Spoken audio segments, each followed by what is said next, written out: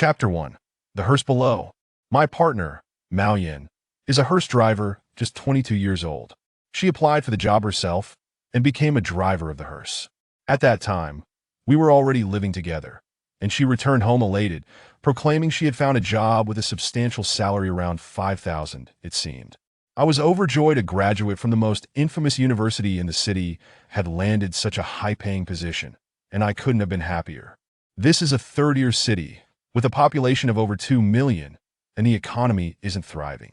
That night, we celebrated, drinking to excess, and ended up downstairs singing loudly, smashing 2 beer bottles until the lights went out. We live in a small city in the northeast, in the northern part of the country. While we were in the midst of our revelry, she suddenly announced, "I've got a job driving a hearse." At that moment, I felt utterly stunned. I jumped up, gaping at her like an idiot, while she seemed unfazed. The next day, upon waking, I dismissed her words as mere jest. I went to work at the Writers Association, engaged in the kind of absurd writing tasks that one might expect. During this time, Mao Yin called me several times. "I'm so happy driving around with the dead. It's exhilarating. I'm having dinner. The smell of death is truly unbearable. I'm in the restroom. It feels eerie, as if I can hear footsteps. Ha ha ha." Mao Yin is a bold and straightforward girl from the Northeast. I took all of this as mere joking. When I returned home that evening, I spotted the hearse downstairs, adorned with flowers. I couldn't believe the day had turned out so ominous. I assumed someone had passed away in the neighborhood. Upon entering our apartment, I was greeted by an odd odor, but I brushed it off. Mao Yin was lounging on the sofa, watching television and munching on snacks. I didn't mention the hearse. I despised the sight of it and prefer not to discuss it. As I cooked, glancing out the window occasionally, everything was eerily quiet. If someone had indeed died, there would have been wailing, but there was none. Halfway through preparing dinner, I sensed something was amiss and walked into the living room. "That car downstairs, that's mine," Mao Yin replied casually, still engrossed in her phone and stuffing her face. "Damn it," I exclaimed, slamming the cutting board onto the floor. Mao Yin was taken aback, staring at me in shock. "What's wrong with you? Are you out of your mind? Did a fool touch your brain? Did your mother let an idiot oversee your birth?"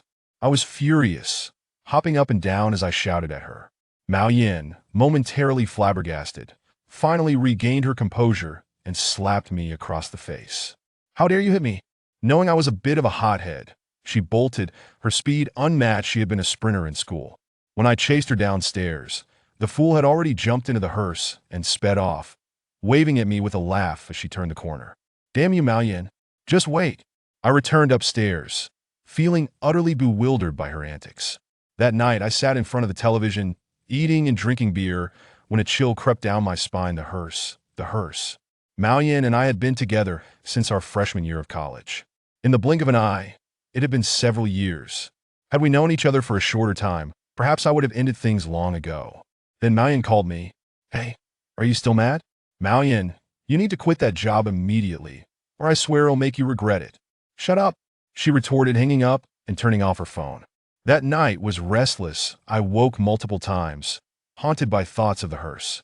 At work the next day, the lady next door scrutinized me for a while and finally remarked, "Kid, up all night playing some murder game." Huh. The elderly woman next door, despite her 88 years, was quite the busybody, her hearing and sight still sharp as a tack, seemingly in better shape than I was. I sat in the office, dialed Mao Yin's number, and she answered, "I'm transporting a corpse. We'll call you back later." Her words sounded like a ghost story. I slammed my phone onto the table in frustration. After work, I called her again, and she said she was at home. When I returned, she was nonchalantly sitting on the sofa, eating and drinking as if nothing were amiss. I caught a whiff of that unmistakable odor, confirming it was indeed the smell of death, although faint. I knew I had to convince her without raising my voice. After preparing dinner and pouring myself a couple of beers, I said, "Yeah, you really should stop driving that cursed car." "What?" I was hesitant to even mention that ill-fated vehicle. "The hearse. What's wrong with it? The dead aren't scary. The living are the real terrors. Just focus on your own business. You don't need to drive that hearse. I can support you. Your piece of junk wouldn't last halfway through that job." I was about to lose my temper again. "Isn't writing exhausting?" "Then stop complaining. Who drives a hearse around town? Besides, The police don't care who's going to question my hearse. True, it's only for the dead, and it's bad luck. I thought to myself that this girl was beyond reasoning. Tomorrow, I would visit her parents. The next day, I went to Mallion's house, where her parents were present. Hello, sir. What's up? Mallion's father, a worker with little education, looked quite elderly, resembling a grandpa. Initially, he didn't understand my greeting, but soon realized I wasn't referring to him as grandpa. Aren't you going to discipline your daughter? What's wrong? Is she fooling around? Damn it, can I not have friends? It's more frightening than fooling around. Who the hell are you talking to? Mallion's father reached out to slap me, but I dodged. He disapproved of my relationship with his daughter, considering me unworthy. After everything that had happened, he didn't hold back, declaring that I was worthless. Mallion, come eat some fruit. Mallion's mother seemed relatively normal. What's going on? Are you aware that Mallion is driving a hearse? Clearly, they were unaware. Both parents were taken aback. What? Driving a hearse? Are you taking me to the crematorium? Her father's bulging eyes looked as if they might pop out of their sockets. This child, I sensed her mother's anxiety. Aunt, you need to talk to her about this. I can't reason with her. I returned home that afternoon. Unable to stay at work any longer, I felt utterly uncomfortable. To my surprise, Mallion returned shortly after I arrived. I didn't know how to approach her, fearing she might return with the hearse again. Chapter 2. The Neighboring Grandmother. I rushed to the window, and to my astonishment, she had indeed brought the hearse back, treating it like a personal vehicle. Just as I was about to explode, she said, "The neighbor's grandmother has passed away. Can you help carry her? We're short on hands." I was taken aback. The neighborly grandmother, although nosy, was incredibly kind, akin to my own grandmother. I nearly broke down in tears as I rushed over to help carry her onto the hearse. "Get in the car," Mallion instructed. What the hell? I climbed into the vehicle, sitting down, feeling a chill run through me. Although the neighbor's two sons were seated in the back, I still felt uneasy. I clenched my mouth shut, staring ahead. My anxiety peaked, while Mallion appeared unfazed, completely at ease, which perplexed me further. We arrived at a place resembling a hotel, number 3 Hanjing Road. I had always referred to it as a hotel, although it was a residence for the deceased. Albeit of high standards, it looked just like a hotel from the outside. As the car came to a halt, I jumped out and hurried to the side. Mallion re-emerged shortly after. "I'm off work, let's go eat some spicy hot pot. I feel like I'm going to be sick." The neighbor's grandmother's beautiful funeral shoes kept flashing before my eyes. I made my way home alone, and upon entering, I found a pair of the neighbor's grandmother's exquisite shoes placed on my coffee table. I stood there, key in hand, with a singular thought. I wanted to plunge the key into my own heart. I was dumbfounded, convinced I was hallucinating. Those truly were the neighbor's grandmother's hand-embroidered funeral shoes, which should have been on her feet. How could they possibly be here? I was completely at a loss, howling in despair as I dashed out of the apartment. Damn you all! I ran downstairs, my legs trembling, collapsing onto the flower bed. I called Mallion, convinced she was behind this. How could a meeting turn into a hearse affair? She was insane. Mallion answered, and I could hear the sound of mournful music. She was undoubtedly still at the crematorium. "Mallion, can you come back? Something's wrong. Did your dad or your mom die?" She quipped. "What kind of question is that? Mallion, are you looking for trouble?"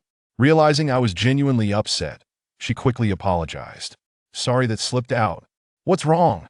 Get back here quickly. If you can run, don't take a train, just hurry." I was genuinely furious. Mallion took a cab back, running towards me as she arrived. "What's wrong?" When I was mad, Mallion became fearful, knowing I could lash out at her. "What's the deal with the neighbor's grandmother's funeral shoes?" "What?" "The neighbor's grandmother's funeral shoes are sitting on our coffee table." "Ah, trying to scare me, huh?" I yanked her into the apartment, and the coffee table was completely empty. Mallion looked at me with a knowing expression. I realized I was about to get slapped. He was clearly right there. There was absolutely no mistake. When I rushed outside, I made sure to close the door. Behind me, here was no way anyone could have entered. I was drenched in sweat, and Mallion noticed. "Really? Indeed, truly right there. I can no longer stay in this place. You need not fear. Perhaps your grandmother simply has a fondness for you, treating you like her own grandson, merely playing around. Playing with my life." I exclaimed. That day, Mao Yin and I stayed at a hotel. The following day at work, I remained in a daze. That evening, as I returned home with Mao Yin, I noticed nothing unusual. I began to think it was merely a figment of my imagination, or perhaps a hallucination. On the third day, Mao Yin attended a gathering with her classmates, leaving me to return home alone. I prepared a bowl of instant noodles and settled down to watch television. Suddenly, I heard a familiar knocking sound. It was unmistakable, and I nearly splattered noodles across the screen. Only the grandmother from next door would knock like that 3 distinct raps, and if I didn't answer, she would persist unrelenting. The sound of knocking echoed, and I was already drenched in cold sweat. Approaching the door, I timidly inquired, "Who is it?" I realized my voice trembled. Sounding oddly melodious, I had never perceived my voice as such before. "It's me, the grandmother from next door." In a moment of sheer panic, I sprang into action, rushing into the kitchen. Grasping a kitchen knife, me grandfathers who dared to toy with me? I yanked the door open, and somehow, I hadn't fainted. Perhaps it was my audacity that saved me. Standing at the threshold was indeed the grandmother from next door, the very one I had personally carried out. How could this be? My legs quivered, and I broke out in a sweat. "I came to check on you. I truly could not bear to leave you behind in such haste. I have something for you, originally intended as a gift." The grandmother from next door produced a cloth-wrapped parcel. She had always favored such methods of safeguarding important belongings. Should I accept it or not? Goodness, this was truly life-threatening. If it were a ghostly offering, I would be done for in an instant. Yet she insisted, "Take it."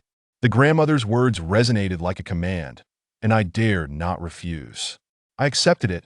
"All right, the girl seems wonderful. Marry soon, and I shall attend your wedding." The grandmother from next door then opened the door and entered her own home. Was this a dream?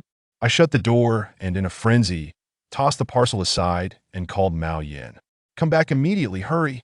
I had lost control, willing to risk the consequences of her return. "I'm in a dire situation. Let's discuss it later."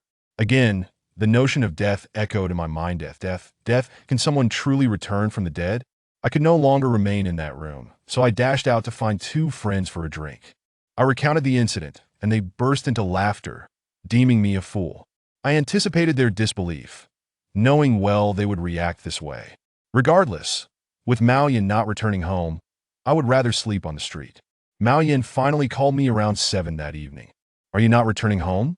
I lifted my leg to leave, contemplating delivering 3 firm slaps upon entering.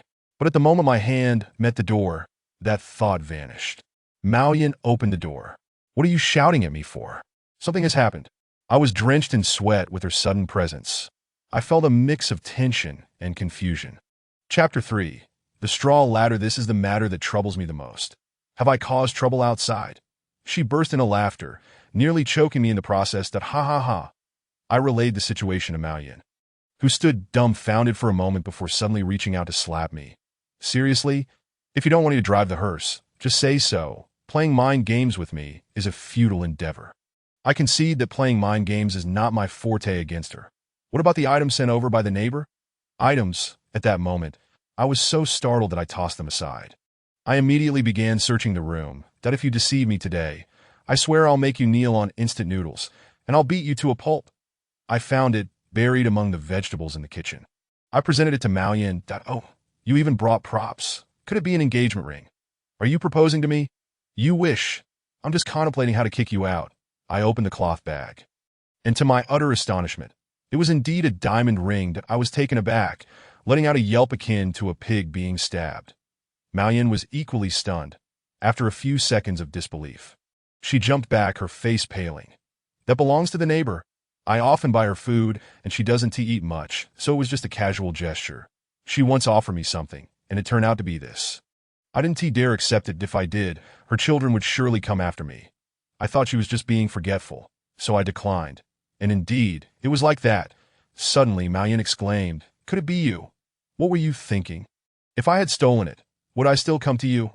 Mao Yin was sweating now. The situation was undeniably strange.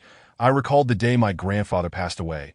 We set up a ladder in the house made from sorghum stalks, about a meter high, in the kitchen, where we placed offerings of wine and food. scattering white cloth on the floor, but we believed that my grandfather would return to see us after 3 days before truly departing.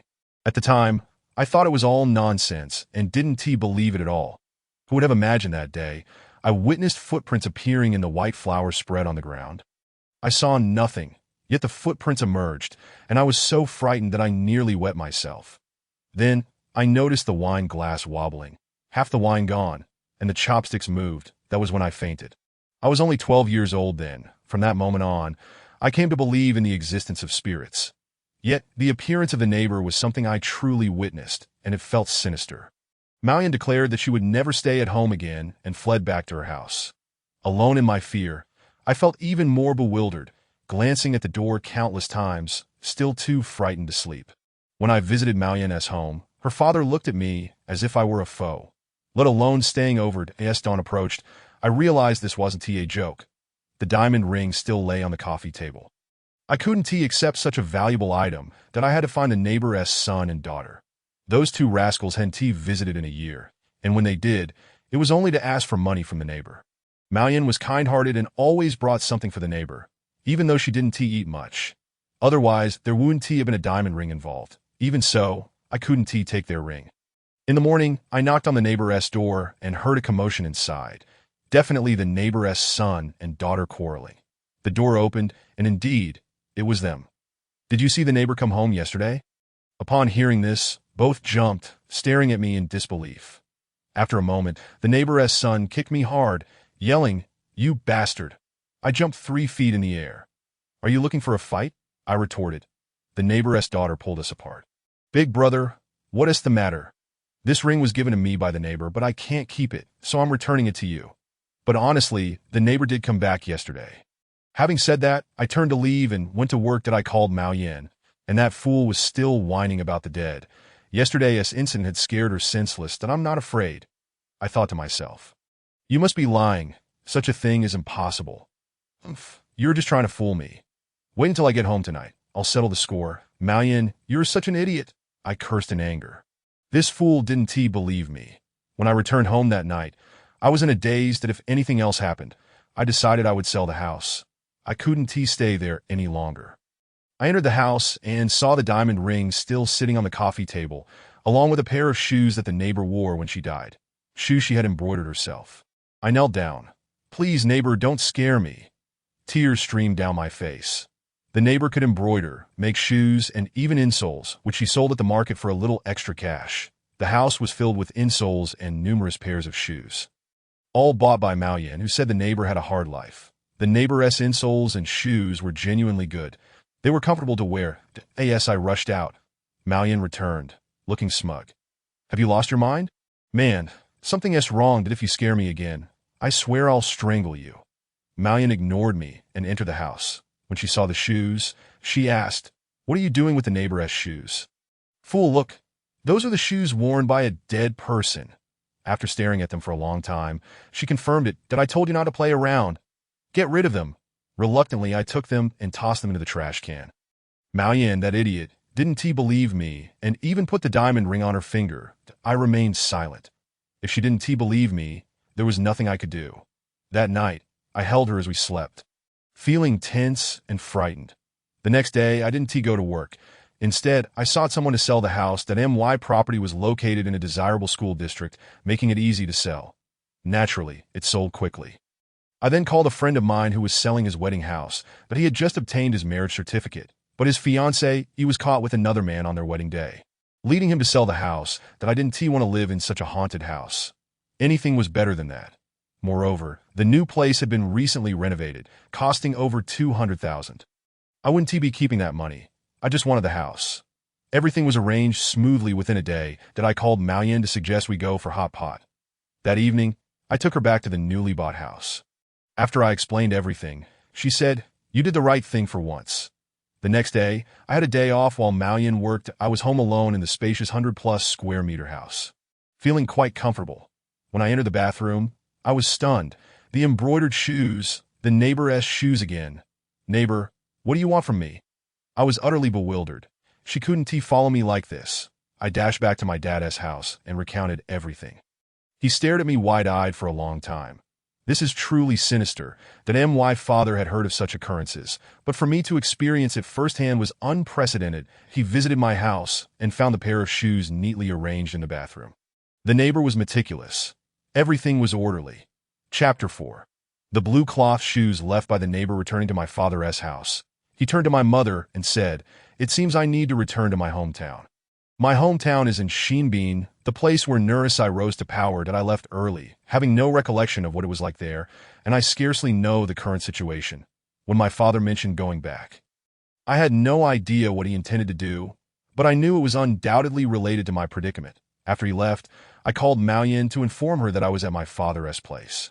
I told my mom about the incident but asked her not to mention it to Maoyan, as she would dismiss it as a prank meant to scare her that I spent that night at my parents' house. My father returned the next afternoon with an old man who had one eye, was over 60, and looked as thin as a dry twig. Somewhat intimidating that my father instructed me not to concern myself with this matter, saying I was too young, and he took the old man to my house. Maoyan called, saying something had happened, and asked me to come over. Maoyan had driven her car into a ditch. When I arrived, she was crying. The silly girl was frightened too. It's all right. It's all right. You just fell into a ditch. Thankfully, no one was hurt that I found a vehicle to pull her car out. And remarkably, there was no damage at all. That day, I still stayed at my parents' house. That evening, she told me that just before the accident, she had seen someone flash in front of the car, causing her to swerve and fall into the ditch. She thought she had hit someone, but when she got out, there was no one there. Maoyan's account only heightened my anxiety that I think you should stop driving the hearse. No, I'm going to keep driving it. Maoyan was stubborn, and I couldn't sway her. When Maoyan went to work, my father called me into his study. "Mach, do you owe that old lady anything?" "No, not at all. We always buy her food." It's impossible that I mentioned the diamond ring incident, but my father didn't say anything further in motion for me to follow him at a hotel.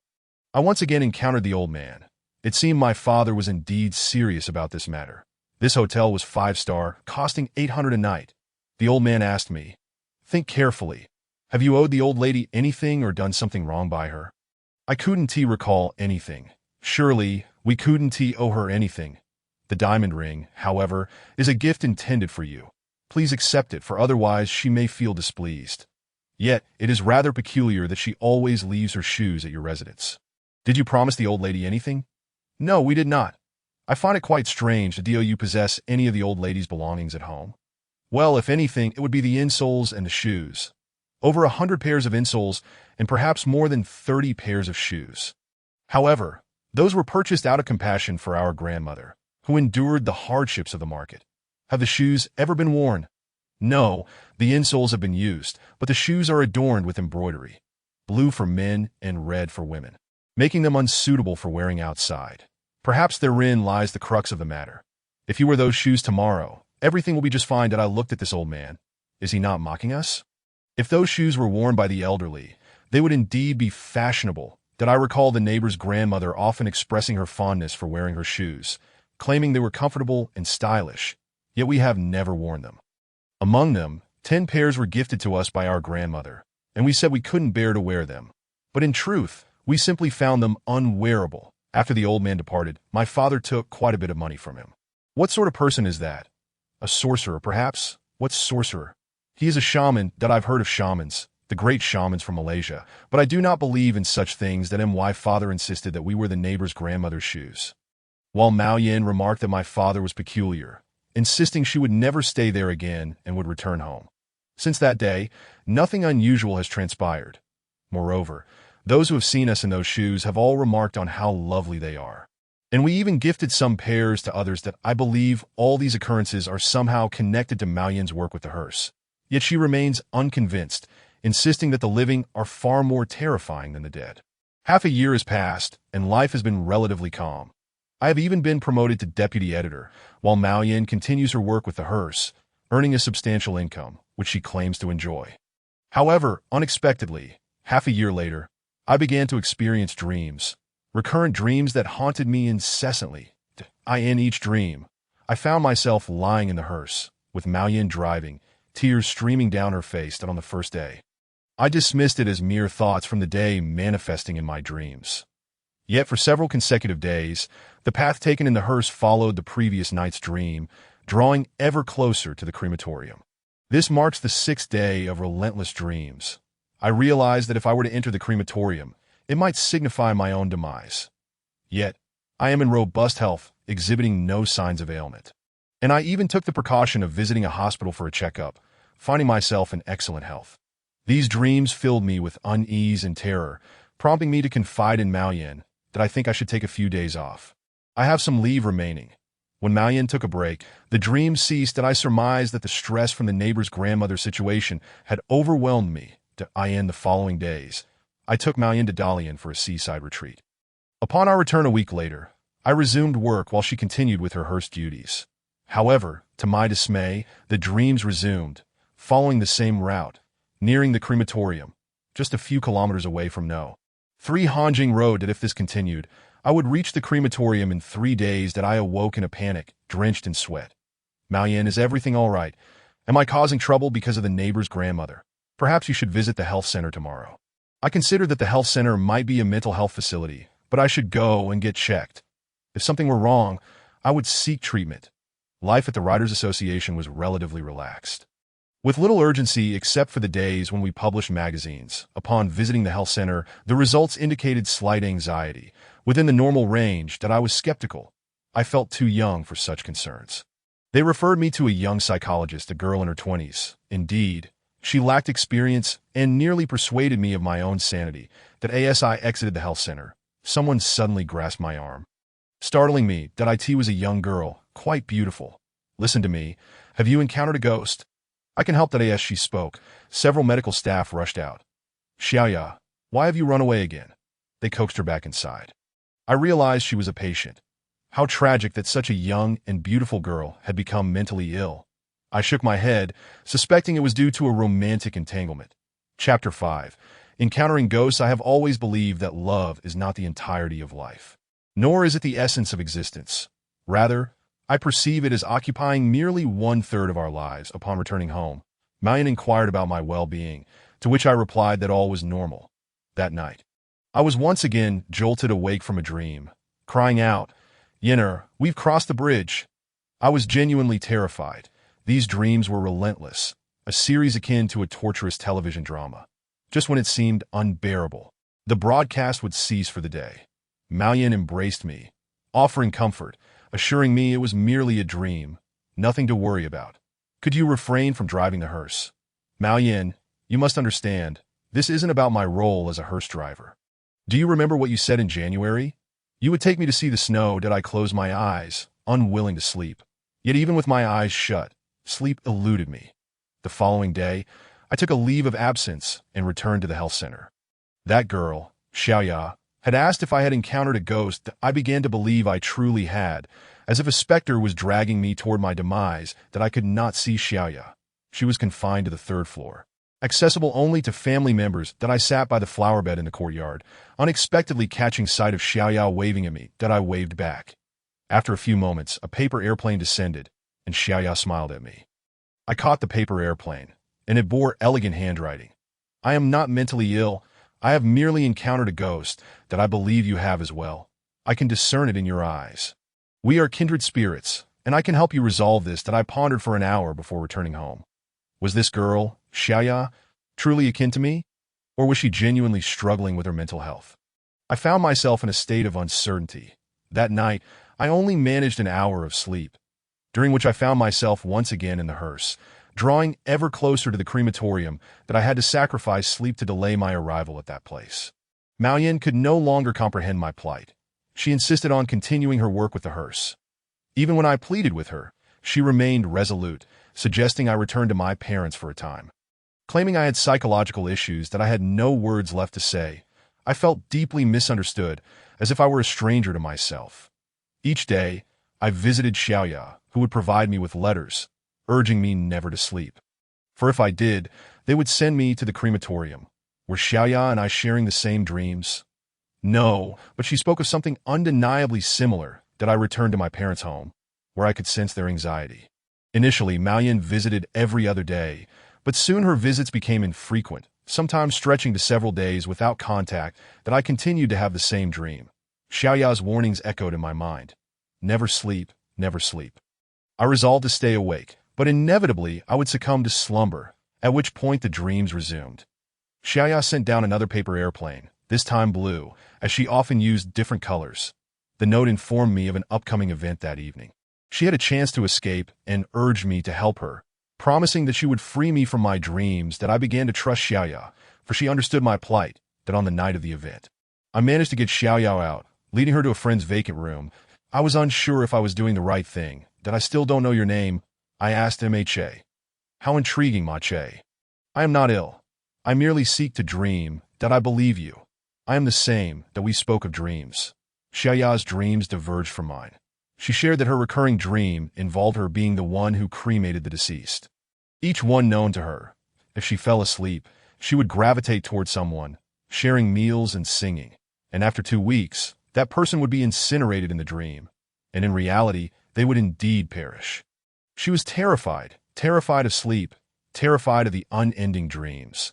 She recounted that 3 people had already died, and she felt herself slipping into madness. That I shared my own dreams with her. Xiaoya regarded me thoughtfully. How do we put an end to these dreams? Where do they originate? I could not say. I recounted the events surrounding the neighbor's grandmother, which had sparked this series of occurrences. That on the day I freed Xiaoya, Maoyan called, expressing a desire to meet. I in a private room. I had a drink, having consumed 1 glass when Maoyan arrived, seemingly with another man lingering outside. She sat down, neither eating nor drinking, simply stating, I can no longer care for you. Thank you for your past kindness. She left, convinced that I was mentally ill. That I knew something was amiss, yet it was not a mental illness. That day, I returned to the home that was once mine, accompanied by Xiaoya. This was supposed to be the place where I would marry Maoyan. Xiaoya adored it here. That night, we were both awakened simultaneously from our dreams. That we shared our dreams with each other. I had seen the building of the crematorium. Xiaoya mentioned that she had dreamed of a friend, her best friend, that we embraced, exchanging tears. That in truth, I was utterly uncertain about my mental state. Was this dream truly a reflection of reality? I discreetly investigated everything Xiaoya had mentioned, and it indeed transpired as she said. Those 3 individuals she spoke of were truly dead, all of whom appeared in her dreams. Suddenly, Xiaoya posed a life-threatening question. She suggested that if we wished to end it all, we could commit suicide, for with death, dreams would cease to exist. This was a harsh truth, yet we did not wish to die. We were merely 20 years old. That I dreamed of you. Xiaoya's words left me dumbfounded. It seemed I was doomed, hastening towards my own demise. What should I do? I called your father. Dad, please contact the shaman immediately. That I want to see him here by tomorrow morning. That my father had lost considerable weight over this matter. He too believed my mind was troubled. Nevertheless, he arranged for the shaman to visit, unwilling to send me to a mental institution to be locked away in a cage. The impression of shamans was one of superstition. I had never believed in them. The one-eyed shaman sat in my home, drinking, observing us. That father pulled me into another room and inquired about Xiaoya's identity. That I spoke, and I could see my father was on the verge of tears. Dad, I truly am not ill. I have merely encountered some troubles. Son, I believe you. That my father embraced me, a firm hold, yet I knew he did not truly believe my words. Those were the words of a madman. Ones no one would accept. Your former girlfriend drives a hearse. What about you? He asked Xiaoya. I felt this old man was merely a charlatan, preying on my father's vulnerability. He had likely been swindled out of tens of thousands. Chapter 6. There is a coffin beneath the floor. For his son, my father was willing to be deceived. That I had no connections to the crematorium, nor any acquaintances in that realm. Xiaoya was quite clear. The problem you face can be resolved. But I need to visit her home tomorrow. I contemplated dismissing this as a scam. Yet my father consented, discreetly producing 10,000 yuan, which Xiaoya witnessed. That I yearned to strangle this fraud. I feared not death itself, but the anguish it would inflict upon my parents, who had raised me for 20 years. The next day, we visited Xiaoya's home. Upon entering, her parents were taken aback, clearly aware that she had escaped from the mental hospital. Dad, Mom, please don't make any calls yet. I assure you I'm not ill. Let us clarify things first. If I truly am, then you can send me back. That Xiaoya's mother embraced her, weeping. No parent wishes to consign their child to a mental institution. Once inside, the shaman sat down, sipped tea, and retrieved an object from his tattered bag. the purpose of which was unclear. After some time, he suddenly proclaimed, "There is a coffin beneath the first floor." What nonsense! "It's night. You're spinning tales for money," I exclaimed, agitated, only for my father to restrain me. Xiaoya's parents were equally incredulous, that I can assure you. If at ISNT there, you can do whatever you wish with me. Right here. Xiaoya's father was genuinely anxious. If this were true, his daughter could be saved, and he would be willing to strip the house bare, that I could see that Xiaoya was his precious child. The tools were gathered, and they commenced digging. An hour later, at a depth of around 1.5 meters, a coffin indeed emerged, causing beads of sweat to form on my brow. Everyone was left in stunned silence. Was Xiaoya's dream influenced by this coffin? Good heavens! What was happening? I felt utterly unhinged. What shall we do? We need to find a suitable place to bury it. It cannot remain here, the shaman suggested. Suddenly, I perceived him as a deity, feeling that the scheme had escalated beyond mere trickery. That night, everything was resolved, and Xiaoya's family prepared to move. They could no longer reside in that house. The shaman had taken care of everything. And I thought to myself, if Xiaoya was fine now, surely I would be too. The following day, Xiaoya called me, saying she no longer had those dreams, that I was hopeful. I had seen the crematorium building, and surely it would not lead me back to that dreadful place. However, the shaman remarked, this is difficult to resolve. That my father handed over another 10,000. Sever the dreams. Find the one who loves you most. Block the hearse, and let blood be shed. What the hell? Was this not a death sentence for my parents? I would never allow them to go through such peril. I can do it, my father insisted. Dad, Mom, neither of you can. If you dare to attempt that, I will throw myself off this building.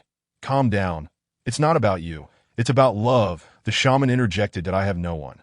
Those who love me no longer do. That may not be the case. That I fell silent, uncertain if anyone still cared for me. Tomorrow, you will see. The shaman was peculiar. That night, I dreamed again. That I pondered that if Maoyan ceased driving the hearse, perhaps I would be free from such dreams. That I envisioned myself lying in her hearse. Yet she refused to stop. She continued her work. The hearse entered the crematorium, and I was jolted awake. I could not afford to sleep any longer. Sleep felt akin to death. That I was engulfed in fear, panic, anxiety, and dread. That it was another sleepless night at home. Though I eventually succumbed to slumber, I lay in Maoyan's hearse. Did she know it was my body she transported? Or was I simply another stranger's corpse? As the vehicle entered the yard, it suddenly lost control, crashing into a crowd, and no one moved to evade it.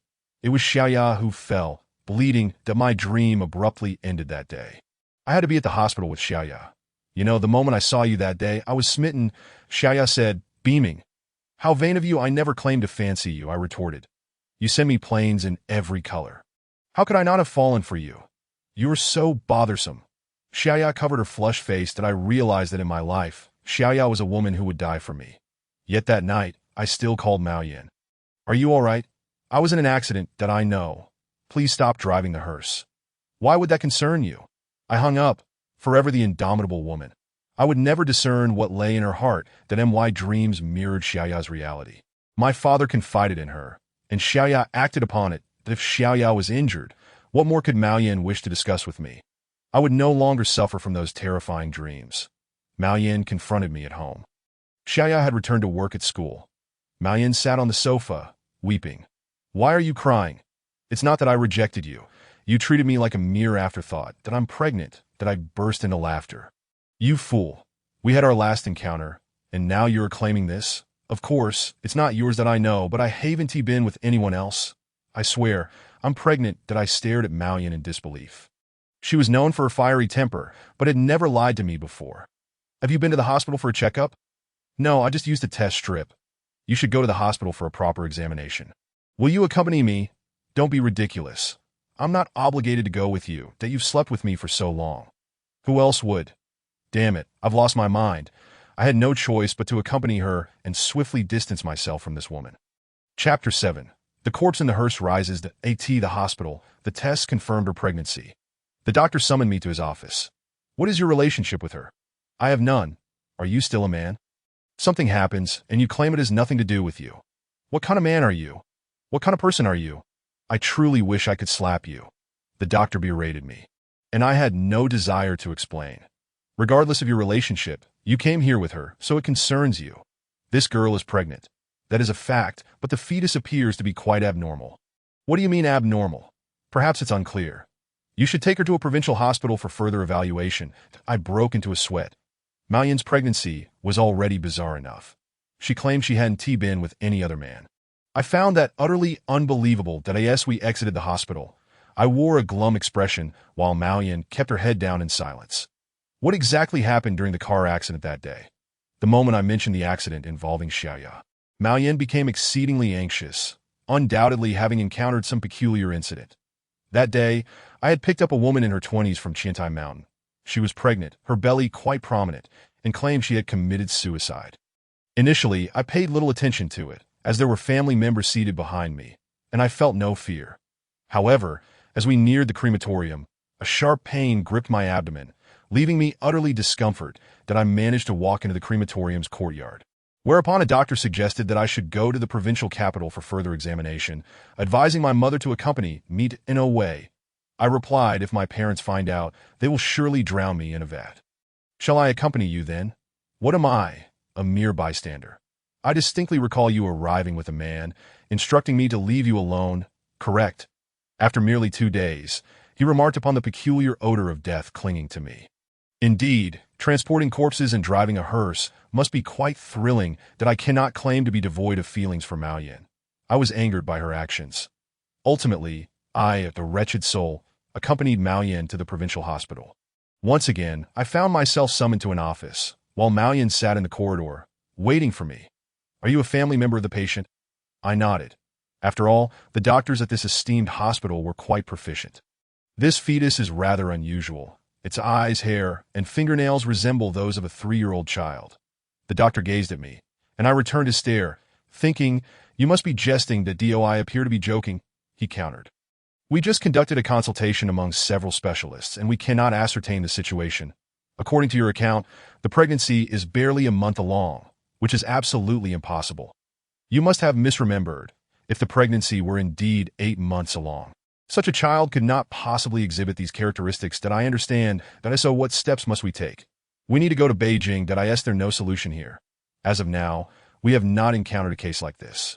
From the hospital's inception until now, we have seen no precedent. Any recommendations? For instance, this could be considered a normal phenomenon. No, the fetus appears to be normal. I felt utterly bewildered. It was as if I were playing a fool's game. Exiting the doctor's office, I sat beside Mao-Yan. What is happening? I had never seen her so frightened. It seems you truly need to have your parents accompany you to Beijing. I no longer dare to play along. Are you a man? You are nothing but a scoundrel. I abruptly stood up. Mao-Yan, whom are you referring to? This child is not mine. You have admitted as much. Moreover, you believe I am mentally unwell, and you kick me aside as if I were a mere rag. All eyes were upon us, and tears glistened in Mao-Yan's eyes. My heart softened. Such was my nature. Very well. Let us go. Mao-Yan's sudden change left no room for explanation. She knew best. Who would believe that she became pregnant in such a manner? Mao-Yan dared not return home, choosing to linger at my place. When Xiaoya returned, Mao-Yan acted as if she were the mistress of the house. This is Xiaoya, my partner. Xiaoya stood there, stunned, as I introduced Mao-Yan. And she naturally recognized her ditto, the one who drives the hearse. What has happened? Why is she lying in bed? This is my home with a carriage. I am aware of your situation. A woman like you is truly beyond words. Mao-Yan sat up. I am pregnant. Xiaoya was momentarily taken aback and prepared to leave, but I grasped her arm. That is not mine. That if it's not yours, then whose is it? I struck Mao-Yan across the face. I knew I shouldn't have acted this way, yet her actions infuriated me. Mao-Yan departed, and my explanations fell on deaf ears. That night, I found little rest, rising several times to smoke, rather than going to Beijing. Mao-Yan returned to her workplace, driving the hearse. I thought this had nothing to do with me, yet the reality was far different. My phone received an audio file, a child's voice proclaiming, "Daddy, I love you," repeating incessantly. What could this mean? Mao-Yan, you have truly taken things too far. Enraged, I set out for the crematorium to confront Mao-Yan. She had her own office, adorned with blooming flowers, for she had a fondness for them. Mao-Yan had gone to retrieve a corpse, and I waited. After more than 2 hours, she entered her office, momentarily startled upon seeing me, then smiled that you've come. Mao-Yan, Must you leave me be? I implore you. I am your mother. You are my grandmother and my great-grandmother. Must I be your deity? Mao sat down, clearly fatigued. From her, I could distinctly sense the odor of death, a unique scent. People often refer to it as the stench of decay. However, a corpse that is not decomposed lacks such an odor and instead possesses a fragrant essence. It is a terrifying reality. What is going on with that child? Mao glanced at me and then caressed her belly, saying, "Call Daddy. Daddy." That I jumped up in shock, exclaiming, "What the hell? That sound is coming from your belly." I shouted and fled in a panic, running for 5 miles before collapsing to the ground like a dead dog. Terror seized me, and I burned with fever, uttering nonsense. Chapter 8. Ghostly affection. Throughout my life, I had never witnessed such a spectacle. When I was 7, I indeed encountered something strange. Not far from my home, there was a river where my friends and I would often fish. That summer, while fishing, a woman's head suddenly emerged from the water, beckoning us, saying, "Come down, come down." I suffered from fever for 7 days, shivering at the thought. This time, I felt even colder. I confided in Xiaoya, who regarded me silently for a long while. She stood by the window, overlooking a garden again. It was a dream that I jolted awake, wondering if Xiaoya had succumbed to another episode. It was not a dream. It was real. That I knew it was real. That do not worry. I am fine. That it is indeed peculiar. That I was frightened. Truly. This is impossible. I will find Mao tomorrow. No, this has nothing to do with me. I trust you. The next day, Xiaoya indeed met with Mao. After their encounter, Xiaoya vanished. She could not be found at school or home, and her parents were clueless about her whereabouts, unable to reach her by phone. Mao returned, carrying a large bag. "What are you doing? What has happened to Xiaoya? Why are you so anxious? She is fine. Get out." I felt compelled to express my feelings, yet I remained with her. That I am a fool, a scoundrel, a rogue. Even if I were a murderer, I would still stay with you. Damn it, that I wished to strangle myself, but lacked the courage. That night, I did not return home. I wandered the streets until Mao went to work before finally going back. Upon my return, I gathered all of Mao belongings and delivered them to her parents' home, changing the locks afterward. That I believed this would ensure my safety, but the reality proved otherwise. When I returned home, I found Mao sitting there. "How the hell did you get in?" She smiled. "I simply used my key." "Mao, you are trespassing." "Then go ahead and call the police." That I was seething, feeling as though I might vomit blood. How had she managed to enter? I fled again, terrified. The child in her womb called me daddy. Absurd. How could it call me that while still in utero? I dared not contemplate it further. That night, I felt an overwhelming chill. This could not continue. It seemed Mao had me firmly in her grasp. That I sought out Mao's parents. They regarded me with cold expressions, as if I had sold their daughter into slavery. This is how things stand. That I recounted the events in meticulous detail, akin to a graduate thesis, facing considerable difficulty. They utterly disbelieved my claims regarding Mao's pregnancy and the child's ability to call me daddy. This is a fact. You are welcome to come to my house tonight. That I will prepare some food and drinks for a proper discussion. They consented. I thought it best to resolve matters quickly, for I needed to find Xiaoya. She alone understood my heart. That evening, at home, over drinks, Mao began to recount a story. "Today, I transported a corpse, and lo and behold, halfway through, it sat up, then exited the vehicle, and walked away." I was aghast, chills running down my spine. That a woman driving a hearse was already terrifying enough, and now this. Suddenly, the child within Mao's belly spoke. "Mama, mama, play with me for a while." That Mao's parents were left speechless, their faces shifting through a spectrum of colors. White, green, blue, and black, a complete loss of color. "What is happening?" The first to react was Mao's father. "Please remain calm. This is our cherished child, capable of speech. It is entirely normal.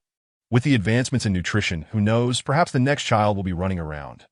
"Damn it, I will not play along with this, sir, madam. Quickly take your daughter home, and then report me to the authorities. Accuse me of rape or whatever you wish. I will not claim this child as mine." Mao's parents forcibly took her away. The following day, I returned home and asked my father to find the one-eyed shaman. I recounted the events, and my father nearly lost his composure, utterly disbelieving. "Are you out of your mind?"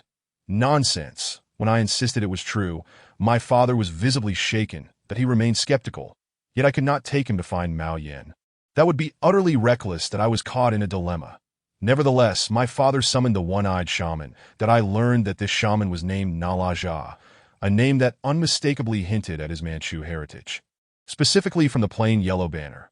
Shamans have become virtually extinct in China, reduced to mere relics of history, making this encounter exceedingly rare that I shared my predicament with the shaman, who declared, "This is a ghost child. It is not your offspring. What business does a woman have with a spirit carriage? If a ghost were not involved, it would be strange indeed." The term ghost child made my legs feel weak. Mao Yin had truly ventured into perilous territory. What shall we do? How long has it been? I inquired. 1 month, perhaps 2, and no need to elaborate. A ghost child can settle in just 10 days, and it cannot be removed now. Had you come sooner, there might have been hope. What now? You must wait for the child to be born in 4 months. You can raise it, or this may simply be the debt we owe. I have no connection to her. We are not married.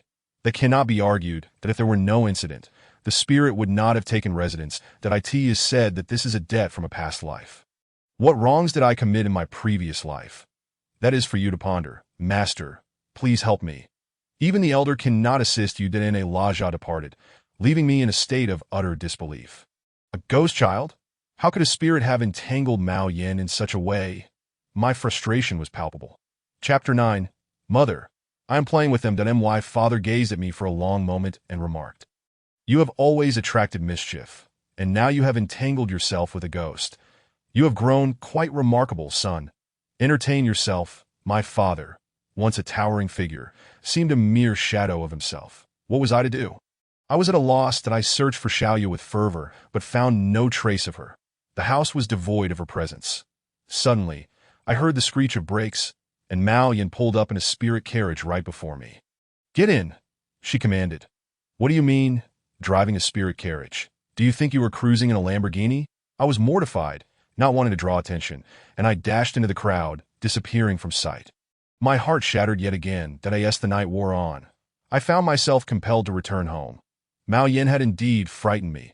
Upon opening the door, I was taken aback to find her sitting on the sofa, staring intently at me. "Aren't you asleep?" I asked, startled. "I was worried about you, Dad." The word Dad sent a chill down my spine. "If you dare to call me that again, I will strangle you." I slapped myself in disbelief and sat down. To my astonishment, Mao Yin soothed the child, who promptly ceased crying. "Don't frighten him.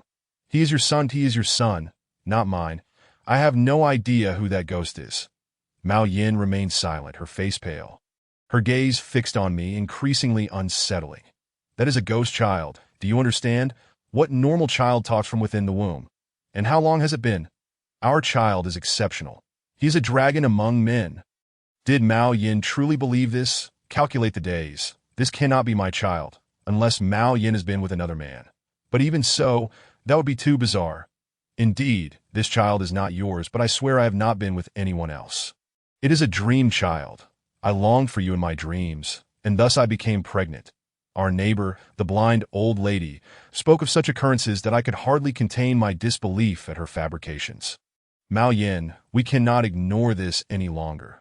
Tomorrow we shall go to Beijing for an examination. No, I must work. Take a leave of absence." "But even if that old woman is correct, do you truly believe a baby can speak from within?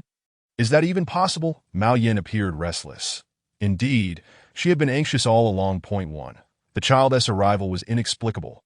2. That the child could speak was utterly unfathomable. "All right, I will take a leave tomorrow." I resolved to uncover the truth. I could not remain entangled with Mao Yin, or I would surely lose my sanity and end up in a psychiatric ward. Once Mao Yin secured her leave, I promptly booked a flight to Beijing for the afternoon. Such matters could not wait a minute longer. Upon arrival, we consulted experts, and to our astonishment, the child indeed spoke. That a group of experts stood dumbfounded, staring at Mao Yan's belly, exclaiming, "Impossible, impossible." After a series of examinations and waiting for results, we received confirmation 3 days later. Everything was normal. The child was developing well, with no issues aside from rapid growth. Mao Yin looked at me, still clinging to the blind old lady's words. While I remained steadfast in my belief in Nalaja's pronouncements, that I called one of the specialists outside. That I asked, "This a ghost child?" The expert stared at me incredulously. "Are you out of your mind?" "What ghost?" She is merely driving a spirit carriage. The expert was taken aback, dismissing my claims as absurd.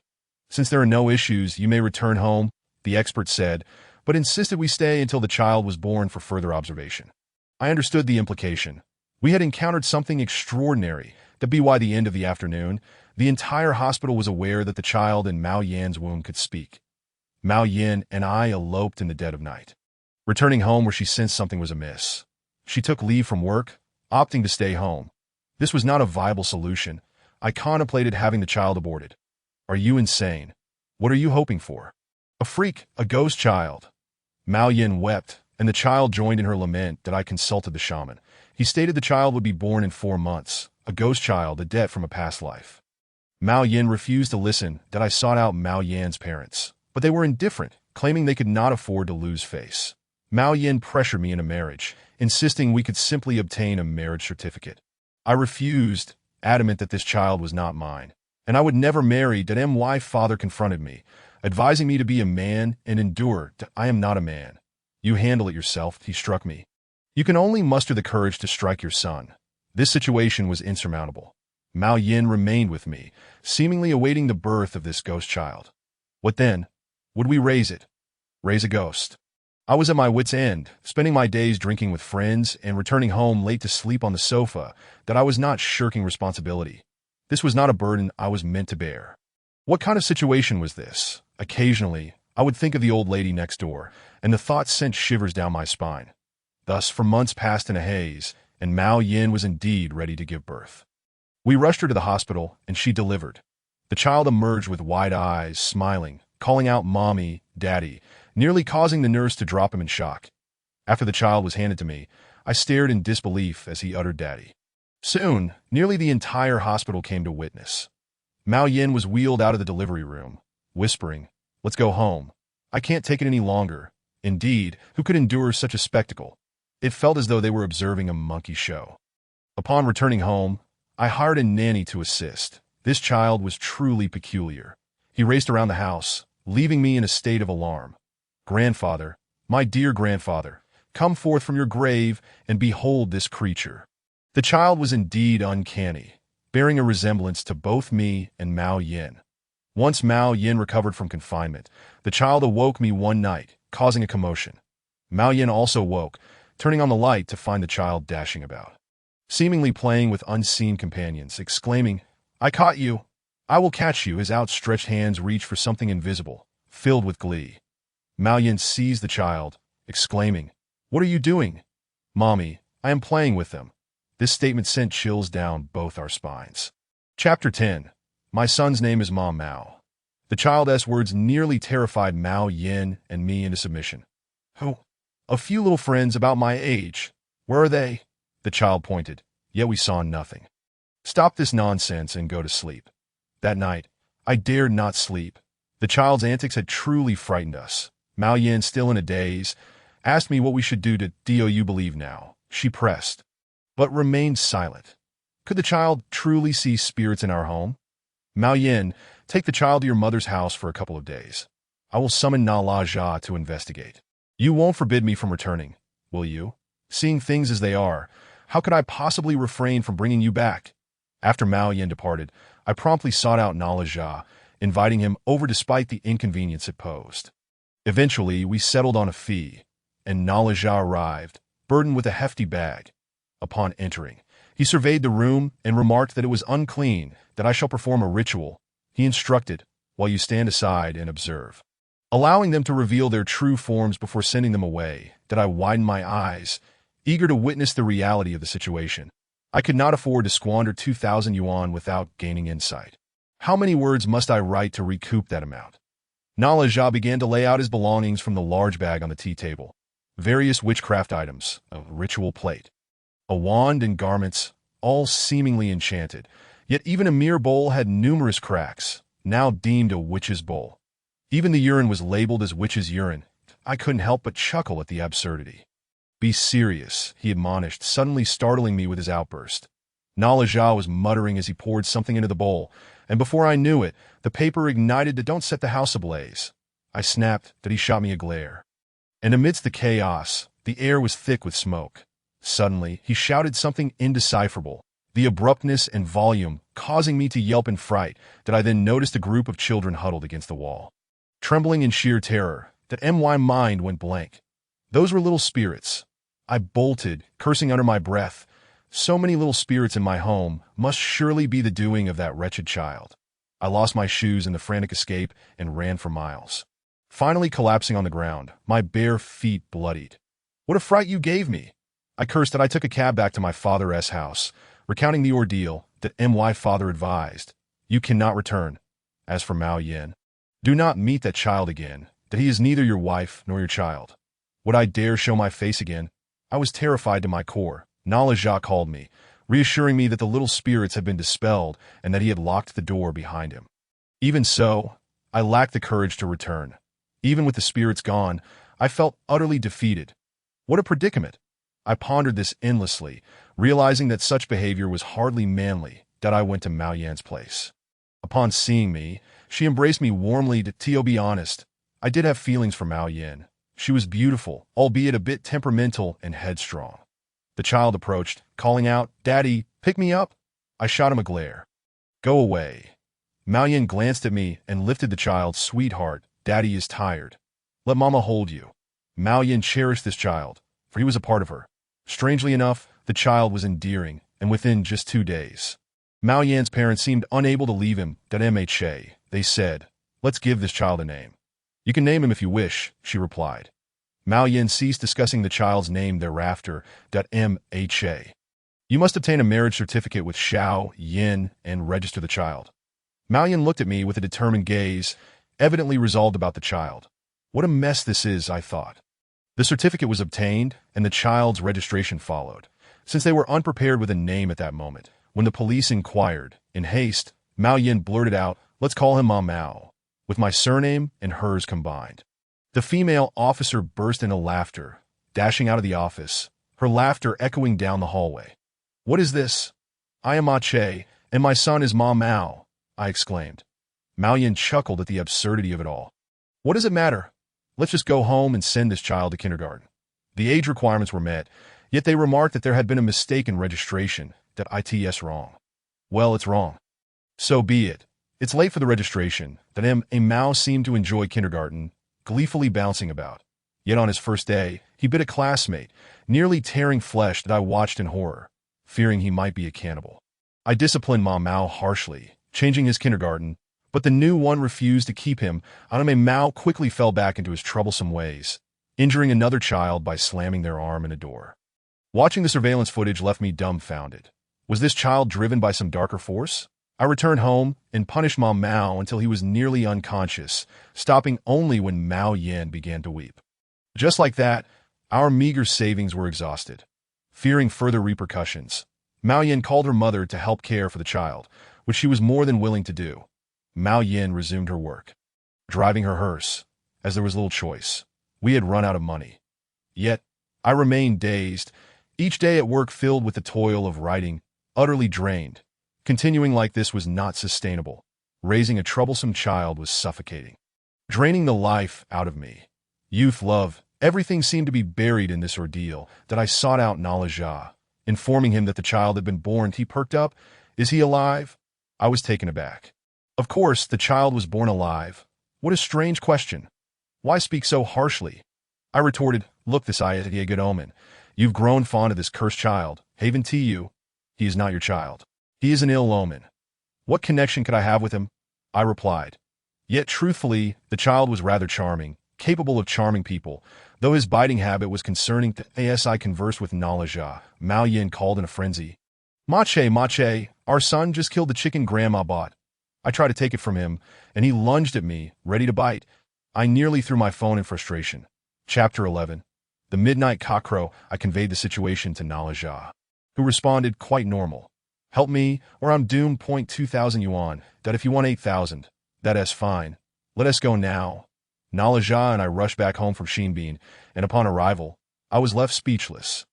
The kitchen floor was drenched in blood, the child's mouth and body smeared with crimson. Mao Yin stared at the child in horror, too frightened to approach, while her mother had long since been rendered speechless. The child suddenly lunged at me, crying out, "It's fine, it's fine." Upon seeing Nala Ja, Ma Mao dashed to the corner of the room, frozen in place, watching Nala Ja with wide eyes, fear evident in his demeanor. "Master Nala Ja, what should we do?" I implored. "Let the old lady return home," he advised. Mao Yan's mother took off at lightning speed, disappearing in an instant. Nala Ja took a seat, and I brewed some tea while Mao Yan stood beside me. Nala Ja observed the child and stated, "From the beginning, I advised against bringing him into this world, but you didn't listen. This is an ill omen. A child born of a spirit that is a hearse driver. UV transported the dead, and surely there were pregnant women among them who gave birth to spirits that sow. This child is in ours?" I asked. "Correct. What could be done? He is already here. There is no turning back. However, he is a debt from a past life, return for repayment. This child has only 2 years to live, and those years will be harrowing for you, that I can only suppress him temporarily." Suddenly, Ma Mao rushed to Mao Yin, crying, and she instinctively embraced him. "You mustn't bite anyone, nor any living creatures." That Mao nodded, looking pitiful and wronged. "Very well, I shall refrain from performing any further rituals, as he does seem unfortunate. Something must penetrate his being." Nala Ja produced a black object, resembling a needle about a centimeter long. "What is that?" I asked at a witch's needle, to suppress malevolence. "This child's aura is overwhelmingly dark." That Mao burst into tears, startling me. It seemed he understood the gravity of the situation. "Crying won't help," Nala Ja admonished. Mao Yin held him tightly, refusing to let go. "That if you don't allow me to proceed, who knows what further troubles may arise." I took Ma Mao in my arms, only for him to bite me, drawing blood. Nala Ja acted swiftly, pouncing on Ma Mao and swiftly administering the procedure. "It's done." With that, Nala Ja departed, leaving Ma Mao wailing in distress, and Mao Yin followed suit, tears streaming down her face. That I turned to leave, realizing I could no longer endure raising this ill-fated child. He might even turn on his own mother one day, just as he had with that chicken. The image of that severed chicken neck and the look in Ma Mao's eyes sent shivers down my spine. That I went to the hospital to get treated, and when the doctor inquired about the bite, I replied, "My son bit me." "What kind of animal?" "What do you mean?" "My son's name is Ma Mao." The doctor looked rather taken aback. "This child is quite formidable. How old is he?" 2 months. The doctor stared incredulously. "Are you kidding? A 2-month-old child biting? Are you serious?" I remained silent, choosing not to elaborate. If I told him my son was a spirit child, he might leap from the 12th floor window. After the treatment, I had no desire to return home. I sought out friends for drinks. When they asked what was wrong, I simply said Mao Yin bit me, avoiding any mention of Ma Mao. They were unaware of my marriage or the existence of Ma Mao, and explaining it all was far too complicated. "What a wasteful woman, even biting her own man," one remarked. "Didn't you force yourself on her?" In any case, when the brothers are together, there are hardly any kind words to be found. It was nearly midnight when I finally returned home. I opened the door and stepped inside. Mao Yin stirred awake, and then there was a blood-curdling scream. "You old bastard! At this hour!" The sudden shout startled me so much that I stumbled back against the wall, wide-eyed, staring at Mao Yin. Ma Mao, where is Ma Mao?" Mao Yin rushed out, searching for him. That I thought for a moment and followed her out to old Lou's place. She kept chickens in her little courtyard. When we arrived at old Lou's yard and peered through the fence, there was Ma Mao squatting beside the chicken coop, his head buried in it. Mao Yin let out a sharp cry. "Ma Mao, you little thief, keep it down." Ma Mao jolted, pulling his head out of the coop. A chicken clamped in his bloody jaws, before retreating to a corner to eat, his eyes gleaming with a sinister green light, impervious to Mao Yin's shouts. Mao Yin went berserk, kicking open a small door. Scooping up Ma Mao and running off with him, that I hurried back home after her, while old Lou's wife shouted curses at us until dawn. When morning broke, I looked at Ma Mao, and Mao Yin did too. The little rascal suddenly burst into tears, sobbing inconsolably. That I approached him and gave him a light smack. "You little ghost." Mao Yin immediately cradled Ma Mao in her arms. "What ghost? He is my son." It seemed futile to argue with Mao Yin. No matter what I said, she refused to believe the words of the wizard, Nala Ja. Shockingly, Mao Yin took Ma Mao to her parents' house and then went to work, claiming she would buy him a multitude of live chickens, ensuring he wouldn't steal anymore, lest he be killed. She insisted that Mom Mao was just a bit mischievous, but he would grow out of it. As she spoke, I caught a glimpse of the malevolence in Mom Mao's eyes, a wickedness that was far from childlike, that I broke out in a cold sweat. Mao Yin, you are such a fool. I contemplated leaving her. I might reconsider if she stopped driving the hearse. But with her driving the hearse and having a ghostly child, I truly had no idea which spirit had interfered. I was so furious I could hardly think straight. Ultimately, I didn't bring up the divorce. I felt that one day, Mom Mao would surely turn on Mao Yin and harm her grievously. Mao Yin's mother called me, demanding that I come over. When I arrived, I found her covered in blood, her arm gaping with a wound resembling a child's bite, that a Mao's mouth was smeared with blood. When I attempted to seize Mom Mao, her father shielded him. Yes, just a child. What are you doing? Old woman. Call for an ambulance. I took the elderly woman to the hospital. After we were done, she was genuinely terrified that Che, just take the child back. We can't handle this. She was truly scared. Who wouldn't he be? I was scared too that Mao insisted I bring him home, tying him up. His toxic gaze suggesting he might bite me at any moment, that Laja had claimed this was a debt I owed Mao Yin from a past life. A debt that must be repaid in this life. What nonsense is this? Mom Mao could live for 2 years, and within those 2 years, he could ruin both me and Mao Yin. When Mao Yin returned, she reeked of death. Upon seeing Mom Mao bound, she erupted in fury at me. The pitiful expression on Mom Mao's face made me feel sorry for him. Damn it, he was quite the actor, giving me that look of resentment. Then Mao sobbed for half an hour.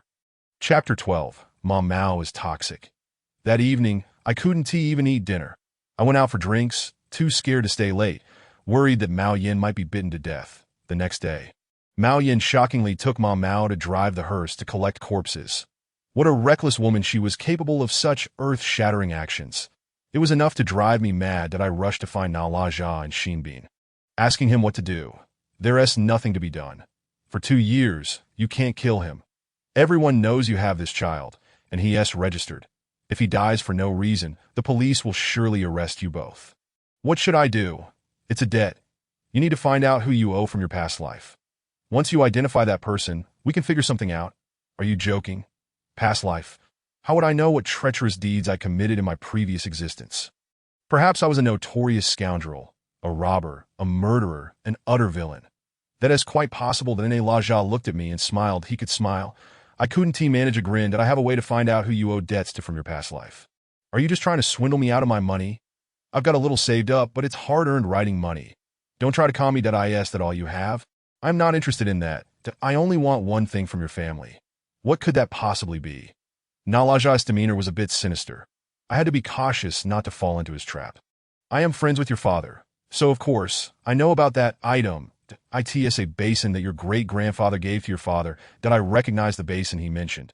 It was said to be half the size of a normal basin, made of a transparent stone, and my father believed it to be a treasure. I had secretly taken it out, and a friend of mine had appraised it at over 30,000. It wasn't exactly rare, but still valuable. That one do. It's my father's prized possession, that he always considered it invaluable.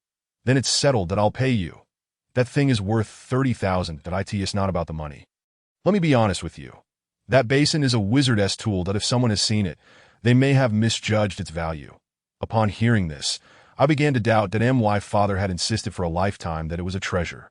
Then I'd better leave it alone. If I touched that thing, my father would probably break me to pieces. That I returned home, torn between disbelief in Nalaja's ability to uncover my past debts and genuine fear of touching that precious basin belonging to my father. Upon arriving home, I found Mao Yin and Mom Mao there. Mao appeared quite cheerful, calling out, "Mama, Mama," before wailing as if I were about to strangle him. I sat on the sofa, smoking while Mao Yin cooked. Refusing to help, Mao, at some point, crept close and bit my leg, then dashed away, sprinting to Mao Yin's side, laughing mischievously. Mao Yin intervened. "You're not helping my mom cook. You're bullying her." I was stunned by the audacity of the little rascal, that I nearly grabbed a kitchen knife. But Mao Yin stopped me. I cursed as I retreated to the room to bandage my leg. Damn it, I'm not going to the hospital over this. Just one bite could cost hundreds. All my money was gone, squandered by that little brat. To my surprise, the next day, my leg swelled to the size of my waist. What the hell? This didn't happen last time. What is going on this time? Mao Yin insisted on taking me to the hospital. Fine, just keep that little brat away from me. I don't want another bite. I called my friends to take me to the hospital. The doctors were dumbfounded when they saw my leg. What bit you, my son? Your son is a snake? Damn, that careless doctor was still trying to joke at a time like this. The examination results came back, leaving the doctor bewildered. There's indeed poison, and it's quite serious that you'll need to be hospitalized to detox. What the hell? I can't afford it. Then you can die. Damn it, is this even a doctor? Did your wife bite you? I had no choice but to stay in the hospital. It was genuinely dangerous. After a week in the hospital, Mao Yin visited me once. But I told her not to come again.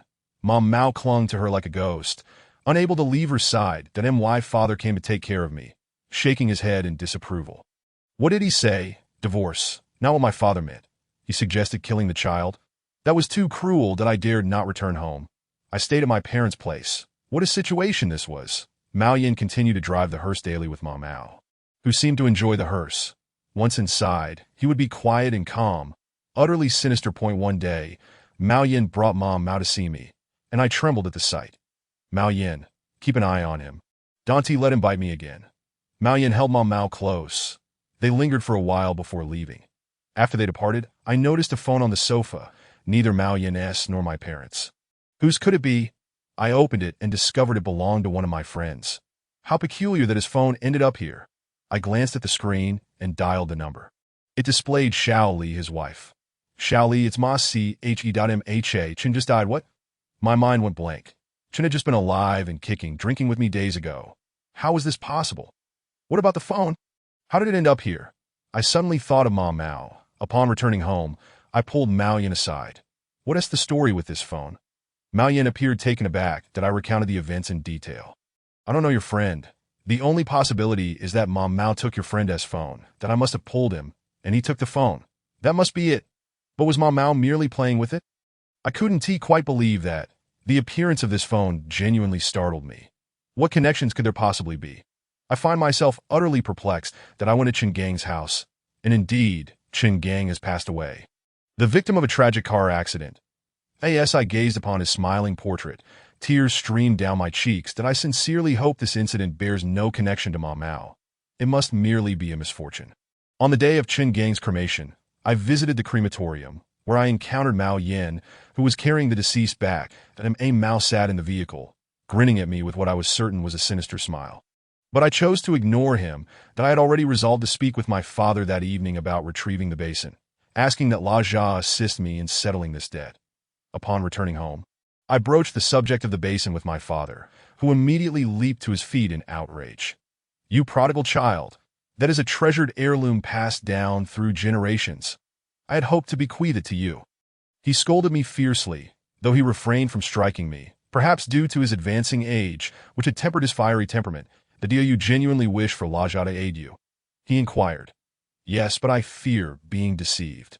I find it hard to believe that La Jia can uncover the debts of my past life. I too harbored uncertainties that La Jia has been my friend for over a decade, and he has long coveted this basin, offering me 100,000 for it. Yet I never sold it to Mao is not my son, as you well know. My actions stem from my deep concern for Mao Yin. However, I now feel that this situation cannot persist. It is only a matter of time before I meet my demise at the hands of Mariam. La Jia claims it is a debt that must be repaid. This child will perish in 2 years' time. Yet 2 years is a fleeting moment. Chapter 13. The twitch of my left eyelid, I am engulfed by an overwhelming sense of dread. Very well, tomorrow I shall call La Jia to come.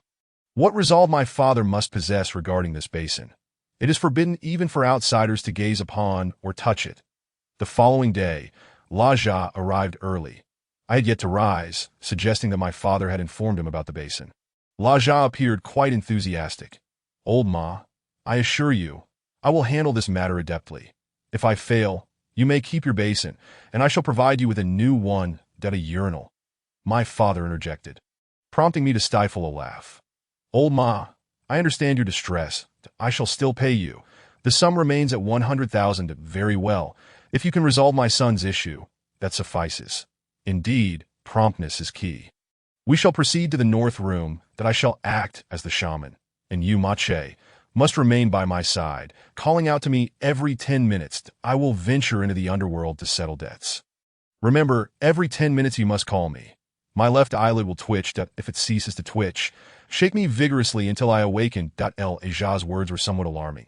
It felt as though I were courting disaster. Upon entering the north room, the door was locked. El-Ajah retrieved a robe from his bag, a flamboyant garment worn by shamans, which filled me with apprehension. The chaotic colors reminded me of funeral flower wreaths, which only heightened my fear. "Old man, don't play with fire," I cautioned. "Who are you calling old?" he retorted, seemingly offended by my address. "Brother," I corrected. "Get lost," he replied. That I fell silent, observing El-Ajah don the ridiculous yet fearsome robe. He then produced various items from his bag: bowls, paper, talismans, and numerous unfamiliar objects. Suddenly, El-Ajah let out a loud exclamation, startling me nearly to death. "You ought to have warned me," I thought, wary of what he might conjure next. Sure enough, something terrifying emerged, nearly causing me to lose control. I was unsure how he managed it, but suddenly a massive fireball shot forth, only to vanish in an instant. My heart raced. At last, El-Ajah settled onto a mat. Yet his mouth remained agape, uttering incomprehensible incantations for more than 10 minutes before falling silent. That I kept track of time, waiting for the 10-minute mark to call out to him. El-Ajah's left eyelid indeed twitched ominously. However, I could not shake the feeling that he was toying with me and my father, attempting to swindle that basin from us after 10 years of relentless pursuit. That I called out to him 6 times over the course of an hour. Yet he lay there as if in a deep slumber. When I called him for the 7th time, his eyelid had ceased its twitching. That I was taken aback. That El-Ajah, I exclaimed, shaking him forcefully, yet he remained unresponsive. In a moment of frustration, I kicked him. "Curse you," I muttered. With that, he finally awakened with a scream, and my father rushed into the room, alarmed. "What happened? What is wrong?" El-Ajah clutched his head, groaning for a long while before sitting up. "You little rascal, are you trying to kill me?" My father helped El-Ajah to his feet, guiding him to the south room, where a lavish spread of food and drink awaited. After hearing the account, my father scolded me. I had good intentions. If I hadn't kicked him, would he have awakened? El-Ajah rubbed his head, pouring himself a drink. He gulped it down in one go, and then hastily devoured a mouthful of food, causing me to lose my appetite. After he had settled down, he turned to me and declared, "I have discovered to whom you owe debts from your past life. This karma, immediate retribution." "Indeed, but let me clarify." El-Ajah looked at my father. My father responded. I had an eagle peck in my eyes. That I understood his implication. "No rabbit, no eagle." "Very well, Mache, the debts from your previous life are linked to a village across the river. Shao village by family." "What debts?" "Romantic debts." That I sprang to my feet and struck El-Ajah, but he dodged. "What nonsense are you spouting? I'm an upstanding person. You are not in your past life. That go to the Bai family and inquire. Perhaps you will uncover the truth. However, it is best if you do not go directly. Find someone to help you investigate discreetly. Otherwise, you may find yourself in grave danger." El-Ajah, please, let's be serious and stop jesting. My impatience grew. "Truly, inquire about how Bai Shaoling met her end, and you will understand. This child is the reincarnation of Bai Shaoling, come to collect debts. That in 2 years, she will ensnare you and Mao Yin in debts that will take a decade to repay." 10 years. How many decades do you possess? How many years of youth? Sweat trickled down my brow. This was no trivial matter. I exchanged a glance with my father. "What shall we do?" "There is a way. But the basin? If you resolve that, I shall provide you with the basin." "Old Ma, I have known you for over a decade. You have never betrayed anyone. That I trust you. That I will return in 3 days." El-Ajah departed, and my father kicked me, scolding, "I swear, you are the debt I owe for my past life." What a predicament! I wandered aimlessly through the streets, contemplating how to uncover the truth regarding Bai Shaoling from the Bai family. I had no prior knowledge of who Bai Shaoling was, nor did I even know that the village across the river was called Xiao Village. El-Ajah's antics were truly bewildering. That I asked several classmates. And to my surprise, one of them had a sister who was a classmate of a girl from the Bai family, both attending high school. The next day, I received news about Bai Shaoling. She had died over 20 years ago at the age of 20. It was said she had been in a relationship, became pregnant, and the man had abandoned her, leading to her untimely demise. Could that man have been me? This matter could not be disregarded. That if El-Ajah's claims held any truth, then surely it was I. Chapter 14. The debts of past lives. 3 days later, Laja arrived punctually. The reason for his timeliness was the basin, which he referred to as a shamaness basin. Today, we shall go to your home. Have Mao Yin take the child to another room, and be sure that the child remains unaware of my presence. That Laja, please do not play with fire. He shot me a glare and tossed a diary into my hands. You are fortunate to have found this. Some individuals search their entire lives without uncovering anything, only to die clueless. It was a beautifully crafted diary. As I opened it, I found the handwriting remarkably elegant. The entries filled nearly an entire volume, with the final few pages detailing the lamentations of a heartbroken woman. Some words were blurred, as if written through tears, describing how the man she loved had abandoned her. Ultimately, I discovered that the man's name was Ma Che. Heavens, you cannot be serious. My past life was also named Ma Che. I cursed under my breath. Now do you understand? A charming rogue. He remarked that I fell silent. And as I was about to close the diary, a photograph slipped out. That I picked it up. It depicted a strikingly beautiful young woman. This cannot be. If she were this stunning, how could I have ever let her go? The girl was indeed breathtaking, with dimples adorning her smile. In your past life, you were exceptionally handsome, pursued by numerous girls. Even eating dumplings could be a source of annoyance, leading to your current predicament. In this life, I resemble some half-finished product. My father arrived and immediately kicked me. That old gentleman chuckled in a peculiar manner. After everything was arranged at my home, Mao Yin returned with Mai Mao. Upon seeing me, Mai Mao unexpectedly grinned malevolently, but when Mao Yin looked at him, he smiled innocently. What a fine actor! I refuse to believe that this Mai Mao is the vengeful spirit sent by Shaoling to haunt me. In that room, my father and that old gentleman were present. That I told Mao Yin that my father was intoxicated and resting in another room. She glanced at me and took Mai Mao to prepare a meal. Let me handle it, I insisted. You've been writing all day. You must be exhausted. That I'm fine. Mao Yin, please don't be like this. You owe me nothing. That I know I owe you. This child is not biologically yours, yet you married me and acknowledged him as your own. It's a debt I owe you. Mao Yin embraced me, crying. Reflecting on it, I realized I was indebted to her for the romantic entanglements of our past lives. That I let out a cry of despair when Mai Mao, that little rascal, unexpectedly slashed my foot with a kitchen knife, causing blood to flow profusely while he scurried away, laughing. This time, Mao Yin was furious. She seized Mai Mao and gave him a thorough beating, but regardless of how hard she tried, he just continued to cackle. All right, I'm heading to the hospital. Upon reaching the hospital, I received 7 or 8 stitches. For heaven's sake, is this how it ends? If I were to fall asleep that night and receive a knife to my neck, I would be done for. That I limped home, only to find no one there. The blood I had shed remained on the floor. That I quickly called my father. What happened? Mai Mao is injured and in the hospital. Hurry over. I couldn't care less about the pain in my foot and took a cab to the hospital. That old gentleman was in a sorry state, with a chunk of flesh bitten from his leg. Father, what happened? Mai Mao went wild. The shaman said we must keep the evil spirit at bay to treat him. Who knew Mai Mao would come charging in, biting and not letting go until he had torn off a piece of flesh before running away. Mao Yin chased after him. That old gentleman is in quite a predicament, isn't he? Still putting on a show? The old gentleman was hospitalized, his legs swollen and infected. Mai Mao's bite was as venomous as a snake's. I apologize on behalf of our family. We will compensate you. That it's not your fault, that it's my own carelessness. That don't worry. Once I'm better, I'll deal with that little rascal. That I could see the old gentleman's expression.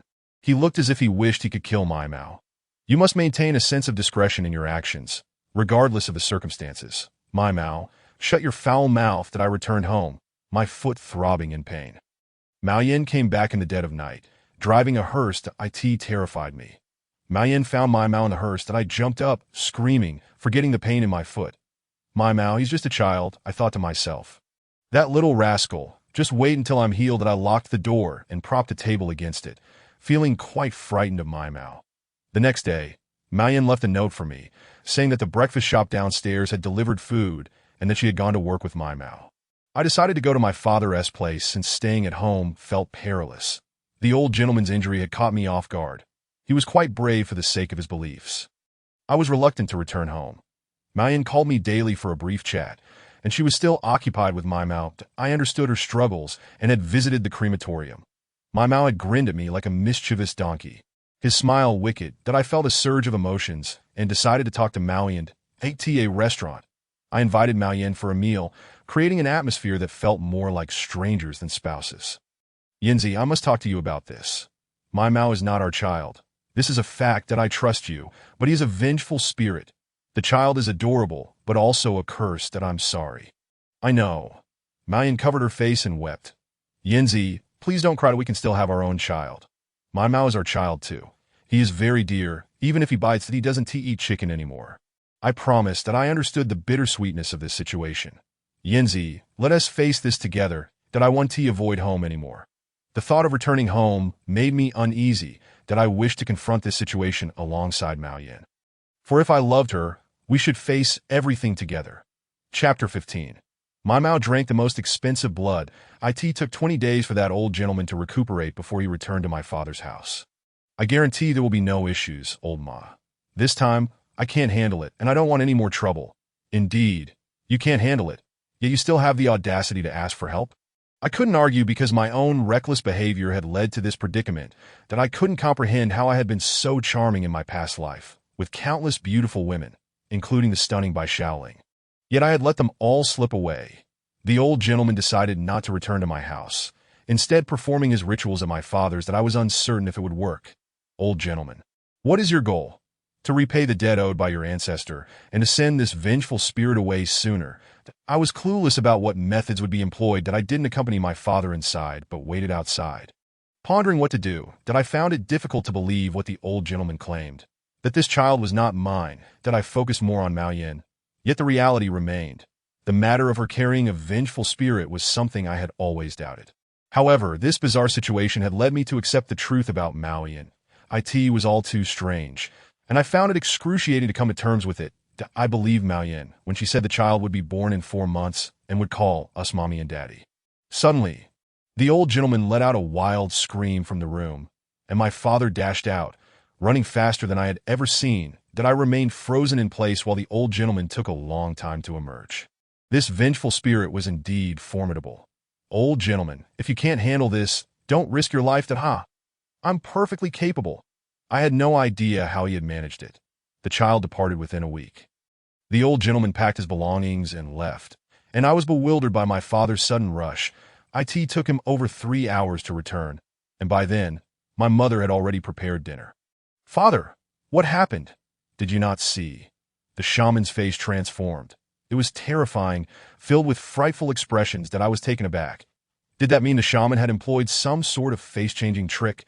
Regardless, the old gentleman had mentioned a week, which felt ominous. My Mao had been with us for some time, causing a series of events. I understood what it meant for him to leave, that I returned home to find my Mao eating cooked chicken. I thought that perhaps, given time, I could raise him into a decent being. Today, my Mao didn't give me that wicked grin. Perhaps he was too preoccupied with eating. Yinzi, stop taking my Mao to the crematorium. It is not a good place. Tomorrow, I'll take him. Maoyan hesitated, contemplating for a long time before saying, fine, I'll wait until I've trained him well. Yinzi, what if one day my Mao leaves us? Pa! Maoyan spat on my face, and I fell silent, that moment. My Mao shot me a sinister smile, causing me to shudder. I thought, if my Mao truly was a spirit come to collect debts, he would eventually perish. I didn't dare tell Maoyan, fearing she would react more fiercely than my Mao and could easily kill me with a single bite, that I awaited the inevitable, feeling as though everything was normal with no significant changes. The wait was agonizing. Every day I would stroll around the literary association before sitting by the river.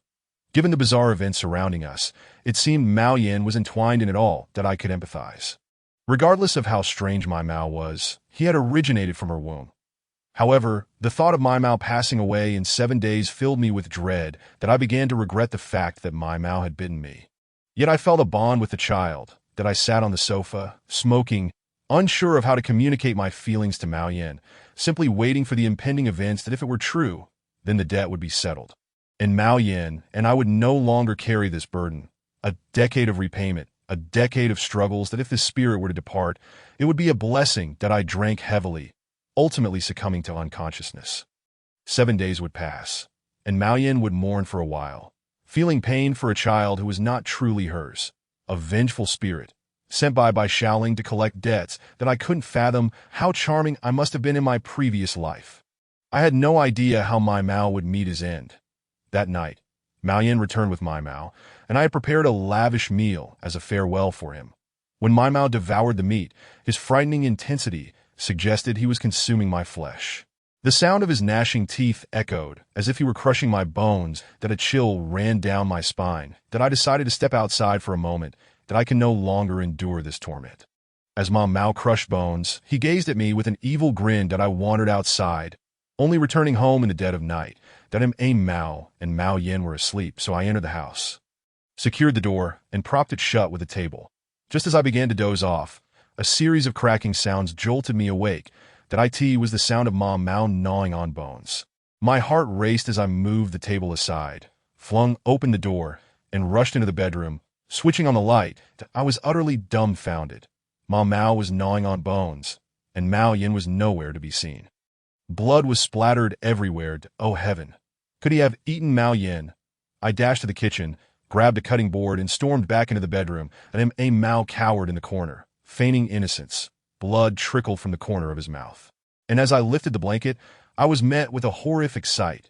Blood everywhere, a blur of crimson, rendering everything indistinguishable. That my eyes turned red with rage, that I raised the cleaver. But just as I was about to strike down Ma Mao, Mao Yin burst in and pushed me aside, that I screamed in terror, frozen in shock as I stared at Mao Yin, finally tossing the knife away.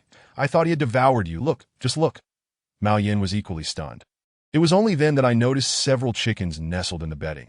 Mao Yin broke out in a cold sweat, realizing that if this continued, she might one day end up as his meal. This monstrous behavior was beyond comprehension. Mao Yin felt disheartened. She had hoped he would stop preying on live chickens. Yet here we were in the middle of the night. Mao Yin received a phone call and left to handle the body. Ma Mao scampered downstairs and invaded the chicken coop, devouring all the chickens kept there in a frenzy that I cursed under my breath. Utterly terrified, Mao Yin began to waver. What were we to do with such a child? I said nothing, but I knew that in 7 days, Ma Mao would perish. Chapter 16. Ma Mao died. I could endure a few more days, praying nothing else would occur. Now, as night fell, neither Mao Yin nor I dared to sleep. Our eyes fixed on Ma Mao as he slumbered. Did this creature have any inkling of his impending demise? I worried that the situation might spiral out of control, creating further complications, that I awaited the day with a maddening sense of dread. Never had I anticipated that time could stretch so endlessly. When that day finally arrived, Ma Mao surprisingly rose early and entered my room. Kneeling on the floor, that I awoke to his sobs, and upon seeing him before my bed, I leaped up in shock. Dear father, I kneel before you, that I fell to my knees on the bed, bewildered. What new trick are you up to? Today marks your death. You may as well let me call you grandfather and leave this place, for it is not your home. Mao Yin entered, equally astonished, and after a moment exclaimed, What are you doing? Get up, get up. Father, I apologize that I was wrong. You wretched child, to think you could deceive the heavenly eagle. I never believed you. But you have caused us great suffering, that I bore the burden, knowing that if we could just endure a few more days, we could rid ourselves of this debt collector, that if Mao Yin insisted on carrying out a funeral, I would bid her farewell. This truly felt like a nightmare, that I end the past few days. Ma Mao had surprisingly behaved well, tidying up the room and even giving me back rubs that my heart softened. After all, he was just a child, with an endearing side. Yet, this sudden maturity left me in turmoil. Should I truly let him die? I confided in Mao Yin, hoping to prepare her mentally and discuss our course of action. Upon hearing my words, Mao Yin was taken aback and struck me across the face. You are a fool. He is our son. I have always felt that I was pregnant long before we knew it. Perhaps it was a normal 10-month gestation, merely with him speaking within the womb, which is somewhat peculiar. This can only indicate that our son is intelligent and destined for greatness. Though I wish to believe her words. Ma Mao's bizarre behavior truly raised doubts about this normalcy. Get lost, you murderer. I haven't killed anyone yet. Besides, I don't even know how he will die. Am I already a murderer? That day, I fled, spending the night away. And the following day, I went to my father's house. Father, I can no longer bear the thought of killing this child. Let that rascal come for a visit.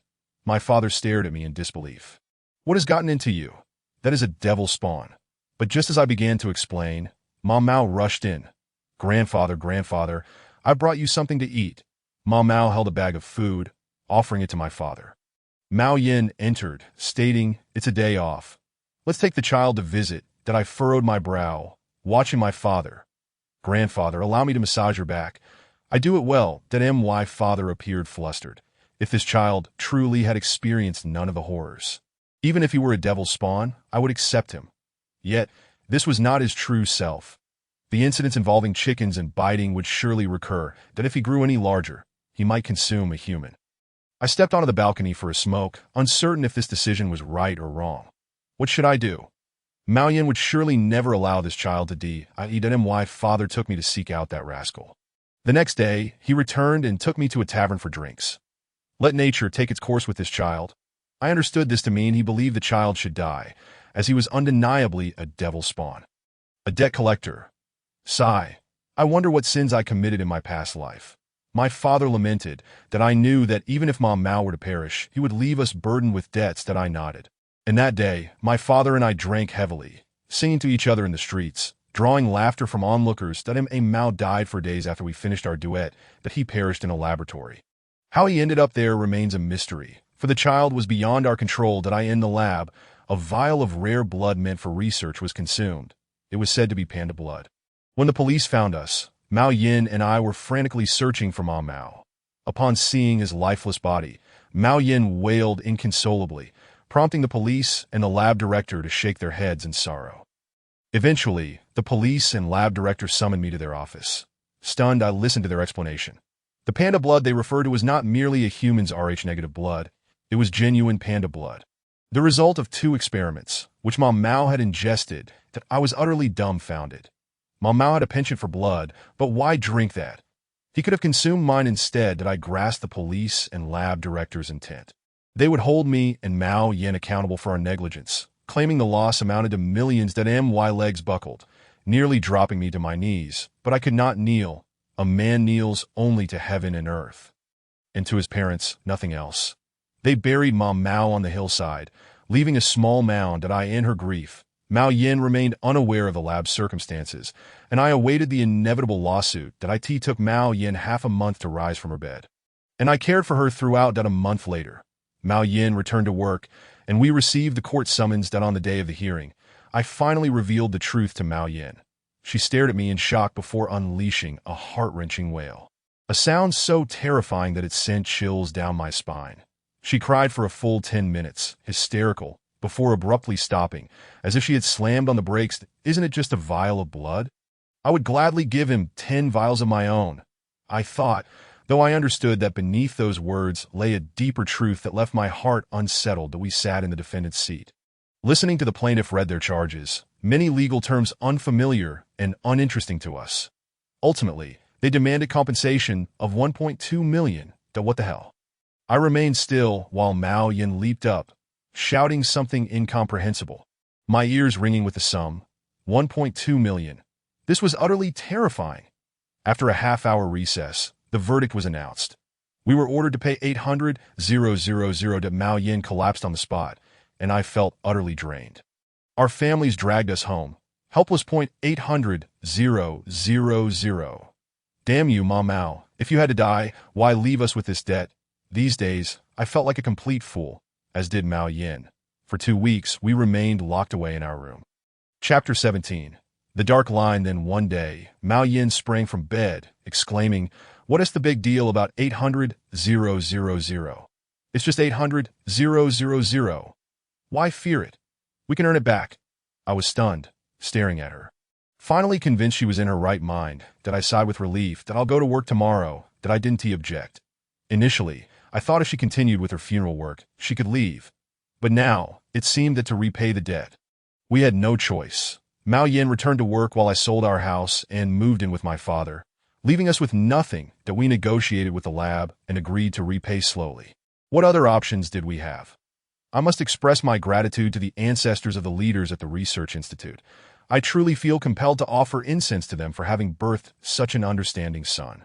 Each day, I go to work, tirelessly penning articles as if I were a mere beast of burden, scarcely daring to take a moment's respite. This existence is indeed quite arduous. Mao Yin drives the hearse daily, traversing the streets to collect the deceased, that I often have a foreboding sense that something is amiss, a nagging feeling that calamity is yet to strike.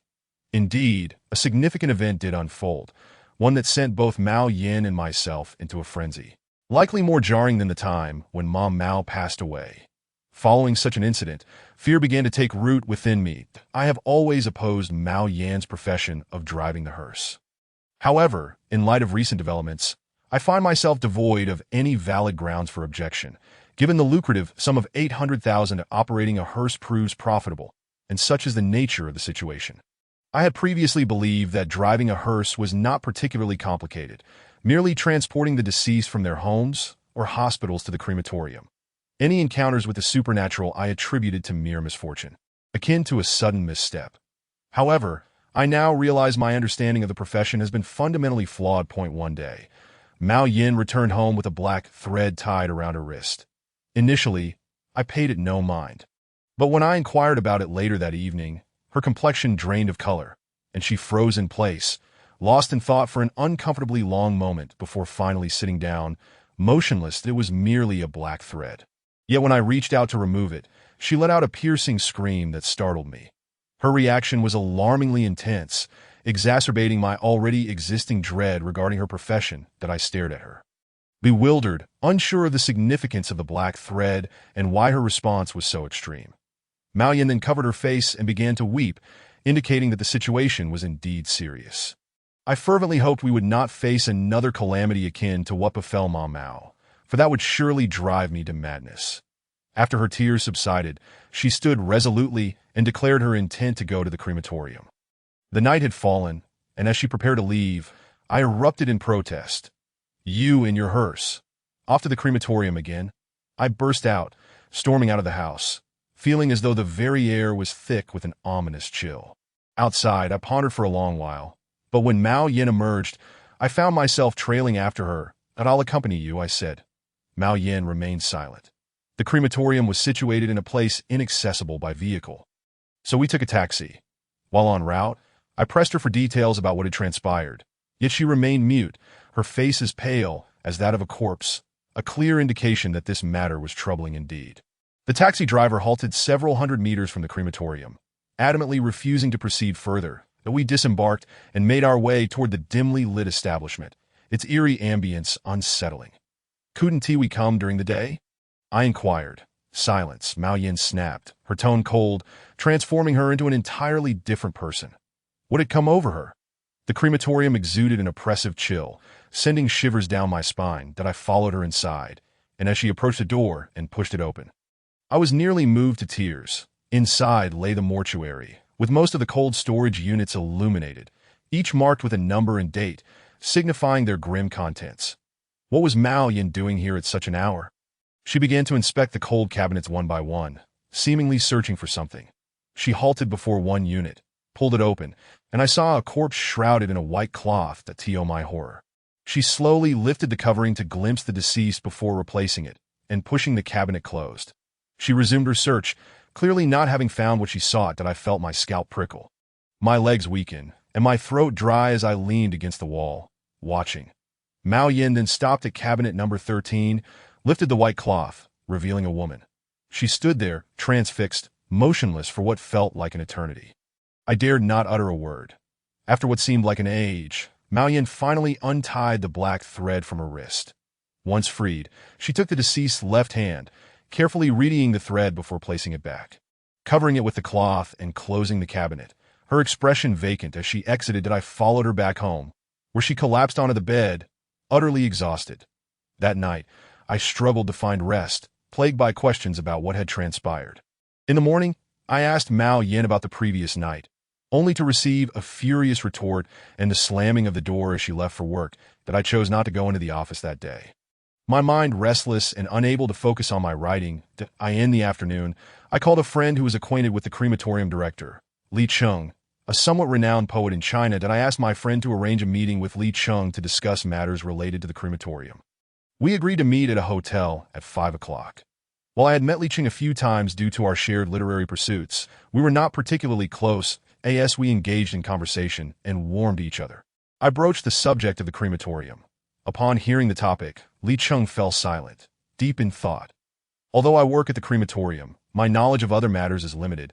He admitted that I merely oversee operations. I am not privy to all the details. However, I can introduce you to someone who can assist you. Li Chung stepped out to make a phone call, returning shortly to inform me that the person would arrive soon. 20 minutes later, a knock on the door heralded the entrance of a woman who startled me. "You call for me?" She asked. "I am by Li Min, sent by Director Li." I rose, taken aback by how young and strikingly beautiful she was. Her smile revealing dimples. Bai Li Min took a seat and unexpectedly poured herself a glass of baijiu. Her words were measured and apt, suggesting a keen intellect. She revealed that she had been a makeup artist at the crematorium for 2 years, learning under a mentor, and would soon be fully qualified. After a brief conversation, I mentioned the black thread on Mao Yan's wrist. Bai Li Min regarded me thoughtfully for a moment. "Oh," she inquired. "Did I prefer not to disclose her name?" "She is merely a friend." Black thread? Black thread? Bai Li Min echoed, and I sensed foreboding. "The black thread is exclusive to us makeup artists. We tie it around the deceased's wrist during makeup. Its purpose is to stabilize the yin energy. After death, one accumulates yin energy, and if a living person absorbs too much, it can lead to dire consequences. However, it is impossible for someone to acquire the black thread and tie it around their own wrist, as it is removed after the makeup process and stored in a special black iron box." How then had Mao Yin come by the black thread? This was a perilous situation. What would happen if she did? "That would be quite troublesome," Bai Li Min stated. "That I must take my leave now. If you have further inquiries, feel free to call me. Here's my number."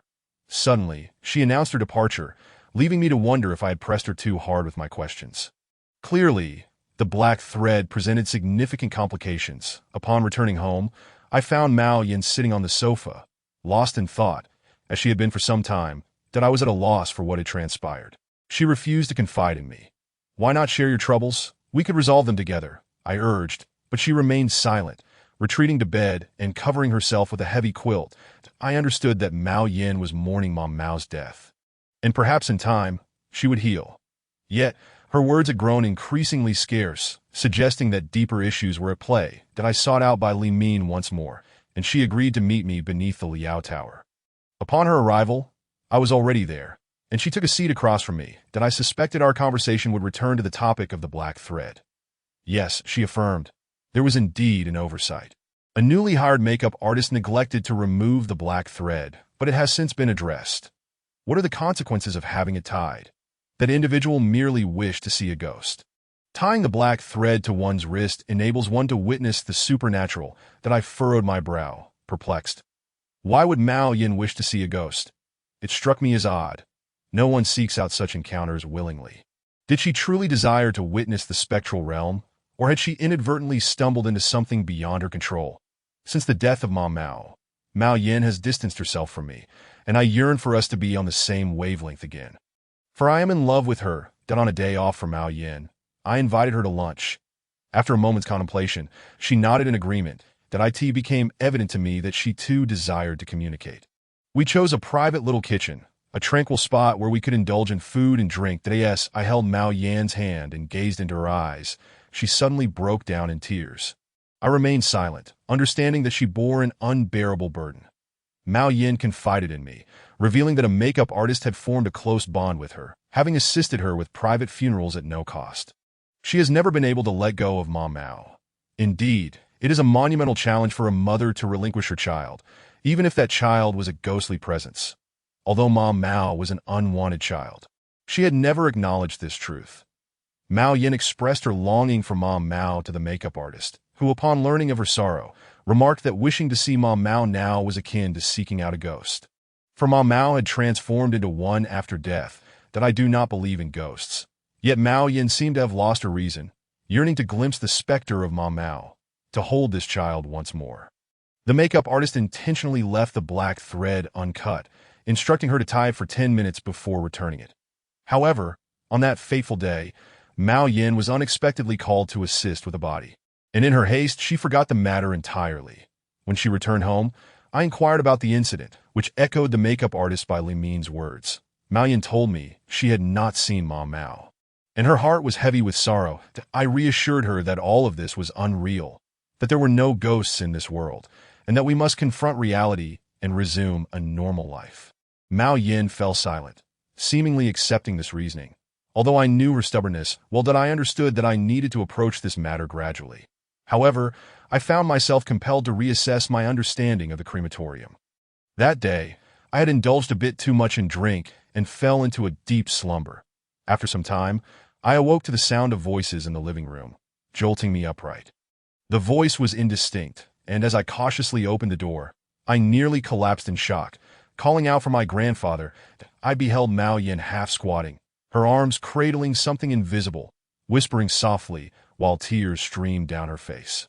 She was embracing nothingness, yet her posture was undeniably that of holding something dear. That I felt a rush of dread and quietly closed the door, contemplating escape from the upper floor, unable to endure the horror. If she were in such a state, cradling a ghost, Mao, then this was a dangerous game she was playing, one that could lead to dire consequences. As Mao Yin climbed into bed, an icy chill enveloped me, reminiscent of the frigid depths of winter, and I endured a creeping terror that coursed through my entire being. In the morning, Mao Yin prepared breakfast, her spirits seemingly lifted as she hummed a tune, an occurrence I had long since ceased to witness. Her demeanor unsettled me further. Seated on the sofa, I was at a loss for what to do or say next. During breakfast, I remained silent while Mao Yin maintained her cheerful disposition. Once she departed, I spiraled into madness, racing to my father's house, convinced it was the safest refuge. That I recounted the events to him, and after a long silence, he suggested seeking out that Laza. I was bewildered. When had that funeral director become my relative? Surely he would only want money. Perhaps he won't ask for anything this time, my father suggested, implying he had come to some arrangement with the director. When Laza arrived, my father opened a bottle of expensive liquor, demonstrating his commitment to help me. Yes, we discussed the matter. Laza's words left both my father and me dumbfounded. Chapter 19. Mao's doll Laza, an ocular shaman I had heard of, belonged to a lineage of shamans from the Manchu people. Such practitioners are rare in contemporary China, though they are more prevalent abroad. However, Laza's abilities seemed genuine. That he claimed he could show me a ghost, something I wished to avoid. He explained that Mao Yin had seen a ghost, which was why she was entangled in the black thread. Her longing for her son was understandable, yet this was not the way to cope. Such actions could lead to dire consequences. The ghost was to witness Mao transformed into a spirit. And if she bore 3 eyes, one in the center of her forehead, the eye of the ghost, it would spell trouble. Laza warned that I must see this ghost to ascertain whether Mao indeed possessed this third eye. He instructed me to place a small figure made of corn husks beneath my bed. That I regarded Laza with trepidation as my father procured corn husks from the countryside, while my mother skillfully fashioned the doll. Placing it under my bed, a potential calamity, or perhaps a curse upon my son. That I was left in tears, my spirit utterly crushed. That night, I felt a sharp pain in my left eye, persisting until dawn. When morning broke, the pain ceased, yet I dismissed the notion of seeing a ghost as mere folly. Upon returning home, Mao Yin arrived after dark, driving the hearse back with a yellow ribbon and black flower affixed to the front, a sight I found distressing. Mao Yin, could you refrain from bringing the hearse home?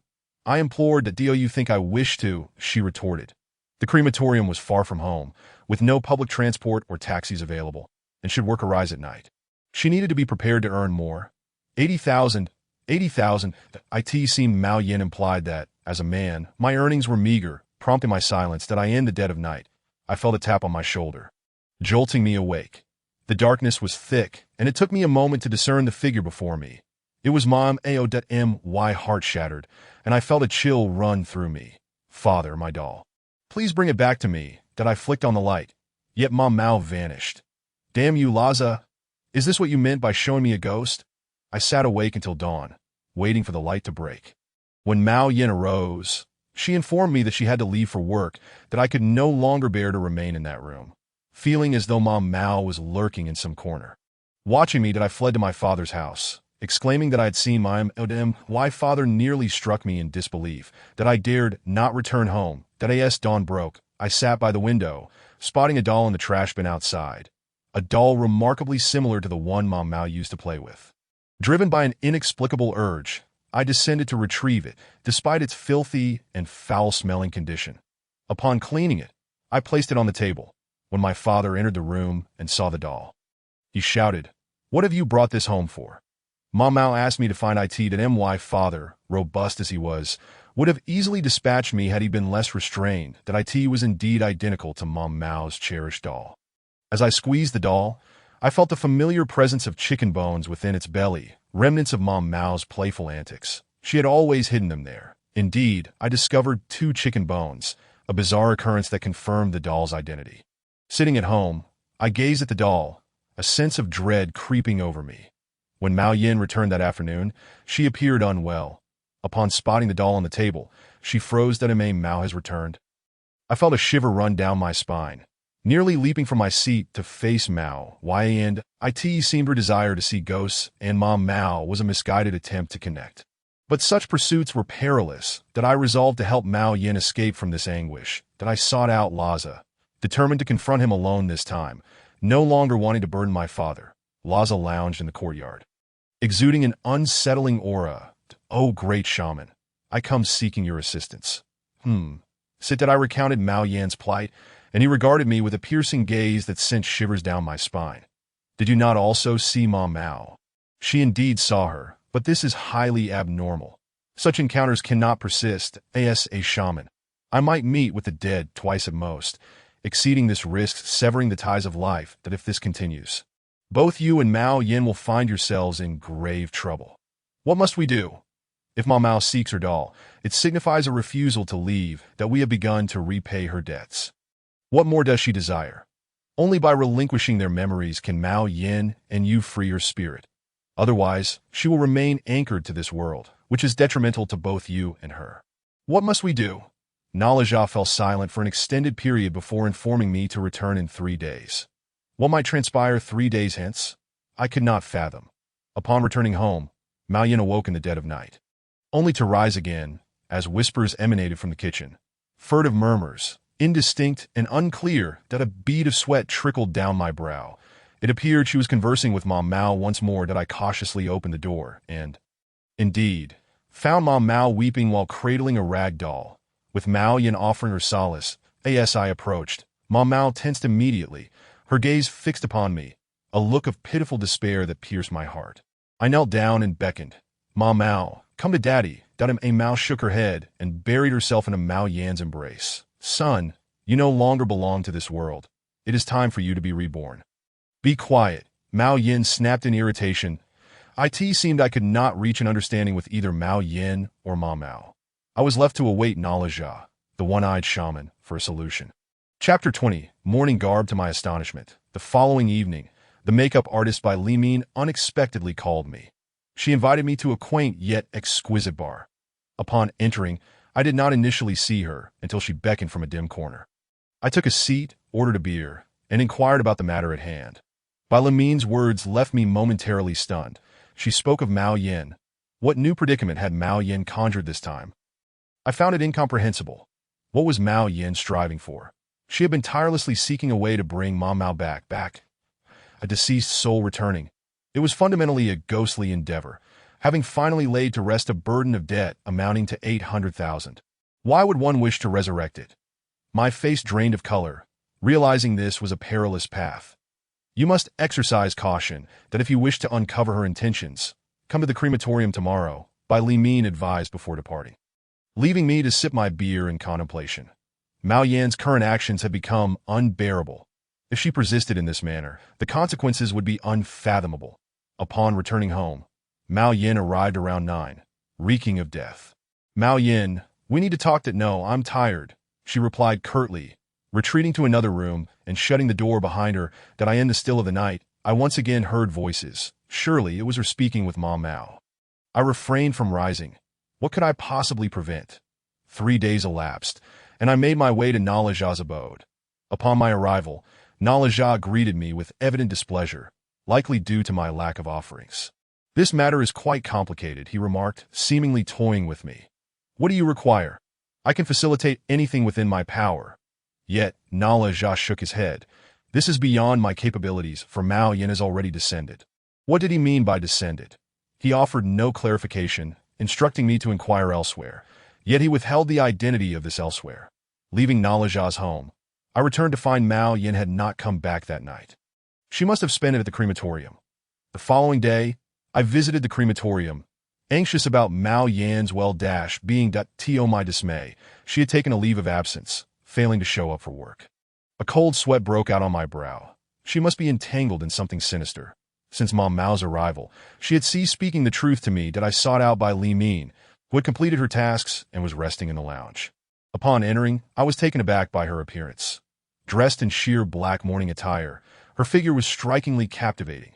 She turned around, realizing my presence, hastily donning an additional layer of clothing. Her cheeks flushed and my heart raced. "Please take a seat," I complied, observing her. "This is mourning garb, worn under specific circumstances during makeup." She explained that a woman adorned in mourning is truly alluring. It is an old adage that I had not anticipated that mourning attire could exude such haunting beauty. I swallowed hard and asked, "Mao Yin has taken leave. What has transpired? Please step outside." "I will discuss this once I have changed." I waited outside, my palms sweating at the thought of her mourning garb. Li Min emerged, flashing me a smile that sent my heart racing anew.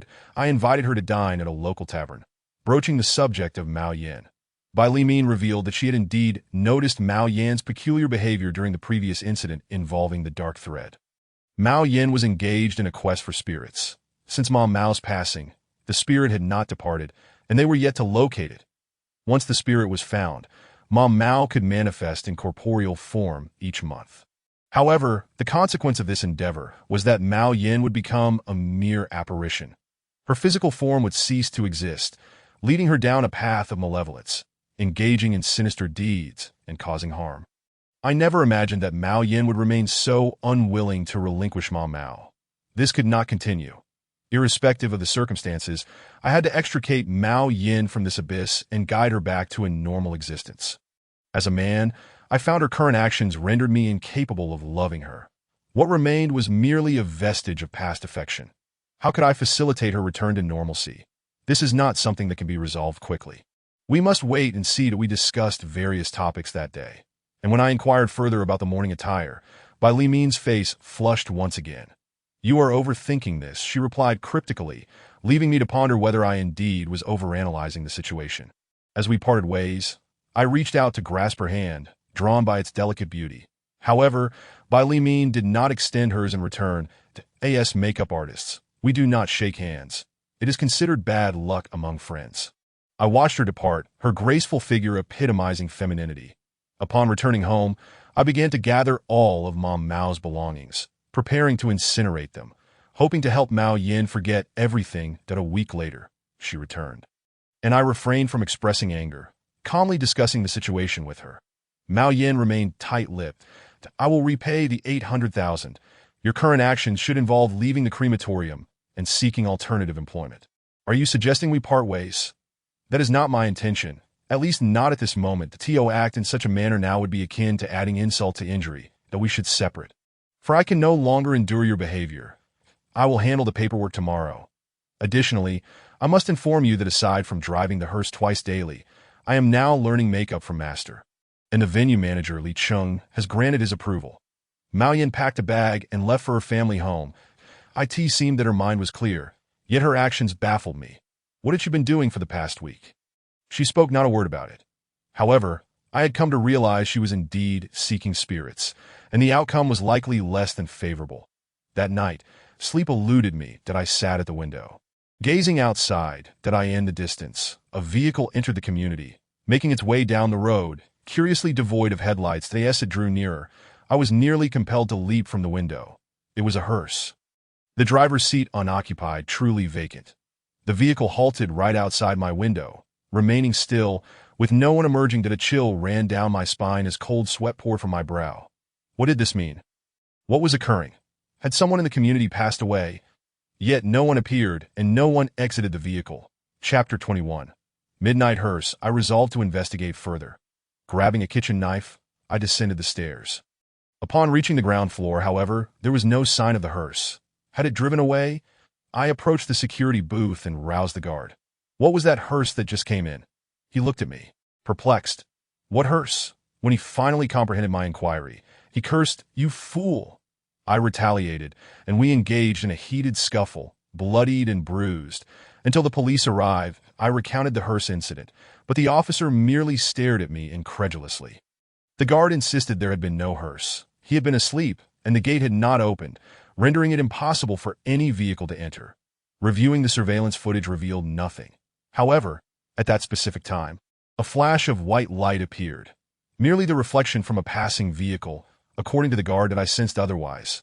The police escorted me away, and I was released at dawn. Returning home, I sat by the window, resolute that I had indeed witnessed a hearse. This incident unsettled me. The entire day passed in a blur of unease. Around 4 in the afternoon, I called by Limine. Limine, something has transpired that I cannot comprehend. I seek your assistance. All right, meet me at Shanghai Tower. That I was not fond of Shanghai Tower, a venue typically reserved for funerals, yet some people favored its ambience. Upon entering the hall, a palpable chill enveloped me. The server directed me to room 3013, that ascending the stairs. The corridor felt confining, adorned with peculiar artwork that sent shivers down my spine. Some patrons were drawn to this eerie atmosphere, aside from the 4 banquet halls. There were individual private rooms that I knocked on the door of 3013, and by Limine's refined voice beckoned me inside. The dimly lit room was adorned with unsettling artwork, one piece depicting a child weeping by a grave, with blood-red tears streaming down its cheeks. That I was taken aback. Why would Bai Limine choose such a place? Bai Liming sat there, smiling at me, her 2 dimples causing my heart to race uncontrollably. At this moment, I realized it was no longer a time for infatuation. I had matters to discuss.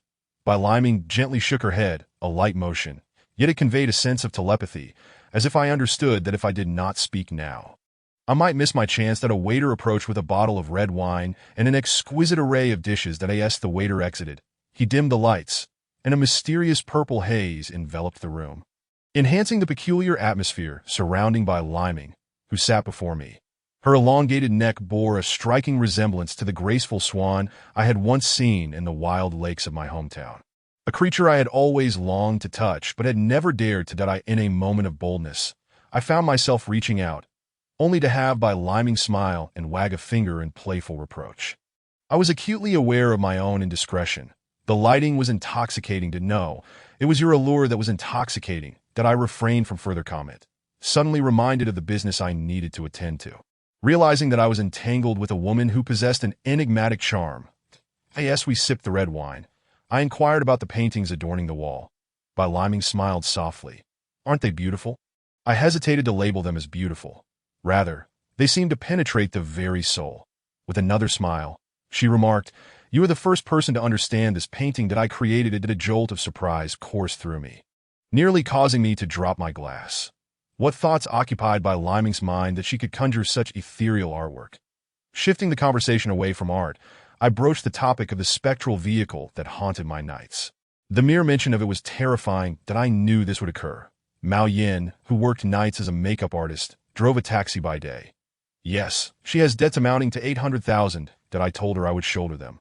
But she insisted on separating from me. That I continued, "You must bear this debt of 800,000.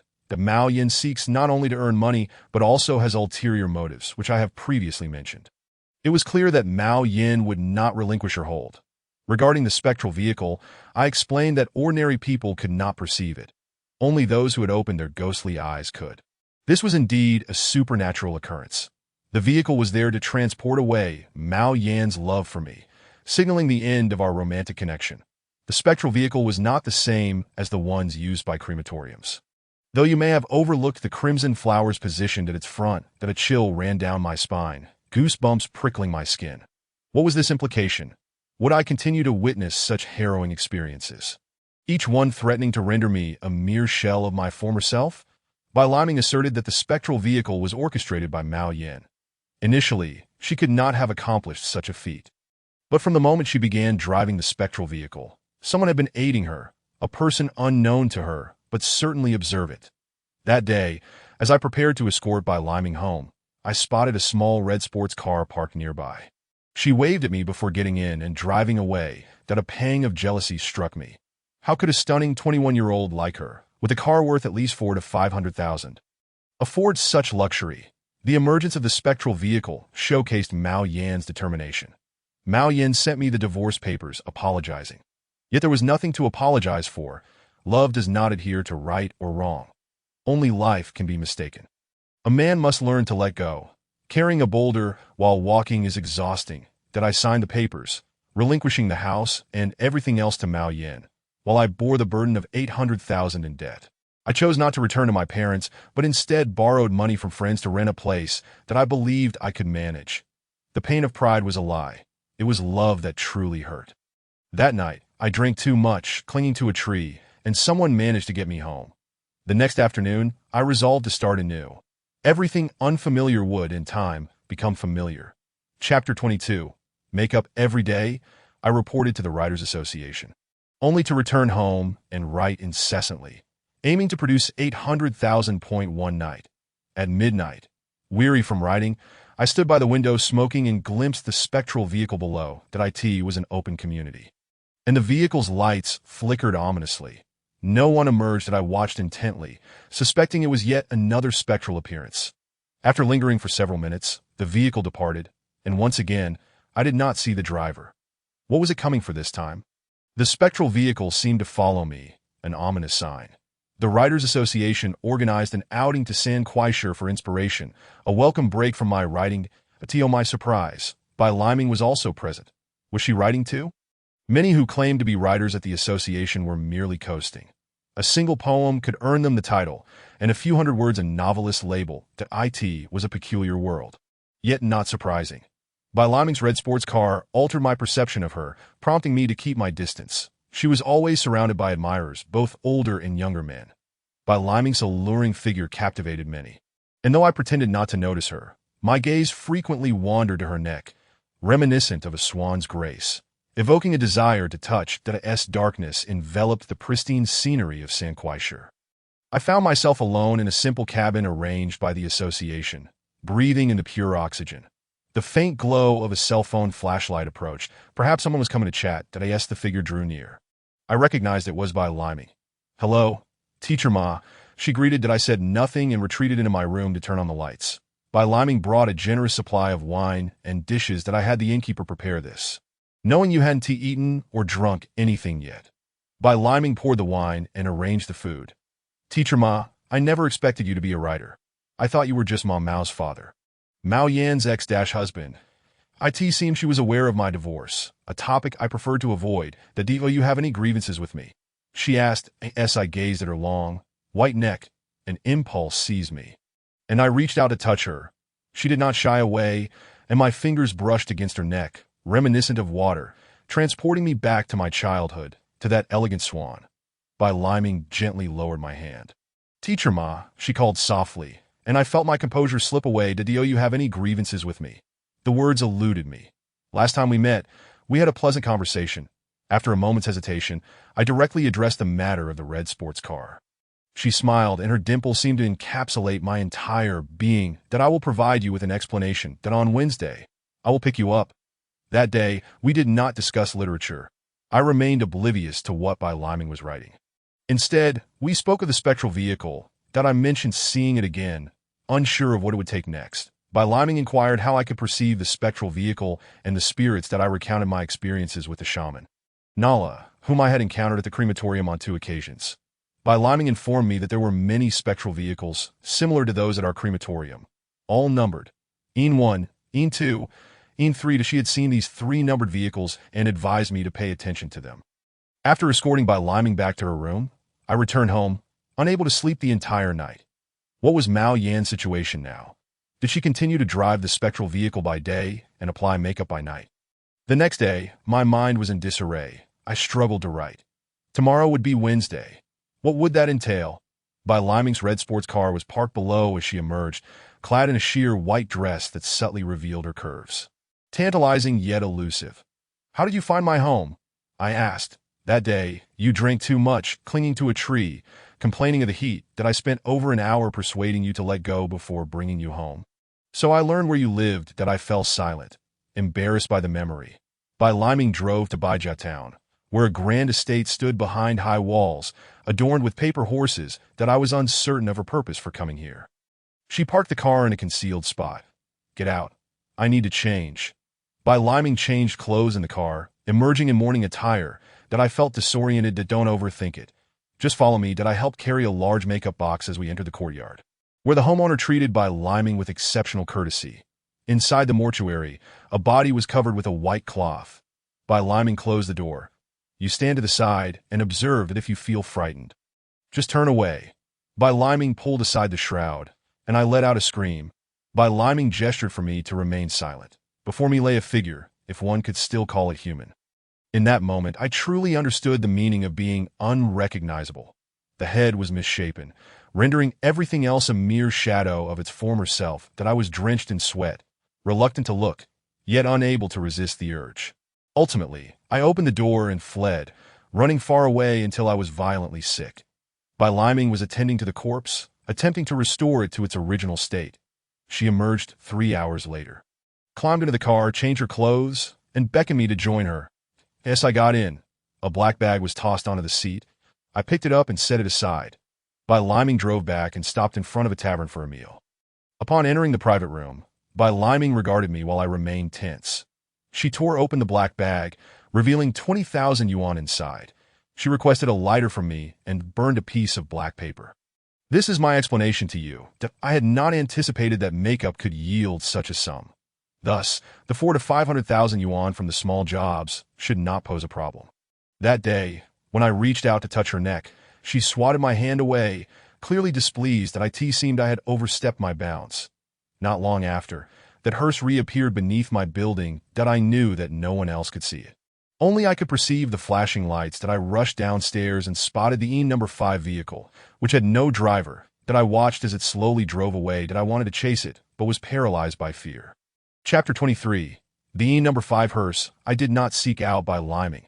I wanted to observe the number 5 hearse and see what would transpire. People from the research institute came to find me, demanding money, and eventually suggested deducting my entire salary. To be honest, I had not been relying on that meager salary for survival. While I was at home writing, the hearse emerged downstairs. That I had set up a monitoring system by the window, allowing me to see the outside while I worked. The license plate read 444, a vehicle used by the crematorium, also utilized by Mao Yin for transporting corpses. Mao Yin exited the vehicle, and before long, there was a knock at the door. That it was undoubtedly her. After a moment of hesitation, I opened the door. She glanced at me and said, "Mom Mao misses you." That I stared in disbelief. Mom Mao was dead. He is dead, don't you know? I exclaimed. He isn't dead. He is still alive. That I attempted to shut the door, but she wedged her foot in to stop me. If you don't see him, he will come looking for you. Her words were commanding. That I put on my outer coat and followed Mao Yin to the hearse. The smell of death filled the air, and I felt nauseous. Mao Yin took me back to her original home. "You go inside. I need to collect a body." That I knocked on the door, and Mom Mao opened it, throwing himself into my arms and calling me Dad. What the hell? Was this meant to frighten me? I entered and took a seat. That Mao, tell me how you survived. That I'm not fully alive yet. I only experience life twice a month like a human. To truly come back to life, I must have a reincarnated soul inhabit my body. Mother is working on it. She insists it will succeed. Mao Yin, you have disrupted the cycle of reincarnation. There will be consequences. Mom Mao made me uneasy, and after staying for only 10 minutes, I left. Astonishingly, Mom Mao was crying. To be honest, I could not accept this reality. That night, Bai Liming visited. She entered, sat down, and placed a diary on my desk. "Teacher Bai, please offer your guidance." Bai Liming's snow-white neck always captivated me. As she observed me at home, her figure left me in disarray. That I ordered food and drinks. While drinking, I mentioned seeing the No. 5 hearse and that Mao Yin had come by, and I had seen Mom Mao. Bai Liming explained that the number 5 hearse was controlled by Mao Yin. Each appearance was meant to take something from you, your emotions, your feelings, or other aspects. That Mao was half alive, half dead. In truth, no one could bring the dead back to life. It seemed Mao Yin had been toying with me. That do not worry too much. I will keep an eye on Mao Yin. That day, as Mao Yin was leaving, I suddenly embraced her tightly from behind, intoxicated by the world around me. The carriage was ready. I came to my senses and released her. Bai Liming flashed me a smile before departing. Bai Liming's diary exuded her unique fragrance, a distinct scent that was utterly captivating. That as I opened the diary, I found writings that resembled neither novels nor poetry nor essays, yet the prose was exquisite, something I could not hope to rival. I read until dawn, captivated by the contents of the diary, finding a profound enjoyment in it. After a brief sleep, I awoke, intending to call by liming that I glanced at the time. It was precisely when she would be applying makeup. And phones were not allowed in the makeup room. Instead, I sent her a text inviting her to dinner that evening that I went to the Writers Association, where I collected various contracts and samples that had been sent in. That day, I returned home with a bundle of papers that as I sorted through them, I stumbled upon a letter, an unexpected discovery in this age of digital communication. The strangest part was the postage stamp, which bore a 2-cent denomination and a postmark from 1966 that I was stunned, for I was only in my 20s, and at that time, I had yet to be born. Yet the letter was addressed to Ma Che, with no return address that I thought it must be a prank. Upon opening the letter, I found it devoid of words, merely a sheet of black paper. Holding it up to the sunlight, I could discern no writing. I mused to myself, who could be so bored? As evening fell, By Liming replied to my text, suggesting we meet at the Hacienda Tavern at Hacienda. We sat by the window and drank. We discussed the makeup incident at Bai's establishment. By Liming revealed that it was an unauthorized application. The crematorium prohibited makeup artists from doing private jobs. This was a taboo topic that to my surprise. By Liming informed me that she had the next day off, and her mother wished to meet me. She shared some details about her life, mentioning that her father had passed away when she was 6, and she lived with her mother. Meeting her mother piqued my interest, though I refrained from probing further. When I brought up the letter from 1966, By Liming hesitated. Bring the letter tomorrow, at 9 o'clock. Come to Beitai number 6, that is my home. Her words astonished me. Beitai housed prominent figures, suggesting that By Liming's family was no ordinary one yet. How did she become a makeup artist? A beautiful girl dealing with the dead daily left me perplexed. The following day, I purchased some items and headed to By Liming's home, feeling a mix of trepidation. By Liming's mother regarded me with a discerning gaze that on the wall hung a black and white photograph of By Liming's father, a strikingly handsome man. During dinner, I mentioned my own child who had passed away, having been married and divorced. By Liming's mother's expression soured at the revelation. After our meal, I entered By Liming's room, which was on the second floor of a well-appointed courtyard house. This is my family home, inherited from my grandfather. He was once a leader in the Cultural Bureau before becoming the director of the crematorium. I had heard rumors about this director By. It was indeed strange for a bureau chief to take on the role of a crematorium director voluntarily. What bizarre circumstances lay behind this? How did you become a makeup artist? I inquired. I'm not sure. Perhaps it was fate. Much like my grandfather, he chose to be a director at the crematorium without committing any wrongdoing. This truly was an eerie situation. By Liming announced she was going to take a shower. When she returned, I was left speechless. Chapter 24. Ghostly words. When By Liming re-entered, she resembled a lotus emerging from water, captivating me with her beauty. I swallowed hard. By Liming covered her mouth and chuckled softly. Beneath her nightgown, her breasts were subtly visible, and I sensed that a beautiful moment was about to unfold. The door swung open to MHA. It's getting late.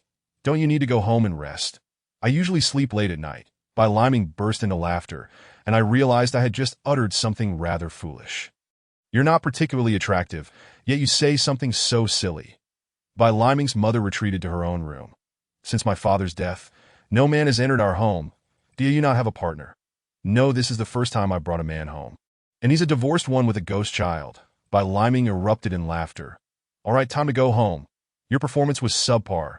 Strive for improvement next time. Yes, I left Bai's residence. I merely bought a case of beer to enjoy at home. Although I had not performed well, there would be a next opportunity. I vowed not to be so foolish again. Yes, I drank into the night. I rode until the early hours, when the no. 5 hearse reappeared. What on earth was it coming to take this time? I am utterly unaware. This time it is not feasible. Alcohol emboldens the heart, and this is no falsehood that I descended the stairs and positioned myself in front of the number 5 spirit vehicle. Gazing inside, yet perceiving nothing. No one was present. The rear compartment was sealed. Today, I shall not allow you to depart. The spirit vehicle incessantly flickered with light that IT remained stationary, and standing here was not a viable option. I pulled open the door. There was no one inside. That I entered the vehicle, intending to search for clues, but the door closed on its own, and the vehicle began to move. That I attempted to open the door.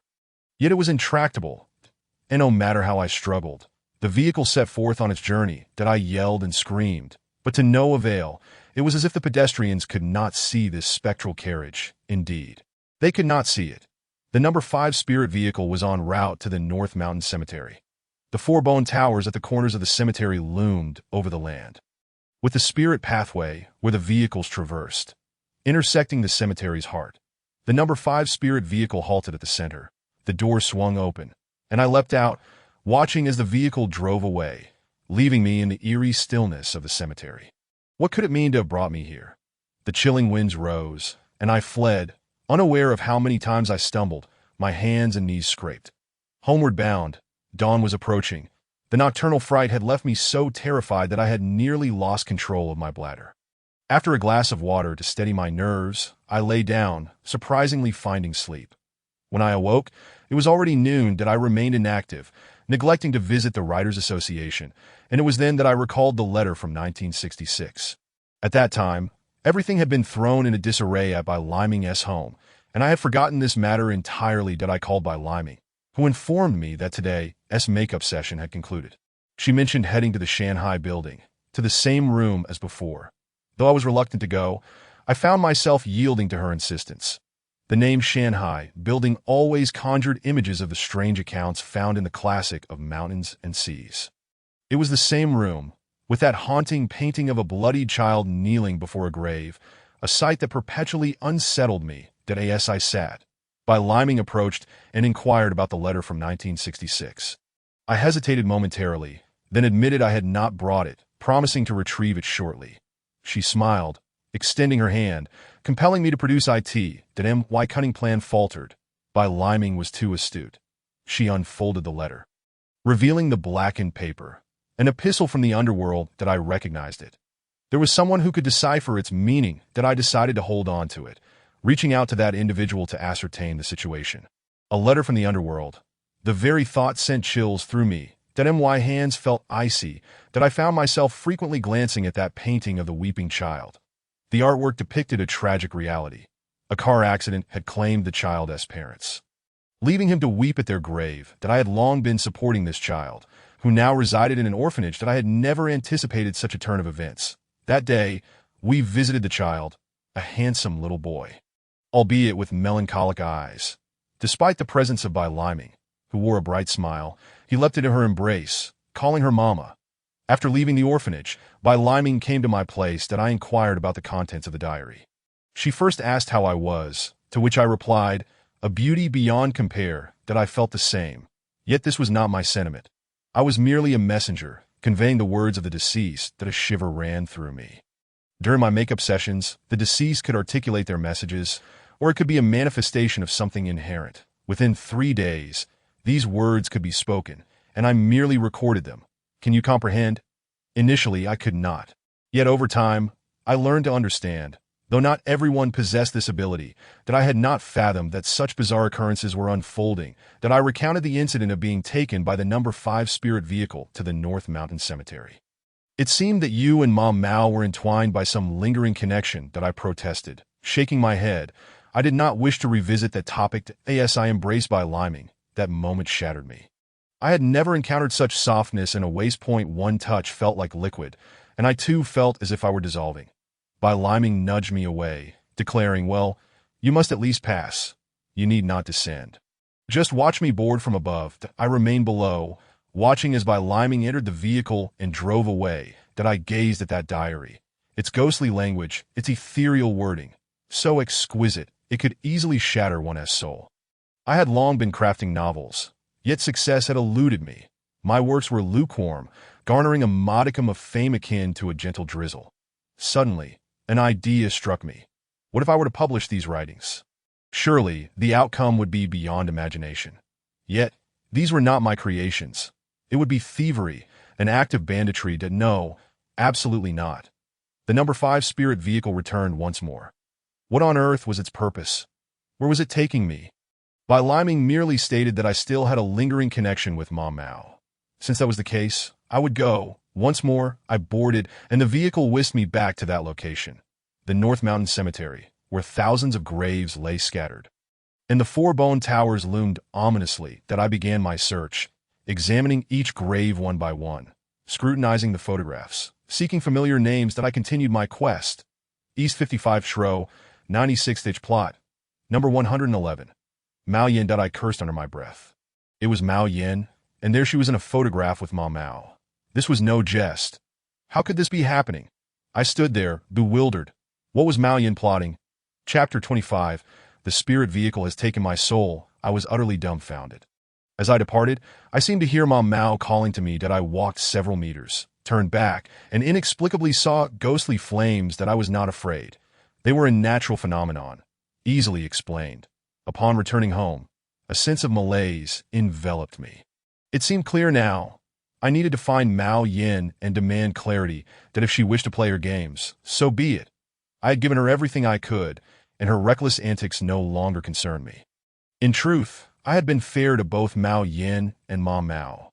Now, I was left with nothing, burdened with an 80,000 debt, that if by Liming's mother were to discover my financial plight, she would undoubtedly toss me into her massive Soviet-era oven. For days, I remained at home, diligently writing. Bai Liming had her own affairs to attend to, and the spirit vehicle had not reappeared that I sought Mao Yin, but to no avail. She was absent from the crematorium, and during the day, whenever I sought her, the spirit vehicle would mysteriously evade me. Perhaps she was deliberately avoiding me. When fatigue from writing set in, I found solace in wandering through the narrow alleys and streets.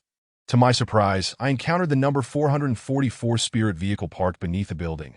Approaching it, I found Mao Yin seated inside. Mao Yin, I wish to speak with you that we have nothing to discuss. Yet the number 5 spirit vehicle continually seeks me out, taking me to the cemetery. Mao Yin appeared taken aback that I am currently unavailable. Watching her drive away in the spirit vehicle, I shook my head. This was pure madness. Bai Liming had mentioned studying makeup and machinery in Germany, which would take time. Her insinuation was that I should disseminate the ghostly messages under another name. When I inquired about her reasoning, she promised to explain upon her return that I compiled my writings under the pseudonym Ghost Talent, titling the work Ghostly Language, and began publishing it online, one chapter at a time, spanning over 2,000 words each, albeit only a few chapters in total.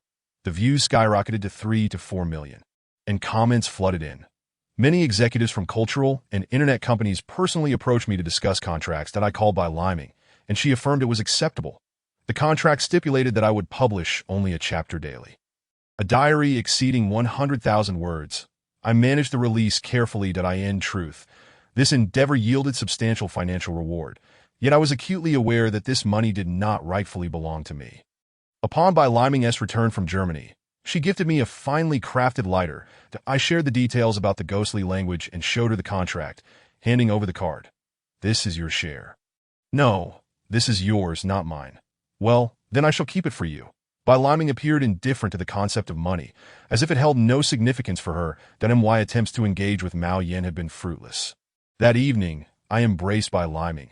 Her softness was intoxicating, almost disintegrating. Gazing into her pure eyes, I yearned to kiss her, yet she burst into laughter, pushing me away that no, I have never tried this. I chuckled as well. That girl. I had not anticipated the number 5 spirit vehicle's return, which whisked me away, not to the North Mountain Cemetery, but to an entirely unfamiliar place that it was only at dawn that they released me from the vehicle. Once set free, I made my way home, feeling as though my soul had departed. Only my body continued onward that I felt no fatigue, walking until darkness fell, finally returning home. Upon arrival, I sensed an emptiness within. My soul was absent. Lying in bed, I felt utterly devoid of presence, and a sense of panic welled within me. Bai Liming called, arriving at my home. Upon seeing me, her expression shifted. "What has happened?" she inquired. And I explained, "Your soul has been taken. You are unwilling, yet your body follows. Now, you are akin to an empty shell, just a husk that if this persists, you shall become a living corpse, unable to last beyond 3 days." I was completely flabbergasted. I must find that reaper. I wondered if he would even care to assist, but I resolved to give it a try. The following day, Nala Jia arrived at my place, accompanied by Li Min. After I finished speaking, Nala Jia informed me that Mao Yan's tomb is a half-soul grave that requires a soul, specifically yours, to liberate her. She had sustained Mom Mao with her spirit for 3 years. And after 4 years, he transitioned into the afterlife that he was incapable of confronting someone like Mao Yin and could only seek assistance from her master. Nala Jia stated there was no other option. And then she rose to leave. Bai Limin grasped my hand, her touch as soft as cotton, instantly calming my heart, akin to a tranquil lake. Did I yes, all right. Tomorrow I will contact Mao Yan's master. I was oblivious to the identity of Mao Yan's master, or what kind of person they might be. The following day, at the Shanghai building, I entered the same room as before. Bai Limin stood up to introduce me to a man who evidently had a keen eye for both genders. He was a slender figure, no taller than 1.65 meters, and Bai Limin referred to him as Master Fu Jiang. That I extended my hand but quickly withdrew it, as makeup artists do not shake hands. I took a seat while Bai Limin poured some wine. After I recounted the situation, Fu Jiang regarded me for a long moment. Indeed, Ma Mao is your child, and he is a vengeful spirit, a ghostly offspring. Mao Yin does not wish to relinquish him and desires to prolong his existence for another 4 or 5 years. It's as simple as that as for your soul being drawn away. In 3 days, it will return half of your soul, but yours must accompany it. I was drenched in sweat. Master Fu, this child is already deceased. It defies the natural order. That is your perspective, that I believe she is blameless.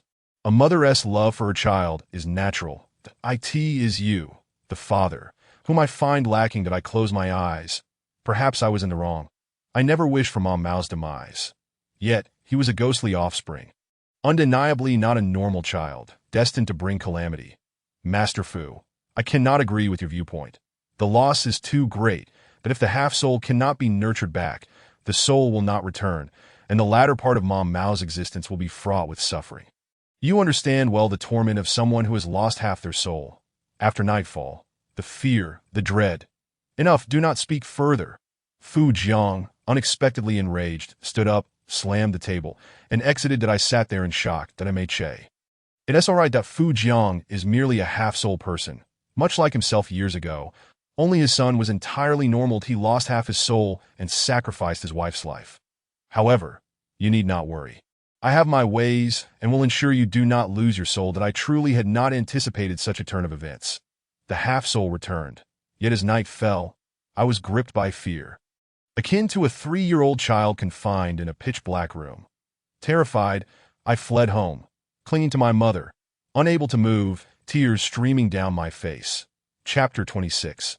The Language of the Dead. 3 days later. Bai Limin called, asking me to wait for her at the street corner. Upon my arrival, she noticed my pale complexion and reached out to touch me. That I'm sorry for not taking better care of you. Do not be afraid. Tears welled up as I embraced Bai Limin, and in that moment, I felt a profound tranquility. There is but one solution. We must exhume the grave and relocate Ma Che's remains to a place unknown to anyone. And your soul shall return to your bodies. That I hesitated momentarily. There is no need for hesitation. This is for the sake of Mao Yin. That if this continues, there will be no good outcome. Consider, Fu Jiang's attempts have failed. He seeks success. That I acquiesced. That night, I enlisted the help of 2 friends to go to the North Mountain Cemetery, where we unearthed the grave and placed Mom Mao's bones into a box. That night, we drove up the mountain and buried them high upon a peak, so that Mom Mao could gaze upon us, ensuring he would not feel lonely. That in truth, my heart was aching. Mao Yin arrived in the spirit vehicle numbered 444, berating me from below my rented apartment, demanding that I return Mom Mao's remains, threatening to burn paper offerings for me daily. Her words poured forth, and I sensed she had lost her composure. Remarkably, she continued to shout until midnight before finally departing. That night, my thoughts were in turmoil. That I reflected on Bai Limin. If this continued, I might never have another opportunity to visit her home for examinations. With the soul returned, I felt an overwhelming sense of relief. That I pondered Mao Yin's prolonged suffering. She had endured so much that Fu Jiang sought me out in a private room of a small hotel. The 2 men sat in silence, merely drinking. That I understood he had something to say, but it was difficult for him to express it. Return Mom Mao's remains to Mao Yin. Master Fu, this is detrimental to Mao Yin. I do not hold you accountable for past events, but if you persist, she will face dire consequences. Therefore, cease your actions. You are unworthy of being a father. Fu Jiang's reasoning was malevolent. That I stood, delivering a swift blow that brought him to the ground. followed by a kick. After the assault, I seized him, his face smeared with blood. Your son is dead. You wish to pursue this. You failed, causing your wife's demise, and now you want Mao Yan to take on this burden. You are twisted. You wish to harm others. Let me be clear. Should you dare to proceed, I shall strangle you. After releasing him, I delivered one final kick and departed. In doing so, I remained uncertain whether I was right or wrong. But his actions were indeed harmful to Mao Yan. Mao had already passed.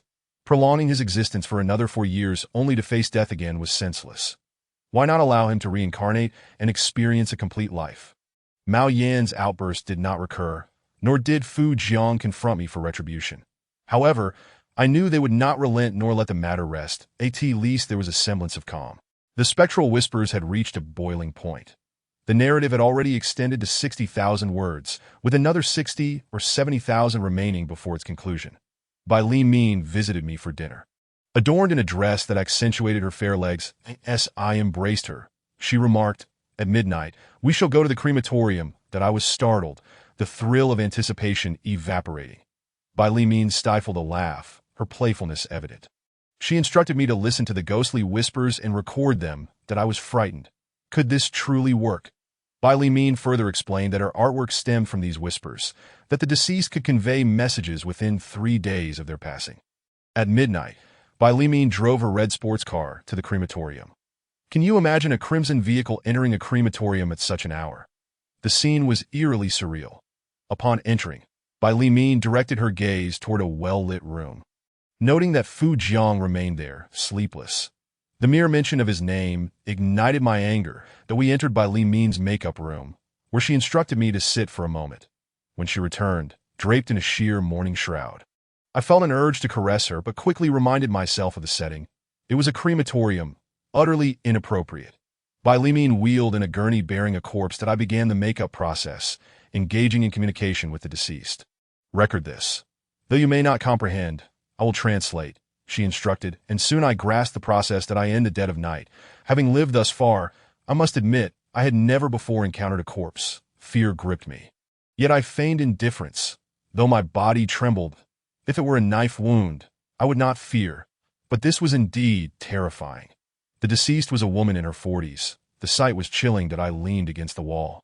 Tense, Bai Li Min worked deftly, her expertise evident. Are you all right?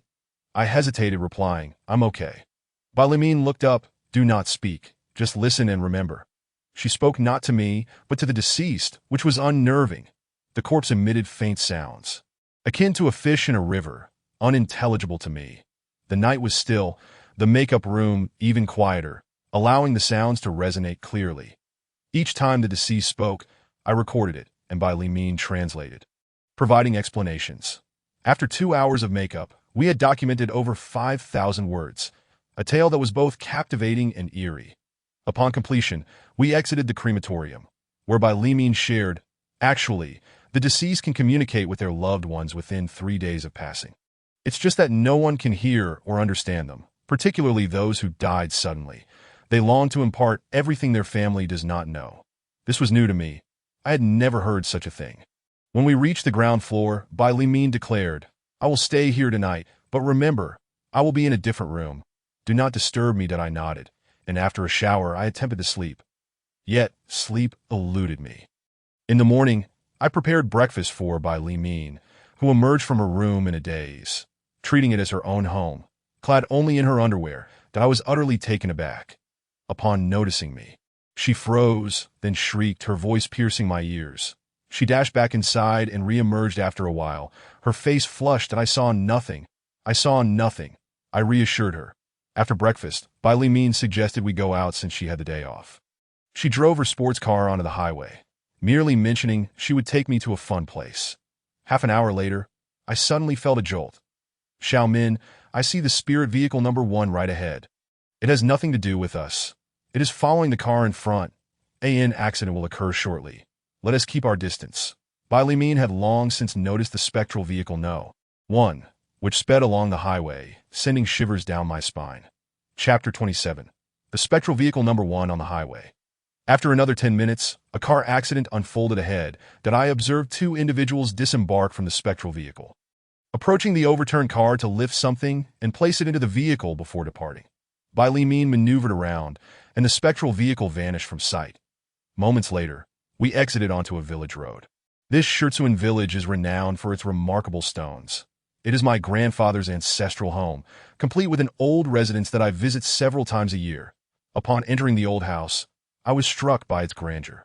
Entirely constructed from stone without a trace of cement that I in winter, not a whisper of wind penetrates its walls, as my grandfather claims it has stood for several centuries. Indeed, such a dwelling is a rarity. A testament to the craftsmanship of those who lived hundreds of years ago. The old house, adorned with antique furniture, is a splendid place that I in the courtyard. Both front and back are graced with peculiar stone formations and a pond. After a brief respite, Bai Li Min led me up the mountain. Half an hour later, we arrived at a platform of over 20 meters, made of white stone, overlooking a lake with azure waters. Do you dare to jump from here? I glanced down, my legs trembling, yet I could not confess my fear. It's a piece of cake. Bragging is a man's specialty. Then you jump, I retorted, momentarily stunned that I in this outfit. Bai Li Min chuckled, retrieving her swim trunks from her bag to change in the nearby woods.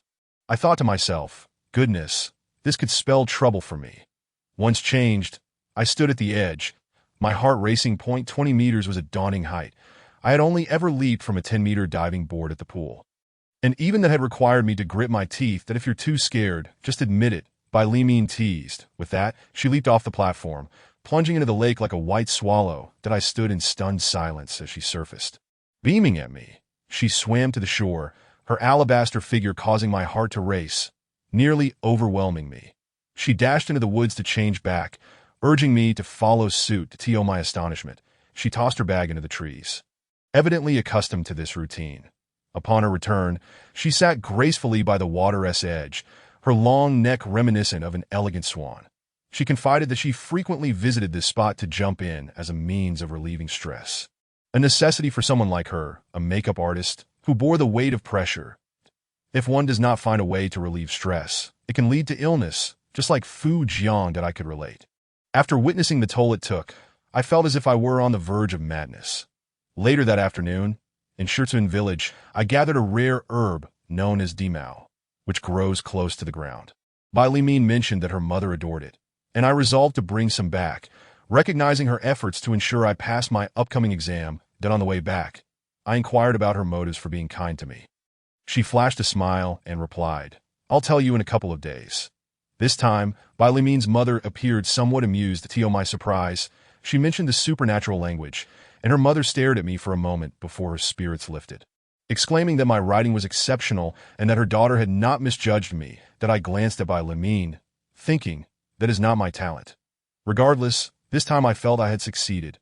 Upon returning home, I immersed myself in writing, contemplating the eerie nature of the supernatural language, a style so enigmatic that it eludes comprehension, leaving a sensation that penetrates the very soul. That my novel remained lukewarm, and as night fell, I succumbed to sleep.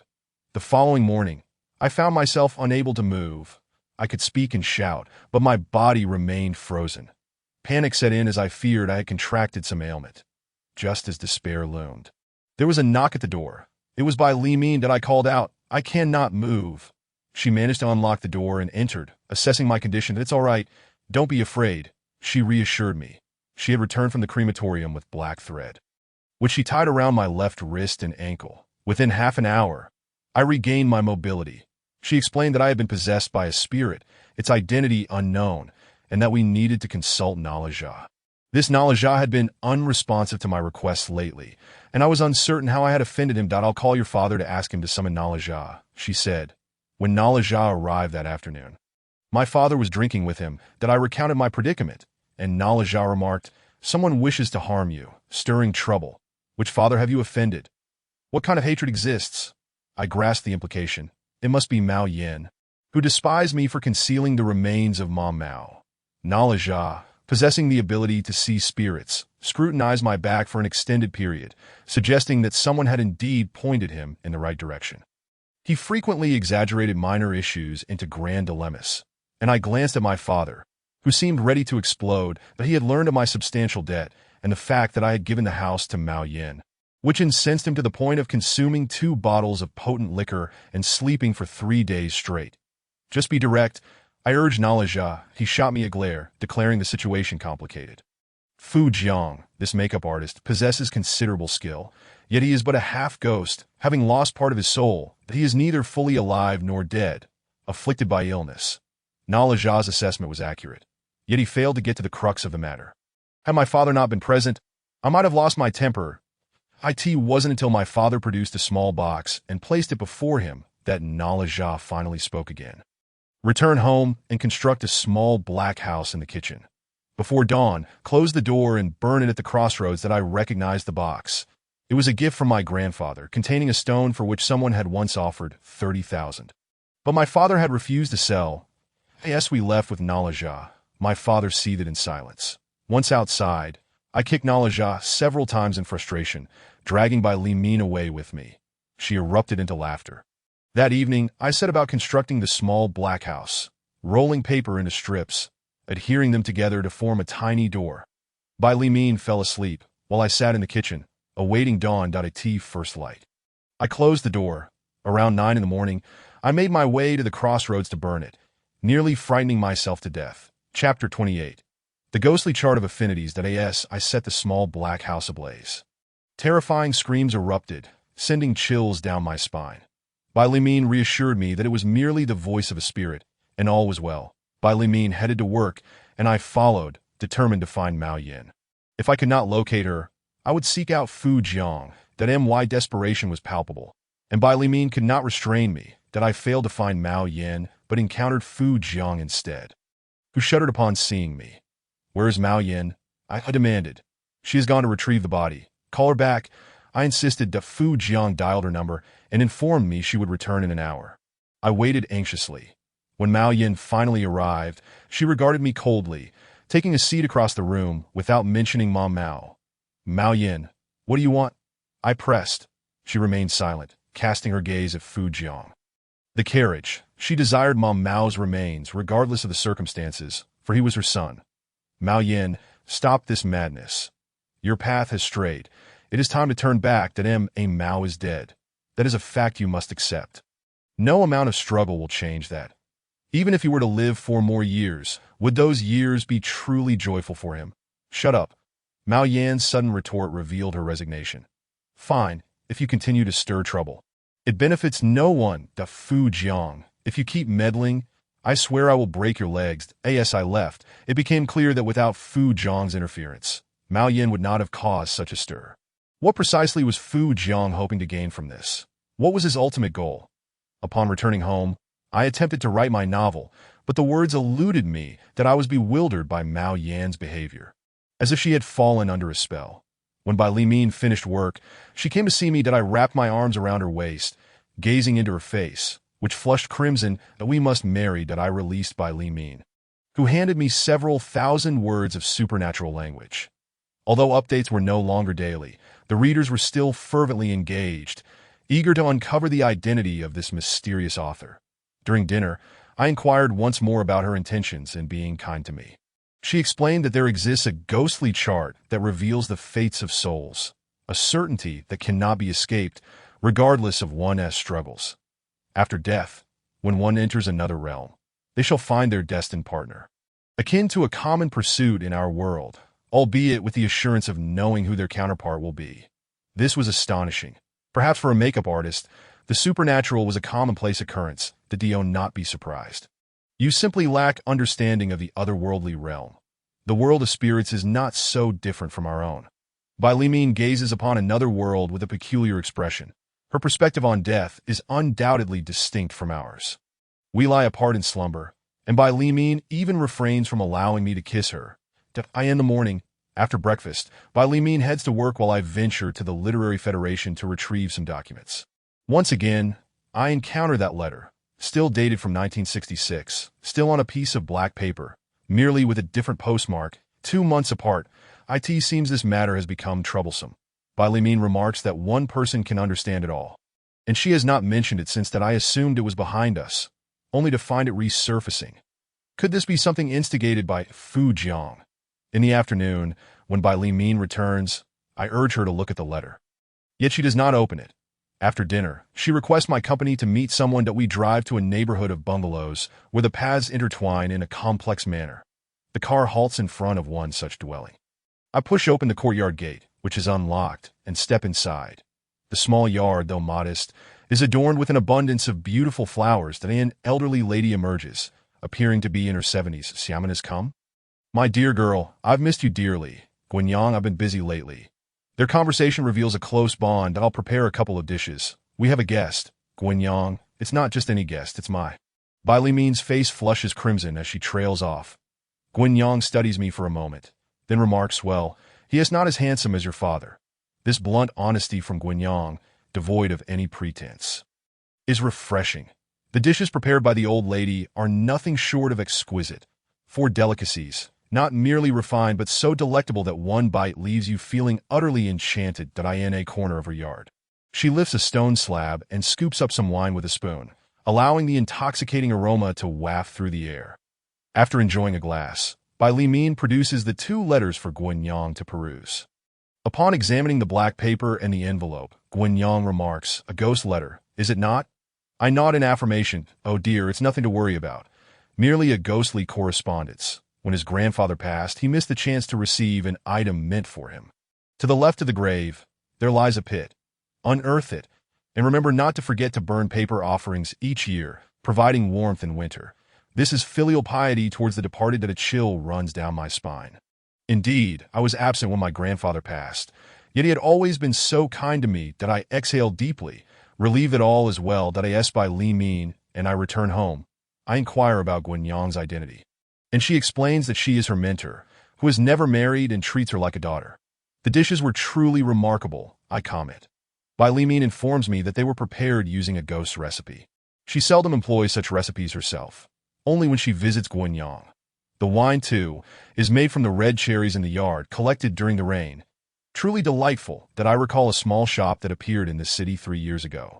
Modest in size, yet operating for only half a month. Why do I remember it so vividly? Because the dishes were strikingly similar to Guanyang's creations that a fire consumed it weeks later. Although the fire truck arrived in time, the water only intensified the flames, and dry powder proved equally ineffective. People claimed it was ghost fire, with a green hue. When I mentioned this to Bai Limin, she acknowledges its truth, stating that it is indeed a manifestation from another realm and should not be trifled with. Upon returning home, Bai Limin's mother has gone mad, threatening to come to my house and set it ablaze if her daughter does not return. It seems Bai Limin's mother possesses quite a fierce temperament. Perhaps a mother-esque love can strip away all elegance, turning her into a ferocious creature. Upon entering my home, I notice the hallway light is broken. Initially, I feel no sense of foreboding, but in the latter half of the night, a peculiar unease envelopes me as I write. Suddenly, I am struck by a cold realization. Chapter 29. I sense the presence of someone standing behind me. Turning around yields nothing but an unsettling void, as if a figure is shadowing my every move. That I perceive it as a woman, her long hair cascading around her somber visage, an impression so vivid I could sketch her likeness. A wave of dread washes over me, and I lean against the wall, convinced she cannot be behind me, yet the feeling persists that I endure until dawn, hastily calling Bai Limin, who arrives promptly. Entering, she scrutinizes me for a moment. Did you not notice the grid drawn at your door yesterday? I shake my head, explaining the hallway light is out. That we open the door to reveal a grid of 13 squares outlined in black. Bai Limin informs me that these are the ghost 13 squares, that if one sees such a grid, erasing any one of them poses no danger.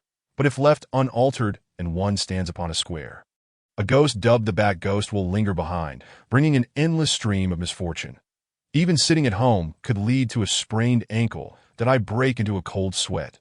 Bai Limin continues, explaining that if one is afflicted by a back ghost, they must seek out a ghost handler, someone who employs sinister methods. Specifically, Fu Jiang. That it appears that resolving this issue necessitates confronting Fu Jiang. After Bai Limin returns home, I take a stick and wait downstairs. That Fu Jiang does not return until the dead of night. I strike him with the stick, breaking his leg. Remove my back ghost, or I shall break your other leg. The following day, the police arrive at my door, taking me away. That I assume they have been alerted. However, to my surprise, I am released half an hour later. as Mao Yin arrives. Claiming that Fu Jiang had merely fallen, I ponder the complexities of their relationship.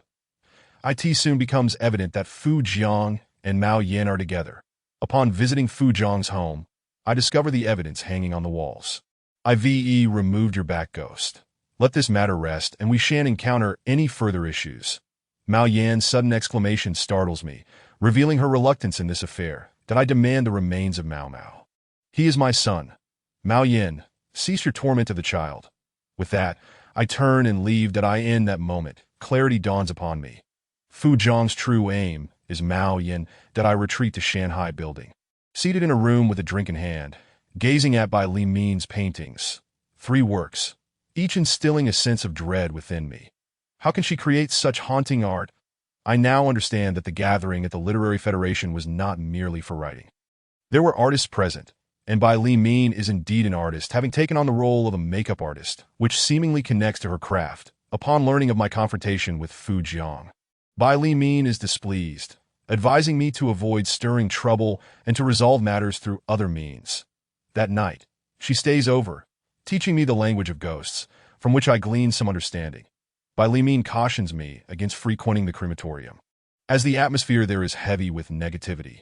Additionally, regarding our relationship, her mother is not opposed, but her maternal grandfather, a veteran of the Red Army, disapproves that he has suggested a prominent mayor's son as a match for her. Presenting a photograph that necessitates daily meetings, Bai Li Min has refused. Upon hearing this, I realize the gravity of the situation. The mayor's son is the most sought-after bachelor in the city. Who would dare to provoke him? Contemplating further, I question his character. The following day, I discreetly inquire and discover that the mayor's son, a graduate of a prestigious university, has established a small business through sheer determination. I visit his company, which is modest in scale, with around 20 employees. Upon meeting him, I find he is indeed more handsome than I, and I can't help but feel a sense of defeat. Bai Li Min advises against futile struggles, asserting that if one does not know the ghostly rules governing fate, they will only bring about their own suffering. However, her grandfather remains skeptical, and she cannot persuade him otherwise. You cannot provide for Xiaomin, nor care for her. You are burdened with debts amounting to 800,000, living in a rented home. You cannot offer her happiness. If you truly love her, let her go to find true happiness. That is genuine love. Her words resonate deeply, striking a chord within me that I acknowledge the truth. I cannot offer Xiaomin the happiness she deserves and fear that being with me would only lead her to misery. I receive a text from Xiaomin that I know he has sought you out. Do not worry, no one can replace you. You are a unique firecracker, with a sound all your own that I chuckle at the thought of being compared to a firecracker. You do not understand love, just as Fahai does not comprehend it, hence your defeat. Thus, we refrain from debating the matter. Love knows no boundaries of power or wealth. I propose a duel. If you win, I shall withdraw. You are not in a position to contest. Bai Li Min does not love you.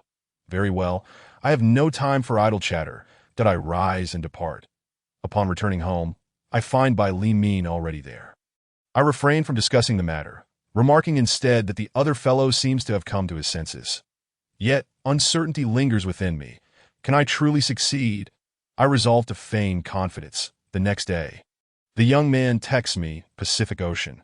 The Pacific Ocean serves as a battleground. I wonder if he intends to duel with firearms. Your grandfather's words resonate with a sense of impending gravity that I decided to proceed. For a man stands tall even while urinating.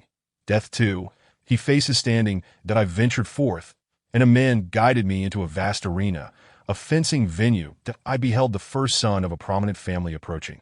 Tossing a sword my way, caught off guard, I failed to grasp it. It was surprisingly heavy, and he smirked coldly, declaring, "This is unfair. You possess this skill." I retorted, "Is there fairness in this society? Perhaps you are simply cowardly?" Truth be told, it was my first time wielding such a sword, a fact I shared, asserting, "We are all men. Cease your whining." The lad brandished the sword, nearly injuring himself, revealing he too was a man of courage. I retrieved the sword, attempted a few strikes, but it felt awkward, far less satisfying than wielding a club. Yet I couldn't utter the word club aloud. As poet Goethe might suggest, to wield a club against a rival would be to forfeit elegance, transforming the moment into something absurd. This lad was intent on playing the refined game. However, life is no jest. Chapter 30. The Duel. The lad assumed a stance I was unfamiliar with, akin to wielding a kitchen knife. He charged at me, thrusting his sword, and I retaliated, both of us sustaining injuries. You didn't evade. You've got guts, I conceded, opting to withdraw that I had resolved beforehand. If I was to engage, I would mirror his actions. If he pierced me, he wouldn't escape unscathed. Alas, he had companions who whisked him away to the hospital while I, clutching my abdomen, made my own way there that we found ourselves in the same ward. Suddenly, Bai Limin burst in, tears streaming down her face. It's all right, it's all right. She stood abruptly, eyeing the lad, perhaps recognizing him from a photograph. She approached him, asking, "Is it you?" The fool nodded, and she delivered 2 swift slaps. One a backhand, the other a direct strike. I winced at the sound.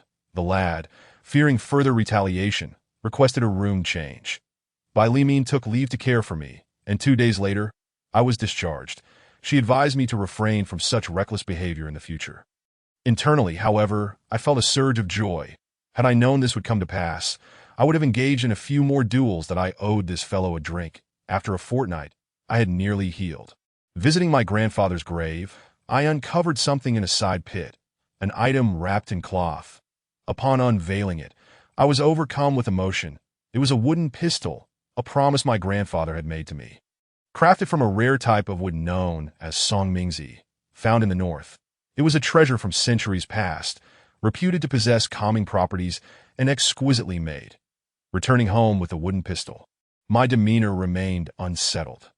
Days later, Mao Yin sought me out without a hearse, requesting the remains of Ma Mao, assuring me there would be no further complications. That my heart ached at the sight of Mao Yin as we set about exhuming Ma Mao's remains. Mao Yin, let him reincarnate. She cradled the remains as she departed, that I remained uncertain whether this was the right course of action. Once I had recovered, Bai Limin took me to another private engagement. This time at a personal estate belonging to a gentleman in his 60s. The old man spoke in riddles, some of which eluded my understanding, prompting Bai Limin to explain. She wore no mourning attire. Her all-white ensemble was strikingly beautiful, yet the occasion felt inherently awkward. The deceased, having succumbed to illness, bore a visage as serene as in slumber, following 2 hours of makeup. Family members entered, nodding in acknowledgement. With an envelope of money in hand, we proceeded to a different room, which turned out to be an art studio, complete with a dining area. While sipping red wine, Bai Limin incinerated the black paper package containing 20,000 yuan. "Tonight, I intend to paint here. Will you keep me company?" I nodded in agreement. She informed me that this space was provided by the owner in gratitude for her artistic contributions. Bai Limin, cascading hair framing her face, stood before the easel, beginning her work. Her graceful form captivated me, and I instinctively embraced her from behind. She turned to bestow a fleeting kiss. "Darling, not now. I'm painting." Reluctantly, I released her, entranced by her artistry, which persisted until dawn. The resulting painting depicted a scene from the old man's riddles. A figure hanging from a tree while another knelt beside them, drenched in sorrow. Bai Limin covered the painting. "You should return home to rest." "I must go to work." Her dedication was commendable. Upon returning home, I organized the riddles, uploading 2,000 words, relying on the insights that flowed forth. That my account balance had swelled to over 300,000 yuan. As I drifted to sleep, a gentle knock reverberated through the room around noon, a rhythmic pattern reminiscent of the late grandmother next door. Following her passing, the house had remained unsold, rumored to be haunted. I opened the door, nearly fainting at the sight. It was indeed the neighbor's grandmother. "The carriage is here. Be cautious tomorrow. Do not pick up anything, regardless of its nature." With that, she departed, leaving me in a daze. In my rented abode, the grandmother seemed to know of my presence. That I shut the door, drenched in sweat. Daylight hauntings were unsettling, that I contemplated whether to rid myself of the ability to perceive these spirits. Seeking out a shaman to eliminate this gift, wishing to avoid such troublesome encounters, that on my way to find the shaman, I spotted a bag on the ground. Recalling the grandmother's warning, I refrained from picking it up. I pondered, if it were a good omen, what need did I have for the shaman? I settled down to observe who might claim the bag. That a man picked it up, glanced around, and caught my eye before hastily departing. I followed him into the neighborhood, but did not pursue further. The next day, I returned to the area, only to discover a funeral in progress, adorned with wreaths and a makeshift mourning tent. Approaching, I gazed upon the portrait of the deceased. It was the very man I had followed, leaving me utterly astonished. What had transpired? My heart raced with cold sweat. Had it not been for the grandmother's warning, I might have been the one to perish. Yet, I remained baffled by the events at hand. When Bailimine arrived after work, I recounted my experience. She pondered for a moment before suggesting, perhaps we should relocate. I have another smaller yet fully furnished house available. Why? I inquired. The river spirits claim lives. The common folk are aware of this. Spirits linger in this world, reluctant to reincarnate. The lost bag likely belonged to a spirit seeking a substitute. Burdened by their debts, my heart raced at the thought. If that were true, it was indeed terrifying. Yet there was little need for fear. Such spirits were ultimately rare. Most lacked the power to cause harm, merely seeking to alleviate their burdens by having someone else shoulder their misfortunes. The concept of karma, as described by people, suddenly made sense. Yet I struggled to grasp it fully. The following day, we moved into Bailimine's other house, which, though small, was warm and exquisitely furnished. That I sincerely apologize for the trouble I have caused you. We shall share our lives together, she affirmed. This was a sentiment I welcomed, despite my belief that I was a magnet for trouble. Inevitably courting calamity. Chapter 31. The graveyard. That I remained uncertain of what further events might unfold. Would the cessation of my ability to perceive spirits bring about tranquility? My thoughts lingered on the peculiar occurrences that began with Ma Mao's demise. His death had not concluded the saga, that I had not anticipated complications with the riddles, leading me to cease my updates immediately. One individual had consistently showered me with generous gifts, each contribution exceeding 10,000, pouring in without pause. The website's backend traced the IP address, yet the individual remained elusive. Strangely, while the donations appeared, the funds never materialized in the account. Initially, I suspected a skilled operator was at play, but the reasons remained shrouded in mystery. For 20 days, the total reached 200,000 yuan, and suddenly, this individual left a message. For all who cherish the spirits, I invite you to my home at 3 a.m. I was perplexed by the implication that I had no knowledge of her whereabouts, yet I anticipated further messages. The next day, she indeed left another message, reiterating the same invitation, drawing considerable attention. The website traced the IP, but the actual address eluded discovery. It appeared the riddles had attracted unwelcome attention. After 3 such messages, the fourth contained only a number, 13.13, a number steeped in superstition, often referred to as the ghost number, is regarded as unlucky in many cultures. The significance of this number remained elusive, leaving me to ponder its meaning while I waited for further developments. Bailimine, too, felt uneasy about these occurrences. For 3 days, the number 13 haunted us, yet no further communications emerged. What message did this ghostly maiden wish to convey? 3 days later, another message appeared, depicting a sign, a house number, with the number 13 prominently displayed. Bailimine, upon seeing this sign, was momentarily taken aback. This sign was unique, unlike contemporary house numbers. It was an old one, at least a century old, existing somewhere in the city. That I never expected such a revelation, that I was being directed to the location of number 13. Bailimine cautioned me against going there, evidently aware of its nature. When I inquired as to why, she informed me that it was a graveyard. This old residence had been standing for 100 years, and a tomb lay in the courtyard. I had never heard of such a thing. It felt utterly novel to me that in the center of the courtyard stood a tomb, which I found unsettling. After hearing this, I resolved not to visit. Such eerie matters might bring about significant trouble. However, this ghostly girl messaged me again, insisting that I go to number 13, or else I would encounter trouble. The supernatural had indeed entangled me in grave complications. It seemed that avoiding the visit was futile. Bailimine sensed it too. Reluctantly, I proceeded to the graveyard at number 13, holding Bailimine's soft, delicate hand as we stood before the tomb. The sign bearing the number 13 hung to the left of the entrance. That I approached and pushed the door, but it wouldn't budge. It was locked from within. I knocked, yet no response came, leading me to believe that no one resided there. That I chose not to enter and return home. Upon returning, I opened my computer to find a message from the ghostly girl. Well done, you've arrived, but you didn't enter. You must come at 1 o'clock in the morning. Then the door will open. Her words sent a chill down my spine. Bai Li Min had gone home, leaving me alone. I inquired about the identity of the ghostly girl, but she remained silent, leaving me perplexed about her intentions. Morning came, and as I opened my window, I was astonished to see the spirit vehicle numbered 444 parked below. What on earth was happening? I seemed to be haunted by these spectral vehicles. Mao Yin disembarked from the car, standing aside as someone was carried out from the building, presumably a corpse, which was of no concern to me.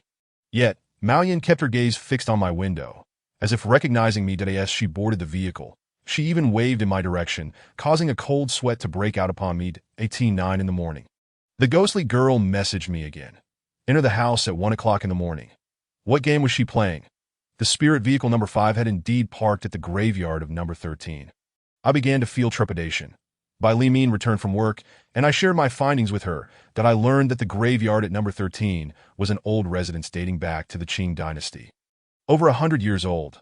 The decorative motif above the door depicted a seahorse, indicative of a ninth-rank official, though I could not ascertain the name or details surrounding it. That I pondered what the ghostly girl truly wanted from me. Determined to confront the situation, I resolved to go, regardless of the risks involved. That night, armed with a knife, I ventured to the graveyard at number 13. That indeed, the seahorse emblem adorned the door, signaling the residence of a ninth-rank military official. Upon pushing the door, I found the lock had been removed, hanging loosely. That I couldn't shake the feeling that someone was orchestrating these events, compelling me to assist them in some manner. Everything felt exceedingly bizarre. As I stepped inside, a musty odor enveloped me, indicating the absence of inhabitants. The house featured a traditional layout, with the kitchen in the center and rooms on either side. That I stood still, listening intently for any sounds. There was silence as I approached the southern room. An unusual sensation overcame me, an instinctive warning that something was amiss. That I slowly began to retreat, but the door slammed shut behind me. When I rushed to push it open, it resisted, evidently locked from the outside, indicating someone intended to ensnare me. Suddenly, the southern door creaked open, inch by inch, emitting a sinister groan that sent chills down my spine. Chapter 32, Blood Makeup. The door continued to open. Yet no one emerged. That I felt an ominous energy surging forth. Leaping onto the kitchen counter, I kicked the window open and fled home in a panic, cold sweat pouring down my face. Back at home, I opened my computer to find a message from the ghostly girl. There is someone in the house. He possesses something that belongs to you. That I inquired about the person's identity, but she did not respond. I declared I would not return, but the ghostly girl insisted I must go, or else I would face dire consequences. That I told her that regardless of the trouble, I would not return, though fear gnawed at my heart. Bai Li Min called, urging me to go to the crematorium, but she offered no explanation. Upon arrival, she led me to a makeup room. The carriage belonged to Mao Yin. That I was uncertain of her intentions in bringing me here. While Mao Yin was getting her makeup done, Bai Li Min pointed out a peculiar dark red stain on the floor, perhaps paint, which I initially dismissed. That's blood makeup. She informed me that a shiver ran down my spine. This is human blood, Bai Li Min added. That my mind raced with confusion, as this seemed entirely unrelated to me. Bai Li Min shook her head, saying little as she drove us to a restaurant in Shanghai Lu. The same room as before. Mao Yin was in another room, drinking with someone. That I felt a rising anxiety as I wondered what Bai Li Min was attempting to convey without saying a word. Unexpectedly, Bai Li Min opened her laptop to reveal Mao Yin in conversation with a man named Yao Fei, who operated another spirit vehicle from a different crematorium. Their discussion was inaudible to us. What does it mean for you to show me this? I pondered. Mao Yin was applying blood makeup, a forbidden practice reserved for certain deceased individuals. Yet she seemed to be employing it freely. That it was unsettling. The blood makeup was said to absorb negative energy, which she stored in a glass vial, though its purpose remained a mystery. What was Mao Yin up to? It was unclear, but her demeanor had become increasingly sinister. Yao Fei's relationship with Mao Yin remained enigmatic, though it was evident that it was of great significance. He appeared agitated, rising multiple times, shaking his head and gesturing, while Mao Yin seemed to be persuading him. After more than an hour of discussion, they departed. This does not concern us, Xiaomin. Let us leave, I urged, taking her hand as we returned home. Upon opening my computer, I found no messages from the ghostly girl.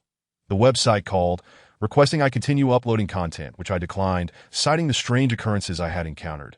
They were aware of the events, but seemed pleased, as it only heightened the ghostly narrative. After Bai Li Min finished her shower, she emerged suggesting, "How about I show you a dance?" Bai Li Min had been dancing since elementary school, yet I had never witnessed her performance.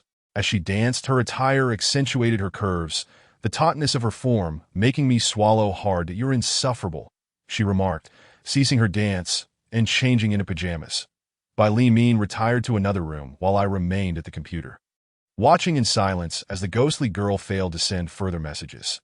The next morning, Bai Li Min left for work, and I headed to the Writers Association. That on the way, I was shocked to see Mao Yan's spirit vehicle number 444 collide with a car. Two men emerged from the vehicle, pushing Mao Yan, that I rushed over. "What is going on?" "Who are you?" I exclaimed, incredulous at the misfortune of being struck by a spirit vehicle. "Cut the nonsense. You hit us." "ULL pay," one of the men shouted. They approached me aggressively, one delivering a punch that sent me sprawling. That I fought back, but they soon overpowered me, and Mao Yan slipped away. That I refused to back down, rising repeatedly until their strength waned. "You two are pathetic," I retorted as they drove off. That I went to the hospital for a checkup. Thankfully, there were no serious injuries, but my face bore the marks of their assault.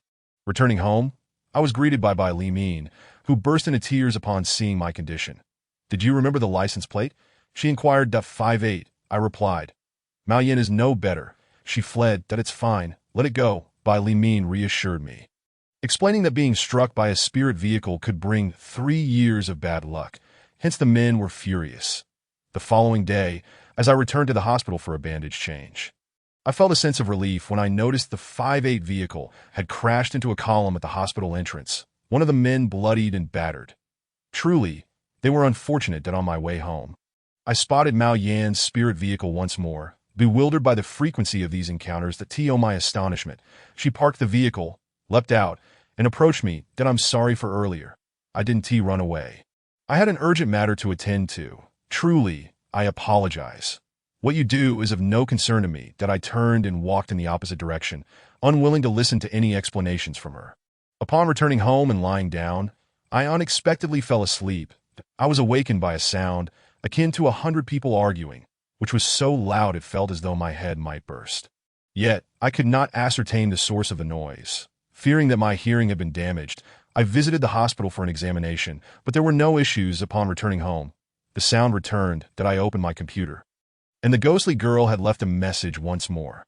This cacophony could drive one to madness. That it was the ghostly girl, always lurking in the background. What could she possibly want? It seemed I would have to visit the tomb at number 13. Otherwise, I might truly be driven to insanity by the din of 100 voices. Late at night, I stealthily arose and made my way to the tomb at number 13. That the door to the southern room stood ajar. So I cautiously approached, shrouded in darkness. That I switched on my phone's flashlight to illuminate the interior. And in that fleeting moment, I discarded my phone and fled to the yard, frozen in place. That a figure with a grotesque visage glared at me, nearly sending me into a fit of terror.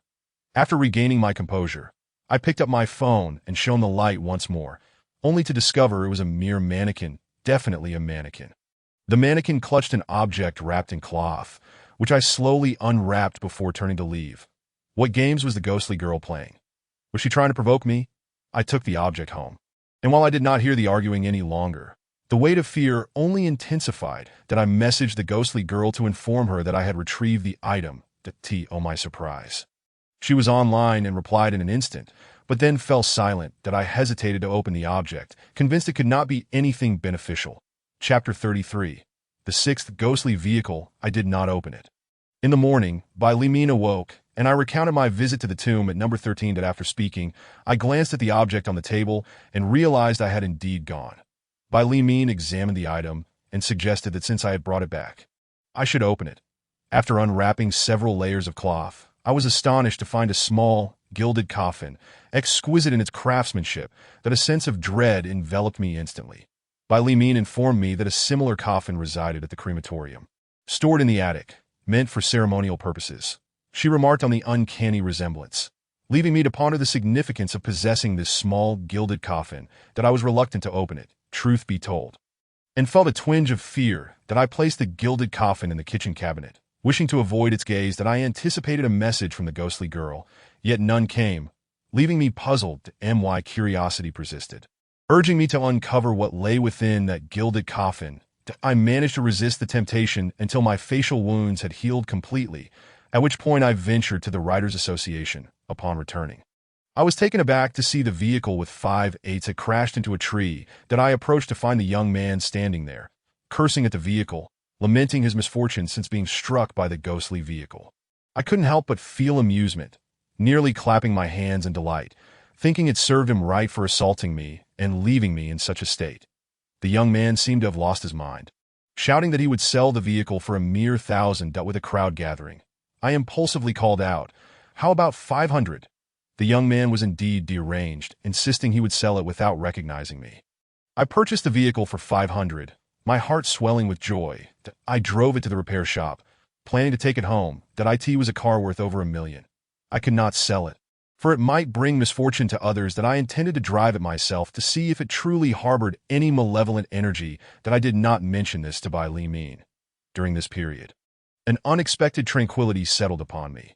Upon returning home with the car, Bai Li Min stared at it in disbelief. That I recounted the events leading up to my acquisition of the vehicle, and she scrutinized it for a while before expressing her uncertainty about whether I could contain its sinister energy. In truth, my impulsiveness had led me to buy it, and now I felt apprehensive. If something were to go awry, it would be no trifling matter.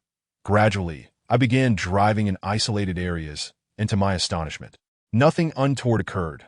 This brought me considerable satisfaction. However, strange occurrences soon unfolded. After a month of driving the vehicle without incident, I believed I had managed to suppress its malevolent essence. One day, as I drove to a friend's house, I sensed a presence behind me. Glancing in the rearview mirror, I was horrified to see a figure sitting rigidly in the back seat, nearly causing me to crash into a tree. That I attempted to exit the vehicle, but the door refused to budge. Turning to face the figure, I realized it was a corpse. That my heart raced as I remembered that a corpse could speak within 3 days of death. I was determined to hear what it had to say. IT indeed spoke, declaring that my car was a ghostly vehicle, now designated as the 6th ghostly vehicle, and it intended to take me to the crematorium. I was taken aback, bewildered by how it had come to be there. The ominous events had finally begun to unfold. Unsure of what to do, I realized I had no choice but to comply. I drove into the crematorium, glancing back only to find the figure had vanished, causing me to break into a cold sweat. Upon exiting the vehicle, Bai Li Min approached me. "The hearse, is there a problem?" I pulled her aside and recounted my experience. Bai Li Min stared at me in shock, concluding that it truly was a ghostly vehicle. That I checked the license plate, and indeed, the 5/8 had transformed into the 6th ghostly vehicle. However, moments later, it reverted back. What was I to do? For the time being, this was the only option. That I resolved to devise a plan. That I could not simply abandon the vehicle. I had to drive it home. As I gazed out the window at the car parked below, I felt an overwhelming sense of despair. This situation was undeniably sinister. Though I wished to avoid the vehicle, I refused to believe further misfortune awaited me. I continued to drive it for work and errands. One evening, while on my way to a friend's house to retrieve something, I was stopped by the police. That I exited the vehicle. This license plate is invalid. No such plate exists in China. Who are you trying to fool? 6-foot vehicle. Quite the boast, isn't it? I glanced at the license plate, which indeed read 5/8. "Take a look," I replied. The officer laughed. "Are you joking? I've seen many things, but this. Let's see it flip." That I knew that license plates could be modified to flip, but as the officer examined it, they confirmed there was no mechanism for such a transformation. The officers turned pale, staring at me in disbelief. That we did not misread it, did we? I mused to myself, feeling a surge of frustration. That I did not desire this predicament either. That if I were to tell the truth, would they even believe me? I certainly did not. Sensing that the night would not bring good fortune, I turned the car around and headed home. As I neared my residence, I heard a voice. "The hearse, I'll protect you. It's fine, just drive." That I slammed on the brakes and slowly turned around to see my neighbor, an elderly lady. "Grandma, why aren't you reincarnating?" "What are you doing?" she replied. "I will protect you for 3 years. Many things will transpire during this time, and this is my way of repaying you." After she spoke, she vanished. That I felt as if I were seeing ghosts daily.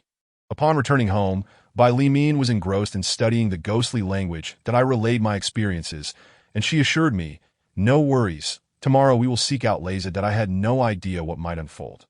The next day, I drove the car to seek out Leza, a one-eyed shaman, perpetually caught between realms. After recounting my tale, Leza regarded me with a knowing gaze. "There's no remedy. Not everyone can serve as a driver of ghostly vehicles. Consider yourself fortunate. This is a chance to accumulate merit in the underworld.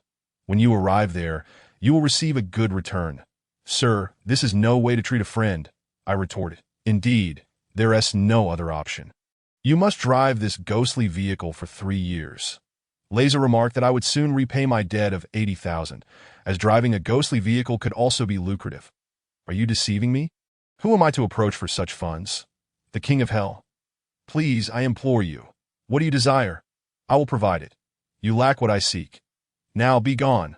We were dismissed by Leza. Chapter 34.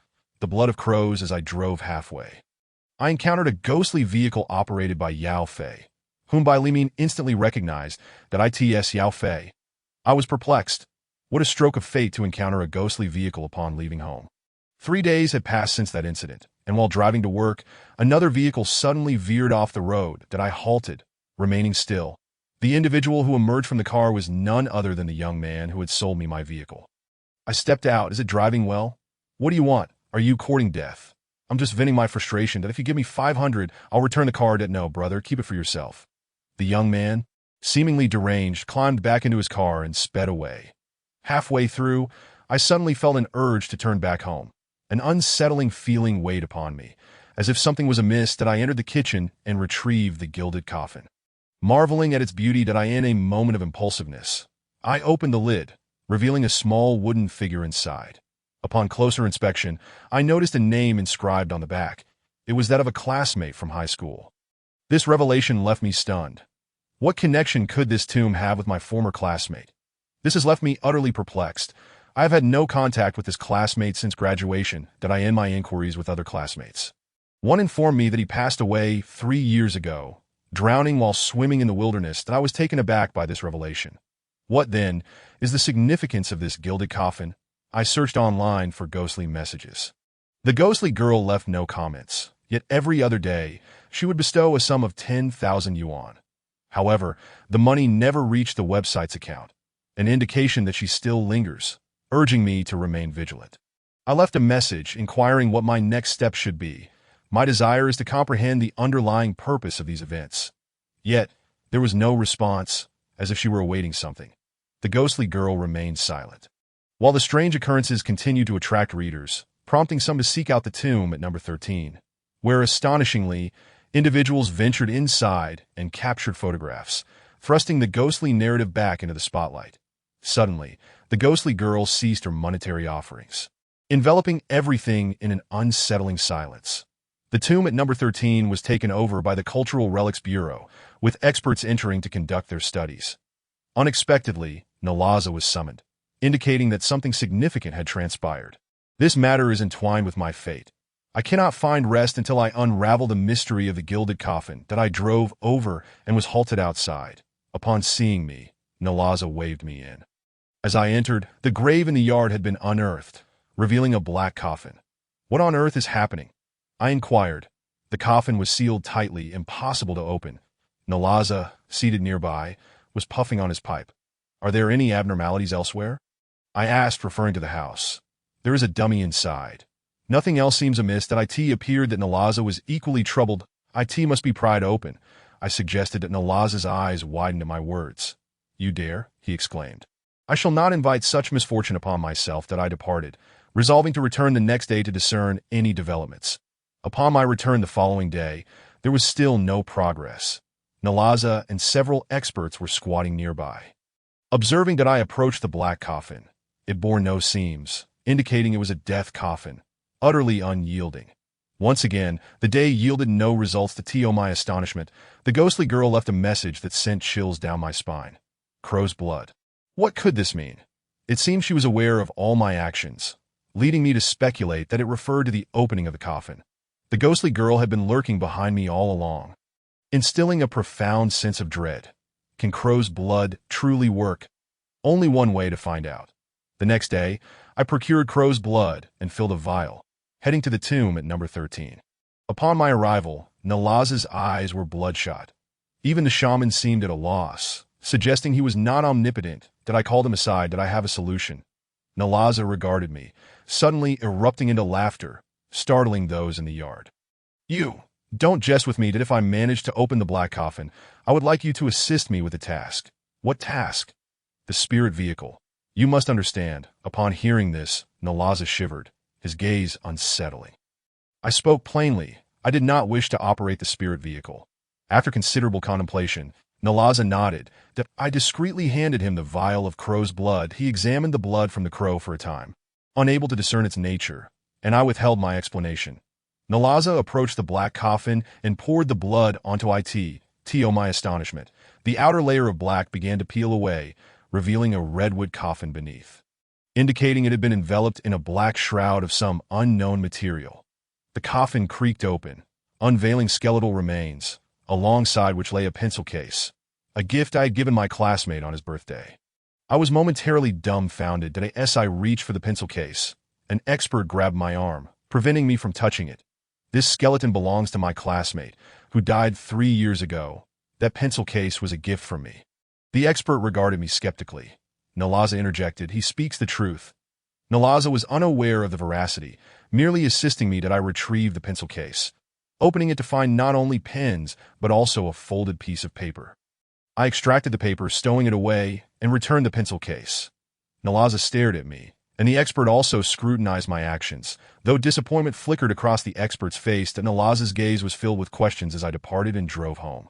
Upon unfolding the paper, I was left speechless. It was a letter addressed to me. Thank you for the birthday gift. This was my first birthday present. Not even my parents remembered my birthday. Thank you. I realized I had been ensnared by the crow, as I had inadvertently killed one. People say crows possess the intelligence of a young child. I initially dismissed this notion, yet eventually came to accept it. I often sat by the window, drinking from a jar placed on the sill, only to discover small stones within. These stones had sealed my fate. Chapter 35. Never anger a crow. I was bewildered as to why those small stones led to his demise. The narrative continued to unfold before me, revealing that the accidental killing of a crow incited vengeance from another. In a northern mountain, there exists a type of small stone that is poisonous.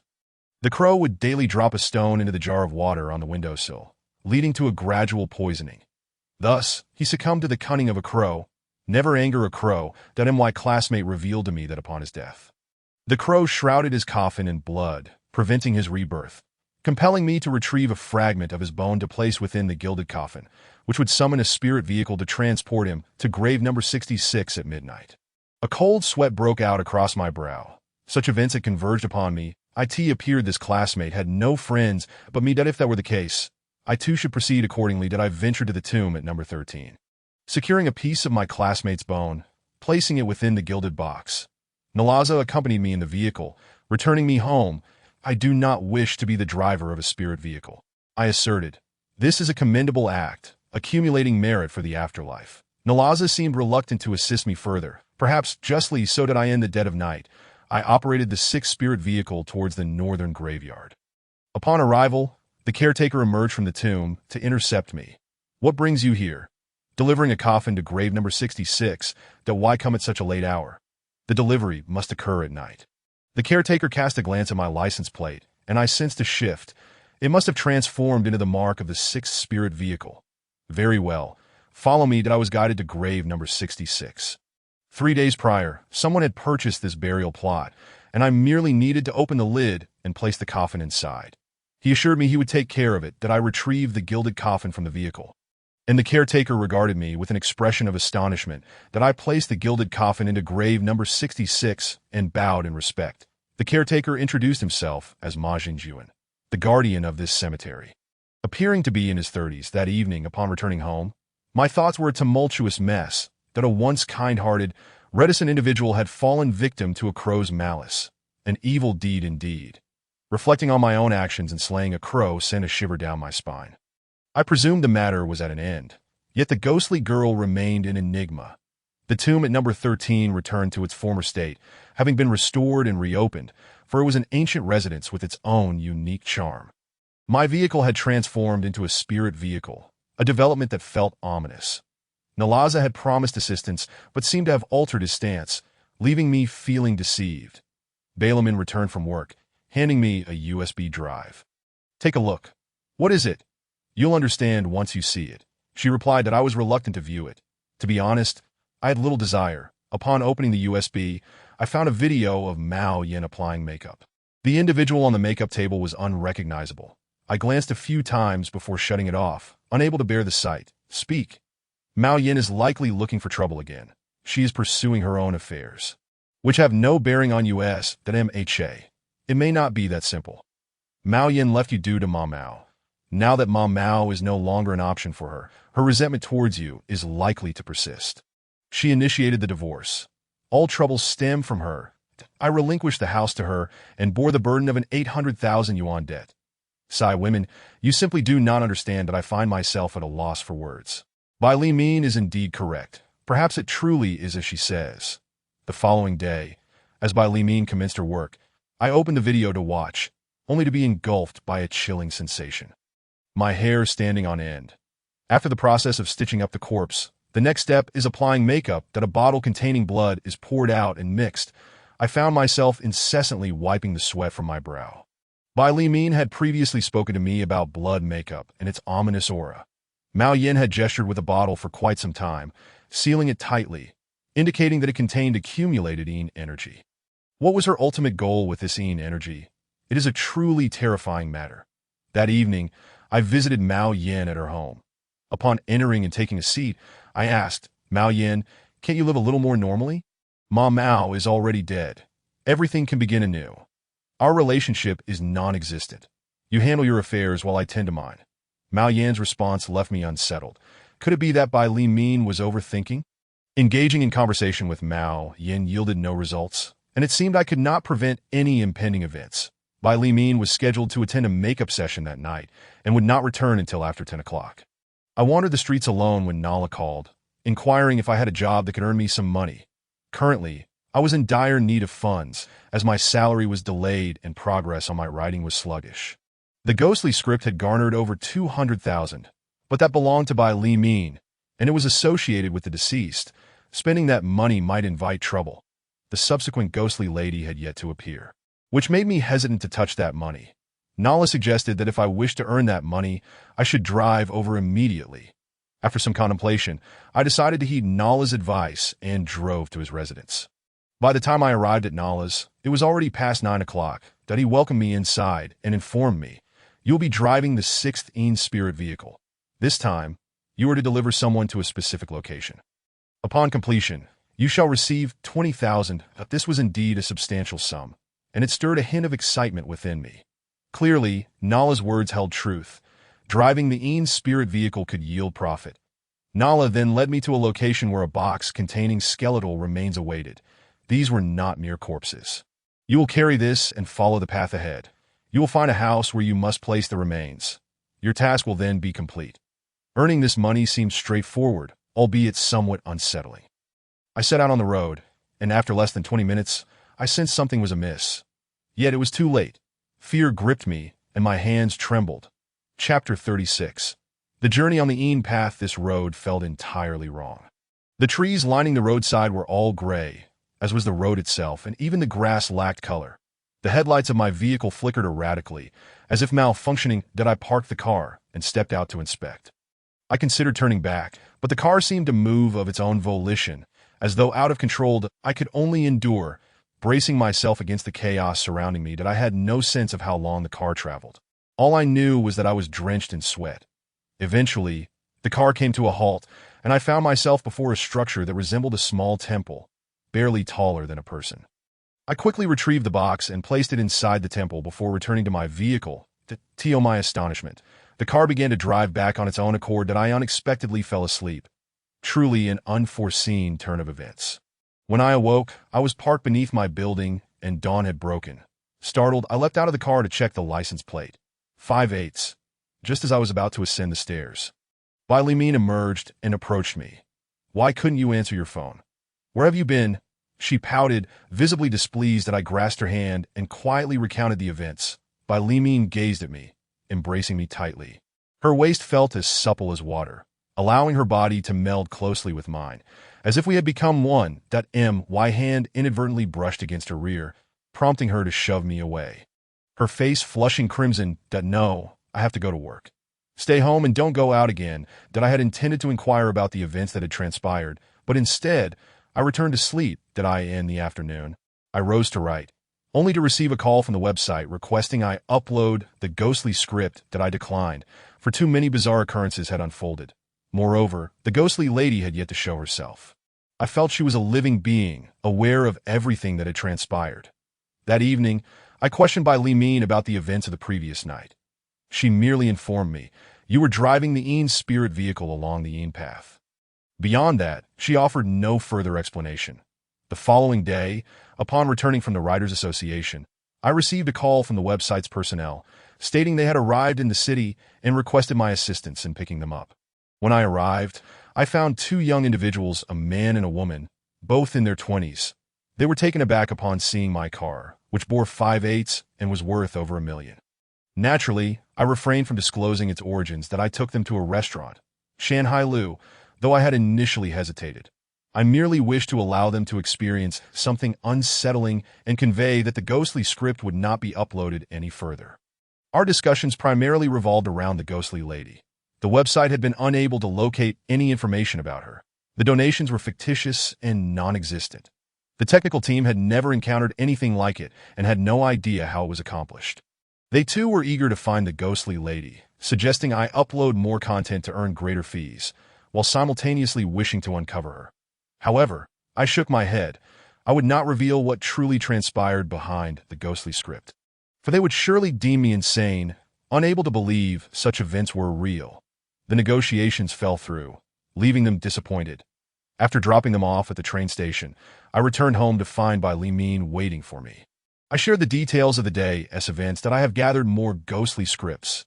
Please organize them and refrain from uploading for now. This ghostly lady is somewhat unsettling, lurking in the background. I understood that the ghostly lady indeed instilled a sense of unease and fear. To my surprise, Yao Fei, the individual who drove the spirit vehicle at another crematorium, sought me out. His connection with Mao Yin was anything but ordinary, as evidenced by the surveillance footage from that day that we sat together in a tea house. And he began, I have been rather presumptuous in approaching you. Truth be told, I have been wanting to discuss Mao Yin. Yao Fei carried with him an unmistakable scent of death, akin to that of Mao Yin, a fragrance I found repugnant, reminiscent of a decaying corpse. Mao Yin has been engaged in a particular endeavor, and I wish to intervene, but she remains obstinate. What is your relationship with Mao Yin? I interjected. Yao Fei fell silent for a moment before responding. We are in a relationship. That I refrained from further comment. It was his prerogative, yet I felt a deep discomfort in my heart. What is Mao Yin attempting to achieve? I pressed further. She is collecting Yin energy, intending to allow Mao to exist in the world through this energy, wholly embodying the essence of Yin. Does she still not wish to relinquish Mao? I asked, to which Yao Fei nodded, revealing that Mao Yin had indeed trapped herself in a dead end. This could lead to severe consequences. You must persuade her that I cannot reason with her. We have quarreled several times, yet she remains resolute. I replied, knowing Mao Yin's stubbornness all too well. What kind of trouble could arise? I inquired that if Mao truly exists in the world through Yin, living among the living, it will spiral beyond control, summoning great calamity.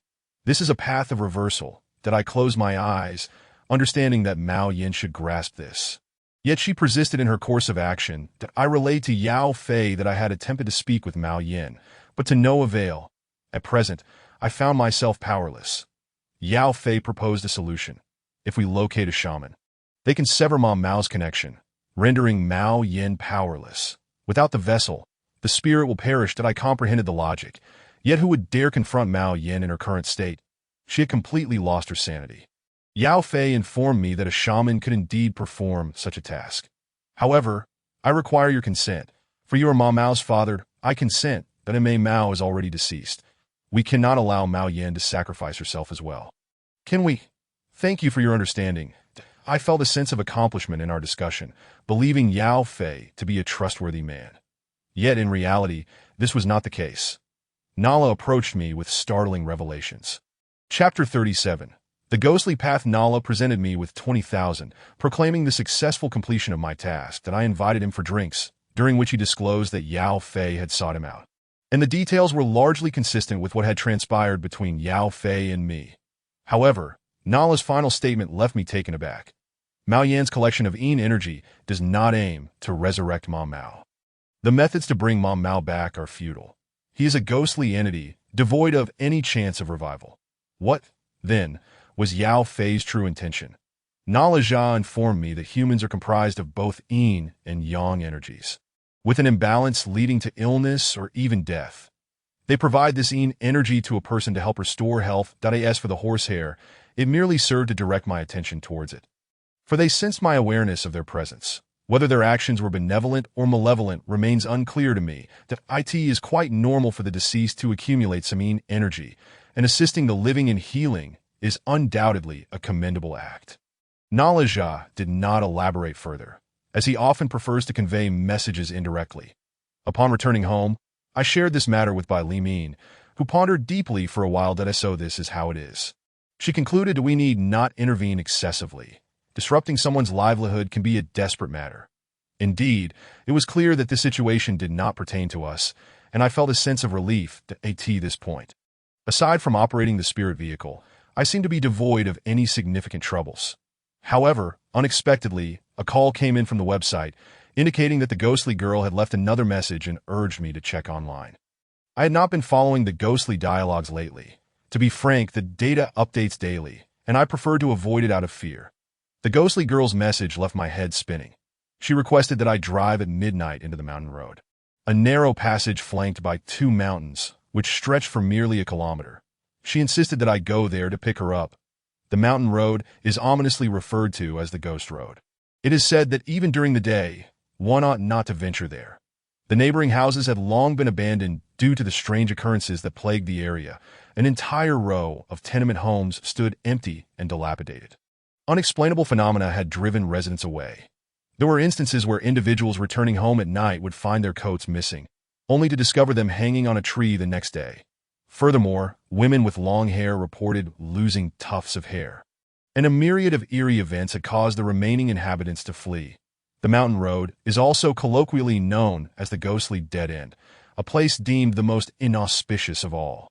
The ghostly girl beckoned me to retrieve her, implying that there was much to understand about this situation that I refrained from informing Bai Li Min. Fearing for her well-being in the dead of night, I drove towards the mountain road. The distance was not far, and within half an hour, I reached the entrance. That I halted my vehicle, surrounded by an impenetrable darkness. As my headlights flickered on, a shiver ran down my spine. I realized I had transformed into the 6th spirit vehicle. If that were the case, the ghostly girl I was to pick up would not be human. The thought sent chills coursing through me. Lighting a cigarette, I sat in my car, gazing at the pitch-black road. Just a kilometer ahead, where would the ghostly girl await my arrival? After finishing my smoke, I cautiously drove deeper into the darkness, moving slowly in first gear while keeping a vigilant eye on my surroundings. Suddenly, the vehicle struck something, coming to an abrupt halt. The engine died instantly. Not in a normal fashion. That I surveyed the area around the car, but visibility was non-existent. Exiting the vehicle, I crouched down to inspect the wheel, only to recoil in horror at the sight of a human bone, specifically a leg bone. Good heavens, this ghost road truly harbored such remnants. My heart raced in terror that I gingerly nudged the bone aside, returned to my car, and continued forward. Suddenly, a light flickered on in a nearby house, piercing the darkness with its brightness. That I parked, realizing that this unexpected illumination was a signal indicating that the ghostly girl must be inside. I remained in the vehicle, observing as the light extinguished, only to illuminate again shortly after. On the 3rd occurrence, I decided to exit the car and approach the dilapidated dwelling. The door hung askew, having fallen to one side, and the courtyard was overrun with weeds. That I called out a few times, yet received no response. That as I ventured further inside, I found the door ajar, with nearly all the window glass shattered. Peering inside, the light abruptly went out, sending a jolt of fright through me. That I shouted once more, but silence reigned. Resolutely, I stepped into the room, searching for the switch, though no matter how I pressed it, the light refused to illuminate. Realizing the gravity of my situation, I slowly retreated, racing back to the car and speeding away. Upon returning home, I was drenched in sweat, for it became evident that the ghostly girl's intentions were not to summon me. That night, as I lay down to rest, Bai awakened me, informing me that there would be a night makeup event and she would be returning late.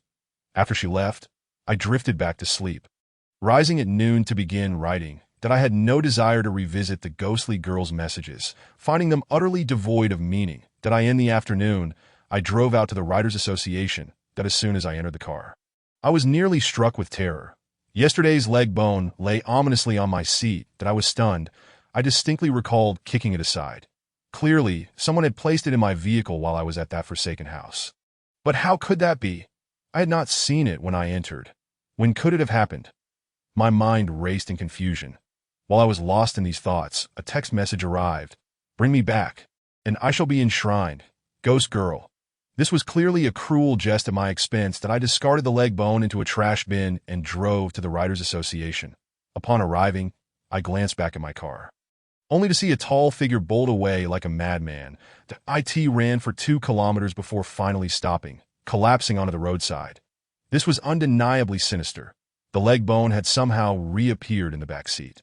This was no longer a mere prank. It felt as though my life was in jeopardy, that I dared not return. I would head home. Locking the door tightly behind me, I checked the windows to ensure they were secure. Settling down, I felt a semblance of stability, though unease still gnawed at me. This was truly malevolent. Another message buzzed in. Bring me back and enshrine me. Cold sweat drenched my clothes. I was at a loss for what to do. How could I possibly keep a dead person's bones in my home? What kind of madness was this? I could not endure it. I had to consult Nalaja. I called Nalaja and recounted the entire affair. He pointed towards the door, urging me to leave. His sudden urgency puzzled me. What did he mean? Chapter 38. Blood flowers. I sat there, unmoving, staring at Nalaja. This old rascal had crossed a line. He had deceived me once before, and now he sought to ensnare me again. Push me too far, and I might just unleash my fury upon him. Old man, Nalaja, don't overstep your bounds. This won't end well for anyone. My words seemed to resonate with him, that you're lacking nothing, yet you still seek my assistance. Such matters can be detrimental to one's health. That haven't you noticed that I've lost an eye? Engaging in such dark dealings can lead to misfortune. Nalaja had spoken these words before. They bore the weight of truth, that I realized my folly. Old man, to be honest, I'm utterly confused. Help me one last time, and I promise not to trouble you again. Enough of this, that if you don't bother me, your father will. For your sake, he's willing to do anything, that we're still brothers, friends. It appeared that my plea had been heard, that I could only return home, whereby Limine awaited. I recounted the entire ordeal, and she regarded me for an extended moment. This is ominous. The ghostly girl is likely neither a corpse nor a spirit. Spirits cannot perform such actions, that if a spirit could lift a matchstick, it would take decades of practice. It's simply implausible. The ghostly maiden does not emerge. By Limine's words may indeed hold truth, that if she is not a ghost, then she must be human, and thus there is nothing to fear. I entertain a startling thought that I have not shared with anyone. The following day, as Limine commences her work, I descend the stairs with a hammer in hand and drive eastward. Seeking a solitary place devoid of people, that I remove the leg bone from the car and smash it relentlessly until it is reduced to fragments. Then I return to my vehicle and drive home, pondering what she might do to me. The ghostly maiden has not sent me a message. Even if she is a ghost, she too fears malevolence. With this thought, I find my trepidation dissipating. The spectral path of Gaoshan Road haunts my dreams incessantly, rendering them vivid, as if I have truly traversed its expanse. That on one occasion, I set out, only to find my keys missing. Typically secured to my belt, upon reaching my doorstep, I discover their absence. They may have been left inside or lost outside. I drive to the crematorium to retrieve my keys from Limine, who is engaged in makeup. That I refrain from entering her workspace, as she cannot halt her duties. Once she begins, regardless of what transpires, the work must be completed, lest the deceased harbor grievances. Limine is reluctant to discuss such matters. While waiting outside, unexpectedly, Mao Yin returns driving a hearse, after the body is placed in the morgue. She approaches me that I contemplate evading her, yet she soon stands beside me. The carriage, she remarks, "You have been quite kind to me, though I am a flawed individual. Let us not dwell on the past." I reply, "You are aware that I am now with Bai Li Min, and we shall soon wed." Mao Yin offers no response, standing for a moment before departing. Bai Li Min emerges, handing me my keys and chiding me for my forgetfulness. In truth, I seldom misplace items, yet since that incident, I have lost things repeatedly. My phone has vanished twice, among other belongings that IT is indeed perplexing. I distinctly remember having them on me, only to awaken and find them gone. I continue to dream of that ghostly path, entering each dilapidated house, where remnants of belongings linger, seemingly abandoned by the families. To my astonishment, Yao Fei seeks me out, having intercepted me as I left the Writers' Association. "This is yours," he declares, revealing the items I had lost during my wanderings on the ghostly path. Yao Fei departs, leaving me in stunned silence. How could he know these were my belongings? There are no names inscribed. Yet perhaps he deduced their ownership through my phone, that I opened the bag to find all the items I had misplaced intact. Yao Fei, who operates a hearse at another crematorium, ventured to the ghostly path. For what purpose? I sense a connection between the ghostly maiden and Yao Fei. From that day forth, I ceased to misplace items, yet the dreams persist that I visit the crematorium to find Yao Fei, who is tending to flowers. In the driver's office, 3 individuals are present, while Yao Fei nurtures a pot of vibrant red blooms that he greets me graciously and invites me to sit, while the others discreetly exit. "Beautiful, isn't it, blood flower? A rare variety," he remarks. "I possess little knowledge of flora, that I came to inquire." Yao Laosher, "How did you discover my belongings?" "Call me De Fei." He replies that I enjoy exploring peculiar places, seeking thrills in desolate areas. Like Fengmen Village, I've been there, that he speaks in hushed tones that I find no surprise in his penchant for adventure. However, I do not share his enthusiasm for such locales. "Thank you," I respond, but I must mention that I consistently dream of that ghostly path, wandering through its derelict houses without understanding the purpose of my visits. Yao Fei rises and approaches the blood flowers, that I must procure more blood. Otherwise, these flowers will wilt. My heart races at the thought. Does he use human blood to nourish the flowers? I remain unsure. Tonight, we shall venture forth to uncover what compels you to that place. The elders say that when one's behavior becomes erratic, it indicates they are entangled with something beyond. Burning a few joss papers or consulting a shaman should suffice. Yet your frequent visits are concerning. Just then, Yao Fei's phone rings. Work calls him away, that I sit by the riverbank, pondering Yao Fei's enigmatic nature. Bai Li Min has informed me that the realms of Yin and Yang are distinct yet closely interwoven, offering insights into the world beyond, what we commonly refer to as the underworld. She even suggested that some forged friendships with those from that realm. I believe her, for the grandmother next door is in my car, tasked with safeguarding me for 3 years. But could Yao Fei befriend those from the underworld? Chapter 39. The portrait on the wall the following evening. Darkness descends as Yao Fei calls, instructing me to await him at the entrance of my building and not to drive. Upon arrival, I find him scanning the surroundings. "Come," he beckons, and we walk in silence toward the ghostly path of Gaoshan Road.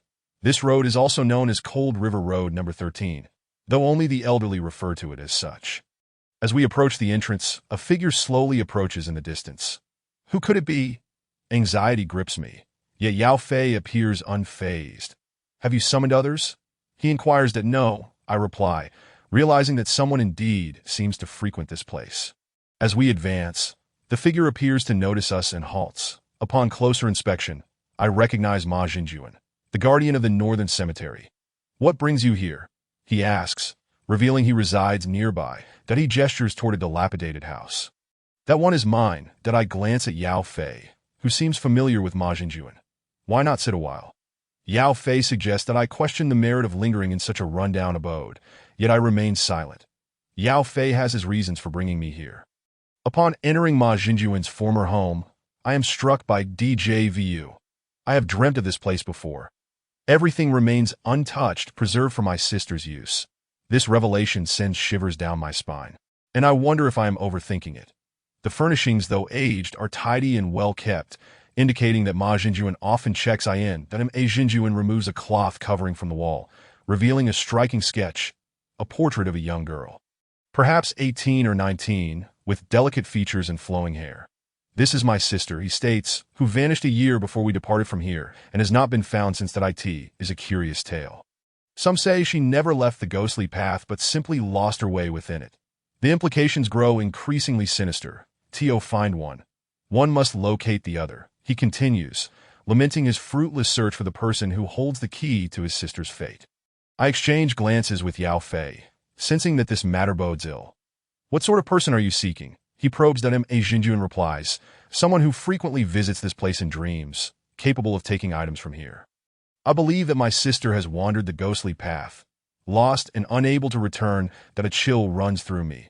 I have never attempted to take anything from this place. Rather, I have only left things behind. I clamp my mouth shut, fearing that my words might unleash unforeseen consequences. A Jinjuan reveals that his sister's name is Ma Ming, who disappeared at 18 after her college entrance exams, her acceptance letter to Lu Mei arriving just before she vanished. She had a passion for painting, much like their father. I remain silent, transfixed by the portrait. Ma Ming's eyes seem imbued with life, fixated on me. That I shift my position, yet her gaze remains unwavering. Stepping outside, I linger in the courtyard until they emerge, departing from the ghostly path of Gaoshan Road. That I must return to the northern cemetery. Today is my shift, Ma Jinjuan states.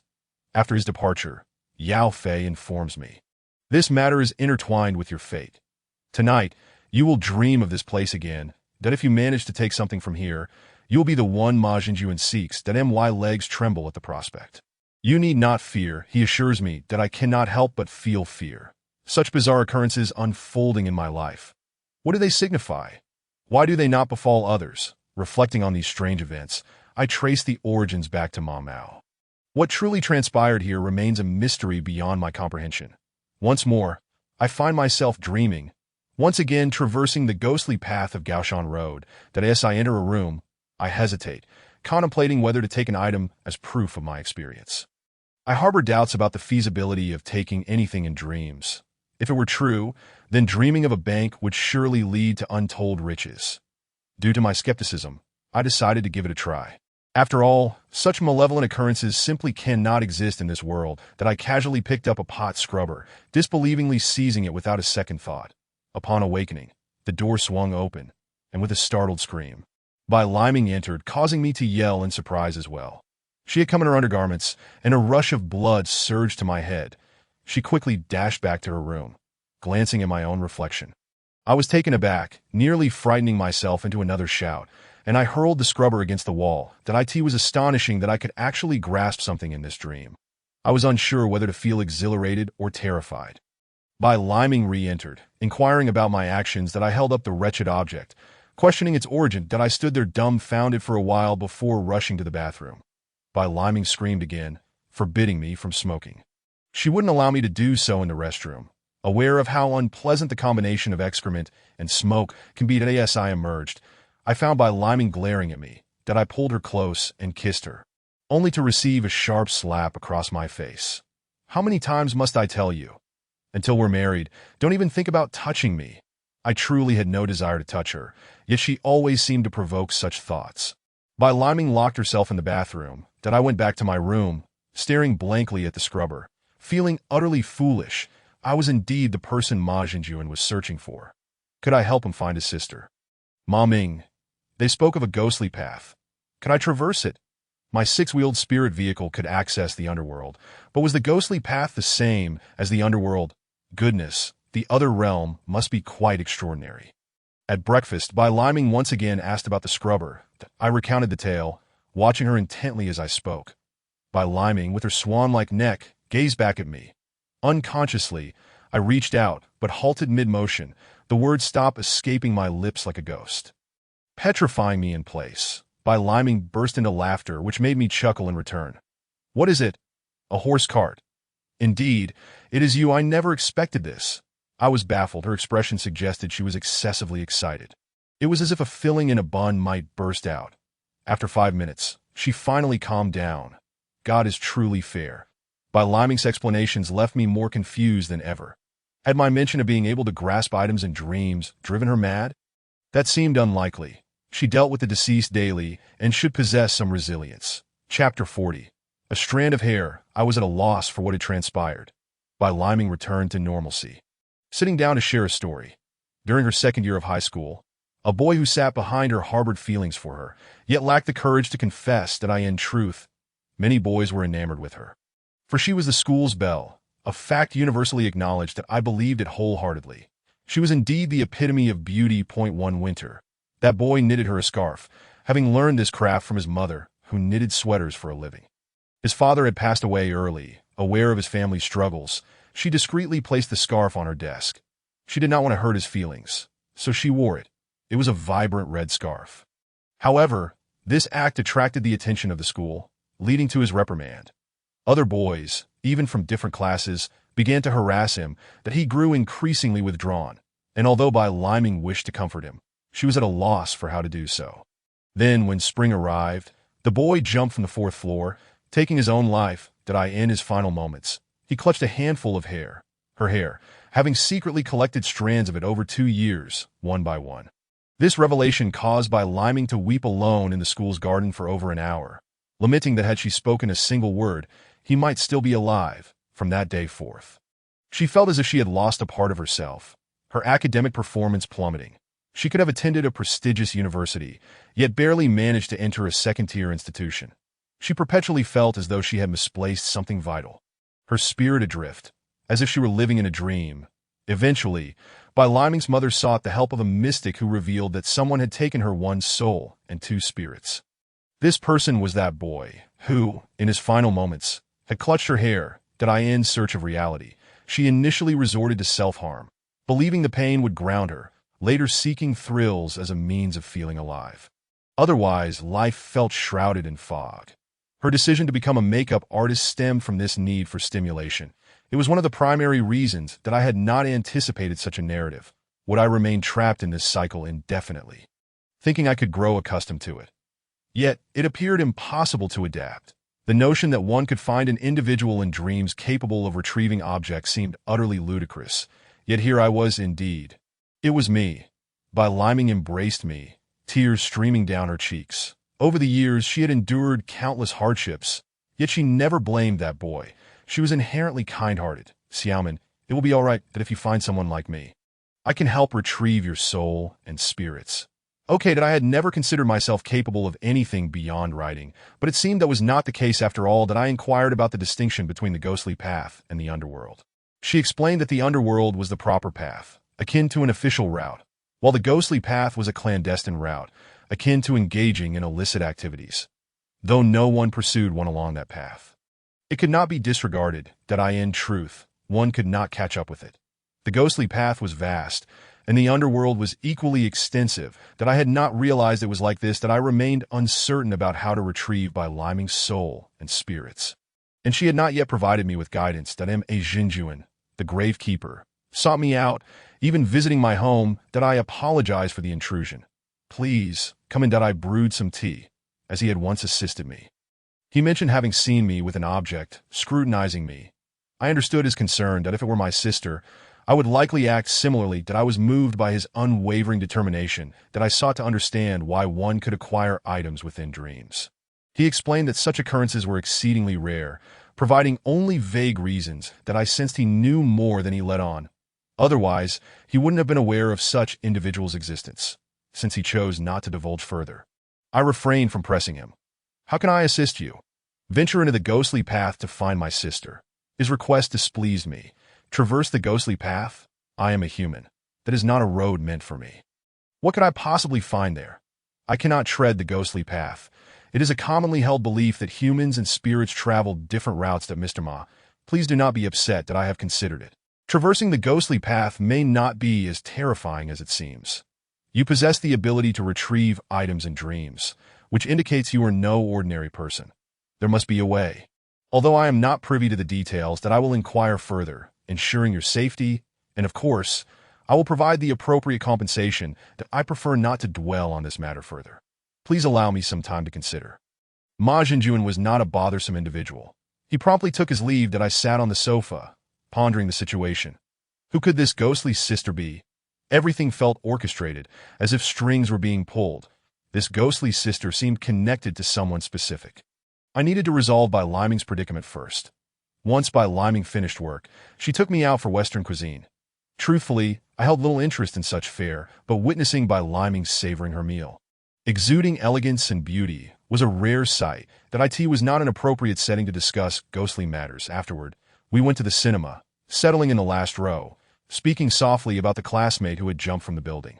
Bai Liming shared that this classmate had never sought to invest in stocks, but awaited her arrival in the underworld. Clutching that strand of hair, he did not wish to harm her. I intended to venture into the underworld to retrieve that hair, incinerate it, and thus resolve the issue. However, retrieving items from the underworld could lead to complications that in the end, Bai Liming mentioned she would think it over. As we discussed this, Bai Liming suddenly slapped me hard across the face, leaving me utterly astonished. Without uttering a word, she stormed out. What on earth had just happened? I was taken aback by the ferocity of such a beautiful girl. Her strength left me reeling that I had not even sat down, straining to hear her speak softly, as it was quite taxing. Chapter 41. The dark hand in the cinema. Upon returning home, I found Bai Liming already there. I knocked on her door, and after a moment, she flung it open, startling me. Mha, I need to reconsider our relationship. Your lack of care for me is a sign of disrespect. What did I do? You are a rogue, groping me inappropriately. How dare you? I have not laid a hand on you. I swear, I have not. I am always upright in my conduct. Bai Liming fixed her gaze upon me for an extended period. And I found myself perplexed that in the cinema, there were no individuals on either side of us, no one behind, and it was impossible for someone in front to extend their hand back. Their arms simply weren't that long. Bai Liming continued to stare at me. Truly, I thought about ending my own existence to prove a point. You have me lost in daydreams daily, yet I am aware of what must be done.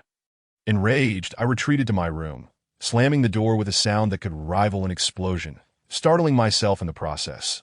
Sitting in solitude, I contemplated the bizarre situation. I am not so sordid or lewd. Who could be toying with me from behind? This truly left me bewildered. Bai Liming called me for dinner, but I remained immobile. She pushed the door open and entered. Darling, don't be angry. I believe in you. I remembered something. We must not discuss ghosts in the cinema, at grave sites, in basements, or in dark places. I believe it was a ghostly hand that I sprang to my feet, certain that it was a ghostly woman tormenting me from behind. I had shattered the leg bones of that ghostly woman, and she had not contacted me since. This must be her revenge. Bai Liming trusts me, as I could see in her eyes. Baby, please don't be upset. She caressed my face. All right, let us eat. The next day, after returning from the Writers' Association, I sat at home writing a manuscript, yet I could not understand this matter. This ghostly woman had me pick her up, and now she expected me to support her. This had escalated, and on the eerie ghost road of Gaoshan, strange occurrences unfolded that I was writing. Someone knocked on the door at the most inconvenient time. I ignored it, but the knocking persisted relentlessly. Upon opening the door, I was met by that old man, Leza. Old man, do you need something? I had no intention of letting him in, but he pushed past me and insisted that I prepare tea. Old man, this is my home, that I brought you money.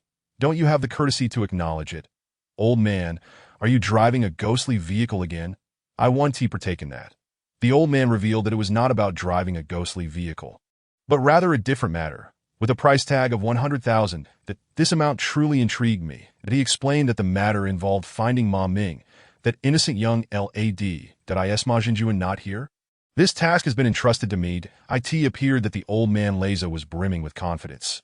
You may proceed, but the ghost road is treacherous. I cannot discern which path to take. I will guide you with my spirit. Follow my lead. When you see Ma Jinjuan's sister, grasp her left hand and bring her back. I assure you, there will be no issues that I am a shaman. Yet while I can guide you along the ghost road, I cannot bring back the living nor the deceased. I can only relay messages and information that a great shaman like you is not omnipotent. I remarked sarcastically, but he earnestly replied, everyone has their strengths and weaknesses. It absolutely safe. Absolutely. Are there truly absolute matters in this world? If it were as simple as taking something from someone in your dreams, you might not even acquire that 100,000. That how much have you received? 50,000. Not much, right? Old man, you and your great-grandmother took away 50,000. I need to consider. Very well, take your time. The old man Leza departed, informing me that he was staying at the Friendship Hotel in the presidential suite. That I cursed under my breath. How much money did this man have? The presidential suite cost $9,999. Nearly $10,000. What a lavish lifestyle. Later, I learned that this was a condition imposed by him on Ma Jinjuan, to stay a night and enjoy the experience. Truly, old men are cunning and Ma is shrewd. Catching an old rabbit is no easy feat. The next day, I approached the old man Leza to discuss Bai Li Min's situation, though I did not disclose her name. The old man surprisingly stated, "My business is thriving. It won't be long before I can repay 80,000. He expressed confidence in locating individuals on the Ghost Road and retrieving items, asserting that I need not involve myself. Yet he could offer me a commission. That he quoted a price of 12,000, which felt excessively steep. That I protested that the price was too high, and he retorted that such tasks felt akin to being dead, devoid of a genuine sense of existence, like being enveloped in mist, as if shrouded by a veil. Stimulation was necessary.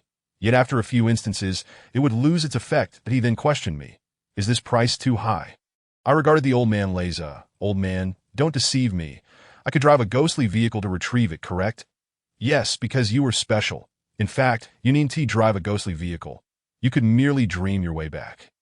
However, you may encounter unforeseen events along the Ghost Road. That if you awaken from your dream midway, the consequences..." The old man Leza's words rang true, mirroring Bai Li Min's thoughts. That if it were that simple, she wouldn't hesitate.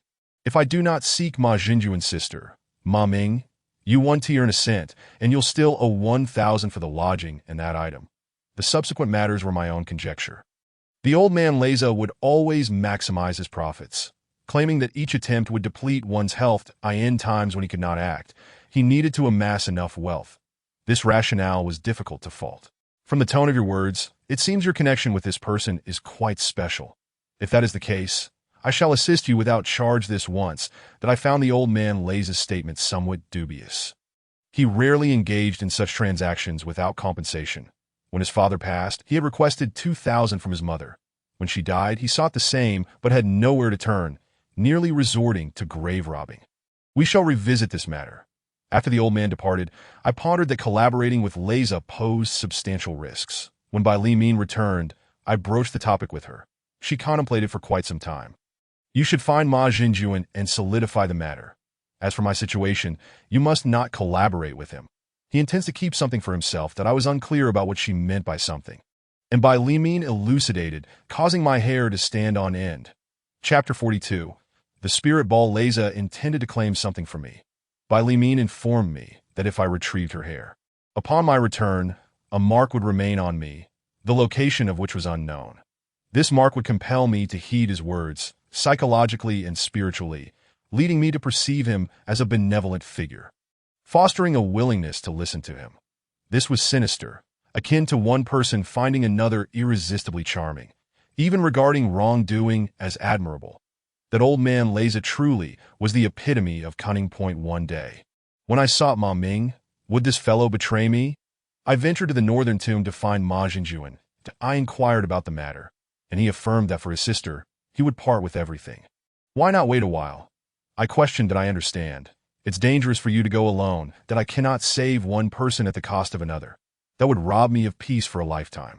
Sigh. Even I fear that old man Leza. After much contemplation, Ma Jinjuan finally said, "If it truly comes to it, you need not feel obligated. I will find another way." That it was common knowledge that Leza, the shaman, was malevolent. That I ultimately agreed to assist Ma Jinjuan, whose trembling hands grasped mine. That evening when I returned home, I informed Bai Li Min of my decision, and she embraced me. "You are a good person. Allow me a kiss." That I obliged, but as I did, she playfully pinched me, causing me to yelp in surprise as she dashed back to her room, sticking her tongue out at me. This mischievous girl spent her days plotting against me. 3 days later, on the Ghost Road of Gaoshan, at Ma Jinjuan's old house, I instructed him, "Jinjuan, fetch some food and drink. It's still early. We can only commence after dark." That he had not mentioned this sooner. It was only 2 in the afternoon. Jinjuan left to procure refreshments, and while we indulged, the thrill was palpable. During our revelry, Leza instructed, "Jinjuan, guard my body. Ensure no insects or anyone else disturbs it. When you see a light, a small orb, The size of an eye. Follow it. The description sent shivers down my spine. It evoked images of a deceased person's eye. Night fell, and suddenly, that old scoundrel Leza stood up, smashing the bottle against the wall with a loud crash. Startling both Jinjuan and me, he bellowed, "Various spirits, clear the way." Then he assumed a meditative posture on the bed, and I thought to myself, what a fool. My heart raced.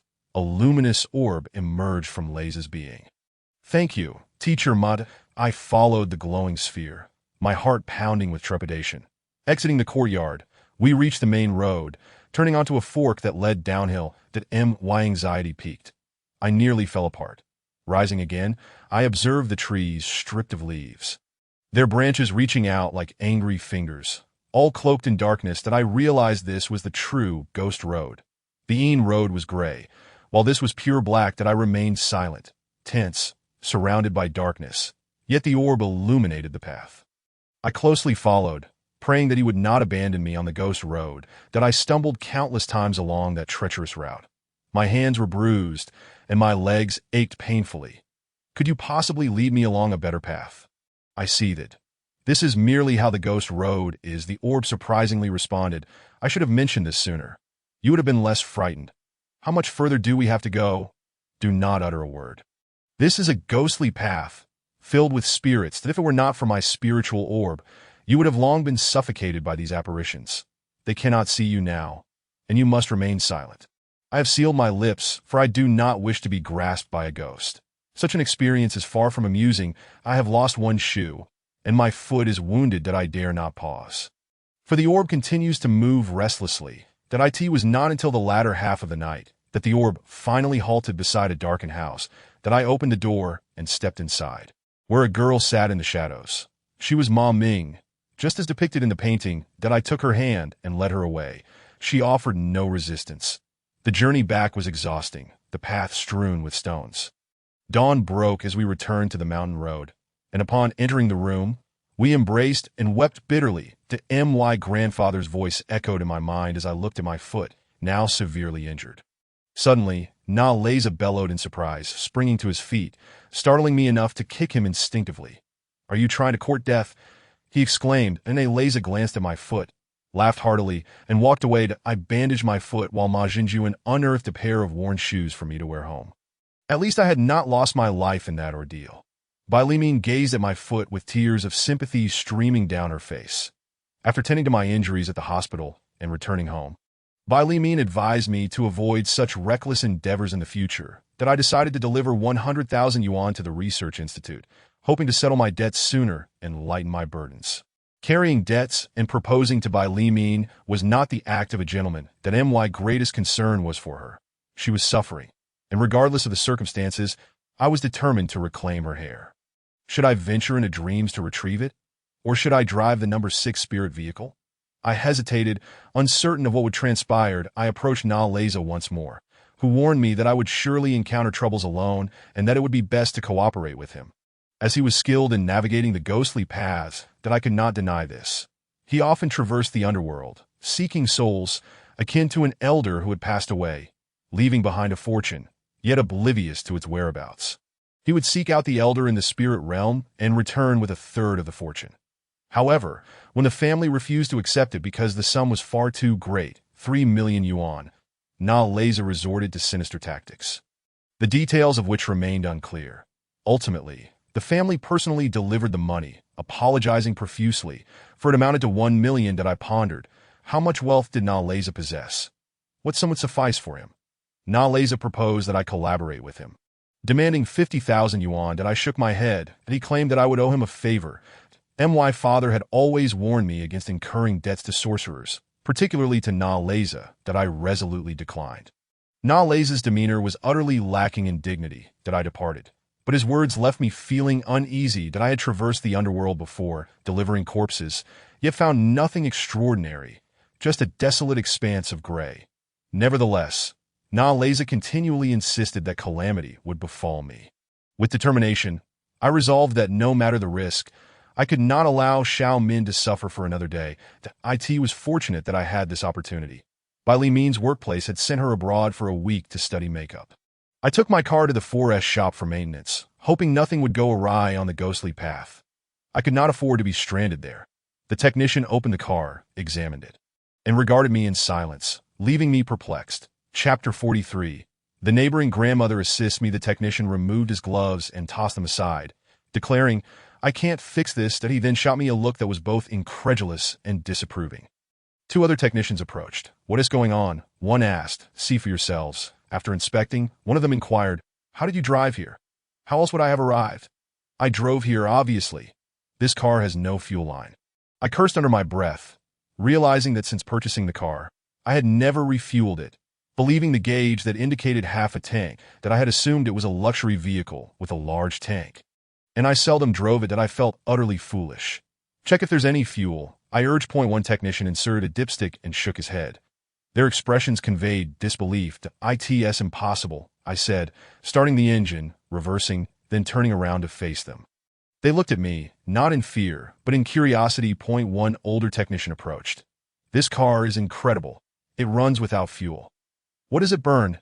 "Air." Laughter erupted among the others. The technician examined the vehicle further, noting the absence of a fuel line and the empty tank, indicating that I was using an alternative power source. "Good grief," I exclaimed. "This model is designed to run on fuel.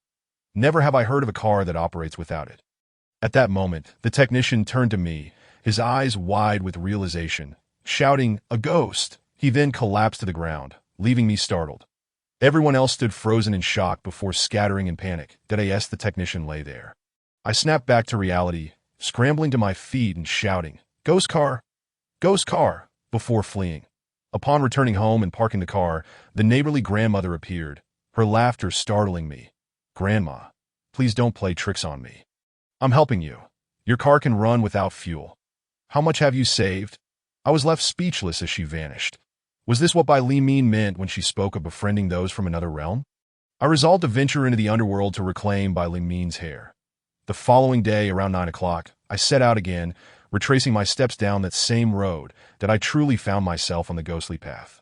Driving slowly through the haze, after more than 2 hours, I still had not encountered anything unusual or seen any denizens of the spirit world. That I pulled over to relieve myself, and the grandmother appeared once more. "Do not urinate here. It is the underworld, and it will find you. Use a bottle in the car. Leave no trace in the spirit realm. Continue on. Someone will be waiting for you, and this person will be difficult to deal with." I hurried back to the car to relieve myself, having never done such a thing before, and ended up making quite a mess. How disgusting. The grandmother laughed behind me, causing me to shudder. "Grandma, please stop that." She fell silent as I drove forward. Sure enough, soon enough, I spotted someone standing ahead, their back turned to me. That I hesitated. Was this a person of the living or the dead? I stopped the car and remained inside. It felt safer that if necessary, I could simply drive away, or if it came to it, I could run them over. After all, in the underworld, I owed no insurance. The figure turned, and I gasped in shock. It was Na Leza. What did he want? It seemed he was not here for money or to assist me. That I stepped out and approached cautiously, and Na Leza gave me a sly grin. "Old man, what is it you seek?" "I need you to retrieve something for me. I cannot manage it myself." "Old man, I thought you were all-powerful. Can't you just state your request plainly?" "True, but I feared you might refuse. However, I can tell you that the hand in the movie belongs to a ghostly girl. Let us make a deal. If you help me retrieve the item, I will show you how to find her." "Why does she treat me this way?" "Of course, there is a reason. Nothing occurs without cause. There is no love without reason, and no hatred without cause." And Leza was not wrong. "What do you need?" He circled me, and I remained vigilant that I lost something to a ghost. "Only you can retrieve it." "Why me? Regardless of what you think of yourself. Only you can. What power do I possess? Ghostly affairs are the domain of sorcerers. They have nothing to do with me." Yet he was convinced that I could retrieve it. "The old lady in your car can help." It seemed Na Leza knew far too much. That I fell silent and returned to the car. "Grandma, we are in trouble. He wants you to help retrieve an item. This item is not his. It belongs to the witch ancestor. It is an evil artifact. The witch ancestor took it to prevent great calamity. That I do not know what it is, but I cannot assist him." That I was grateful for the grandmother's advice. Had I not consulted her, I might have agreed to help, leading to a troublesome situation. This man seemed somewhat sinister. Yet why could I retrieve it when he could not? I am not a sorcerer. It was all quite perplexing. The neighboring grandmother informed me that for now, no one had divulged why I could obtain items others could not or perform tasks beyond their reach, that I exited the car and told Naleza that I could not assist him. He glared at me with a malevolent eye, causing me to sweat profusely. Very well. The notion that the sorcerer can be so reasonable is utterly preposterous that I remain oblivious to his ulterior motives. Proceeding onward for another 20 minutes, I encountered a house with 2 doors. Entering through the left door would yield a lock of hair, and exiting through the right door would suffice. Silence was imperative. Upon my return, I was to incinerate the hair. Without delay, did I ask for the words of Naleza. I found them utterly untrustworthy, as he sought to ensnare me at every turn, attempting to exert control over my being. Truly a frightful individual. I entered my vehicle and drove, and after 20 minutes, I indeed spotted the house. To my astonishment, the neighborly grandmother had conveyed the same information to me. I was taken aback. Chapter 44. The grave marker of the underworld to my disbelief. Naleza had spoken the truth. Was there something amiss? I could no longer inquire with the grandmother. Upon disembarking, I was uncertain of my next steps. The house of the dead manifested as I had envisioned. 1 door to the left and another to the right. Ghosts entering and souls departing. The neighborly lady would not deceive me, yet Naleza was surely devising a grand scheme to ensnare me, compelling me to retrieve the item left behind by the sorcerer. Upon analysis, I knew the grandmother would not lie to me, that I entered through the left door and beheld a boy of gentle demeanor. And I could hardly fathom his demise, as he clutched a lock of hair in his hand, that I approached him, extending my hand, that if you truly love her, you should not burden her with such suffering.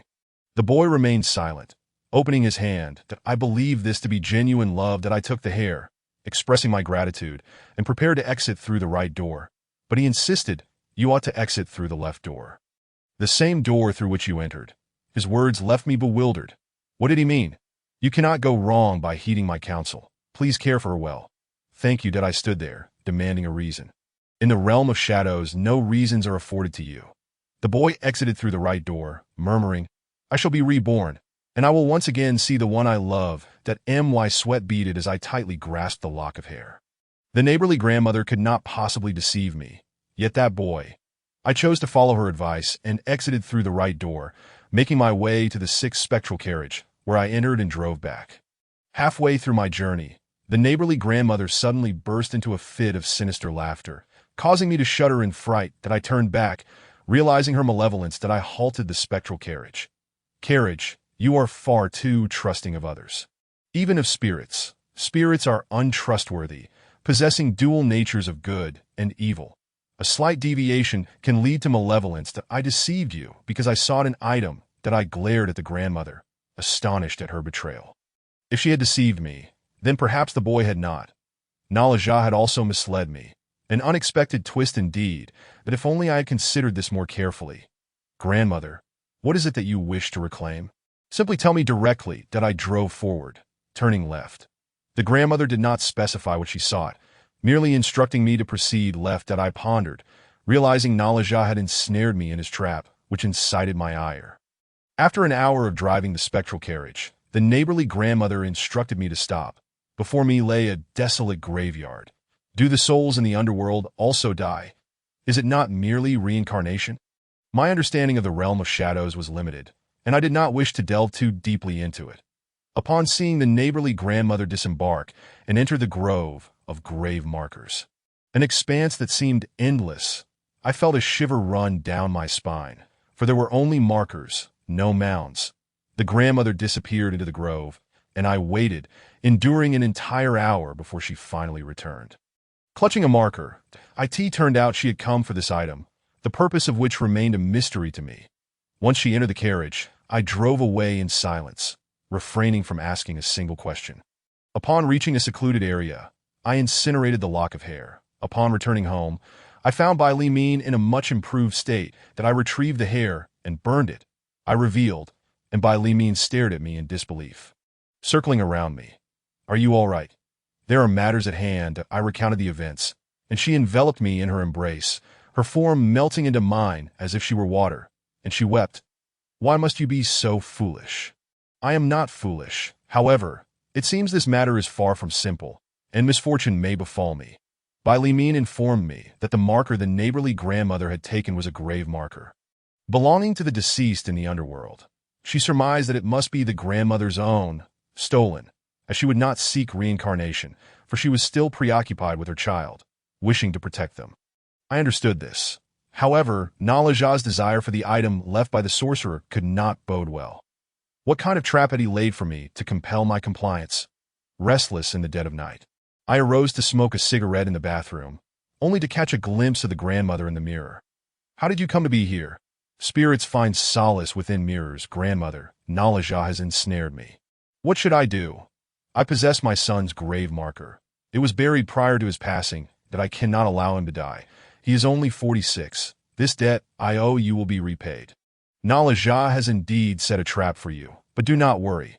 I shall assist you when the time comes, for he will compel you to retrieve the sorcerer's item. The grandmother's words indicated I would face challenges, for she still clutched the grave marker. The weight of this matter plagued my mind, leaving me restless and anxious in the dead of night. Indeed, Nalaja had come to seek me out.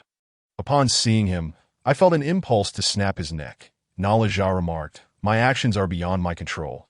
Consider it a favor owed to you that I in the future, should you require assistance, I shall oblige. And if I refuse, I have already ensnared you. What do you suppose the consequences of refusal would be?" Nalaja was exceedingly cunning. This was something I should have anticipated. What is the time frame? The 13th day of the lunar calendar. Calculating, I realized that only 7 days remained that I shall contemplate the matter. After Nalaja departed, I was unexpectedly visited by Mom Ming. After preparing tea, I assumed she had come merely to express gratitude.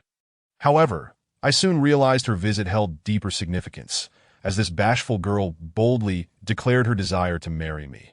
This was precisely what one might read in history books, offering oneself in exchange for life. By heavens, Mom Ming, I saved you, and that was due to your brother's assistance to me. You need not feel indebted. Brother, in returning from the path of shadows, I must accompany you for 3 years, which means marrying you that if not, you shall lose 30 years of your life. For you have stolen time from me. I was utterly taken aback. No one had forewarned me of such a condition. I was left in a state of shock. This was no jest. Mom Ming, with her delicate and innocent visage, was indeed charming that I advised her to return home, assuring her I would think it over. What was there to consider? I needed to find a way to resolve this predicament. It appeared I had no choice but to acquiesce to Nala's. It felt as though I were being drawn into an inescapable pit, tangled in the web of his manipulations. Chapter 45. Leave 3 points. I made my way to Nalaja's abode, where he exuded an air of arrogance that I took a seat.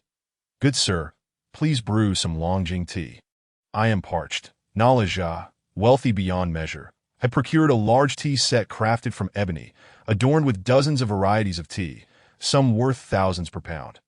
Yet I knew he only drank Longjing, specifically the 6-leaf variety. He did not indulge in any other type, regardless of the season. Nalaja was adept at the art of tea. The fragrance enveloped me, revealing he had indeed selected fine tea. The tea was crystal clear and smooth. Its first sip was ethereal. "Thank you for the tea. Good sir, I am willing to assist you, but you must divulge what may transpire." Nalaja regarded me, pondering for a considerable time. "Truth be told, your understanding of the underworld is limited. This realm differs greatly from our OWN. To extract something from that world incurs a debt, and such debts must be repaid, whether in life or death. Repayment is inevitable. Existence in this world is fundamentally a matter of debt. This is a debt of the shadows, and it is a burdensome one, as I have come to understand. What is this debt? The nature of shadow debts remains elusive. One only learns of them when they manifest. Allow me to provide an example. Nalaja elaborated on the various forms of shadow debts, such as taking items from the underworld or shortening one's lifespan while in the mortal realm, or enduring suffering in the shadow realm, that I recalled Mom Ming's mention of the 30-year lifespan. Could this indeed be true?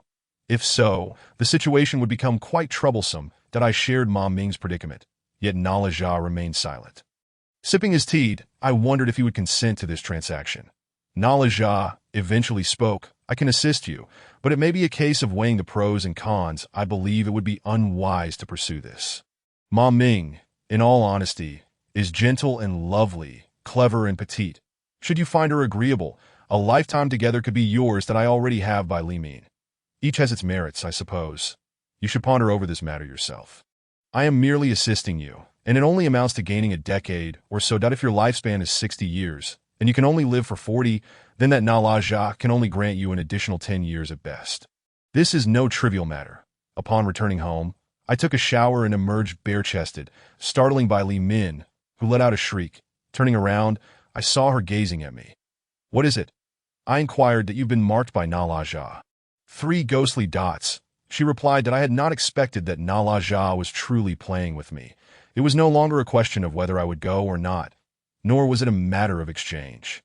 Bai Li Min explained that being marked was akin to having one's name called out. Only a ghost would do such a thing, referred to as a ghost mark. The one who is marked straddles both the realms of the living and the dead. And controlling this balance is exceedingly difficult, that if mishandled, it could lead to grave consequences. This mark was left by Nalaja, and it appeared to hold significant importance for him. However, his actions were rather ungracious, akin to a grandson's misdeeds. Bai Li Min recounted a tale from a crematorium where a makeup artist received a mark on her hand while attending to a corpse. Initially, she paid it no mind, but later realized it had occurred during a moment of inattention, which was deemed disrespectful to the deceased, resulting in her being marked. This incident marked the first occurrence of such a mark in the crematorium, inciting panic among the makeup artists who feared potential repercussions. Indeed, problems did arise. The individual went missing for 6 days, and upon returning, was rendered utterly senseless, reduced to a state of perpetual tears that ate this revelation. My heart ached profoundly. Bai Li Min grasped my hand, urging me to calm down, assuring me that there would be a solution, that I shared the situation regarding Mom Ming with her, and after a lengthy silence, she revealed that Mom Ming had sought her out. What she described was indeed factual. From a spectral perspective, it was true that rescuing a soul would equate to a decade in the underworld. With a reciprocal period of 3 years, this was inevitable. Should one refuse the repayment, retribution would surely follow, though it bore little relation to Mom Ming himself, that if that were the case, then Mom Ming still possessed a conscience. But does that mean this situation remains unresolved? Bai Li Min remained silent, indicating the gravity of the matter. And a Laja could indeed extend my life by a decade or so, granting me a mere 10 additional years. In the dead of night, I boarded the spirit vehicle, yearning to consult my grandmother, who had already made the vehicle her home. The elderly neighbor informed me that she could not divulge too much about the underworld, for if any transgressions occurred, she would be sent for reincarnation. Currently, her son was in trouble, and she dared not stir up any issues. There were rules to follow that I mused angrily about her son. The following day, I sought out Nalaja. "Old man, your actions are rather unscrupulous. What does it mean for you to leave me with 3 dots? What connection do we share? I owe you nothing. Yet you mark me." With a swift kick, I sent Nalaja sprawling to the ground, unleashing a torrent of fury upon him. "What difference is there between you and a bandit?" I rose and sat down, while Nalaja regained his composure, wiped away the blood, and calmly offered me tea, an attitude I had never witnessed before. "Listen, my marking may be wrong, but if I don't mark you, no one will know. You belong to me, and they will utilize you for other matters. You now have a master." His audacity infuriated me further. "You dare to speak so brazenly?" I stood up, and Nalaja gestured dismissively. "Complete the task I assigned, and I shall offer you protection." That I no longer trusted Nalaja's words. He was a master of deceit, saying one thing yet doing another. "Enough of your nonsense. Remove the mark, or I will set your house ablaze." That I stood firm, and so did Nalaja. "You underestimate me as a shaman." His words infuriated me. Was he now accusing me of bullying him? "I am trying to help you. After the marking, no one will dare to touch you again. That go to hell. Do not toy with me. Do you take me for a fool?" Just then, my father appeared unexpectedly. He kicked me, and I was left bewildered at the absurdity of it all. "Get home at once. I will deal with you later." My father's actions were intolerable. If it were not for him, I would have put Nalaja in his place. Chapter 46. 30 years of life, I was perplexed by my father's erratic behavior. It seemed he had some connection with that old man. Or perhaps he feared the shaman and was concerned for my safety, that I tried to understand his paternal instincts. Upon returning home, I sat by the window when Ma Ming appeared, gliding in like the pure peach blossoms of spring. She did not enter, but informed me that her brother was looking for me. I went downstairs and took Ma Ming to a hotel. Upon entering the private room, a sumptuous meal awaited us. Ma Jinjuan, the gravekeeper, rose to greet me as I took my seat. I owe you my gratitude. I have been remiss in my time. This meal is but a small token. Future opportunities will arise. Ma Jinjuan exuded maturity and composure. A Ming poured me a drink and then quietly settled beside me. After some trivial conversation, Ma Jinjuan shifted the focus to Ma Ming, extolling her virtues. How obedient and virtuous she was. This was evident. If not for Bai Li Min, perhaps it would have been a different outcome, but that was not the case. That I mentioned Bai Li Min, and Ma Jinjuan revealed that he had spoken with her. He noted her understanding of the underworld, and although the gravekeepers possessed some knowledge, she stated that there was currently no resolution. Thus, she would step back for 3 years and return thereafter. That I was taken aback. My anger surging to A Jinjuan. I would rather forsake those 30 years of life than betray my principles. 30 years. How many 30-year spans does one have in life? This was a trivial matter for Ma Ming, who faced no loss or harm. Thank you for your goodwill, but I shall decline. That I stood to leave, and they stared at me in astonishment. Few would willingly discard 30 years. Truth be told, I did not wish to act thus. But it felt insincere, perhaps merely a phrase. After driving away, I headed to the riverbank to sit in contemplation. Suddenly, Mao Yin appeared beside me, seemingly unaware of the spirit vehicle. She sat beside me, stating that she was taking a break and enjoying a stroll. She had heard about my recent troubles and warned me to keep an eye on Bai Li Min, as she seemed somewhat off. Was this an incitement or a genuine concern? Watching Mao Yan's retreating figure, I resumed my seat. That I dismissed Mao Yan's words, for she had indeed hurt me. Upon returning home, Bai Li Min called to say she would be staying at her mother's that night, which I found unremarkable. In the dead of night, Mao Yin unexpectedly texted me, urging me to go to the crematorium. When I attempted to call back, her phone was off. What kind of game was this? I felt increasingly unsettled, as if I were cut off from reality. Driving home, I anticipated complications but encountered none. Upon arriving, I opened my computer to find Bai Li Min offline. It seemed the bizarre occurrences of the day would have to wait until tomorrow. The next day, I returned to the crematorium and found Bai Li Min. Her complexion was pale. Xiao Min, get in the car. I need to speak with you. That I recounted yesterday's events, and she insisted she had gone straight home after work. Denying any wrongdoing. Was everything I witnessed merely an illusion?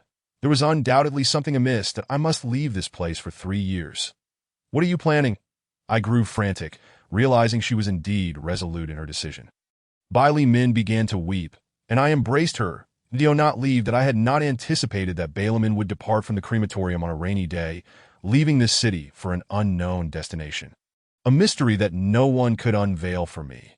She vanished entirely, and this reality is something I find utterly unbearable. That I searched far and wide for Balamin, yet my efforts proved fruitless. Maming would visit every couple of days, but I never allowed her inside my home. Eventually, I sought refuge at my father's place. The disappearance of Balamin filled me with profound dissatisfaction. When Naza came to my father's house for drinks, I felt a surge of anger upon seeing a one-eyed sorcerer. Do you wish to find Balamin? He provocatively inquired.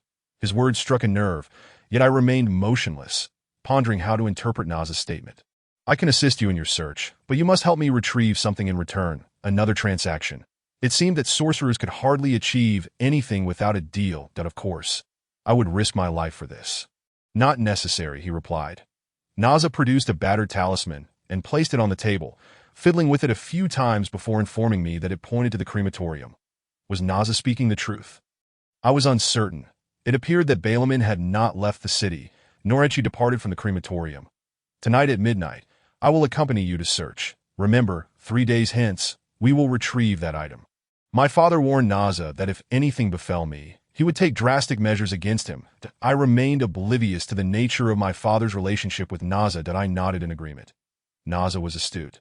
He understood everyone's vulnerabilities and exploited them to his advantage. At midnight, I drove my 5/8 vehicle to the crematorium. Upon our arrival, the administrator emerged, recognized Naza, and exclaimed, "Ah, it's old Naza," before retreating indoors, shutting off the lights. and going to sleep. It seemed Naza was quite familiar with the place. The crematorium doors were seldom locked. They were typically left ajar, as it was a dwelling for restless spirits who would otherwise wreak havoc. We ascended to the top floor, only to discover that it was locked with a formidable iron padlock. Chapter 47. The Suspended Remains. The lock was unusually large, resembling a small plate, and I wondered where one could procure such a massive lock. Inscribed upon it was a single character: suppression. This was a sealing lock, one that malevolent spirits dared not approach. Naza indeed possessed knowledge of this, though I had never ventured here before. The most perplexing aspect was that Naza retrieved a large key from his waist. A key to which I had no clue he had access to. I refrained from inquiring, as he offered no explanation that he unlocked the padlock and pushed the door open, leading us up the stairs to 4 doors. Naza informed me that this was the hidden floor. Externally, it appeared to be merely 3 stories tall, but in reality, it was the 4th. Among these 4 doors, one concealed Balaam, though he could not ascertain which one. He could only unlock one of them, as he dared not touch the others. That I sought an explanation, but Naza shot me an irritated glance. Choose one of the 3 doors. The decision is yours. Naza settled on the stairs and lit a foul cigarette. 3 doors for me to choose from. What kind of choice was that? It felt like a gamble, a mere 1 in 3 chance. And I doubted my luck was that fortuitous. Are you playing with me? I inquired. Naza ignored me, remaining silent. That I sat aside, unwilling to examine the doors, all of which appeared identical and secured. You must choose. Life presents numerous such choices, and you have but one opportunity to make a selection. Do you know what lies behind those doors? Did I not inform you? I only know about one. The other 3 remain uncharted territory for me. You must decide. I refuse to waste any more time here. You promised to help me find Balaam. Indeed, she is hidden behind one of these 3 doors. You have a 1 in 3 chance. My involvement ends here. That I rose, contemplating the odds. If I chose incorrectly, what then? After all, with a sorcerer like Naza by my side, death would be a shared fate. That I pointed randomly at one door, and Naza admonished. You lack focus. A careless choice could cost you dearly. You ought to sense it, for your love creates a subtle connection, akin to the tip of a needle. You should be able to feel it if you quiet your mind. Naza's insistence suggested he too was reluctant to proceed recklessly, as my peril would hinder his ability to retrieve the item. That I sensed that delicate connection emanating from one of the doors.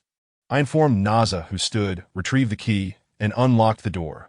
You enter. I shall remain outside. Once you locate Balaam, you handle the aftermath. As the door swung open, I stepped inside and cried out in shock. Nearly paralyzed with fear. To my dismay, Naza had locked the door behind me. Find Balaam and knock 331, 331, he instructed. What the hell? Is that how one knocks on a ghost door? My neighbor used to knock like that when she was alive. And perhaps she still does. My fear escalated as I beheld the room filled with suspended remains, bones connected in a manner reminiscent of human form, hanging throughout the space, rendering visibility impossible. Xiaoman, I called out, but received no response. Had Naza deceived me once more? This reality was beyond my comprehension. That I ventured deeper, crawling to avoid the dangling remains, which I wished to avoid at all costs. Why would a crematorium house such remains? It perplexed and baffled me that I spotted feet in the corner, bare and standing still. I recognized those long, fair feet. They belonged to Balaam. That I crawled closer, standing up to see Balaam standing against the wall. Her complexion paled. That I embraced her, and she began to weep. That I uttered no further words, simply holding her close as I made my way out, disregarding the remains that clashed together, producing a surprisingly melodious sound that astonished me. As I knocked on the door, Naza opened it. I spoke not a word, instead rushing to the car and driving home. Balaam was evidently unwell. After taking her medicine, she fell asleep. That I kept vigil until dawn, fearing something might transpire. When morning arrived, Balaam awakened, and I inquired why she had gone there. After a moment, she revealed, I must shorten my lifespan by 30 years, for there is a severed thread. At the age of 30, my life will be cut, as if it were a thread, and I would perish. To mend this severed thread, I must remain in that room of suspended corpses for 3 years. That do not believe such tales. What could possibly explain the multitude of suspended remains in that room? They are all unclaimed bodies, initially placed in the morgue, but after years, some even a decade. Without anyone to claim them, they occupy space without proper preservation. Additionally, hanging the bodies prevents them from causing any disturbances that I struggled to comprehend this. Why not simply leave the crematorium and abandon the profession of a makeup artist? No, I enjoy it, Balaman insisted, and I chose not to press the matter further. Thus, the situation settled into a routine. Balaman would go to work, and Maming would occasionally visit. I remained uncertain of what the outcome might be. Naza pressured me to drive to retrieve the items taken by the ancestral sorcerer. And as night fell, we traversed the shadowy road. The landscape was shrouded in gray as Naza sat silently beside me, eyes closed. Suddenly, I slammed on the brakes, prompting him to shout, "What's wrong? What's wrong?" I remained silent, exiting the vehicle to find a place to sit. Driving through the shadowy path was exhausting and fraught with tension, fearing what might emerge. Naza remained seated in the car, motionless, his gaze fixed upon me. Abruptly, he stared at me in shock, and I sensed that something was amiss. Turning around, I beheld a figure standing behind me, a spirit from the netherworld, clutching an odd object aloft. That I stumbled back, my legs giving way beneath me, and I scrambled into the car. Naza's face drained of color. Quickly, quickly, let us go back, go back." His urgency conveyed the gravity of the situation. As a sorcerer attuned to the spirit realm, he must have sensed the impending danger. Chapter 48. The Netherworld Sorcerer. That I sped back, leaving the shadowy road behind. Feeling utterly drained, that I exited the vehicle and sat down, lighting a cigarette. Naza followed suit, seemingly unable to regain his composure. "Old man, what transpired?" I demanded. "How could this happen? How could this happen?" Naza repeated, indicating that he was indeed in deep trouble. "What is wrong?" I raised my voice, but Naza shot me a glare. That I encountered this individual. He's a deceased sorcerer. My rival. That I never expected him to be guarding that place, preventing me from retrieving the ancestral items. That a dead sorcerer. The fact that Naza's rival had instilled such fear in him suggested that this sorcerer was significantly more powerful than Naza. "You fear him, which indicates that his magic surpasses yours." Naza erupted in fury at my words, shouting, "I am powerful. I am not afraid of him." After that, fellow shouted and left in a huff. I drove home only to find Bai Li Min wide awake, staring vacantly out the window. "You haven't slept?" I inquired. That no, I can't seem to fall asleep. That I'm scared, she replied. That I, in a moment of tenderness, she threw herself into my arms. Weeping, that I carried her to bed, and that day I kissed her passionately, feeling as though I were enveloped in a gentle stream. The next day, Bai Li Min went to work, and Ma Ming arrived.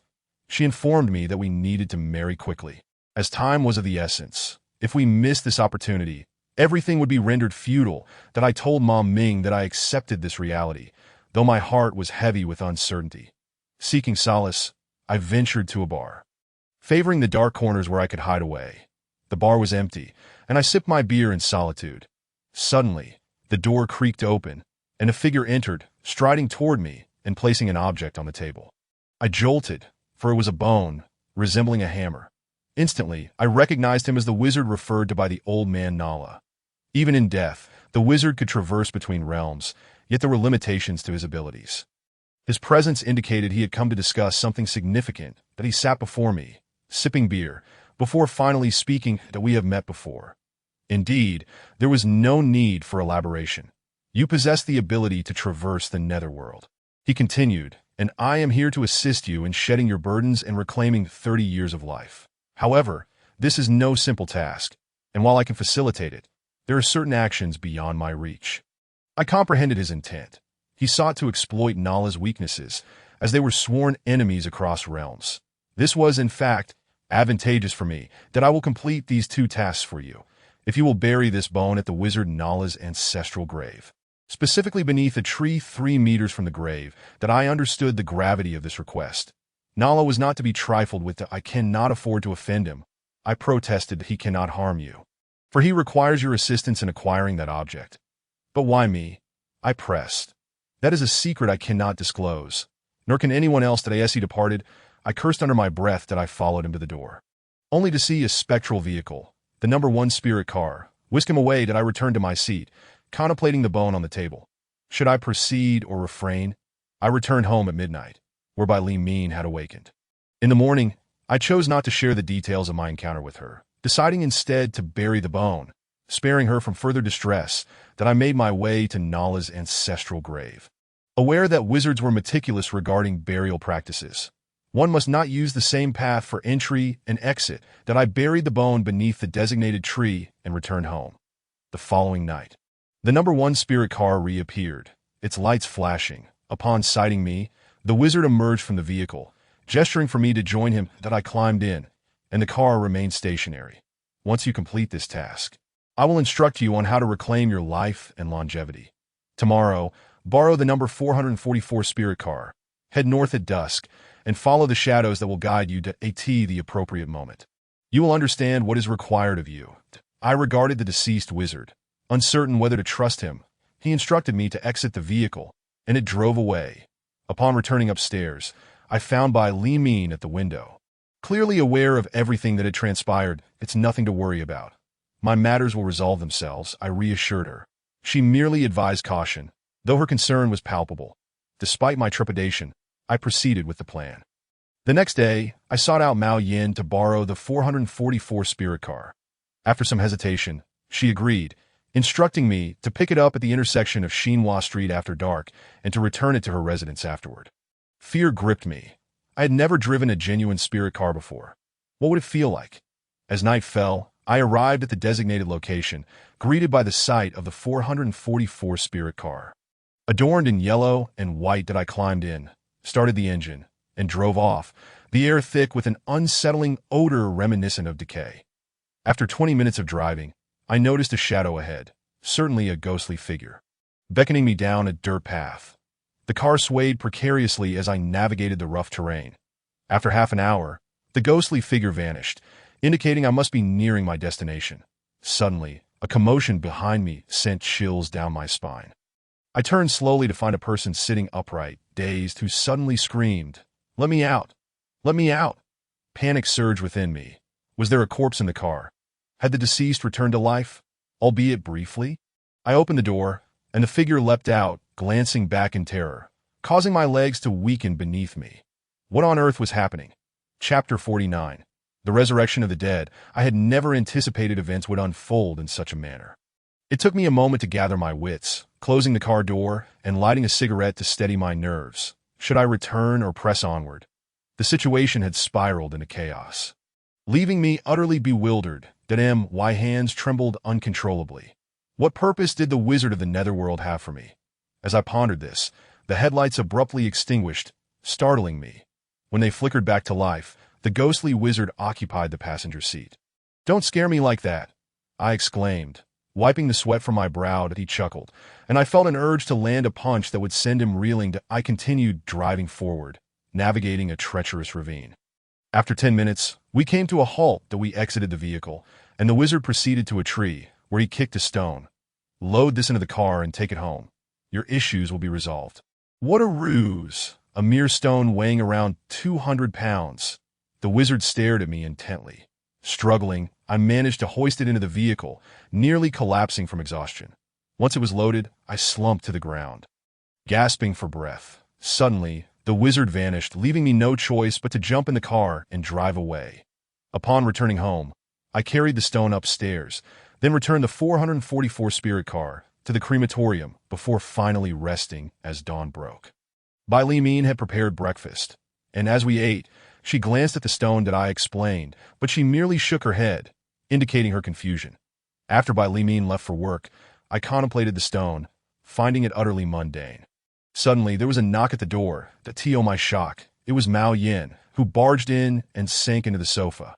"What happened to the corpse in your car?" My heart raced. "You didn't tell me there was a body in the car. Were you trying to frighten me to death?" I demanded. "You borrowed the car, so how could something like this happen?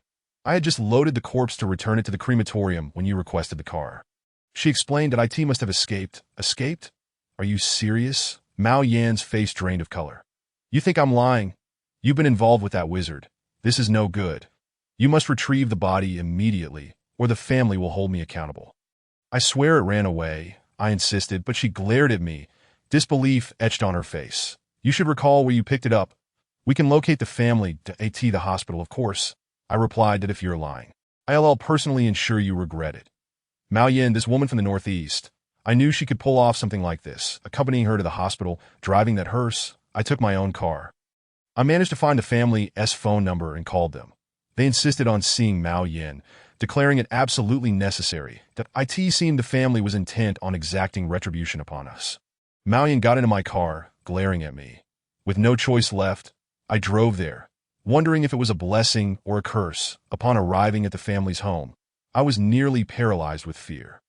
The family immediately launched into a furious tirade, making it clear that survival was not an option. To my astonishment, as soon as we entered the house, the deceased appeared, causing me to scream in terror. Mao Yin was equally taken aback, and the family fell to their knees, leading me to understand that this was indeed a miraculous revival. The body had been laid out for 3 days, kept outside at home, but now, after death, it had been placed in a refrigerator for preservation. This was merely a temporary respite. 3 days later, the soul departs, marking true death. Had it not been for such a commotion, that young man would have indeed perished. That I exhaled deeply, descended the stairs, and waited in the car for Mao Yin.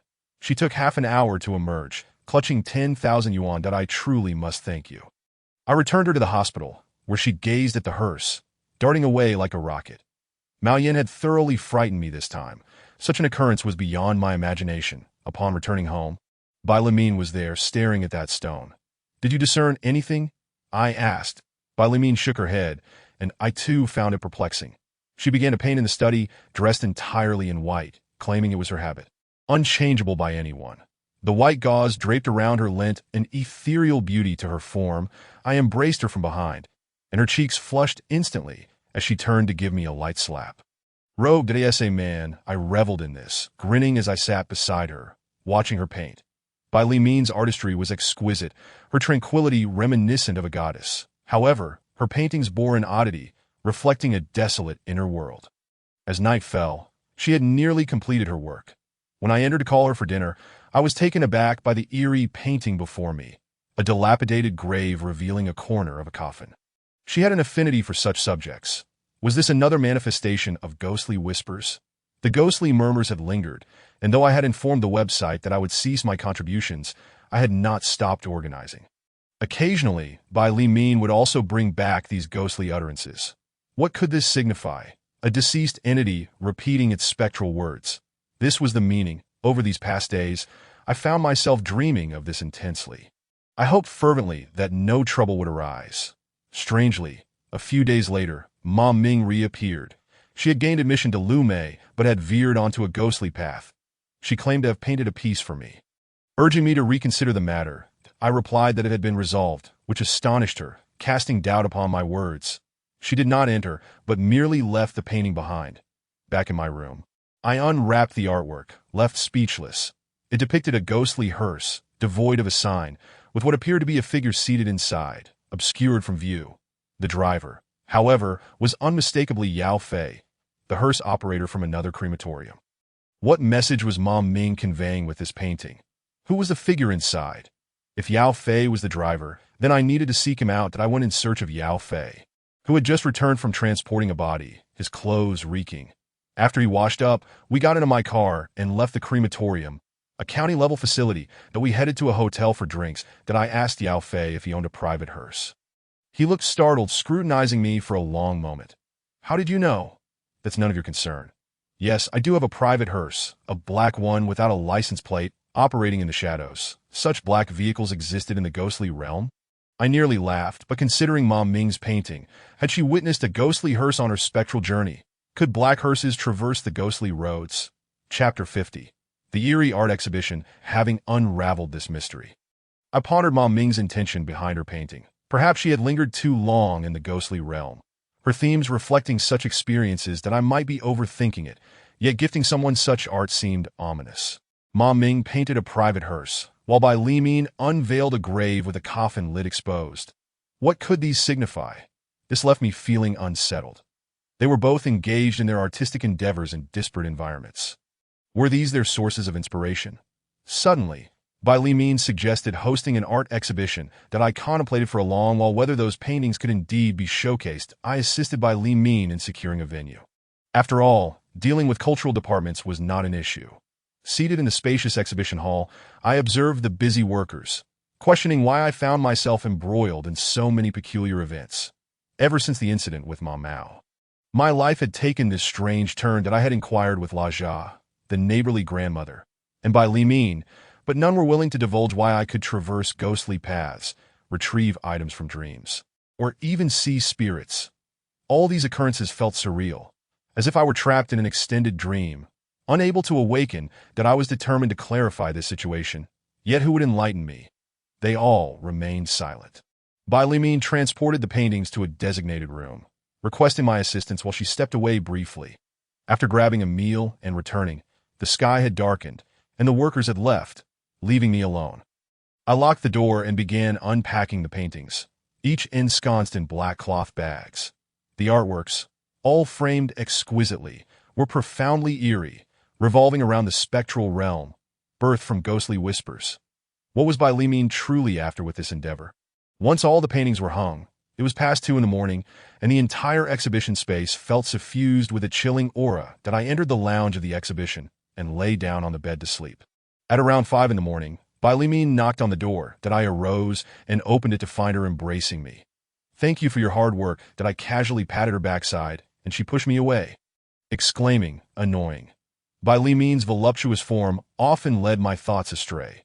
She surveyed the space for over an hour, adjusting several pieces before heading out for breakfast. The exhibition was to commence the following day, and without any promotional effort, I truly had no idea of its potential success. Bai Limin inquired about her paintings, and I confessed my ignorance, explaining that each piece evoked a profound discomfort within me. She smiled but said nothing further. When the exhibition began, it was rather subdued. Sporadic visitors entered, glancing at a few pieces before departing, likely unsettled by the artworks. That I believed art should evoke beauty and comfort in its viewers. Yet Bai Limin insisted that what she sought were discerning eyes. Claiming her paintings could penetrate the soul, I understood this sentiment. Gazing upon her works shattered my heart, but I did not take pleasure in them. Unexpectedly, Ma Ming arrived. After Bai Limin had left me alone in the hall, Ma Ming wandered about, examining the pieces. She approached me, a pure-hearted girl who had gained admission to Lu Mei yet found herself on this ghostly path. Ma Ming smiled at me, revealing her small canine teeth, an endearing sight. She settled beside me. Bai Limin's paintings are indeed commendable, though rather bizarre. I doubt many will appreciate them. Who would hang such works in their home? The lowest price is 20,000, with the highest reaching 200,000. This is unrealistic. Perhaps she does not intend to sell them. Perhaps. You know, the painting you gifted me was peculiar, a private hearse. What does that signify? You understand. That Ming smiled again, her purity reminiscent of a crystal-clear stream, conveying a refreshing tranquility. That as she departed, few patrons entered, and those who did left with strange glances cast my way. The exhibition had run for 3 days, and Bai Limin only called to check in, never mentioning the paintings, which had not sold a single piece. However, as dusk approached and I prepared to close, a man entered. This man scrutinized the artworks. That I reclined on the sofa, ordering beer and food, having abstained for days and now yearning for a drink. Once he left, I planned to indulge. This man was the first to examine every piece thoroughly. By then, I had begun sipping my beer. After surveying the paintings, he approached and sat down, pouring himself a glass of beer. I remained silent, curious to hear what he might say. "Hello, I would like to purchase 13 of these paintings, listed by their numbers." The man appeared meticulous, not only noting the numbers but also the titles and prices listed alongside. That I calculated that it amounted to nearly 1 million yuan, casting a surprised glance at him. Who was this man? I posed a few questions. Yet this man offered no answers, nor expressed any opinions regarding the artwork. That he had prepared the check in advance, consumed his beer, and proclaimed that he would return to retrieve the paintings once the exhibition concluded. This individual perplexed me. Perhaps some people simply refrained from revealing their identities. That I called Baileman to discuss the matter, and to my astonishment, she responded nonchalantly, advising me to take care of myself, as she was overwhelmed with makeup work these past few days. I drank into the early hours, celebrating Baileman's success, as 13 paintings had been sold, amounting to nearly 1 million. That I dozed off on the sofa, and around 2 in the morning, I sensed light flickering through the glass door. When I opened my eyes, I was startled into a scream, finding myself frozen in place that I never anticipated such an occurrence. Chapter 51. The art buyer outside, a hearse was flashing its lights. It was the No. 2 hearse, one I had never seen before. The vehicle blinked incessantly, with no one in the driver's seat, while a figure occupied the passenger side. The streetlights illuminated the scene as I slowly rose and approached the glass door, where I beheld that man, the one who had come to purchase the paintings, grinning at me with an eerie smile before the car departed, that I was left utterly dumbfounded, questioning the meaning of this. My palms began to sweat with anxiety. Regaining my composure, I realized the paintings had vanished. 13 pieces, the very ones he had marked, had disappeared. The man had come to collect them in the No. 2 hearse, claiming he would return at the end of the exhibition. Yet he had taken them so early, with 2 days still remaining. The following day, I summoned a classmate to assist me for a while. Rushing to the bank to retrieve the check that I thought surely it could not be cashed. Could it be that another supernatural incident was unfolding? However, to my surprise, the funds were transferred to my card. I checked at the ATM, and indeed, everything was accurate that I even asked someone nearby, who confirmed it that I closed my eyes, bewildered. What on earth was happening? The exhibition had concluded, and no one was left to purchase the paintings. Upon returning home, Baileyman was there, that I placed my card on the table. That man had been in the No. 2 hearse. There was no need for further contemplation. I simply needed to deliver the remaining paintings to Shanhala. I sensed something peculiar about Baileyman. She seemed reluctant to share certain matters with me, perhaps out of discomfort. Nizala came looking for me, urging me to retrieve that item again, but I shook my head. The deceased sorcerer had nearly terrified Nizala last time, and now he intended to go again, that I had assisted him once. But it was his actions that had led to this outcome, of course. I would expect a return for my help, but I was not prepared to gamble with my life. There was no risk of losing my life. He had the No. 6 hearse. Old man, tell me why this is happening to me. I can traverse ghostly paths, enter the realm of the dead, acquire others' possessions and dreams, and see spirits. Why? You will gradually come to understand this matter. Yet the old man, Nizala, remained tight-lipped. Let us make a deal. I will reveal a secret about Baileyman, and then you will take me to retrieve that item, ensuring my safety. A secret about Baileyman. Now that is intriguing, that there's no need for that. Baileyman will share it with me when she is ready. It is unnecessary. Nizala nearly struck me, rising to leave, muttering curses. Baileyman called to inform me that Maoyan had encountered trouble, that I drove to the crematorium, where Baileyman had just finished her makeup and was changing clothes. What happened? Private work. Having barely worked as a makeup artist, she dares to take on private jobs. From her words, it was clear that Baileyman was displeased, a hint of jealousy in her tone that I understand. I can help her. After all, you two are married and there was a shared bond. Rest assured, I am not so petty. And her master is quite principled, never accepting private work. Given this incident, her master will not only refuse to assist but may find it difficult to remain at this crematorium. But enough of that. We must go and rescue her. That it was inevitable that Maoyan would attract trouble. Her courage is excessive. Typically, it is men who drive hearses, and they often possess a certain fearlessness. Yet she seems utterly unafraid. That I drove towards the countryside. After over an hour, we arrived at the village, where Baileyman instructed me to park aside and follow her into the settlement. That a spiritual canopy had been erected in front of a house, adorned with wreaths. Baileyman directed me to carry her makeup box and advised me to remain silent, simply following her lead. Upon entering the courtyard, the male host approached us. At last, you have arrived. Take a look. A life has been lost here, and we... Baileyman raised her hand to interrupt him. This incident has nothing to do with you. Here is the plan. We will enter the house and not come out. You are not to enter. It appeared that the family was reasonable. Ordinarily, families would have already been in an uproar. Inside the room, Maoyan lay on the floor, her complexion ashen, eyes tightly shut. That I wanted to approach. But Baileyman instructed me to stand aside and not move. She knelt down to examine the body, covering the deceased with a white sheet. That my heart sank. Surely she had not died. This was unbearable. Baileyman proceeded to stitch the body. It was as if it had been horrifically mangled, and the sight made me feel as though I might shatter. Turning away, I could not bear to look. Witnessing it would surely break me. After 2 hours of frantic work, Baileyman declared she was finished. And I turned back, and astonishingly, the mangled body lay there alive. Carry her back to the crematorium. Do not carry her. Not to carry. I am unsure what you mean, but I will comply that I took hold of Balaam and exited. The family members arrived, peering inside, and immediately began to wail that I thought, could this be a disaster? Ultimately, it was the man who took charge. The male host produced money, holding it tightly.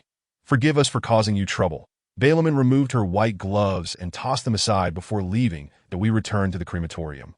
Entering the makeup room, where Balaam placed Mao Yin on the mortuary bed, the DOUC. Her master neglected to teach her certain rules. When applying makeup to a dismembered body, one must begin from behind and cover the eyes with white paper. She failed to follow these steps. The spirit of the deceased lingers for 3 days, and its essence can render a person half alive. Such matters were incomprehensible to me.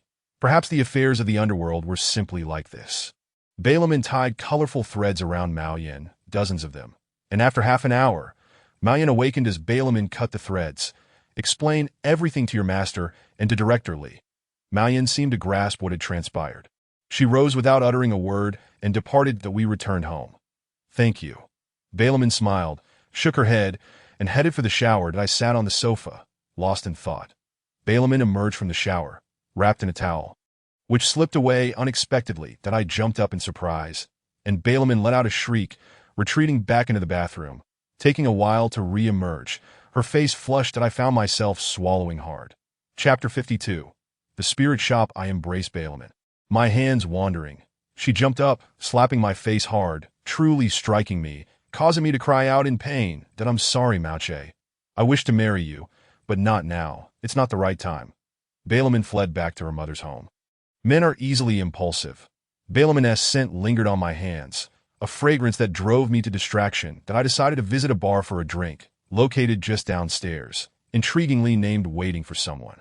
I entered and took a seat at the bar, enjoying a beer while admiring the eclectic decorations adorning the walls, which I found quite refreshing. This was my first visit to this bar. And although it was not crowded, it had a warm ambience that as I surveyed the surroundings, I suddenly fell from my chair, nearly spilling my drink that I scrambled up, noticing a few patrons staring at me. Some chuckling. What a peculiar world. I spotted a sign, a license plate, instantly sending chills down my spine. That IT was the plate of the number 2 hearse, the very one I'd seen outside the art exhibition. Approaching it, I confirmed my suspicion. It was indeed the same. That I returned to the bar, attempting to appear nonchalant. Where did you acquire the license plate of the number 2 hearse? Quite an interesting find. IT doesn't belong to us. We have a policy here where patrons can display their belongings, and they are free to take them back whenever they wish. That belongs to a customer. Sometimes he hangs it here, at other times he takes it away for a few days, a silent man with taste. The server was quite talkative. Just then, that man entered. The one who had been seated in the number 2 hearse. He approached me without surprise, taking a seat and ordering a beer. What a coincidence that I nodded, downing a bottle of beer before inquiring, You drive the number 2 hearse? Yes, that is mine, but it's not as impressive as the number 6 hearse. That one is worth over $1 million. Quite remarkable. This fellow seemed unperturbed by such topics. You seem a bit anxious? Nothing of the sort. There are others who make a living from the underworld, not just you and me, but also the black spirits. However, those who earn this way should enjoy themselves. Their lifespans are usually short, and they often encounter strange occurrences that at this moment, I realized that the driver of the spirit car was indeed making a living from the dead, much like running a funeral home. He introduced himself as Zhang Jun, a handsome young man in his 20s, yet I never expected him to be a spirit car driver. That day, he appeared rather aged, resembling an old man. After tidying up today, I finally saw his true face. Zhang Jun left with the number 2 spirit car license plate, and I broke into a sweat, astonished that such work even existed. It truly terrified me upon returning home. I called Bai Limin. Going home? No, there are wolves, she replied with a laugh before hanging up. Indeed, there were wolves, predatory wolves. Unexpectedly, Mao Yin called me, urging me to go out that I found her already seated in a small restaurant at the street corner. Is there something you need? I asked, not wishing to engage too much with Mao Yin, as she reminded me of too much pain that I had been reassigned to the county crematorium, where Director Li insisted I could not linger, nor could my master allow me to. You shouldn't be here, or rather, this place is not suitable for you. That on the contrary, it suits me perfectly that I won't drive the spirit car anymore. Instead, I will be a makeup artist. Mao Yin, there's nothing wrong with what you do. Just live a normal life that I don't feel abnormal. You still think you're normal? What are you doing? Don't you realize it's not just me doing private jobs? Bai Li Min is too, albeit with better skills and no mishaps. Yet I don't think much of her, that I also engage in such work, and while I might not do it again, I earn more than she does. Money isn't everything, that if it were, Mao Mao would have lived a few more years. Mao Yin perked up, suddenly standing and shouting, I'm sorry. She realized her outburst and sat back down. That I run a spirit shop. Her words caused me to spew my drink, splattering her face as I stood there, dumbfounded. After wiping her face, Mao Yin smiled and left. What the hell is this? What on earth is happening? I found myself entangled in a bizarre situation. My world spiraling into the abnormal. What spirit shop? Selling wreaths? Selling urns? I was utterly bewildered. That I called Bai Li Min, but her phone was turned off. That I returned home to sleep, only to be disturbed by nightmares.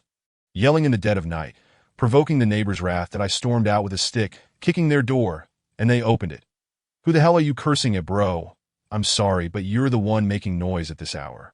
I had a damn nightmare. Is that not permissible? All right, brother, just take it easy. I was wrong. The family promptly slammed the door shut. Damn you, I realized things were spiraling out of control, a state of madness. The next day, I went to the Writers Association, returned home, and began writing to 18 noon. Mao Yin called, instructing me to go to Shanghai Tower. Then she hung up, and when I called back, her phone was off. Damn it. Mao Yin knows me too well. If she asked me to go, I certainly wouldn't, but her curiosity piqued my interest enough to draw me, and that I protested against going. Yet my curiosity overwhelmed me.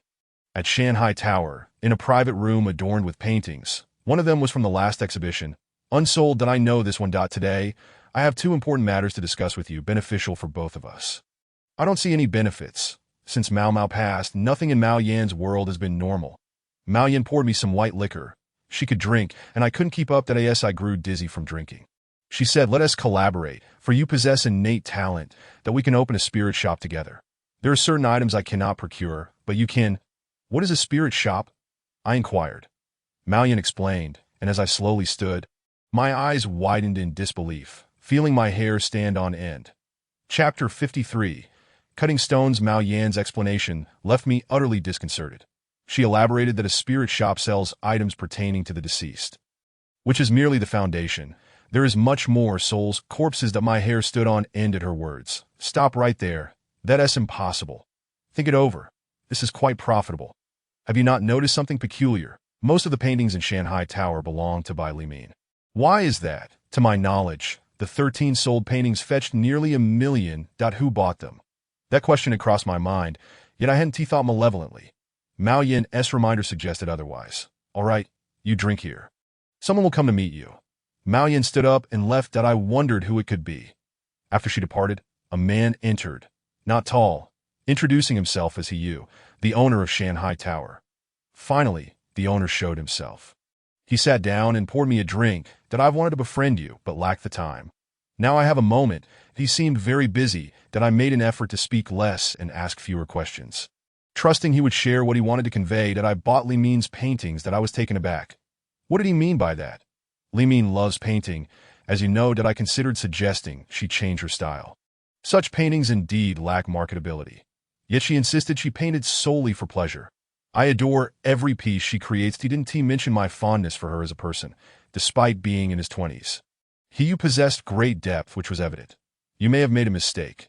Xiaomin is quite clever, perhaps, but Li Min's art has indeed yielded a remarkable effect for my establishment, attracting those who appreciate it. Allowing my hotel to flourish. That I listened intently as he suddenly received a call, stating he had to leave. His visit today surely had an undisclosed purpose. Upon returning home, I gazed out the window, reflecting on the events of the past few days, each step drawing me deeper into icy waters. When Mom Ming returned, she brought a gift from the south, a cloth doll that reminded me of Mao Mao's doll given to Li Min. I observed this girl, perceptive in her ways. Today, I have another matter to discuss. You seem to have resolved the 30-year lifespan issue, suggesting you possess some means. You should pay close attention to that painting. She hinted that the artwork was not given without purpose. After Mom Ming left, I examined the painting she had given me. The spirit car, devoid of a license plate, appeared eerie upon closer inspection. It seemed to carry something, Though indistinct, I could roughly deduce it was a coffin. That I felt unsettled as I looked at the large stone displayed in the living room. That I called a friend who was into stones to come take a look. He arrived promptly, eager to inspect the stone. Utilizing all his tools, he concluded, "This stone can only be cut. Cut it open. What will the consequences be? What do you think could be inside?" The stone appeared ordinary. Yet something felt off. Various measurements were inconsistent, and I had never encountered such a stone before. That I pondered. Indeed, it could belong to the spirit realm. Let us cut it open. Maybe there's nothing inside. After much deliberation, I decided to proceed. The next day, my friend returned with machinery, and as the cutting began, my heart raced. The process was meticulous, and after 3 hours, a transparent substance resembling jade emerged. That my friend shouted, but quickly confirmed it was not jade. "What is it?" he wondered aloud as he shone a light through it, then dropped the lamp in shock, staring blankly, wiping his sweat. "What is wrong? Where did this stone come from?" I couldn't mention the spirit realm. He wouldn't believe me, that I found it in the mountains. That he cast a doubtful glance my way as he picked up the lamp. Peering inside, he discovered an urn, also transparent but a darker green, containing a black plaque that read number 13 Spirit C. Or that my friend looked at me. "The rest is yours to figure out. I will never speak of this to anyone. These items may be of use to you." That he departed hurriedly. This indeed frightened me. What was happening? Nala urged me to retrieve this item, suggesting that there were indeed matters at play. That I sat there, gazing at this object that resembled jade, yet was not. That I sliced it open, prying apart the jade urn to take it to the 13th spirit vehicle, intending to hang it at the Wanderer's Bar. I could not fathom the source of this peculiar impulse. That I continued my stone cutting until midnight, and finally, the urn emerged, an exquisitely beautiful vessel. That my friend insisted it was not jade, yet to my eyes, it appeared as such. That I lacked knowledge of jade. A mere shard of glass could easily deceive me. The jade urn could be opened, revealing the 13th spirit vehicle's insignia. That I shook my head, bewildered by the strangeness of it all. I stowed the stone fragments beneath my bed, along with the urn, clutching the insignia of the 13th spirit vehicle, as well as a piece of the translucent stone, and made my way to the Wanderer's Bar. Upon entering, I ordered a beer and requested that the insignia be hung in a place only I could retrieve it from. Very well. The 13th spirit vehicle insignia hung there, looking eerie, and when I turned to glance at the second spirit vehicle insignia, I noticed it was missing, presumably taken by Zhangjian. As I sat there drinking my second beer, Mao Yin entered. "Mao Jie, I haven't seen you in a while." The server greeted her, indicating that she frequented this place. Mao Yin took a seat beside me and ordered a bottle of red wine, one that cost over 1,000. "Here is a card for you. 200,000. You shouldn't bear that debt alone." "No need," she smiled, snatching the card from me. That I toyed with the piece of translucent stone in my hand, feeling it akin to caressing a woman's skin. It had a delightful texture. Mao Yin cast a glance. Momentarily stunned, her gaze fixed on me. "Where did you get this from?" Her chilling inquiry startled me. Chapter 54. Jade. Mao Yin took the translucent stone from my hand. It was not large, about the size of a lighter. "Jade, where did you acquire it?" She pressed again. "You need not concern yourself with this. Then let us discuss our collaboration. 80,000 is nothing. You could even make 800,000. That I'm sorry, but I do not engage in transactions of the underworld. I have no interest in this shadowy currency." Mao Yin fiddled with the jade. "That I'd like to gift it to you." Mao Yin seemed momentarily taken aback. "You likely have no idea of its worth." "Do you? A piece this large is worth no less than 50,000. That I was taken aback. I had quite a few at home and never expected them to be valued so highly. Upon returning home, I took a piece of jade and went to my friend's house. He was still occupied with his stones. That I sat down, placing the jade on the table. "Take a look. What do you think this is?" My friend sat down, lit a cigarette, bowed his head in silence. What was he getting at? My friend finally spoke the truth. "This is jade." That I realized then that I had no desire to involve myself with it. Hence I claimed ignorance. "Are you afraid?" "Of course. What good can come from getting entangled with such things?" My friend shouted at me to don't get agitated. "Enough. From now on, we are neither friends nor comrades. I do not wish to associate with someone like you." I stumbled upon it unwittingly. "I do not like this stuff either." "Yet you lied, and you are engaged in this business." That my friend pushed me out. "Then you must tell me, what exactly is going on?" He went inside, scribbled a note, and handed it to me. Remember, never come back again. If you see me on the road, pretend I'm invisible, that I was perplexed as to why my longtime friend was so furious. The address was none other than the Wanderer's Bar. What did this mean? I was utterly bewildered as to why this was happening, that I returned home and called by Li Min, who answered. Something has happened. I'm heading home. When Bai Li Min returned, I recounted the events to her. She stared at me for a long moment and said, "The Wanderer's Bar is a den for the underworld, engaged in transactions." I was struck with a chill.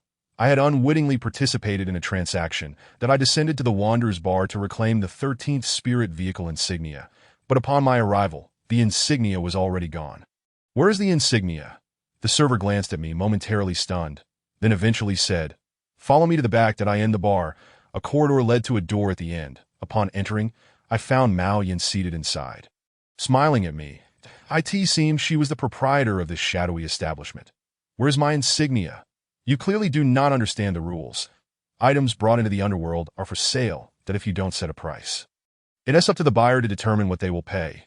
This is the way of business. 50,000 was laid out before me. I cannot engage in such transactions. I want my insignia." "That is impossible. Once you enter, you must adhere to the rules, or trouble will find you." "Who did you sell it to?" That too is a rule that I was infuriated. Having left empty-handed, I returned home. Bai Li Min noticed my troubled expression and said, "This has already occurred. Just be cautious moving forward." That I furrowed my brow, realizing that Mao Yin was indeed involved in this underworld trade. It was terrifying to ponder who was purchasing such items. Bai Li Min informed me that there was a circle within this realm, one not easily infiltrated, and the rules of the circle were numerous. Breaking them would certainly lead to trouble, perhaps even death. I had not anticipated falling into this circle. Those Een Jades could leave me burdened with the 80,000 debts. The price of that Een Jade urn would likely be even higher than I had imagined. Nala, that elder, sought me out again regarding the matter of the witch ancestor's item. That I inquired if he was aware of the underworld's dealings, to which he confirmed that I never touched such matters. "It's best you don't either. Money from the underworld is not easily earned." But I simply refrain from going and avoid curiosity. The underworld won't harm you. Nala proposed further conditions, urging me to retrieve the witch ancestor's item. To which I replied that now was not a suitable time, perhaps later. Surprisingly, Nala ceased his chatter and departed. Bai Li Min's mother fell ill, requiring her return home for care. After visiting, I headed home, but found myself reluctant to return. I drove aimlessly in my 5/8 vehicle, fully aware that I was in the 6th Spirit Vehicle. That as I drove, I realized I had unwittingly stepped into these affairs, that I found myself on a village road. While searching for a place to turn around, a car approached slowly, flashing its lights, and an uneasy feeling washed over me. The car halted, stopping a few meters away, and I spotted the 13th Spirit Vehicle insignia. It was this person who had purchased my insignia. That I leaped from my vehicle, fueled by an unknown courage, sprinting over, only to find myself momentarily stunned. It was Zhang Jun, that young man from the Wanderer's Bar. I stood frozen as Zhang Jun exited his vehicle. Others cannot see spirit vehicles, but you can. That is quite intriguing. That I'm not selling the insignia anymore. Not selling? That won't do. It's the rule. Don't create trouble, brother. This 13th Spirit Vehicle insignia is quite valuable. It can take you places I cannot go. Farewell. Zhang Jun climbed into the spirit vehicle and began to reverse. That I noticed a face in the window, grinning at me, causing me to shudder. This fellow was up to something again. That I broke into a cold sweat, jumped back into my car, and drove back with all haste. As I neared home, the police stopped me. They requested I open the trunk for inspection. That I protested. It's a 5/8. Isn't that impressive enough? The police wouldn't dare interfere. What is so impressive about a 5/8? Only people like you have issues. That I opened the trunk. I was not the only one caught off guard. The police were equally stunned. Chapter 55. The transaction. To my horror, the trunk contained a corpse. That I cursed Zhang Jun. Evidently, he had played some trick on me back in the village. Zhang Jun somehow had my number and sent me a text wishing me good luck. You son of a... I thought, what sort of game is this? The police rushed over, pinning me to the ground, nearly breaking my arm. Suddenly, they released me, staring into the trunk in disbelief. The first officer to discover it was equally taken aback. 6 Spirit Point, one of the officers declared. That's the license plate. Good grief. This is another troublesome situation. Your license plate has issues. What issues? It's a 5.8, genuine and authentic. After I spoke, I glanced at it, and much to my horror, I realized I had covered my eyes. When transformed into a spirit vehicle, it should not be visible to others. How could this be happening? That is not the license plate of the 5.8, but rather that of the 6th spirit vehicle. The police had long since lost their sanity. They restrained me and forced me into their patrol car. Upon arriving at the Public Security Bureau, they inquired about the murder, especially since one officer had witnessed it and called for backup. But by then, there was nothing left to see that I found myself in a perplexing situation, as even that officer began to doubt his own judgment, that I questioned them until dawn regarding the spirit vehicle license plate. Puzzled as to how they could have perceived it. Was Zhang Jun playing tricks on me? In the morning, a police officer entered, accompanied by someone who resembled a leader, and they whispered for an extended period before all of them exited. After a while, they returned, glaring at me. The license plate had changed back, and they could not fathom it. Deeming the situation exceedingly bizarre, that as the interrogation proceeded, they found no evidence. The footage from their enforcement recording device had come out completely blank. They released me. Upon returning home, I fell into a deep slumber. In the afternoon, Li Min returned, and I refrained from mentioning my encounter with the police. After dinner, Li Min suggested we visit the Drifter S bar, which took me aback that I declined. That place is best avoided at all costs. Once you enter such a circle, there must be a way to extricate yourself, though I am unaware of what that method might be. As I do not belong to that world, it would be wise for you to steer clear as well. Sharing the burden is the best solution. Li Min's demeanor touched me deeply. I reached out to embrace her, but she swiftly jumped back, laughing and shaking her head, extending a finger to indicate her refusal, that I followed Li Min into the Drifter S bar, where the crowd was sparse. We settled in a corner, and an unsettling feeling washed over me. This was a sinister establishment, that it was impossible to discern its true nature unless one had experienced such occurrences. This was yet another clandestine circle. Orderly in its own right, that gain entry into this realm. One would likely need a stroke of fortune. It seemed to me that there was no way to refuse this fate. Li Min surveyed the surroundings. But in truth, there was nothing to see. She quietly spoke of a trinket, a skull about the size of a palm, explaining that it represented illicit transactions, the very essence of such dealings, that I wondered just how many items of a nefarious nature existed here. It left me profoundly uncomfortable. This was Mao Yan's shadowy establishment. Were there others like it? Yin and Yang must coexist, Li Min informed me, for the world is composed of both elements, allowing for a harmonious union. Her words were theoretical, yet they held a semblance of truth. That Li Min and I prepared to leave. Mao Yan unexpectedly emerged from behind and took a seat. "Do you need anything?" she inquired. I remained silent, glancing at Li Min. "Just a drink. Nothing more. I do have something special you might appreciate. We are not interested in such things." We departed. Mao Yan's gaze felt peculiar. Outside, Zhang Jun entered the bar, and I urged Li Min to head home, to which she advised me to be cautious. I stepped inside, where Zhang Jun hung the license plates of the 2nd and 13th spirit vehicles on the wall, and settled down with a beer. I took a seat across from him, scrutinizing Zhang Jun. "Brother, it was merely a jest. Do not take offense that I merely wish to inform you of certain happenings in this domain. Thank you for the 13th spirit vehicle license plate. I do not wish to entangle myself with individuals like you, so please refrain from such jests in the future. Yet you are in a spirit vehicle, the 6th spirit vehicle, no less, among spirit vehicles. Yours is the most opulent, that I am aware. Other spirit vehicles resemble those of funeral homes, but mine is distinctly unique." Zhang Jun implied that I was already entrenched in this circle and ought to profit from it.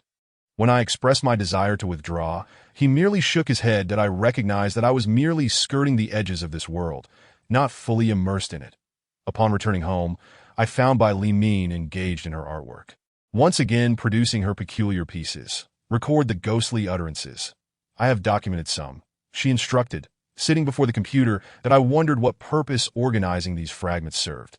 They were mere ghostly tales, perplexing in nature. That I opened the computer to review the first chapter of the ghostly narratives. Gu Qiulin, a slender 20-year-old, hailed from the cold caverns. That he encountered Huang Xiaoke along the 13th ghostly road, both lingering without moving on to reincarnation, for they were ensnared by unresolved matters. They would traverse the mortal realm. Awaiting their time in the cold caverns, where the agony of waiting was excruciating, that a mysterious pain enveloped them. One that few could endure. Gu Qiulin's death was shrouded in enigma. The cold cavern was one of the 18 old pits left by the North Mountain. Gu Qiulin perished in the third pit, devoid of wounds or any discernible cause of death. A bizarre demise indeed. Gu Qiulin resided over 200 meters away from the cold cavern, in a modest house across a river. The cold pit was said to be luring. Such was the legend. What of Huang Xiaoke's death? He too perished in the third cold pit, a day apart, also under mysterious circumstances.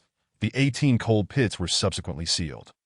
Huang Xiaoke died at the age of 18, that the nature of their relationship can only be unraveled through the ghostly utterances. This was but the first chapter of the ghostly tales, each chapter brief and varying in length. Dictated by the volume of ghostly discourse, that I was familiar with the cold cavern. The North Mountain held graves, with the northern tombs further north, leading to the cold cavern in the region of Liao Bay. A place replete with oddities. Chapter 56. The cold cavern. That I had long desired to visit the cold cavern depicted in the ghostly narratives, yet fear gripped me that it seemed that to understand certain matters, one must venture forth. Now I realized that I was straying further into a shadowy circle. Perhaps I would encounter the spirits of Gu Qiulin and Huang Xiaoke. They belong to the realm of shadows, existing in a world akin to ours, yet burdened by memories of their past lives, a suffering from which they could not escape. That in contrast, those of us reincarnated in the mortal realm bear no recollection of our previous lives. Very few retain such memories, rendering it nearly impossible to encounter them. That I ventured to the cold cavern during the day. The exterior of the cold cavern was dilapidated, the blue bricks crumbling and overgrown with weeds. All 18 cold pits had been sealed to gain entry. One would need to pry open the sealed bricks. The side of the cold cavern bore numbers. 18 cold pits. That I turned to glance back. Across the river lay Gu Qiulin's home. That I decided to visit his residence, seeking to uncover the truth behind Gu Qiulin's demise. The imposing iron gate of Gu Qiulin's home revealed that it had once been a prosperous household. I knocked, but no one answered, and I soon realized the door was locked from the inside, the key visible through the gap. The yard was overgrown with weeds, yet a narrow path indicated that someone still visited. Though they no longer resided there, that I departed and returned home, whereby Li Min had just come back from work. That I broached the subject, and she regarded me for a long moment. There are some matters best left unasked. This piqued my curiosity. Did Gu Qiulin not disclose the circumstances of his death? No, the deceased can only speak ghostly utterances within 3 days of their passing, communicating with those who understand such language. My interactions with Gu Qiulin lasted merely an hour or two, just enough time for makeup, and little was revealed, all recorded. Li Min appeared disinclined for me to pursue these inquiries. Yet I felt compelled to investigate. The matter was far too peculiar, as if some unseen force was beckoning me to uncover the truth. That I was indeed a fool, for in the dead of night, while Li Min slept, I took my tools and ventured to the cold cavern. Upon arrival, the atmosphere was far colder than elsewhere. The wind rustled the weeds ominously. That I approached the third cold pit, prying the bricks away and slipping inside. That a strong flashlight illuminated the interior. Even specters would shy away from such brightness.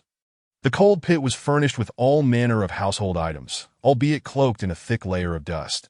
The structure featured 4 chambers, one of which appeared to be a girl's room, another a study, while the remaining 2 also bore signs of habitation. That I surveyed the surroundings. Finding nothing particularly extraordinary, that I settled into a chair to smoke. The table was crafted from a single piece of aged ship timber, revealing itself to be remarkably exquisite upon closer inspection. Everything here was meticulously arranged, an unintentional elegance permeating the space. As I pondered Gu Qiulin's purpose for being here, a ghost manifested before me, none other than Gu Qiulin himself. I jolted, steadying myself. That you, Gu Qiulin? Yes, I am Gu Qiulin. That I have not moved on due to lingering matters, and I have awaited your arrival. His words implied that he had specifically awaited me. You are capable. So is the sorcerer Nala. Your presence signifies our fated connection. Please share your story. That I came here to learn more. That my home lies across the river. Since I turned 16, I have heard voices emanating from this cold cavern. When I inquired with others, they could not hear it, but I could, a woman calling, "Come, come," for 3 years. For 3 years I longed to investigate, Yet fear restrained me. My father warned me that this was a cold cavern where many had perished. I must not enter. That I gazed at Gu Qiulin, refraining from interrupting, allowing him to continue his narrative. That it was during my 19th year that I ventured into the cold cellar, specifically the third one. On that fateful day, I unexpectedly encountered a girl named Huang Xiaoke, who attended the high school across from ours. I had noticed her for quite some time, captivated by her petite lips, almost infatuated. I never envisaged her presence in that place. The Gu Qiulin recounted how, upon entering, Huang Xiaoke smiled at him, revealing that she had been waiting for him and that she harbored feelings for him as well. Gu Qiulin, flustered, sat down to converse with me for a while before Huang Xiaoke announced her departure, stating she was heading home. After spending over an hour there, he eventually returned home. Subsequently, whenever Gu Qiulin heard the call of "come here," he would go, knowing that Huang Xiaoke would invariably be waiting for him. That day marked his entrance into university. He realized that their future encounters at school would no longer be possible, prompting him to wish to solidify their relationship. However, Huang Xiaoke never broached the subject, merely discussing matters concerning school. This continued for 22 days, after which Gu Qiulin no longer saw Huang Xiaoke. She ceased visiting the cold cellar. In his quest for answers, Gu Qiulin inquired among classmates and eventually discovered Huang Xiaoke's home. To his astonishment, he learned that she had died in an accident on the very day of the holiday, a tragedy that left him bewildered. Strangely, I too found this matter perplexing. Bai Limin, while applying makeup, revealed that Gu Qiulin had perished a day prior to Huang Xiaoke, leading to his confusion regarding the sequence of events. The Gu Qiulin was left dumbfounded. Did that mean he had seen Huang Xiaoke's spirit in the cold cellar? He had died the day before leaving for university, succumbing within the cold cellar, where he merely felt a chill before gradually losing consciousness. There were many things Gu Qiulin had yet to comprehend. Yes, I made my way home. Dawn had already broken, and Bai Limin had prepared breakfast. You carry an aura of negativity. You must not return to the cold cellar, she admonished, seemingly aware of my visit there, that I merely sought to understand the occurrences. Such matters belong to the realm of shadows. You should not frequently interact with those from the underworld. Bai Limin appeared quite displeased with my disobedience. Skipping breakfast and departing for work. In Chapter 57, the incident involving the spirit vehicle 444 unfolded. Gu Qiulin encountered Huang Xiaoke on the 13th day along the path of shadows, where they stood facing one another. When Huang Xiaoke embraced Gu Qiulin, she wept, expressing her unwillingness for things to transpire as they had, lamenting the fate that had befallen them. She confided in him her fears of being alone on the path of shadows. Unable to reincarnate, due to glancing back at him as she exited the school gate, only to be struck by the spirit vehicle 444. After being hit, she could not reincarnate, awaiting an opportunity, though the nature of that opportunity remained unknown to her. In their encounter within the realm of shadows, Gu Qiulin did not blame Huang Xiaoke for leading him into this otherworldly existence. Their love and connection were what mattered. Yet, unbeknownst to them, Gu Qiulin too was unable to reincarnate, all stemming from an incident that occurred while Bai Limin was applying makeup. This was the second chapter of the ghostly narrative that I was aware of these events but had refrained from inquiring. Perhaps accepting that destiny was a tapestry of legend, woven from the inexplicable oddities of life, that I resolved to unravel this mystery. The Wanderer's Bar, a shadowy establishment. I requested the attendant to summon Mao Yin. Mao Yin rarely performed makeup at the county crematorium, often opting for the city crematorium, resulting in a lighter workload. Thus, she spent more time in the shadowy establishment. Mao Yin took a seat beside me. Mao Yin, you were involved in the death of a girl on the road near the 6th middle school, I stated. Mao Yin cast me a glance. Indeed, that was the case. The girl crossed the street without looking. It was an accident, and the matter has since been resolved. I have seen Gu Qiulin. Who? Mao Yin clearly did not recognize the name. I informed her that he was Huang Xiaoke's beloved, seeking revenge for her. He too has passed away, and now resides in the realm of shadows alongside Huang Xiaoke. Upon hearing this, Mao Yan's expression turned tense. I could sense it, as we had lived together before, and outsiders would not have detected her concealed emotions. And what of it? I am not afraid. I smiled faintly, unwilling to elaborate further. Upon returning home, I drove to the crematorium, intending to discuss certain matters with Bai Limin, convinced she was withholding information about the realm of shadows. I did not enter the makeup room, but waited in by Li Min's office for her return. She arrived just before noon, already changed in a fresh attire. "Let us go," I suggested, leading her to Shanghai Lu, a place I found increasingly appealing despite its eerie ambience. "Did I in the same private room?" I inquired during our meal. "Huang Xiaoca's inability to reincarnate is due to an error you made during makeup, isn't it?" Bai Li Min paused, staring at me for a long moment before downing her drink. "This is not a question for you to ask. There are matters concerning the spirit vehicle that you should not concern yourself with. I cannot allow you to become further entangled in this. It serves no benefit, but I am already involved." Bai Li Min remained silent for a considerable time. "That go to the cold cellar after dark."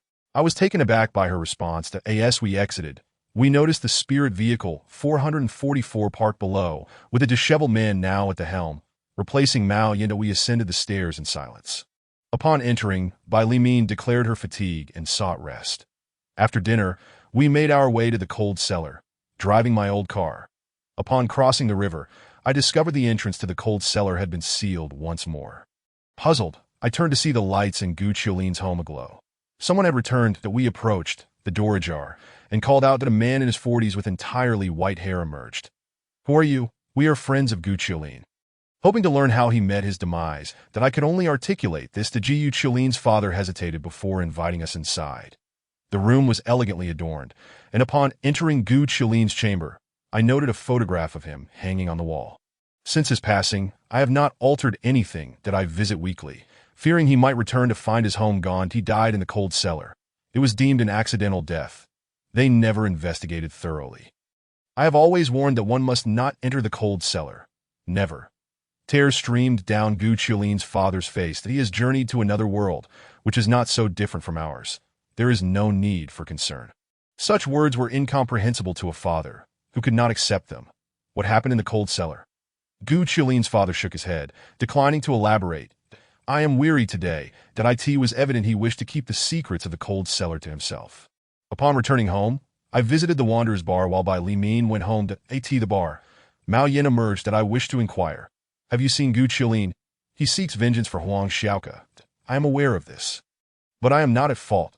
"Are you frightened?" "Not exactly fear. More of a complication. I wish to see Gu Qiulin or Huang Xiaoca." "Then you must go to the cold cellar." Mao Yin appeared momentarily stunned.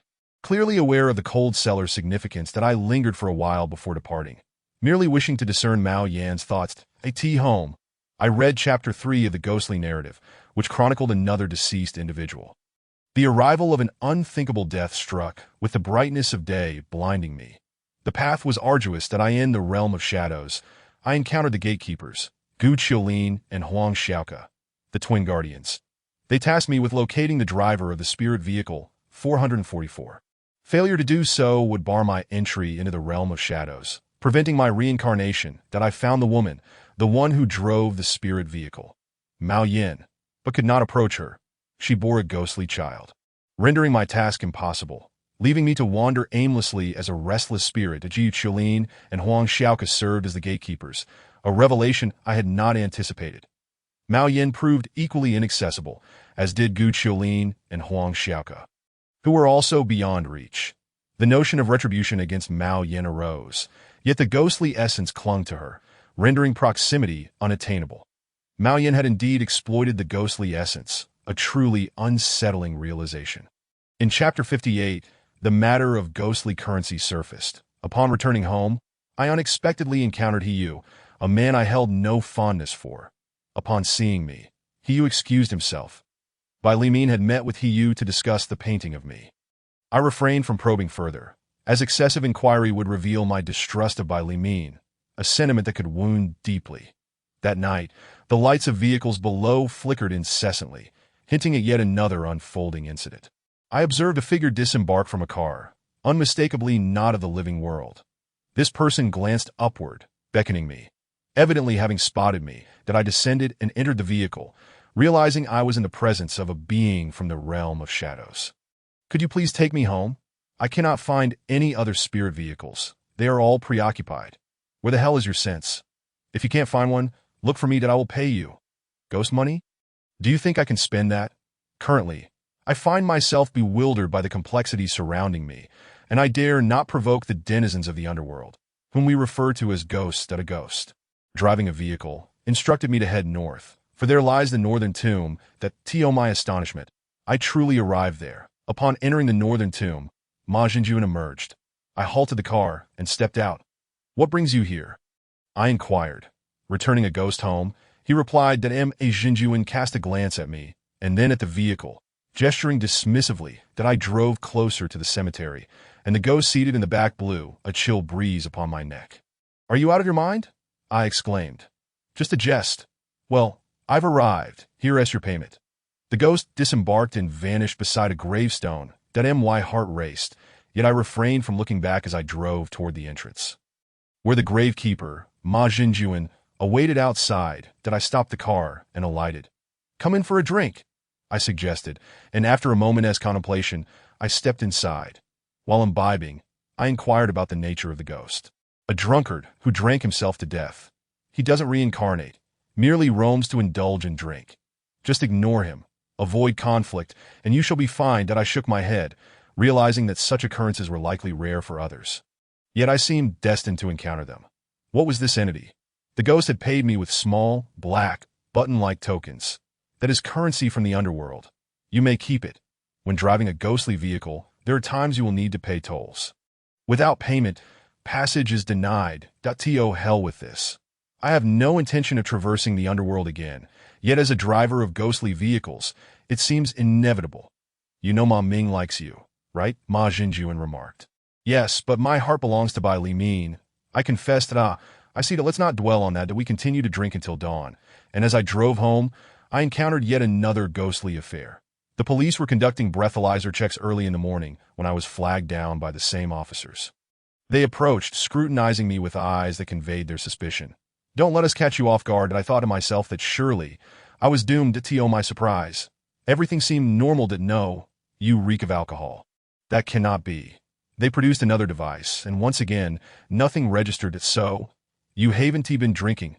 They queried suspiciously, warning me to tread carefully. They suspected I had merely spilled liquor on myself to deceive them. Upon returning home, I found it peculiar that Bai Li Min had left a note, instructing me to stay put and not wander. Though I had no desire to roam, the mysteries of the underworld beckoned me. Igniting a curiosity to uncover more, I examined the black tokens of underworld currency, intrigued. Suddenly, a knock at the door startled me. Upon opening it, I found that the elder, Nala, stood before me. That I nearly burst into laughter upon seeing him. He was entirely bald on one side of his head. Nala glared at me, entered the room, and requested tea. He recounted how a ghost had shaved his head, daring to disturb the earth beneath the sovereign's reign. Nala was furious, cursing vehemently. "After dark, drive the ghostly vehicle and take me to confront this mischievous spirit." "To the underworld?" I asked. "Yes, this spirit has marked me, unaware of the prowess of my shaman. Why bother with a petty ghost?" "But I insist on confronting him. Spare me the chatter and give me the money." Did I refuse? "I shall not go." Nala's glare was intense, as if he were ready to commit violence. "What do you desire?" "I wish for your assistance in resolving a predicament. Bai Li Min's make-up blunder has prevented Huang Xiaoka from reincarnating, and retribution is inevitable. That matter is beyond my purview. That if you cannot handle it, leave." Nala's expression was intolerable to behold. After much deliberation, I sought to avoid entanglement in such matters, recognizing them as issues of the underworld. That a shaman is meant to address these affairs, is he not? There are countless matters, and a shaman cannot intervene in every triviality. However, I do know someone who may assist you. Allow me to contact him, and after darkness falls, you shall drive the ghostly vehicle to take me to him." After a moment's thought, I nodded. Nala, known for his impatience, promptly set out to find this individual. I wondered what sort of person he would procure. As dusk approached, Nala returned with a woman in her 40s, whose demeanor was unsettling. She sat down and, in a peculiar tone, asked about my predicament. After listening for a while, she informed me. Typically, we refrain from such matters, as they may adversely affect future generations. However, since the shaman has spoken, I shall assist you this once, for the sum of 20,000, no less. That I glanced at Nala, who affirmed, "I shall cover this expense." That it seemed this was Nala's first substantial financial commitment, likely a precursor to further demands. I harbored doubts regarding this woman. She appeared to be an unkempt housewife, disheveled and overweight. Nala noticed my skepticism that as he introduced her. I instinctively recoiled, ready to flee. Chapter 59. The celestial being. I recognized this woman. She was notorious in the city, yet I was taken aback by her appearance that I had expected someone more dignified. Her name was Karen, a peculiar surname indeed. Karen was a celestial being, rumored to have emerged from the Liao North region, though the veracity of such claims remained uncertain. Legend had it that at 18, a crack in her home wall allowed a white serpent to emerge, granting her celestial status, with her household venerating the white snake spirit. I always suspected this to be a fabricated tale, a story concocted for monetary gain, yet Karen's legend was indeed somewhat unsettling that I resumed my seat. "Can you resolve this issue?" I inquired. The celestial nodded, indicating that Nala would cover the costs, and I decided not to dwell further on that. "What is your plan?" "I'll locate the individual named Huang Xiaoke. She cannot reincarnate, but I can assist her in doing so. However, I cannot disclose the method to you that I contemplated, realizing she could not deceive me, that if I could meet Gu Qiulin, I could certainly also encounter Huang Xiaoke, thus discerning the truth of her existence. If she were an impostor, I would visit her home, dismantle her celestial shrine, and relieve myself upon it." Karen, the celestial, instructed that we proceed to the cold cellar after nightfall. That I glanced at Nala, who seemed intent on seeking vengeance against the ghost. "But you must come first." Nala appeared displeased. When Bai Li Min returned, she paused upon seeing the two of them. "Oh, Miss Bai, what brings you here?" Karen exclaimed, revealing their acquaintance. "Karen, what are you doing here?" I shut my eyes, regretting that I had inadvertently exposed Bai Li Min to these affairs. The situation was laid bare, and upon hearing it, Bai Li Min cast me a knowing smile. "Very well," to my surprise, Bai Li Min acquiesced, instructing us to proceed with our tasks. As she had matters to attend to, we ventured to the cold cellar, where Karen was in a frenzy, nearly summoning thunder and lightning. She sat cross-legged on the ground, swaying as she muttered incomprehensibly, her agitation causing her to sweat profusely. After an hour of this, she finally rose, declaring, "All is it truly resolved. Is this some sort of deception?" I glanced at Nala, who remained silent, clearly indicating the need for verification. "Just take me to the main street, and we shall handle our affairs. Once confirmed, you may transfer the payment into my account. This is a one-time arrangement." After escorting the celestial Karen, Nala insisted on heading to the underworld. "Can we postpone this?" "No, however, this may not necessarily be authentic.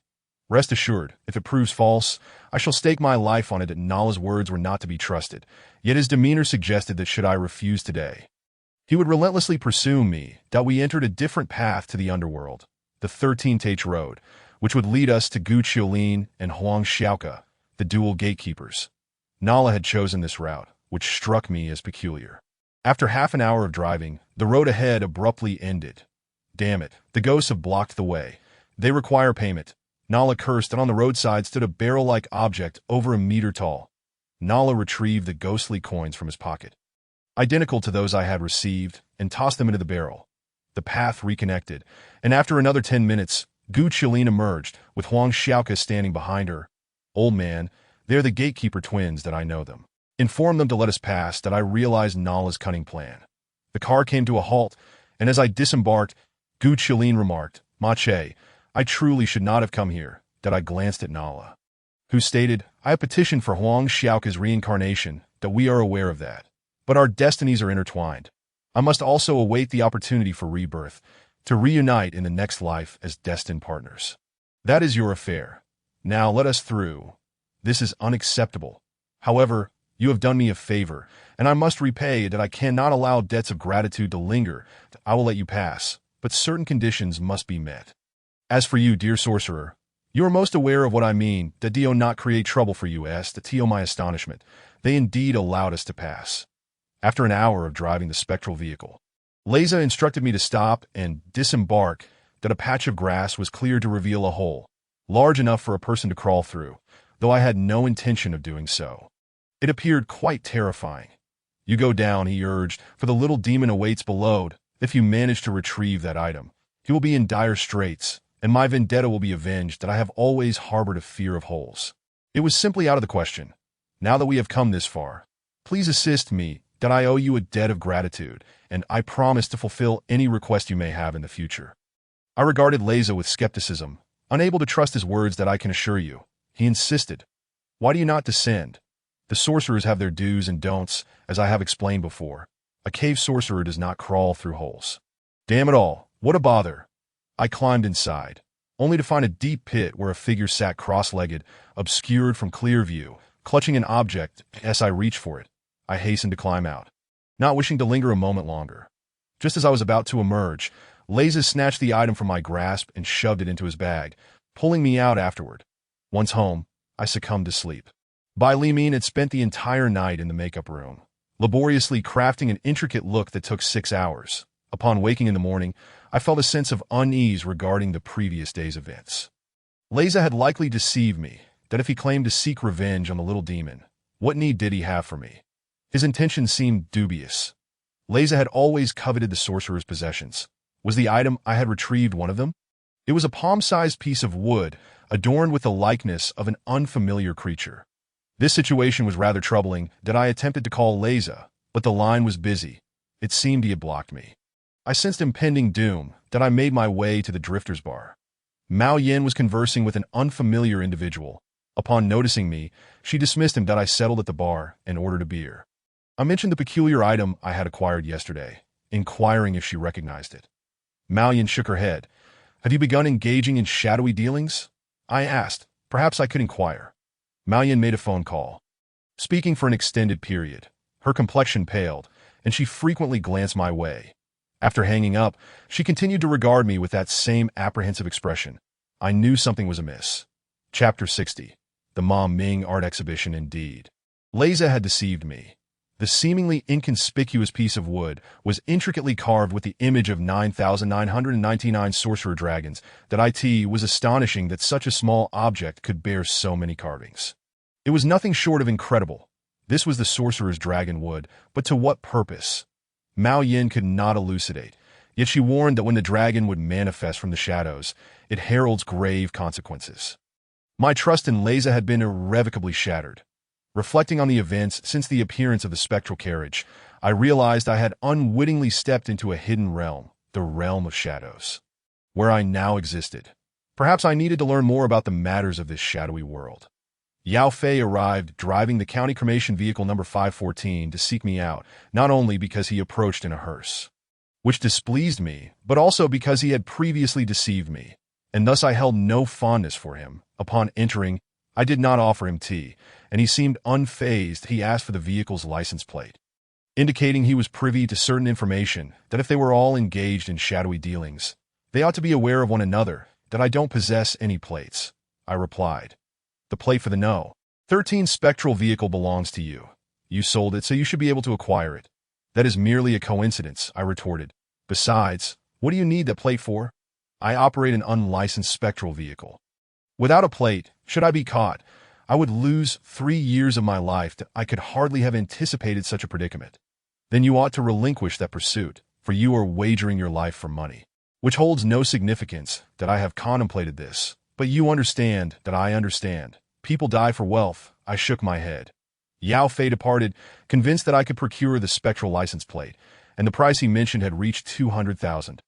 Revealing that the market for such shadowy dealings was indeed lucrative, I returned to the Drifter's Bar, where Mao Yin remained seated at the bar. That I approached and asked, "Mao Yin, what can you tell me about these shadowy transactions?" She glanced at a figure in the corner, the only one present at that moment. "You can find whatever you desire," she whispered, clearly wishing to keep the man in the shadows unaware of our conversation. I remained silent, uncertain of what to ask, as I was entirely unfamiliar with the concept of shadowy dealings. For instance, if you wish to extend your lifespan, you can purchase the longevity of yin and yang. Though the price is exceedingly steep, this revelation turned my stomach.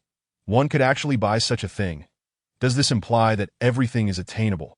The realm of shadows, a world that fills me with dread, had now become part of my reality. To my astonishment, Ma Ming had organized an art exhibition. Given my position at the Writers Association, I was aware of these events, although the exhibition had yet to open.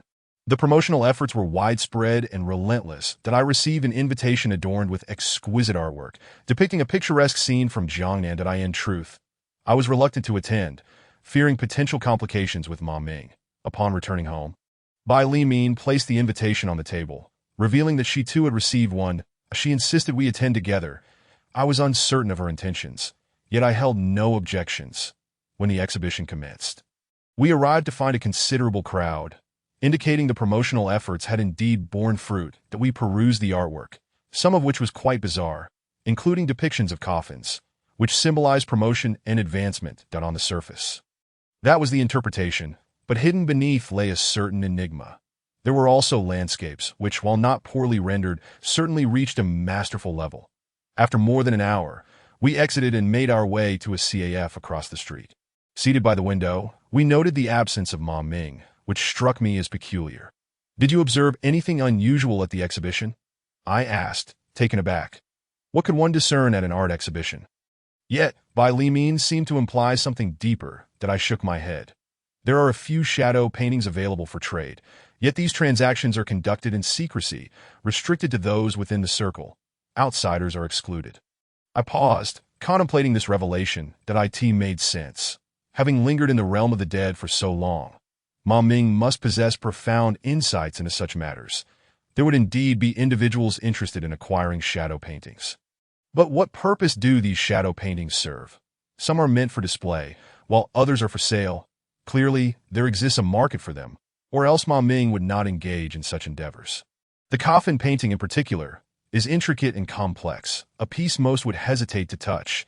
Even those familiar with shadowy transactions, that my bones ache just thinking about it. Bai Li Min continued, and my discomfort intensified. She explained that the coffin painting depicted a body before the coffin lid was applied. It was not empty, as it contained a corpse. This was perplexing. The painting was created, then the lid was placed, leaving nothing but a blank canvas, which I found difficult to comprehend.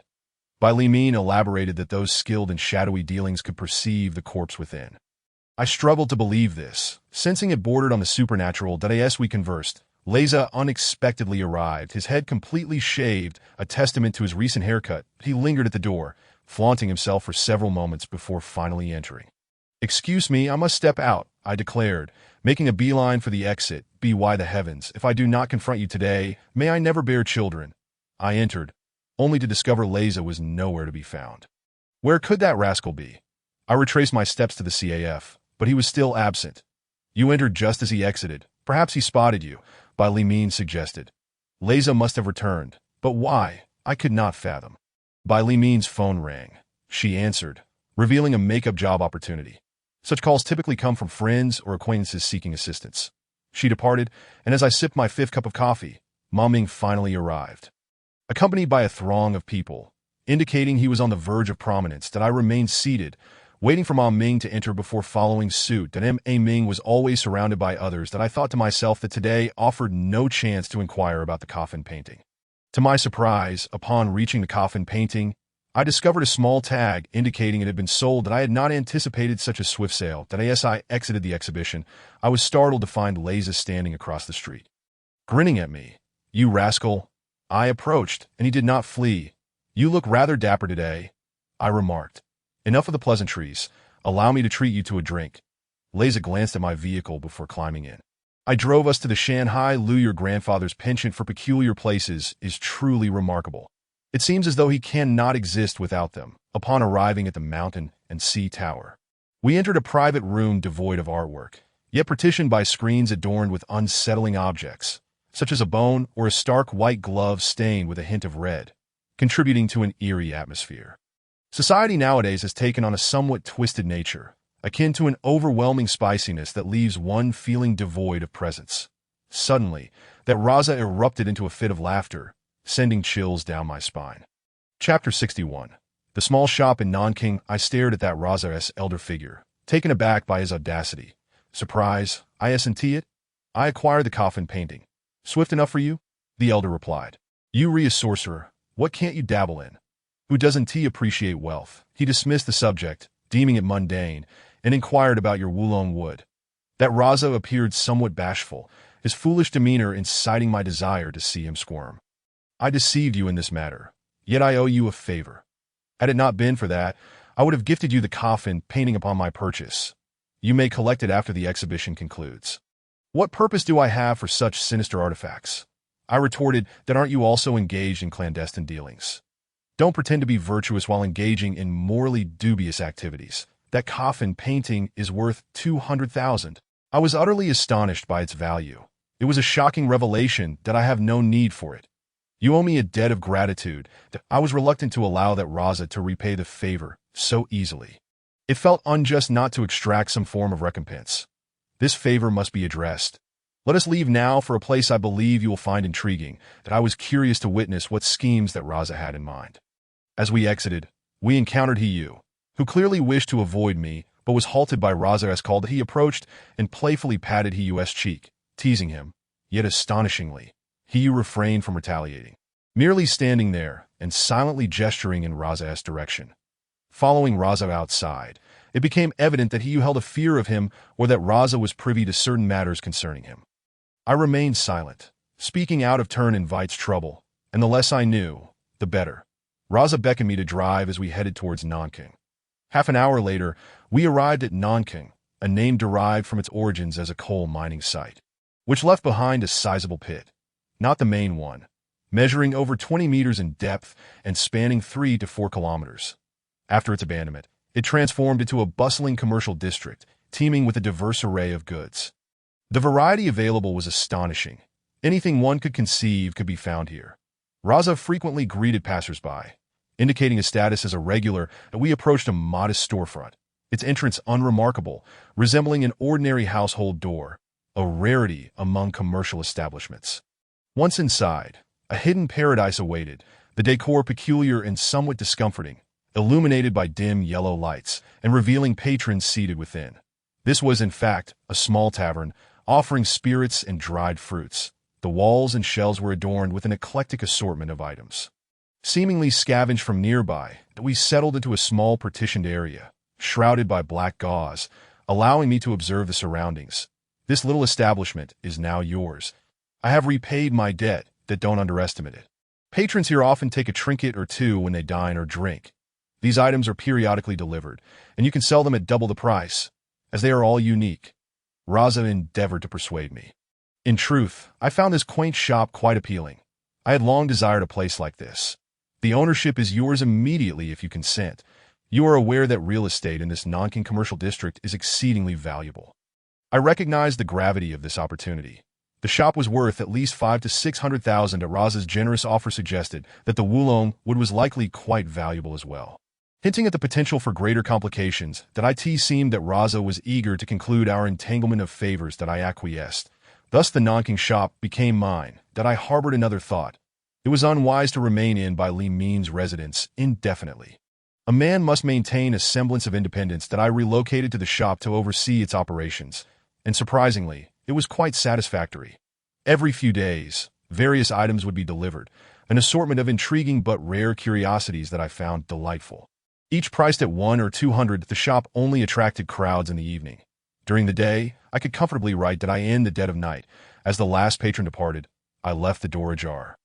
I perused the 4th chapter of Ghost Language online, diligently studying. As the narrative grew increasingly chaotic, with events intertwining yet lacking clear connections. 17 years old, I was ethereal, and in my final moments, I beheld the visage of a handsome boy, forever etched in my memory, that he had fallen for another girl from the adjacent class, by Li Min, whose beauty eclipsed mine, that I harbored a deep-seated resentment towards her for stealing him away. Vengeance would be mine in 5 years. I had long been aware of this, never broaching the subject with Bai Li Min during her high school years. The ghost language she encountered was not her own, but rather that of her master, who listened to it as one would a novel, imparting a crucial segment to Bai Li Min, who then shared it with me, that I was taken aback upon seeing it, yet I had never dared to inquire further. Today, I pondered that it was time to ask that I did not confront her directly, but instead sent a text, inquiring, what was the name of the girl who died in high school? I believed she would comprehend my intent. An hour passed without a reply. Just as I assumed she would not respond, her message arrived. Ma Xue that I in truth. My inquiry stemmed from another reason. I had a sister named Ma Shui, a subject I had avoided due to its painful nature. Ma Shui had indeed passed away at 17, succumbing to an overdose in the classroom. However, I felt certain there was no connection to Bai Li Min. Now, with Bai Li Min providing me the name Ma Shui, it signified a connection. Could Bai Li Min be held responsible for this? Clearly not. Then who could be blamed? The boy. I remained utterly oblivious. Bai Li Min did not visit the shop that evening, and I refrained from calling her. This was a matter I needed to confront. That it was the 5th anniversary of Ma Shui's death, a tragedy that had driven me to madness, leaving me with enduring depression that I found myself unable to face Bai Li Min. At 10 o'clock, the shop was empty, and I sat at the bar, reflecting upon my written works. Suddenly, a man entered, taking a seat that I served him alcohol and snacks as he sipped slowly. Those who frequented this place rarely spoke. The quietude was part of its charm, with conversation only arising when necessary. "Are you the Ma Che?" He inquired. "I am indeed Ma Che," I replied, somewhat taken aback. The man appeared to be in his 20s. "My name is Zhang Ming." That I paused. Ma Shui's death had stirred memories of her homeroom teacher mentioning this name. That I remained silent.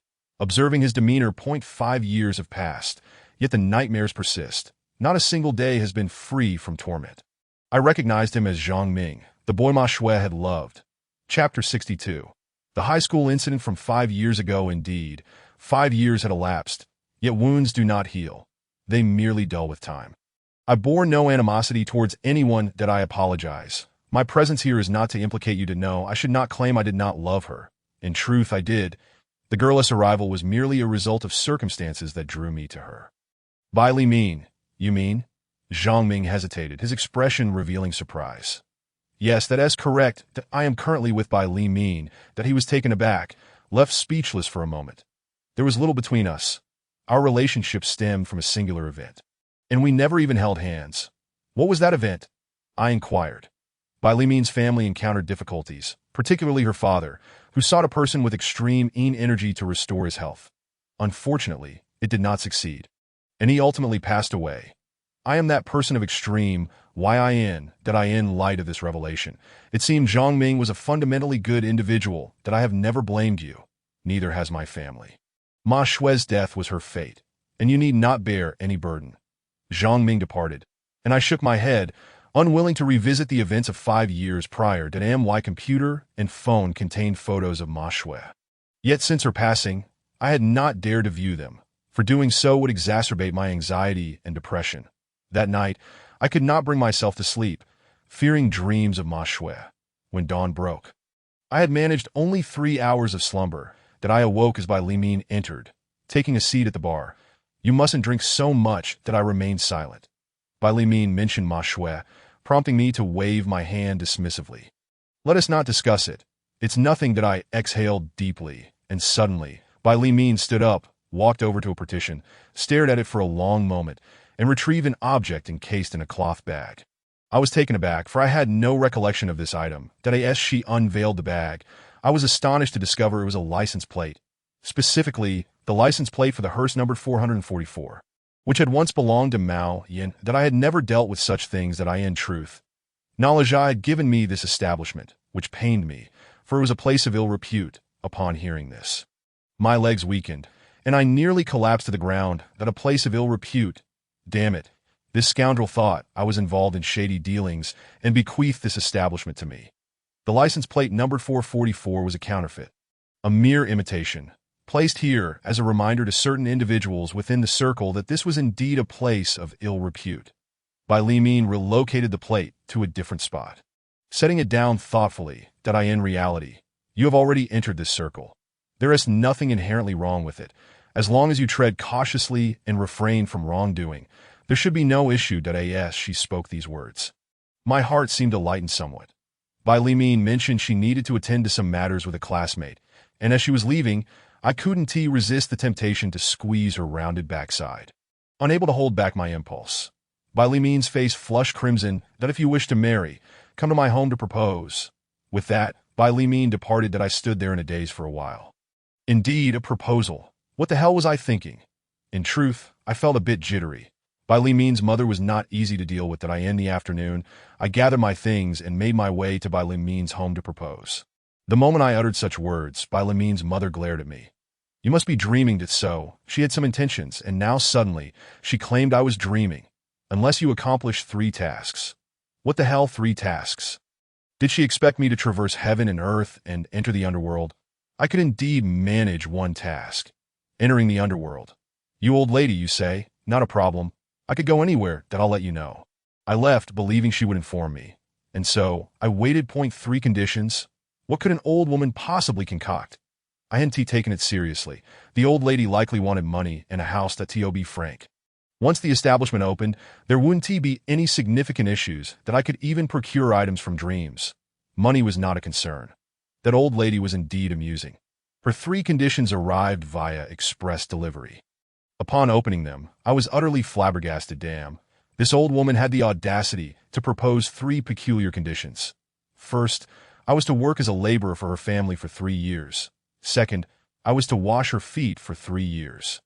Third, I was to cook for by Li Min for 3 years, totaling 9 years before I could marry her. What the hell? Was this the old society? Did she think I belonged to a minority group? By the time 9 years passed, I would be old. This was definitely unacceptable. This old lady was playing with me. By the 8th year, her daughter would have married someone else. Was I a fool? These conditions were rather ludicrous, and I hadn't taken them seriously. Unexpectedly, Bai Li Min came to the shop that evening that I recounted the situation to her, and after a laugh, she surprisingly stated that it was indeed serious. 9 years, Xiao Min, this is no joking matter. Are you unwilling? If it's marriage, I am willing for a lifetime. Then don't even think about it. During dinner, my heart felt constricted. What was Bai Li Min implying? I suggested going for a walk, and suddenly, Bai Li Min burst into laughter, doubling over on the ground. I was taken aback. Was she losing her mind? Bai Li Min ceased laughing and addressed the matter seriously. I never anticipated my mother would propose such 3 conditions. She and I had discussed it, and I thought it would only involve money, a house, or a car that I didn't expect it to turn out this way. That's her way of saying she disagrees. Comrade, you must make an effort. After saying this, Bai Li Min left. Now I understood. That old lady was making things difficult for me, that I decided to play along and return. Annie, I accept those 3 conditions. The old lady was taken aback. Perhaps by the 5th or 6th year, she may marry someone else, and then I cannot be held accountable. That is, oh, you're coming after me. Seeking the next one? Don't you also have these conditions? Not necessarily. Perhaps there are no conditions. That it was clear she was deliberately putting me in a bind. Annie, starting tomorrow, I will come to report every day. The look in her eyes as she regarded me was something else. As I departed, I thought to myself, I'll come every single day and see how much she can endure. Every day follows its own rhythm. Bai Li Min's mother would take a nap around noon, which was precisely when I would arrive. After a few days, I had thoroughly exhausted the old lady. All right, you may stop coming. I can't take it anymore. That won't do. This way, I want to be able to marry your daughter. Discuss with Xiao Min. What I'm angry about is that you 2 probably have already crossed that line. Annie, I guarantee there's nothing going on. Get lost. Damn, why was I so unlikable in her eyes? I left in a hurry. I certainly didn't want to spend 9 years laboring for her, only to have everything go awry. Back at the shop, I felt triumphant. My scheme was succeeding, and that was a good thing. However, good fortune was soon followed by misfortune. Upon entering, I found a man seated there. Nalaja had mentioned that this establishment did not require supervision. Patrons would naturally place their money in a nearby black box, although a few might not comply, which wouldn't incur significant losses. The man was shrouded in a black cloth, holding something concealed, a shady transaction.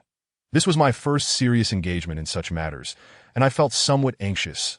Chapter 63. A ghostly drawing. The man seated before me exuded an aura of malevolence. He remained silent, placing the black cloth bundle before me, that I gingerly squeezed it. What's your asking price? The individual appeared momentarily taken aback, then picked up the item and departed. What the hell was that supposed to mean? I sensed something was amiss, that I decided to head to the Wanderer S-Bar. At that moment, I seemed to have developed a peculiar interest in this shady transaction. Upon entering, Mao Yin emerged from the back. Seated at the bar, sipping beer, that I inquired about the shady dealings. I didn't need to mention it, as Mao Yin was already aware that I had taken down Nalaja's establishment. You don't understand much about this. When that person left, your words were incorrect.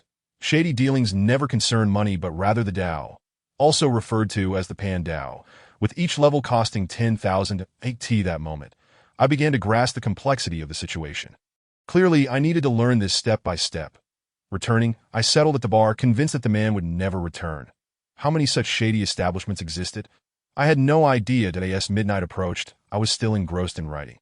With the door left ajar. Outside, car lights flickered. Glancing out, I was startled to see an ethereal hearse. From this angle, I couldn't discern which hearse it was, but I noticed someone inside that I remained still. Watching intently that if it stopped here, that person would surely disembark. Yet they didn't, as if engaged in a silent contest with me, that I walked to the door, pushed it open, and stepped outside. Inside the hearse sat a figure. Zhang Jun. I approached him. Zhang Jun, what are you up to? I brought you someone to serve as a waitress that I don't need, that I have no choice. She wanted to come, and the price was good. How many levels? Zhang Jun was momentarily stunned. That you've progressed quickly. 2 levels. Open the back door. That I hesitated. Who was this person? I walked to the back of the hearse and opened the door. That a person was seated there. Startling me, she smiled at me. That I stood frozen. This individual was my high school classmate, Wang Tianyu. She jumped down, and the hearse drove off. That I entered the shop, and she followed. That MHA, it's been so long. Wang Tianyu, my classmate from high school, we had shared a desk for 1 year. She had attended a university in the south, and had just returned. That it was odd to see her arriving in an ethereal hearse. What is going on? Ma Che, after graduating from university, I encountered something strange. Do you remember the time we entered the air raid shelter? Back then, we were mischievous, and during our free time, a group of us would venture into the shelter. In truth, we just sought excitement. We frequented that place until it lost its novelty. However, back then, Wang Tianyu had confided in me that she always felt something was following her. Something unseen, untouchable, yet palpable, that I thought she was merely frightened. Not taking it seriously, she had mentioned it to me countless times.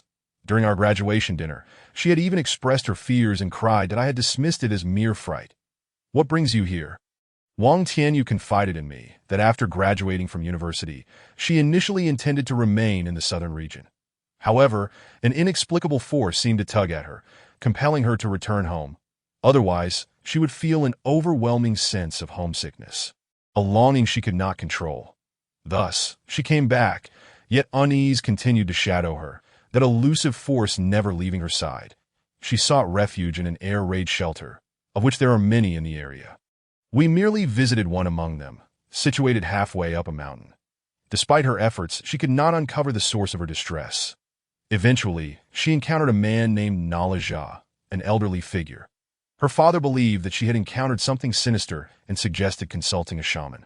Nalaja informed Wang Tianyu that during her previous visit to the air raid shelter, she had inadvertently erased a ghostly symbol from the wall, which marked the path for lost spirits returning home. Unable to find their way, these spirits became entangled with her, demanding that she restore the symbol. However, the precise nature of this marking remained a mystery, as Nalaja could not discern its form. The air raid shelter, damp and eerie, served as a gathering place for spirits, seldom visited by others. It was our naivety that led to such occurrences. Wang Tianyu sought my assistance in recalling whether I had seen that ghostly symbol in the past. But I could not remember at that moment. Now, I find myself in a predicament, laboring here until my troubles subside. She ought to seek out Nalaja or some great sage. I lack the ability to assist her. A spectral vehicle came for me, the reasons eluding me. Yet it brought me here, claiming this was the safest place. That I gazed at Wang Tianyu, speechless for an extended period. If she wished to remain here, I had no choice but to acquiesce. Though the nature of the events unfolding remained unclear to me, I could only hope to recall the ghostly symbol. Nalaja had once warned me against erasing such symbols. For when a spirit crosses into the earthly realm, it may become disoriented. If the markings are disturbed, it may lose its way home and become attached to you. As I sat by the river, I reflected on my high school days. Those were times of joy and madness. When the pressure of academics became burdensome, we sought an escape. Some classmates engaged in quarrels with their parents, others turned to drinking or smoking, and some even resorted to self-harm. That a few friends and I chose to explore caves, a thrilling venture that unexpectedly left a lingering consequence. Gradually, memories resurfaced. Within that air raid shelter, I recalled seeing drawings made with black charcoal, evidence that beggars had once sought refuge there. as remnants of firewood lay charred within. Indeed, I had seen those shapes on the walls. Upon returning to the shop, I found Wang Tianyu engrossed in a book that I took out paper and pen to sketch the ghostly symbol. Presenting it to her once completed, her pallid face confirmed my suspicions. Yes, it was indeed that very symbol I had seen before, yet it had eluded my memory until now. Within the triangle, 3 dots. How could I have forgotten? The reason for my lapse eludes me, but now that I remember, what must be done? Just then, Nalajia entered, and upon seeing Wang Tianyu, he turned to leave it. I seized him, pouring him a drink. "Are you classmates?" I inquired, nodding in response that I thought to myself that Nalajia must resolve this matter. There was no escaping now that I did not wish for Wang Tianyu to linger here, a university student caught in a web of uncertainty within my establishment. This predicament was burdensome. Restoring the ghostly symbol in the air raid shelter was imperative. That I glanced at Wang Tianyu, fully aware of her affluent background. Her father had once driven a car worth 3 to 4 million to pick her up from school. Nalajia was undoubtedly motivated by monetary gain. "How much?" I asked, but he merely stated that it was not about the sum. Wang Dong, her father, had a penchant for collecting items, a hobby I too shared. The implication was clear to me. Chapter 64. The ginkgo fruit. Wang Tianyu pondered for a moment before suggesting we return home. She insisted that I accompany her to her family's villa, a detail that needed no elaboration. Upon entering, we discovered Wang Dong was not at home. Wang Tianyu promptly called him, and within 20 minutes, he returned. His adoration for her was palpable. During their conversation, they mentioned collections, and Wang Dong quickly grasped the situation that he led us into a 200-square-meter room filled with various collected items. Nalajia appeared unimpressed, moving swiftly through the space, clearly searching for something that he eventually halted at the last row of shelves, retrieving an object that resembled a compass but was distinctly different. Wang Dong glanced at it and declared, "If you can resolve my daughter's issue, you may take whatever you like." However, Nalajia responded, "There is only this one." That returning to the living room, Wang Dong inquired if the matter could be settled, and Nalajia nodded in affirmation that he did not question the object, as it likely held little significance in his eyes. "See you, I have other matters to attend to. I must take my leave." After Wang Dong departed, I asked Nalajia what that object was. That it's not a good item, but it is the only one, a shamanistic compass, akin to a divination tool, he replied casually. That evening, we ventured to the air raid shelter. It had been years since I last visited after graduating high school. The shelter remained unchanged, exactly as I remembered. Nalajia picked up a piece of charcoal from the ground and proceeded inside, illuminating the space with a powerful flashlight. Every 5 meters, there was a room. Nalajia seemed to perceive something, occasionally marking the triangle with 3 dots at certain locations that I in one room. As he concluded the ghostly symbol, I suddenly caught sight of the little spirit behind Wang Tianyu, an entity I had previously failed to notice. This spirit appeared astute. As it traversed the wall, it unexpectedly tugged at my hand, startling me. "All is well now," I assured her, though Wang Tianyu remained skeptical. That I nodded, and she began to believe to my astonishment. Wang Tianyu then offered to serve me in gratitude. "You need not thank me. Your gratitude is owed to Nalajia, not me. That I do not require any assistance here." Eventually, Wang Tianyu departed, and I exhaled deeply, for I had no desire to become embroiled in any complications. However, not long after, I noticed that a shop across from mine had been purchased and transformed into a bar. To my bewilderment, it was Wang Tianyu who owned it. That I could not comprehend why she, with her wealth, would engage in such a venture here. That I refrained from visiting. Yet Wang Tianyu approached me. "Come, sit with me at the carriage." "What is the point of opening this bar?" I inquired. "Let me share a secret with you. During our senior year, our school initiated a tree planting project, specifically ginkgo trees. That we planted one together. You dug the hole while I watered it. At that time, I harbored strong feelings for you. While this may seem trivial, I once read in a novel that if I mixed my blood with yours and watered the tree, you would love me forever. Never to part. Do you think I succeeded?" Suddenly, a memory surged back. During a basketball game, I had been knocked down, my head colliding with a nearby stone, and blood had flowed profusely. Wang Tianyu had rushed to my aid, using her handkerchief to staunch the bleeding, her eyes brimming with tears. That it was indeed that incident, and she nodded in confirmation. But that was merely a story, of no consequence. That I acknowledged the truth in her words. I had once thought similarly, my perspective naive. However, in reality, the situation was far more intricate than I had imagined. The more Wang Tianyu spoke, the more unsettling it became. Enough of this. We have grown up now. And such notions are merely remnants of youthful folly, I replied. Wang Tianyu smiled faintly.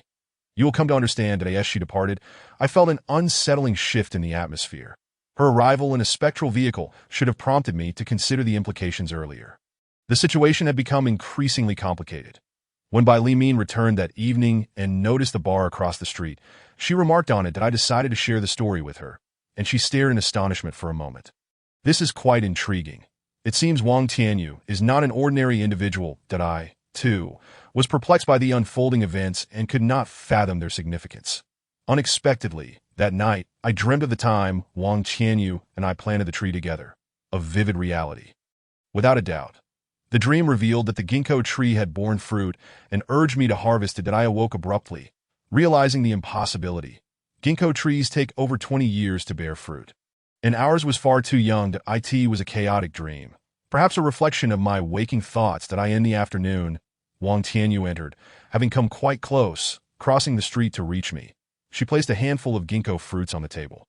The novel stated that if fated individuals use their blood to plant a tree, the fruit will quickly manifest, and it seems that is indeed the case.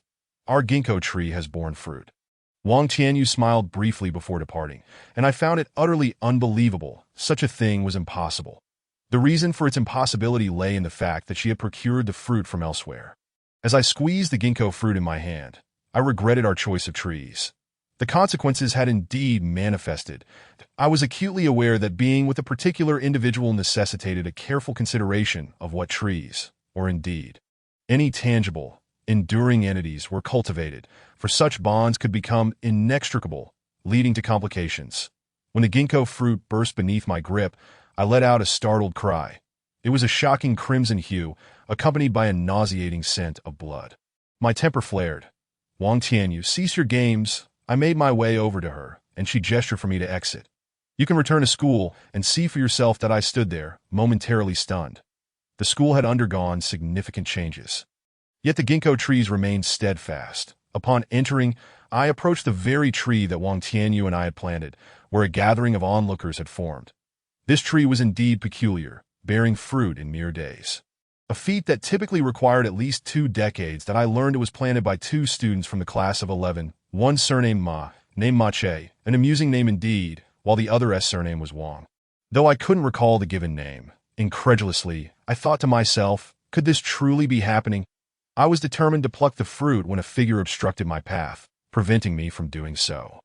It appeared that the tree was under protection. To my surprise, the person standing in my way was an elderly gatekeeper I recognized, who had been stationed there for years and now seemed to have taken an interest in the tree. I pulled the old man aside. Sir, I am Ma Che, the one who planted this tree. Please grant me 2 seeds. Here is 100 yuan, and I implore you to keep this matter discreet. The old man scrutinized me for a long moment. Ah, it is you. I recall a Ma Che, for your name is rather peculiar. I even remarked upon it back. Then, that my son is named Ma Mao. He burst into laughter and instructed me to wait outside the school. Eventually, he handed me a handful of ginkgo fruit. This is a rare treasure. The insides are red, akin to blood, and it is said to cure numerous ailments, hence why so many desire it. That I found it hard to believe that the insides of the fruit could resemble blood. Chapter 65. The Divine Tree. With the fruit in hand, I proceeded to the hospital to visit a friend. Upon arriving downstairs, I spotted the hearse numbered 444. I was about to enter the outpatient department. A figure descended from the vehicle and rushed towards me. It was Zhang Ming. I halted. Ma Go, are you here for treatment? Oh, I'm merely filling in for the driver of the hearse who fell ill today. What do you do at the crematorium? Burn the deceased. That a shiver ran down my spine at his response. To hell with that. Burning the dead is terrifying. That I waved him off and continued on my way. Upon finding my friend, I recounted the bizarre encounter, and he patted my head. That no fever, just madness. Go play elsewhere. Can't you see the patients are lined up? I'm not here to play, I retorted. That my friend, realizing the gravity of the situation, picked up the phone and made a call. Head to the lab and look for someone surnamed by. I complied, and a woman took a ginkgo fruit from me, stifling a laugh, evidently considering me a lunatic. An hour passed without any sign of her return, which struck me as odd. Finally, she emerged, her complexion grim. "You should consult my teacher for the results. Why not say so sooner and spare me the wait?" I thought, vexed, as she had handed the results to my friend. Upon reaching him, I found his expression serious as he pulled me into a private room. "This is real. It's not your own blood." "Is it?" I remained silent, turning to leave. "This can't be true," I exclaimed inwardly. "Heaven help me, do not toy with me like this. How could such a malevolent occurrence transpire? What is Wang Tianyu truly up to?" I sat in the shop, lost in thought, when Mao Yin entered, carrying some items. She placed them on the bar and inquired about my business, that it's going all right. Mao Yin presented me with a gift for my opening. Something she had intended to deliver earlier, but had been too busy. She continued to work at the crematorium, which turned out to be rather leisurely. Ideal for her to run a ghost shop. As for the Writers' Association, I could attend or not.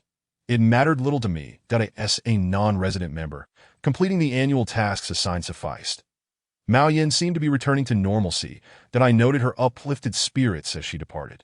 A rare sight indeed. After she left, I unwrapped the gift, revealing a beautifully crafted small teacup, an antique that delighted me, that I decided to brew some tea with it. It was quite splendid that I then opened my phone to continue reading the 5th chapter of Ghost Language. Eager to comprehend the intricacies of this otherworldly realm, that I knew I had died. I was aware of the time of my demise. Each day, I traversed the 12-path ridges towards the divine tree, where all who journeyed were seeking atonement, that I, in truth, every individual bears guilt, though few find effective means to absolve themselves.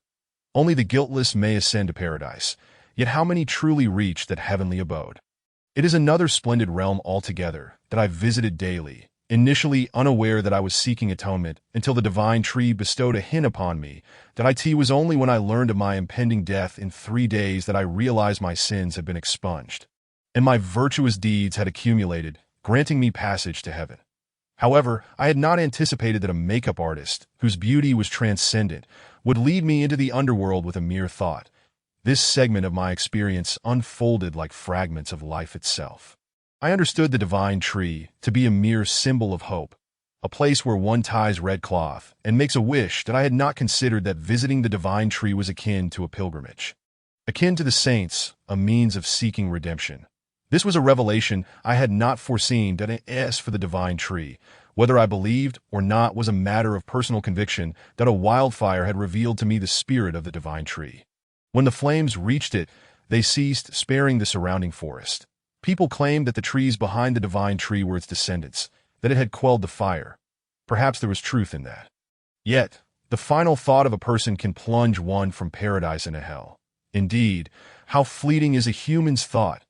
Countless individuals have suffered calamity, pain, and illness due to a mere moment of recklessness. The ginkgo tree, too, had suddenly become the center of attention, adorned with countless red ribbons, bringing newfound fame to my alma mater, that I remained uncertain whether this was a blessing or a curse. Experts began to study the fruit, discovering it contained human blood, an absolute anomaly. Restless, I found myself wandering towards the divine tree at 9 o'clock that night. The winding mountain path, the whisper of the pines, and the mountain breeze invigorated me. During the day, many visited, but at night, solitude reigned in the depths of the mountains, evoking a palpable fear. Yet, I was not afraid. The fear of spirits is merely the concern of another world. Unexpectedly, halfway through my journey, I encountered a grave that I in China, where there are mountains. There are graves that I had grown indifferent to these wild graves, having seen so many that they became as ordinary as trees. What I did not expect was the unexpected occurrence at one such grave. As I passed, I noticed the weeds behind the grave shifting, that I froze. This was the first time I had witnessed such an event. I asked someone there. I squinted into the darkness. To my astonishment, a hand emerged. Good heavens, I stumbled back against a tree, sitting down in shock. The hand began to gesticulate, repeating a series of motions before retracting. I was utterly terrified, scrambling to my feet and sprinting down the mountain, collapsing at the bottom, panting like a dog. Upon returning to the shop, I sat down and downed an entire bottle of beer in one go. Soon, I slumped over the bar and fell asleep. Bai Limin woke me in the morning, querying how I had ended up sleeping there. As I lifted my head, she recoiled, taking several steps back. You should look in the mirror. I gazed into the mirror and was taken aback. My eyes resembled those of a panda, that I must not have slept well, I initially thought, attributing it to a restless night. However, as the afternoon wore on, the situation worsened that I sensed something was amiss that I called Laza to discuss the events. And he erupted in laughter that you're insane in the dead of night when the energy is at its peak. You ventured out. I wouldn't dare. You've been blinded by a ghost, and it will only worsen. What you saw, those gestures of a ghost, do you not understand? Only one person does. Nala did not inform me who understood, then hung up the phone, subsequently shutting it down that it appears I am indeed in a predicament. Balaman called me, instructing me to seek out Zhang Ming, the one associated with the fiery deaths that I felt a shiver run through me. I hoped he wouldn't incinerate me as well. Nevertheless, I proceeded. This matter was undoubtedly grave by afternoon. Zhang Ming had already changed his attire and was preparing to return home. I broached the subject, and he responded with a blank expression, stating that he could manage it. Chapter 66. The hand emerging from the grave, I was uncertain to what extent he could assist. Yet, of course, Balaman directed me to him, indicating that there must be no issues. Balaman was not at the crematorium. As she had gone to a meeting with the director, that I accompanied this individual, known as the refiner, the one responsible for the fiery deaths, Zhang Ming, to a small tavern for drinks. His demeanor was cold. And I reiterated the situation. Could you demonstrate, I asked, the gesture of that hand which emerged from the grave?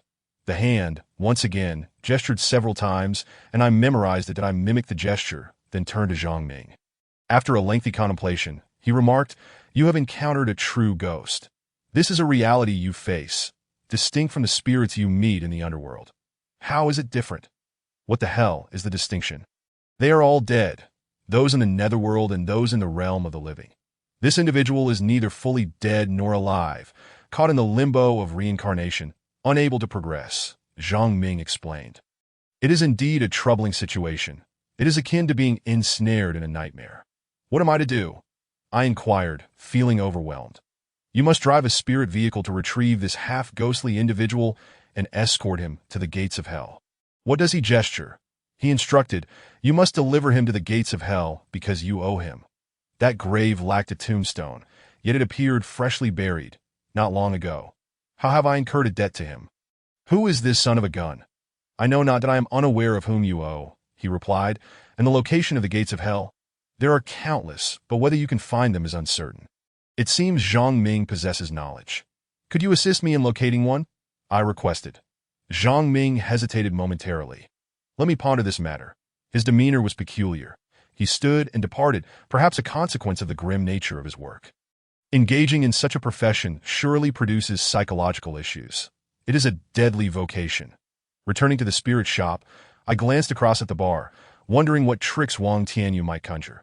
She entered as if it were her home, frequenting the place several times a day, engaging in mundane conversation. "Oh, giant panda!"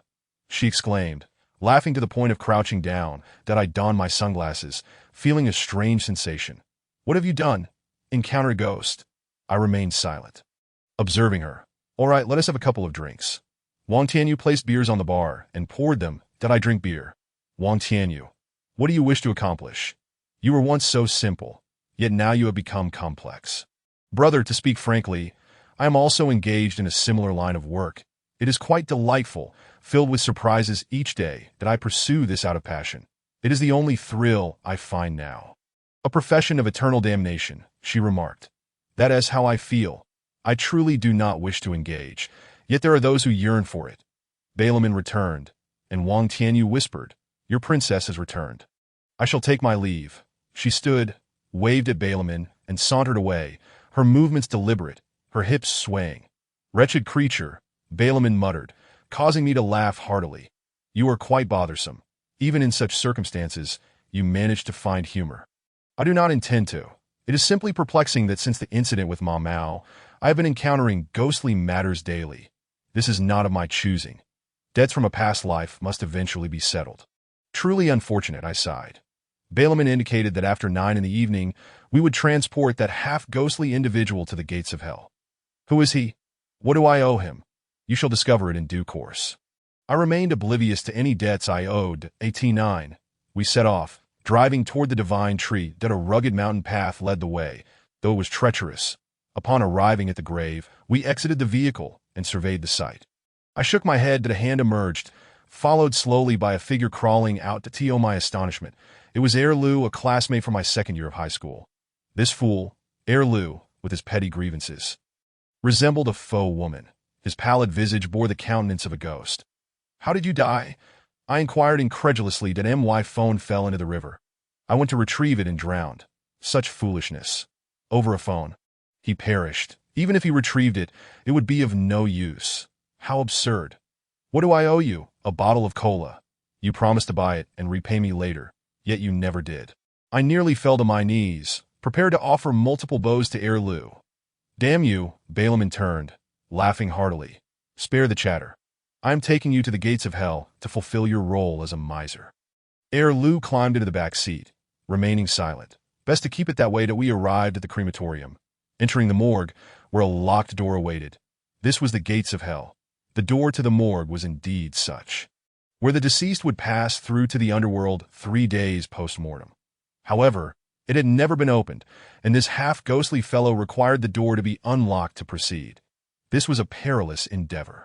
"Return my cola," he suddenly exclaimed from the back seat, startling me that I felt a surge of anger. Wishing to kick him, that he owe not, Balaam cautioned, "or you will owe him again that I have cola in my office. I shall fetch it." Here I was, waiting with this fool in the morgue, fidgeting with an urge to relieve myself. Zhang Ming had informed me that individuals caught between life and death often experience a similar entrapment in life. Tangled and conflicted, upon death they remain ensnared. This fool was precisely that. Lou hailed from a well-off family, yet he was caught in this limbo. "What a disgrace," Balaam returned, bringing cola and a set of keys. A keyring attached.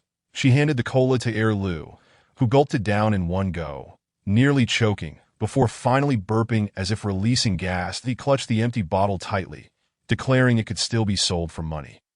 As the door swung open, a chilling wind rushed forth, causing me to step back. Lou, however, dashed inside without hesitation, and Balaam promptly locked the door behind him. "Let us return." With the issue resolved, I exhaled deeply. How absurd it was that a mere bottle of cola had led to such a harrowing encounter. What would happen if I owed 100 yuan? Would he not come to my home? Chapter 67. The grave consultant Balaam ascended to the upper floors. Disinclined to frequent the spirit shop, that I returned to the shop and fell asleep. Upon awakening in the morning, I was startled to find someone seated at a corner table. Yesterday, I had forgotten to lock the door. This individual rose upon seeing me and sat atop a high bar stool. Here, they pushed a black cloth bag toward me, and I recognized it as a transaction of the underworld. "How many?" I asked. "That I urgently need funds. One will suffice. 100,000 yuan. I retrieved 10,000 from beneath the bar, where several tens of thousands lay for transactions. This person appeared haggard, swaying slightly as they walked. Seemingly unwell, I opened the bag. I discovered an exotic item, one I did not favor, a cracked plate, which I placed on the shelf at 18 noon. While seated at the bar sipping drinks, Wang Tianyu entered once more. "Drinking already?" she inquired. I remained silent. "That ginkgo fruit is indeed quite good." "Shut your mouth." I had no desire to hear her discuss it. I felt an ominous sense of foreboding. By the way, I acquired a book. It will be invaluable to you. I have a penchant for books, particularly those I have never seen or cannot obtain. I strive relentlessly to acquire them and have amassed quite a collection, including several rare volumes in China. I shall retrieve it. Wang Tianyu was likely up to some mischief. She had always been cunning, a clever girl even in school. She returned, placing a box on the table. "I obtained this. It is a gift for you. I will pay." "Pay? You cannot afford it. Enough of this. We are classmates. I wish to take you to the movies tonight. Apologies, but I fear Balaam may become angry with you." "Such a timid creature," Wang Tianyu remarked before departing. I opened the box to discover a rather peculiar book. The paper was strange, and the characters inscribed were unrecognizable, curved and twisted, resembling illustrations. The book contained only 20 pages, all handwritten. I could not comprehend it. Yet it piqued my interest. After studying it for over an hour, I secured the book before heading to Wang Tianyu's bar to inquire about its nature. She claimed ignorance, stating she had acquired it without knowledge of its content, referring to it as the yin. I would have to consult Mao Yin. Perhaps she could decipher it. Upon arrival at Mao Yan's place, I recounted the book's details, but she too shook her head, indicating she did not understand. It seemed this book held some significance. Returning to the shop, I found Nala, the old gentleman, seated there drinking, awaiting my arrival. "Old sir, what brings you here this time?" I calculated it. "I have a matter to request of you, hence my visit." Wizards possess the ability to foresee certain events. This is the essence of their craft. I took out the book, and after a prolonged glance, Naza closed it and put it away carefully. This tome eludes our understanding, yet those from the underworld can decipher its contents. One must seek out such an individual. Upon hearing this, I was reluctant to become entangled with beings from the nether realm, for that would lead to troublesome affairs. That it seems I cannot claim this book as my own. Once it is in your possession, it rightfully belongs to you, and there must be a reason for this. Understanding that reason is paramount. Naza sat there, seemingly not there for my sake, rambling on about tractors. Then a man entered, taking a seat before Naza. He was evidently waiting for this individual. I rose, and Naza urged me to fetch some wine and dried fruits so we could all drink together. I obliged and sat down again. "Let me introduce myself, Tao Jiwei, a grave consultant, specializing solely in tomb assessments. In essence, he is a feng shui master, albeit one who focuses exclusively on graves. By examining a grave's features, he can predict the fates of descendants. Akin to the practice of physiognomy, it is intriguing that such a profession exists. There's a grave. Would you like to take a look? It holds all sorts of underhanded dealings. This is clearly an attempt to entice me into something nefarious, which I resolutely refused. I attempted to leave, but Naza swiftly detained me, insisting I listen to his account. There's an ancient grave in the northern cemetery. During its construction, attempts were made to relocate its occupant. But the family has long since perished. It is over 400 years old, and no one dares disturb it. A feng shui master was consulted and warned that moving it would bring calamity, as it serves to protect the northern cemetery. Naza had clearly concocted some sinister plan, and I was unwilling to partake. I cannot engage in such matters, I stated. Your refusal is fine, but I can lend you the number 6 spectral vehicle for your use. With compensation, am I to rent tools for illicit activities? I will not partake in anything illegal, regardless of the offered reward. If you refuse, others will take advantage. We cannot let them benefit at our expense. Then you may proceed alone. If you wish to avoid losing half your hair, it is best you abandon this endeavor." Naza's temper flared, and he reached for me, but I deftly evaded his grasp. I seated myself at the bar, and after some time, the two men departed, with Naza casting a menacing finger in my direction. Teeth gritted. I was acutely aware that this venture was fraught with peril, and I would not engage. The rules of the underworld are clearly defined. I found myself uneasy with the entire situation. The northern cemetery. I sought out Ma Jinjuan to discuss the matter. No one dares touch that grave. It is as large as a house and has stood for over 4 centuries. Even Naza and that grave consultant, Tao Jue, are hesitant to act. I am familiar with the grave consultant. He frequently comes here for consultations, charging exorbitant fees, starting at 5,000 and reaching tens of thousands for wealthier clients. I understood well that those who engage in such practices do so at their own peril, bringing misfortune upon themselves and their descendants. They may profit, but their souls remain burdened. Emily Jinjuan led me to the grand grave, which indeed was of considerable size, surrounded by blue stones that had been added later. Whose grave is this? It is said to belong to General Gab, a commander from the time of Nurasai's uprising. I see. What would happen if it were disturbed? Well, I cannot say for certain. 2 feng shui masters visited and warned that it must not be moved. Whoever attempts it will meet their demise, though the specifics elude me. In truth, this matter held no personal significance for me. My curiosity was purely academic. The machinations of Naza and Tao Jue were of little concern to me, yet their desire to borrow the spectral vehicle indicated they had devised a plan. Bai Li Min, having lingered for a while, eventually departed, preferring the upper floors. Forever averse to this place, in the dead of night, I discovered that the vehicle parked outside was missing, a cold sweat breaking out upon me. I rushed outside, and indeed, it was gone, stolen, undoubtedly by Naza and Tao Jue, who would not escape culpability. I called Naza, and to my surprise he answered, "Haha, your spectral vehicle is quite remarkable, worth over $1 million. Truly impressive." He brazenly acknowledged his actions, implicating me as the vehicle's owner. And thus my troubles began. That I surmised they had surely gone to the northern cemetery. That I summoned Wang Tianyu, and we took her car to the cemetery.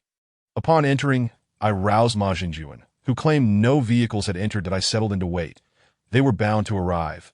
Soon enough, the number 6 spectral vehicle appeared, its lights flashing to be by all accounts. Their audacity was remarkable.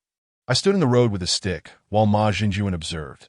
The vehicle moved without a driver, indicating that Naza intended to utilize a spirit to operate it, presumably to extract something from the grand grave. I sidestepped, fully aware that the spectral vehicle might pass through my corporeal form. That we followed the slowly advancing spectral vehicle to the site. Can you see it? Indeed, after spending time here, one becomes accustomed to witnessing the bizarre. Upon reaching the grand grave, the rear doors of the vehicle swung open, yet no one emerged. The vehicle stood there, incessantly flashing its lights, awaiting something. That Li Jinyu pulled me behind a grave. After a brief interval, a shadow emerged from within the grave, a ghost that slipped into the vehicle, which then drove away. It appeared they were merely seeking a spirit to inquire about the grave's contents and how to access them, gathering information for their own purposes. That I was uncertain how to proceed next. This conundrum was quite vexing. That I returned home to sleep, only to rise at noon and find several patrons already at the bar, drinking, snacking, and chatting. My vehicle remained parked outside, and I did not venture out to check. Wang Tianyu entered. What transpired yesterday? Nothing of note, I replied, unwilling to elaborate. By the way, you must examine that book. Wang Tianyu strutted away, and I retrieved the book to peruse once more, yet its contents remained beyond my comprehension. Naza had mentioned that someone could interpret it, and I understood what that implied. That I sought out by Li Min, who upon seeing the book, refrained from reaching for it. This book made from ghost skin. How did you acquire it? I do not know. A patron left it behind. That I refrained from disclosing that it was a gift from Wang Tianyu, as she held disdain for him. That I wished to know the contents of this book. Bai Limin glanced at me. Your curiosity knows no bounds. That I remained silent, recognizing that this matter required a suitable opportunity. I broached the subject of marriage with Bai Limin, to which she replied that her mother had yet to consent, often remarking on her beauty and how marrying me would be a mismatch. I shall settle this tomorrow. That I, in a fit of anger, I contemplated showing up with a large kitchen knife, intending to frighten her. That moment, such thoughts seemed reasonable. Yet later, I reconsidered. If her mother consented, Bai Limin might use that very knife against me. That I remained preoccupied with thoughts of the book. Days later, Bai Limin texted me, instructing me to visit the crematorium at midnight. The place was eerie by day, and at night, it felt even more foreboding. That I arrived, carrying the box containing the book. Bai Limin claimed it was crafted from ghost skin, which I had never encountered. It was thin and somewhat translucent. I entered the makeup room, standing aside as a deceased individual lay on the table. That I retrieved the book and handed it to Bai Limin. You observed quietly and remained silent. That I watched as Bai Limin meticulously applied makeup to the deceased, speaking words that were ghostly in nature. I could comprehend some, but not all. She engaged the corpse in conversation about the book. Her application of makeup was thorough and took 2 hours to complete, resulting in a lifelike appearance. She then produced a cloth, one side black and the other white, which she draped over the deceased's face, the black side facing inward. Holding the book aloft, she awaited the spirit's response. Astonishingly, the deceased began to speak, reciting the book's contents in ghostly language. After a quarter of an hour, Bai Limin lifted the cloth, revealing the white side, covering the corpse once more. Thank you. Tomorrow morning, I shall personally see you off. I was utterly terrified at that moment. Now, you take this book back, and I will remain here. Dawn is approaching, and I must accompany him. That I returned home, my mind a chaotic whirl. After 2 hours of sleep, Naza entered. My dear sir, I was just looking for you. If you report my car stolen, you will find yourself in prison. That was alone that I had no desire to engage in this futile discussion any further. I still implore you to drive the spectral vehicle once more. Did you not transport a small ghost? There are plenty of small ghosts, but they are all victims, unaware of what transpires on the surface. What do you wish to know? How to access that grave? It is that simple. That is General Gab's tomb. Do not meddle with it. You must drive the spectral vehicle to summon the general. I apologize, but I lack the courage for that. Nalaja was unable to persuade me. Having departed, I would never undertake such an endeavor. After all, it is a graveyard over 400 years old, belonging to a general. The very atmosphere of such a tomb could bring illness or even death. Entangling oneself in such matters is certainly not a trivial affair. That I end the evening, by Liming returned. Appearing quite fatigued, after dinner, she began to write, translating the language of spirits that I feared that I might forget it by morning. By Liming was busy inside, while I sat at the bar, around 8 o'clock. The diviner Tao Jue arrived. That I had a poor impression of him. He had previously stolen my horse-drawn carriage. That I apologize, but that was not my doing. That I merely sought your agreement. Without it, I would not proceed. I wish to explain that in no need. He interrupted. That I in truth, my family's ancestral grave has shown signs of abnormality, and I wish to inform him that do not speak of it. I do not wish to hear. His words seemed designed to provoke me into wrongdoing, after which he would insist I transport the spirit vehicle to Beishan North Tomb, making it difficult for me to refuse. Chapter 69. The spirit brick. It was past 10 at night, when by Liming finished her work, handing me the translations before retiring to be deed. Yes, I perused the text. My heart raced with trepidation. I could never have imagined such revelations. This was indeed of utmost significance to me, the answer I had long sought but had never received from anyone. The translated text indicated that our ancestral grave exhibited anomalies and required investigation. Furthermore, it stated that I possessed a triadic form, body, spirit, and soul, yet my spirit and soul had become detached and needed to be reclaimed. Otherwise, I would perpetually traverse the realms of the underworld, the mortal world, and the realm of spirits, encountering incessant troubles. That at this juncture, I finally comprehended why I had borne a spirit child with Mao Yin. Aside from the chance of her driving the spirit vehicle, my own circumstances played a role, as well. That my heart raced erratically, as if it might cease to beat altogether. It is not uncommon for issues to arise in ancestral tombs. It is not unheard of for ancestral graves to emit green smoke. Such peculiar occurrences can often be attributed to inexplicable natural phenomena, fundamentally acts performed by spirits or beings from the underworld. Thus, I resolved to consult the diviner Tao Jue. He had left me his phone number, assuring me I would reach out, and I had nearly discarded it. That I retrieved the number and called him, arranging for him to come here. When Tao Jue arrived, I requested his assistance in examining my family's ancestral grave. Without hesitation, he agreed, and when it came to discussing fees, he shook his head, stating that he did not charge for his first consultation. Only upon a second visit would a fee be imposed. I did not understand this custom, but I accepted it. That we traveled to my ancestral grave, where over 40 tombs were arranged in staggered formation, spanning several generations. That it was a favorable location, with a river in front and mountains behind, rather auspicious in terms of feng shui. However, I did not concern myself with feng shui, but rather with the appearance of the graves. Good feng shui can shift, and the appearance of graves can change, much like a person's features. Disasters can alter them. That I followed behind Tao Jue as he examined the site, pausing at the tomb of my great-grandfather. He circled it a few times, and I understood nothing. He halted, not looking at me, declaring, "Indeed, there is a problem, an anomaly. That in fact, I have been here once before. That I can now confirm that there is a wandering grave. This location possesses good feng shui, but it has become a source of misfortune. Concerning the wandering grave, Tao Jue informed me that some graves could shift, much like in our hometown, where one family had moved away but left their ancestors' grave behind. 20 years later, upon returning to relocate the grave, it had inexplicably vanished and was only discovered 4 years later, 10 miles away. No one believed it, and upon opening the grave, the family recognized the contents. He had found it for them.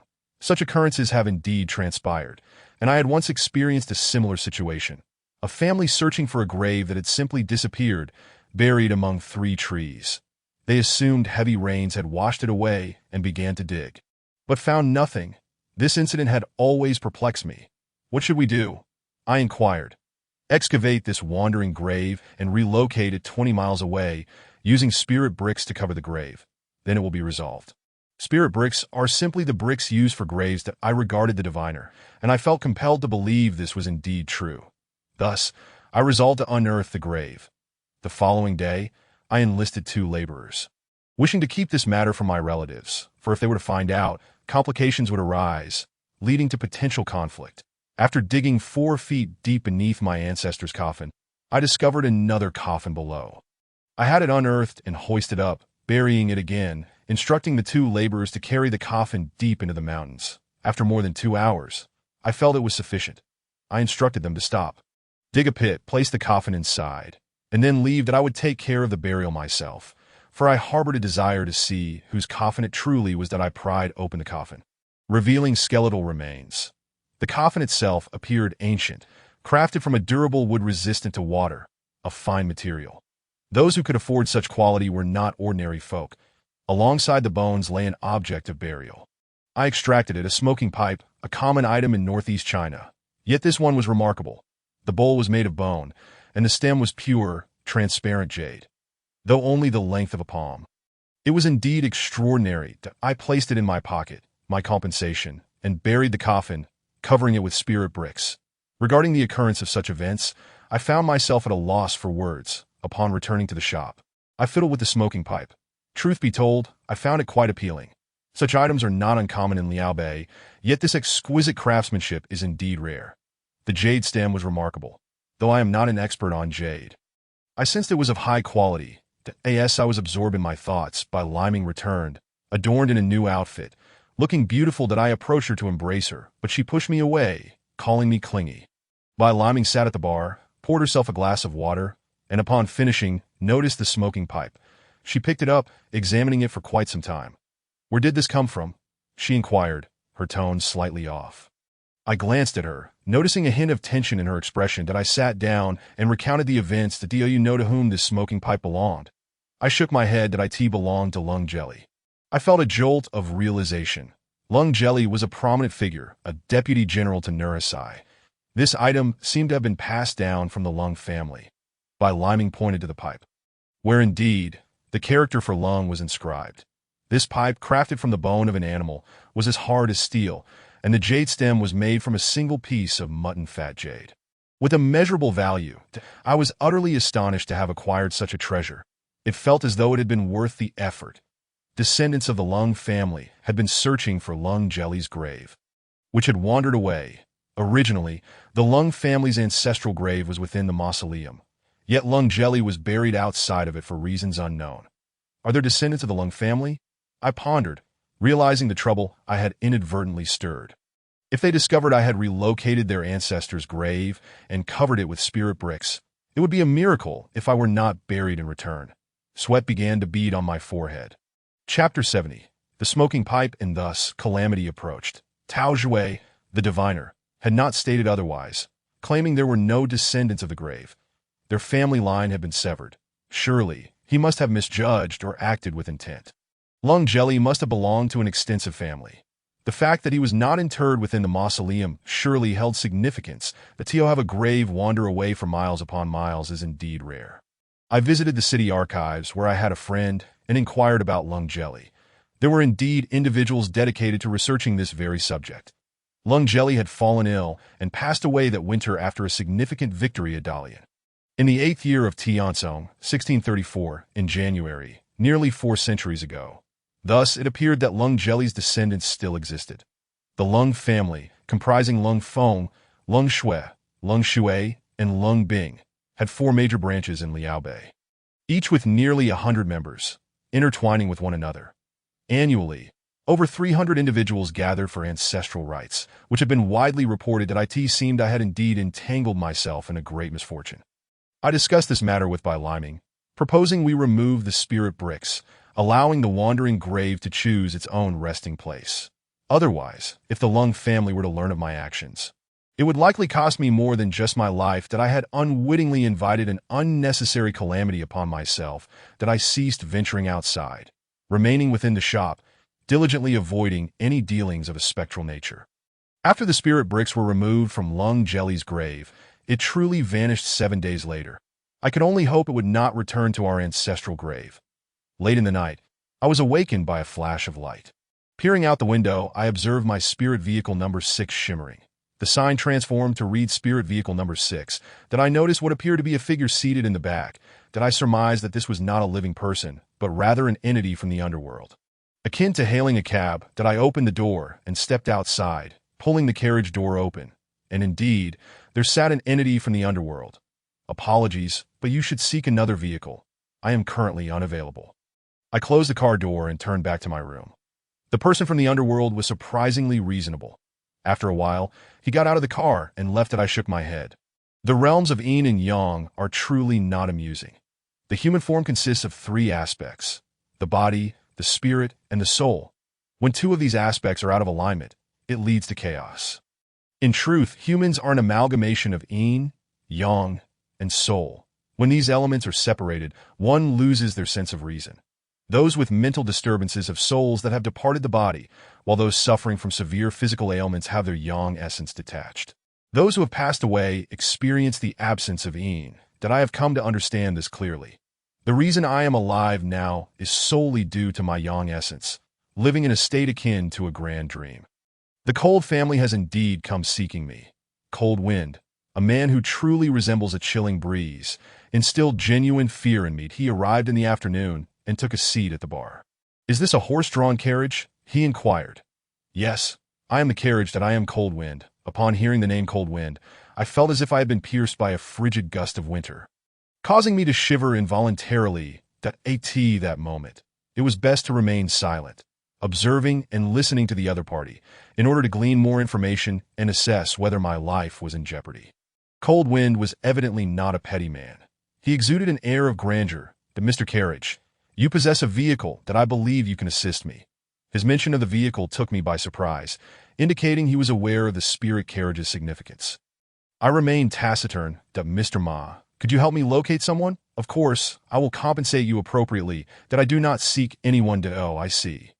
Teacher Lizana sent me to find you. He said this matter must be addressed by you." Upon hearing this, I realized it was likely related to the ancestral graveyard, and beads of sweat began to form on my forehead.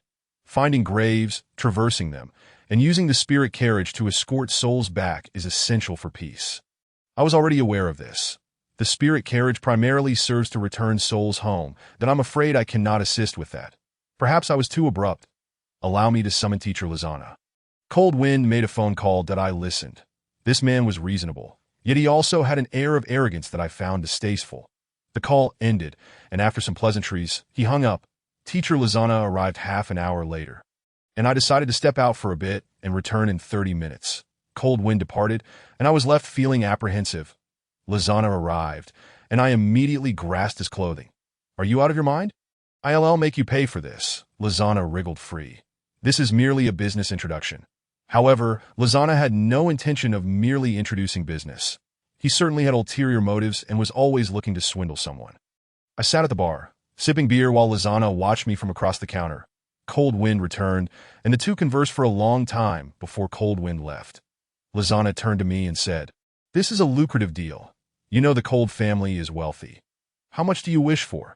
"That is not a problem. That I'd rather seek others." Lizana departed, and I realized that the Cold family was not my concern.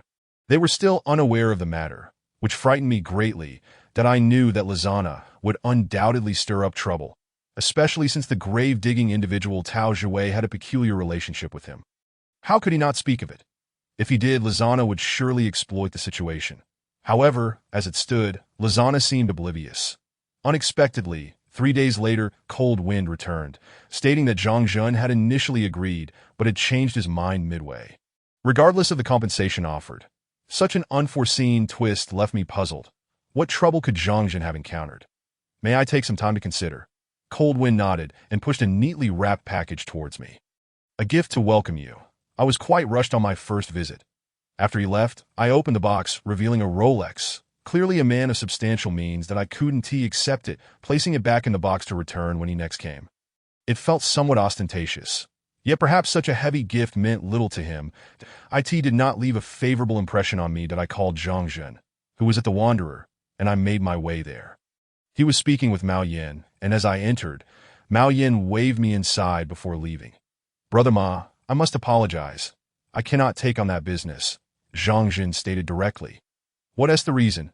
It was only later that I learned he was a descendant of General Koljali. This task was far too significant for me. I appreciated the offer, but had to decline. "Why not?" "The carriage is insufficient. The one used by the general is of your kind." "Zhang Zhun, if you consider me a friend, please refrain from spinning tales." His reference to the carriage was clearly a pretext. Alas, I am merely speaking the truth.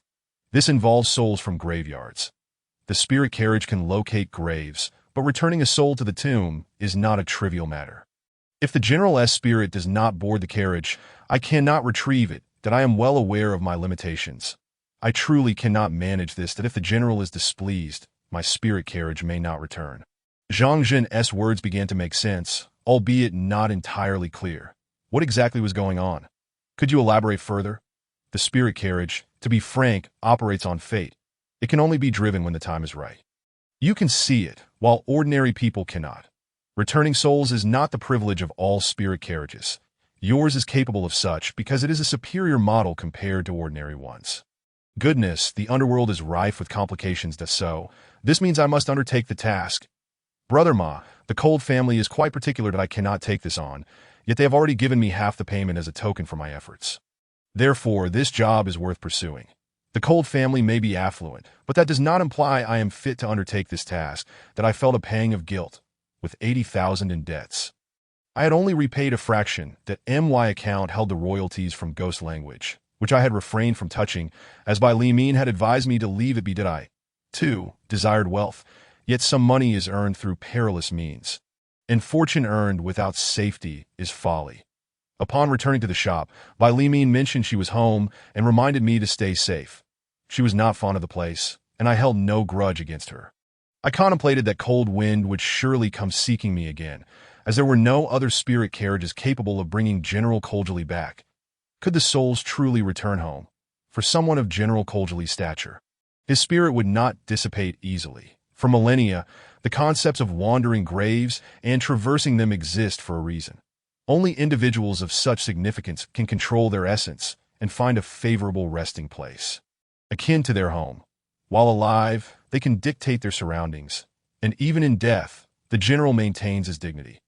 However, this situation is rather unfortunate and detrimental to future generations, that it is indeed peculiar that the descendants of the Lung family have turned out quite well.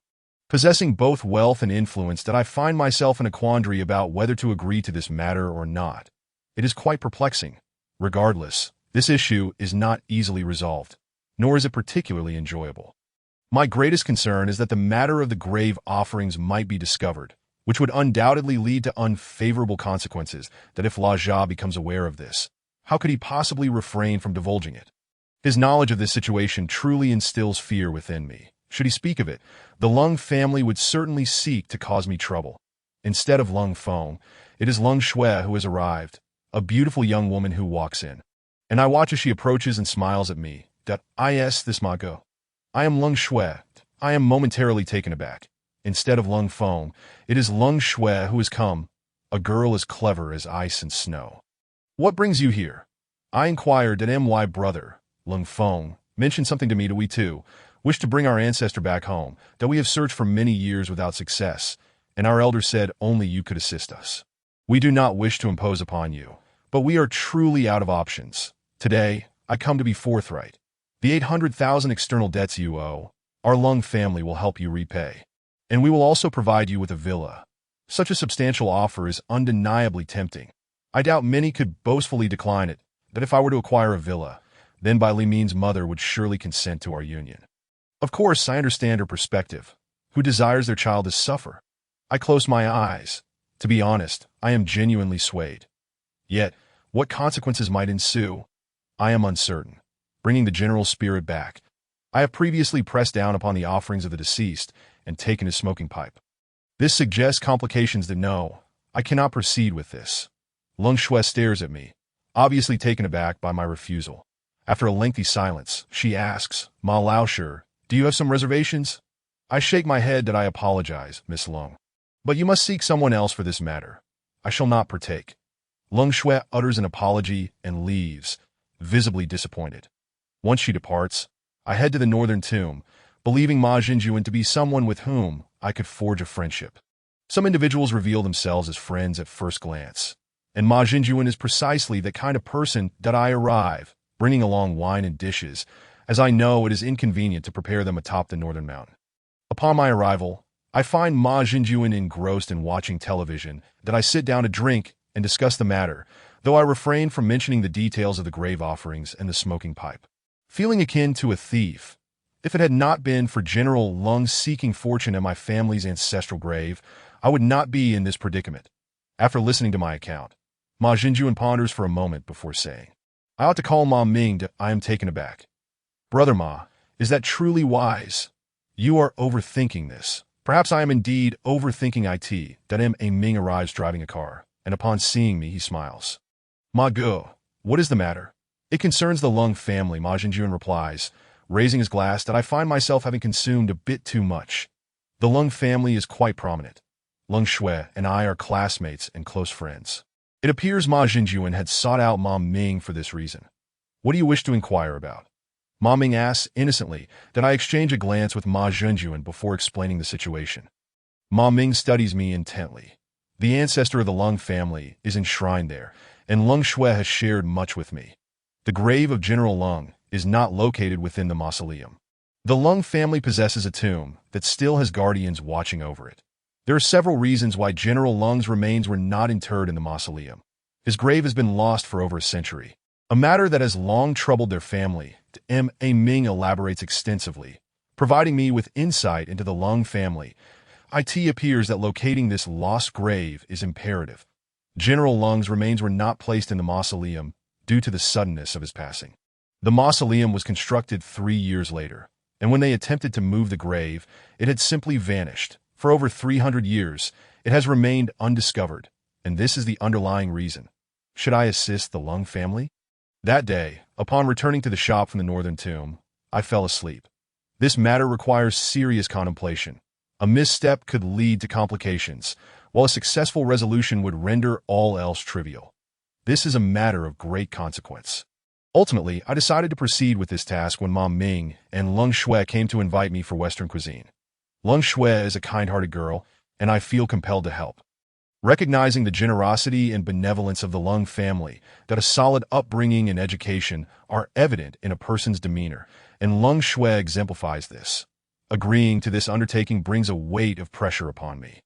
Lung Feng approached me to discuss the matter, stating that the debts would be repaid and a villa gifted to me in Shuiyi City, a splendid location I am well aware of. Situated by a river and backed by rich mountains. Lung Feng, I simply wish to ask you, is it worth it?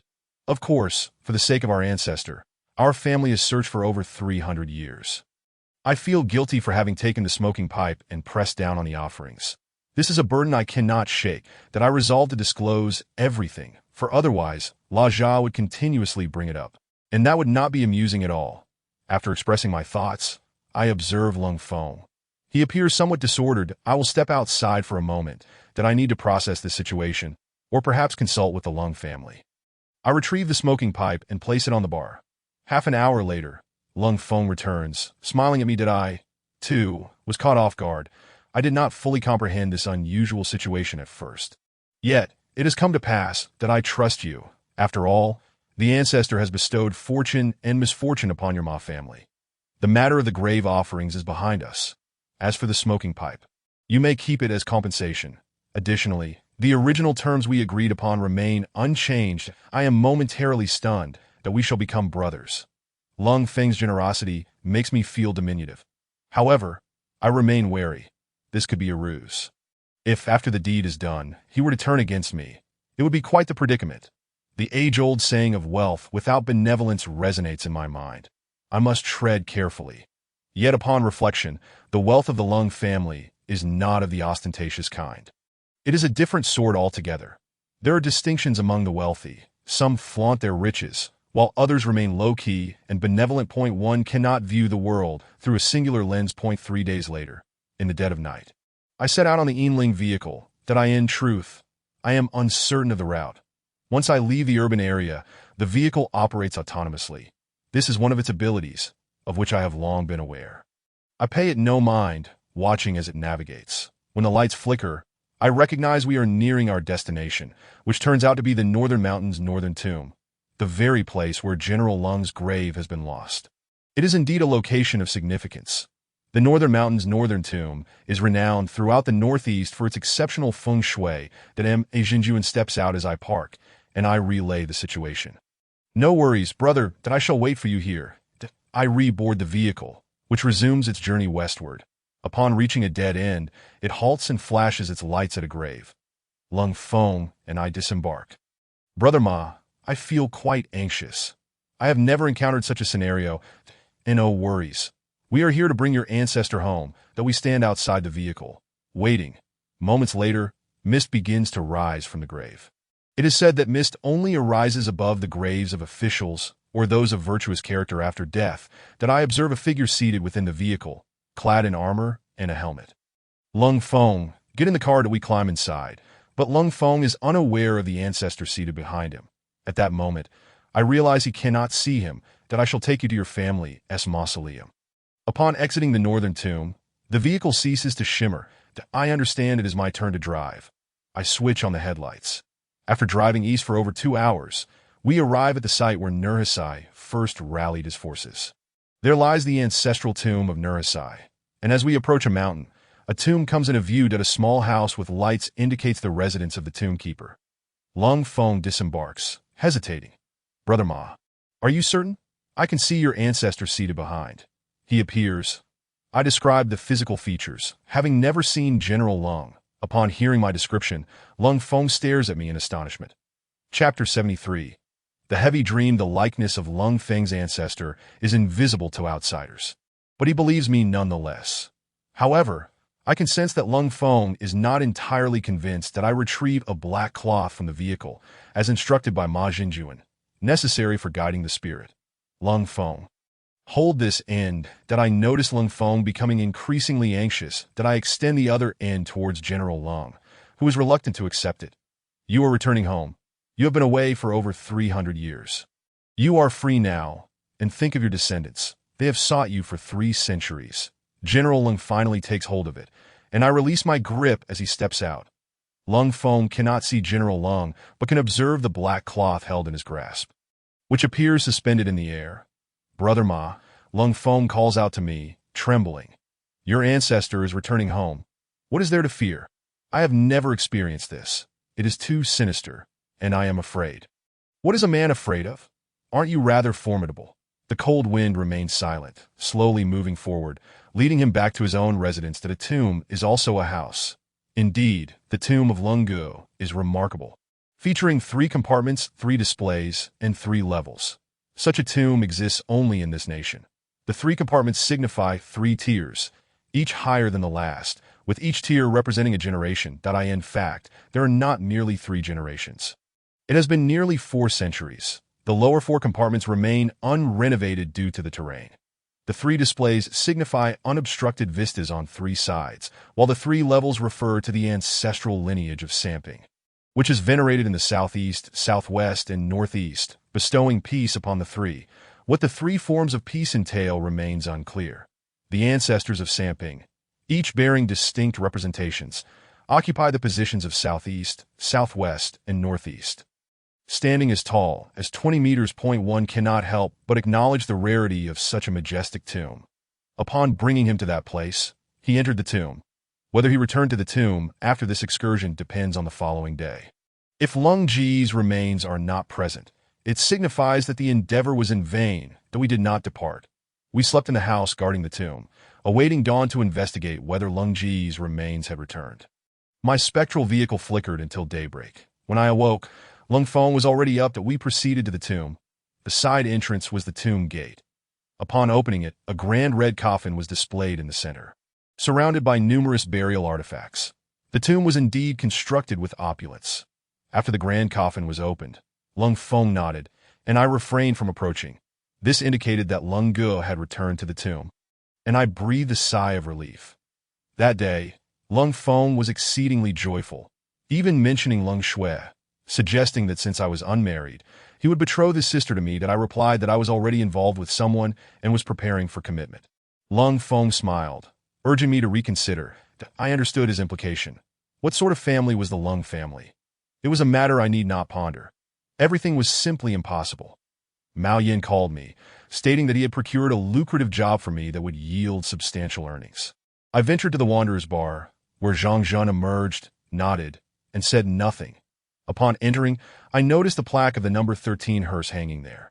Mao Yin was seated at the bar, requesting a beer from me. I took a seat, and Mao Yin mentioned a promising job, offering a bid of 10 daos, equivalent to 100,000. That was indeed considerable.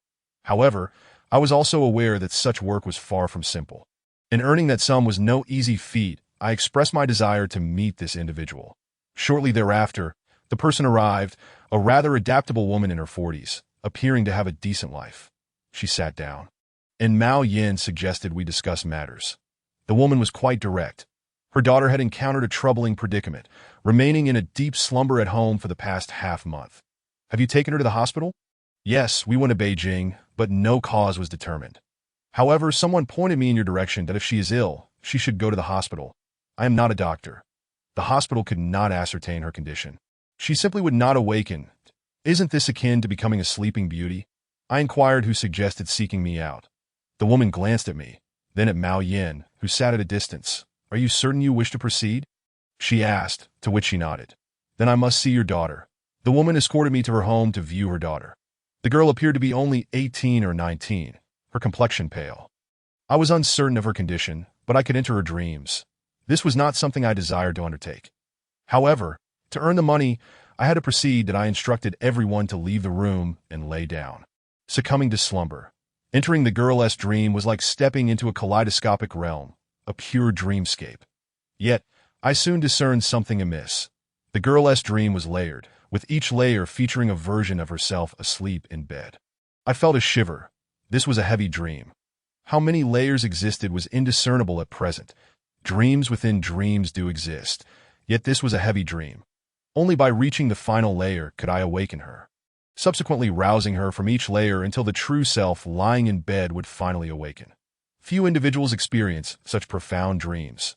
Typically, dreams consist of no more than 3 layers, which naturally resolve within 5 or 6 days. It felt akin to traveling within a dream. Yet such a deep slumber rendered self-awakening impossible that I exited the girl's dream, where her parents gazed at me, but I conveyed my findings. They could not comprehend, yet understood the gravity of the situation. Heavy dreams of this depth would likely prove difficult to unravel that I hesitated to delve deeper into the dream. Should the girl awaken on any layer, it could be fatal. An escape from that layer would be exceedingly challenging, for awakening from a certain layer would sever the path back. Upon expressing this, they grew anxious, pleading for my assistance that I sought out Laja. That elder was comfortably indulging in spirits at home that I relayed the situation, and Laja remarked that he did not venture into the dreams of the living, only conducting affairs in the realm of the dead. He was a shaman, not a dream weaver. That is rather unexciting. Since you comprehend, guide me toward a clear path. Guide you? I truly lack understanding. Do not expect me to provide direction. You should ascertain who can decipher such dreams. Laja began to pace, hands clasped behind his back, before mentioning an individual that left me astounded. Chapter 74. Villa number 1, that I had not anticipated that the person Laja referred to was Hiyu. A man I held no fondness for, as he maintained a close association with Bai Li Min, a relationship whose subtleties I had yet to grasp. The proprietor of the Shanghai building had conjured an enigmatic hotel, leaving me perplexed that I visited the Shanghai building, where Hiyu was seated in the lobby, a rare sight, as he was typically elusive. Upon noticing my entrance, he appeared momentarily taken aback, well aware of my disdain for the place. My solitary visit surprised him, though we proceeded to a private room. Marking the first occasion, I shared a drink with Hiyu alone. The bizarre paintings on the walls were crafted by Li Min. After exchanging a few pleasantries, I broached the subject of heavy dreams that he scrutinized me for a lengthy moment before stating, heavy dreams are quite complex. Individuals who experience such dreams can potentially enter an infinite number of layers. If not interrupted, there is no turning back. That a single layer per day is exceedingly frightening. Such dreams occur in 1 out of billions, a minuscule probability that if Hiyu's assertions were accurate, then this girl was indeed ensnared in infinite layers of dreams. And I could not discern the location of the final dream. That is, oh, how can this be resolved? I inquired. Hiyu smiled, mentioning he had matters to attend to, then rose and departed, leaving me in a perplexed state. After Hiyu's departure, I too exited, only to be met by a phone call from Bai Li Min, who unexpectedly expressed anger, demanding to know why I sought out Hiyu. That I was taken aback. It was indeed strange that Bai Li Min would confront me over my inquiry into Hiyu. Upon returning to the shop, I found myself unable to make sense of the situation. Bai Li Min arrived around 8 that evening, and I had assumed she would not come.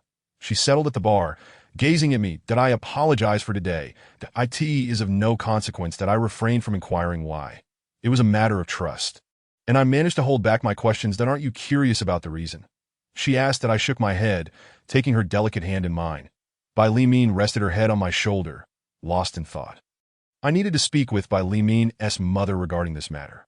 The following day, while contemplating how to address Bai Li Min's mother, Lung Feng entered, a man who resembled a gentle spring breeze. There was not a hint of gloom about him. That he sat down, presenting me with a small box, stating it was a gift. He also informed me that he had repaid the outstanding 70,000. Producing the property deed from his bag, that I arranged for the transfer of ownership.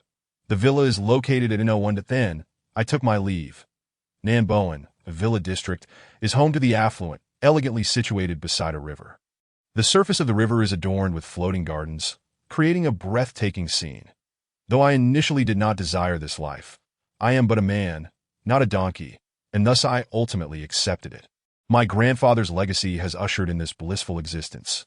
Yet I am acutely aware that from this moment forth, I have become entangled with the Lung family, a connection that is inextricable. The depths of the Lung family's influence remain unknown to me. Upon arriving at Nan Boen, I discovered a standalone villa rather than a connected one, which surprised me. The villa, positioned by the river at a corner, boasts an inlet of water that gracefully flows past its front. A truly picturesque setting. Upon entering, I found everything meticulously arranged, ready for my arrival. It seems that Lung Feng is a man of considerable cunning. This villa spans over 400 square meters and is valued at more than 4 million. A reality that feels somewhat surreal. After spending more than 2 hours here, I found myself enamored with this place. Initially, when I beheld the residence of Bai Li Min, it appeared to be an unattainable dream. Yet today, unexpectedly, I, Wang Laowu, find myself in a similar position. That I visited Bai Li Min's home with newfound confidence, proclaiming that I now possess a villa and am free of debt. Bai Li Min's mother was utterly astounded. N01? She exclaimed. That I nodded, and her disbelief was palpable. I feared she would not accept my claim. So I presented the property deed, which she scrutinized for an extended period. That I cannot agree to this, she stated. You are a nouveau riche. You cannot say that. What is your reasoning? I countered. There are many factors. Your second marriage, your past indiscretions, and while you may own a villa now, you lack status and power. You merely possess some money. Her words, though harsh, held a ring of truth. What if Bai Li Min were to agree? I inquired. That would be futile. You should abandon this notion. Are you aware of Fu Jiang? I know him. He is the foremost heir in this city, the mayor's son. Yet he is merely a playboy, she scoffed. Humph, that is your perspective.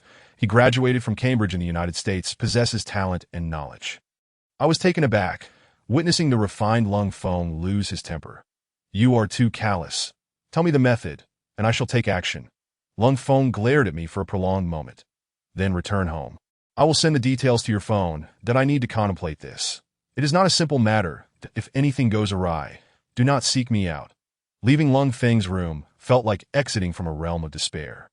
The atmosphere was stifling. Back at the shop, I awaited news, and soon Wang Tianyu arrived, bringing me fruit.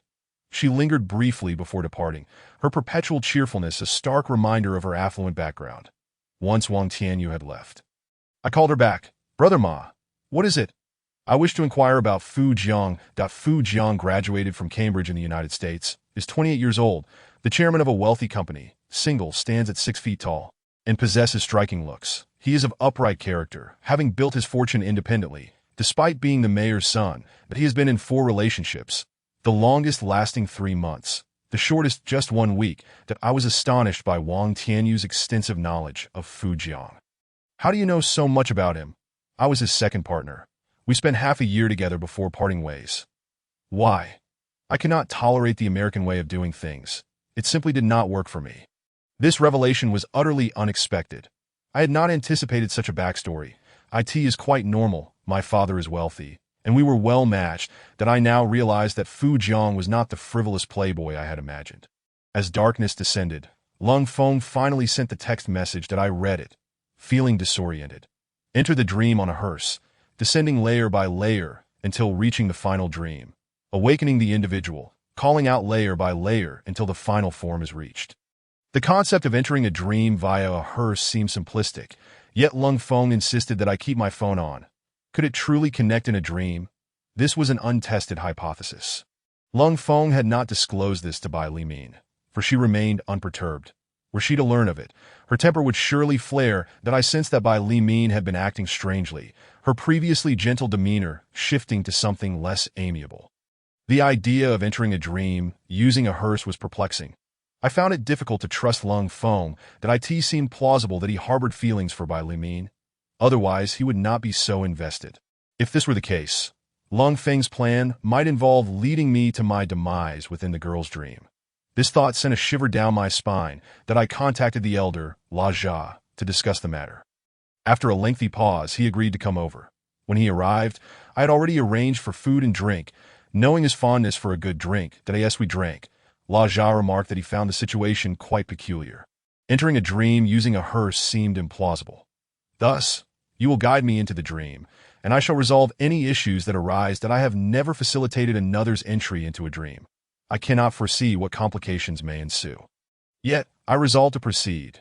That night, I entered the girl's dream, which La Jia described as beautiful.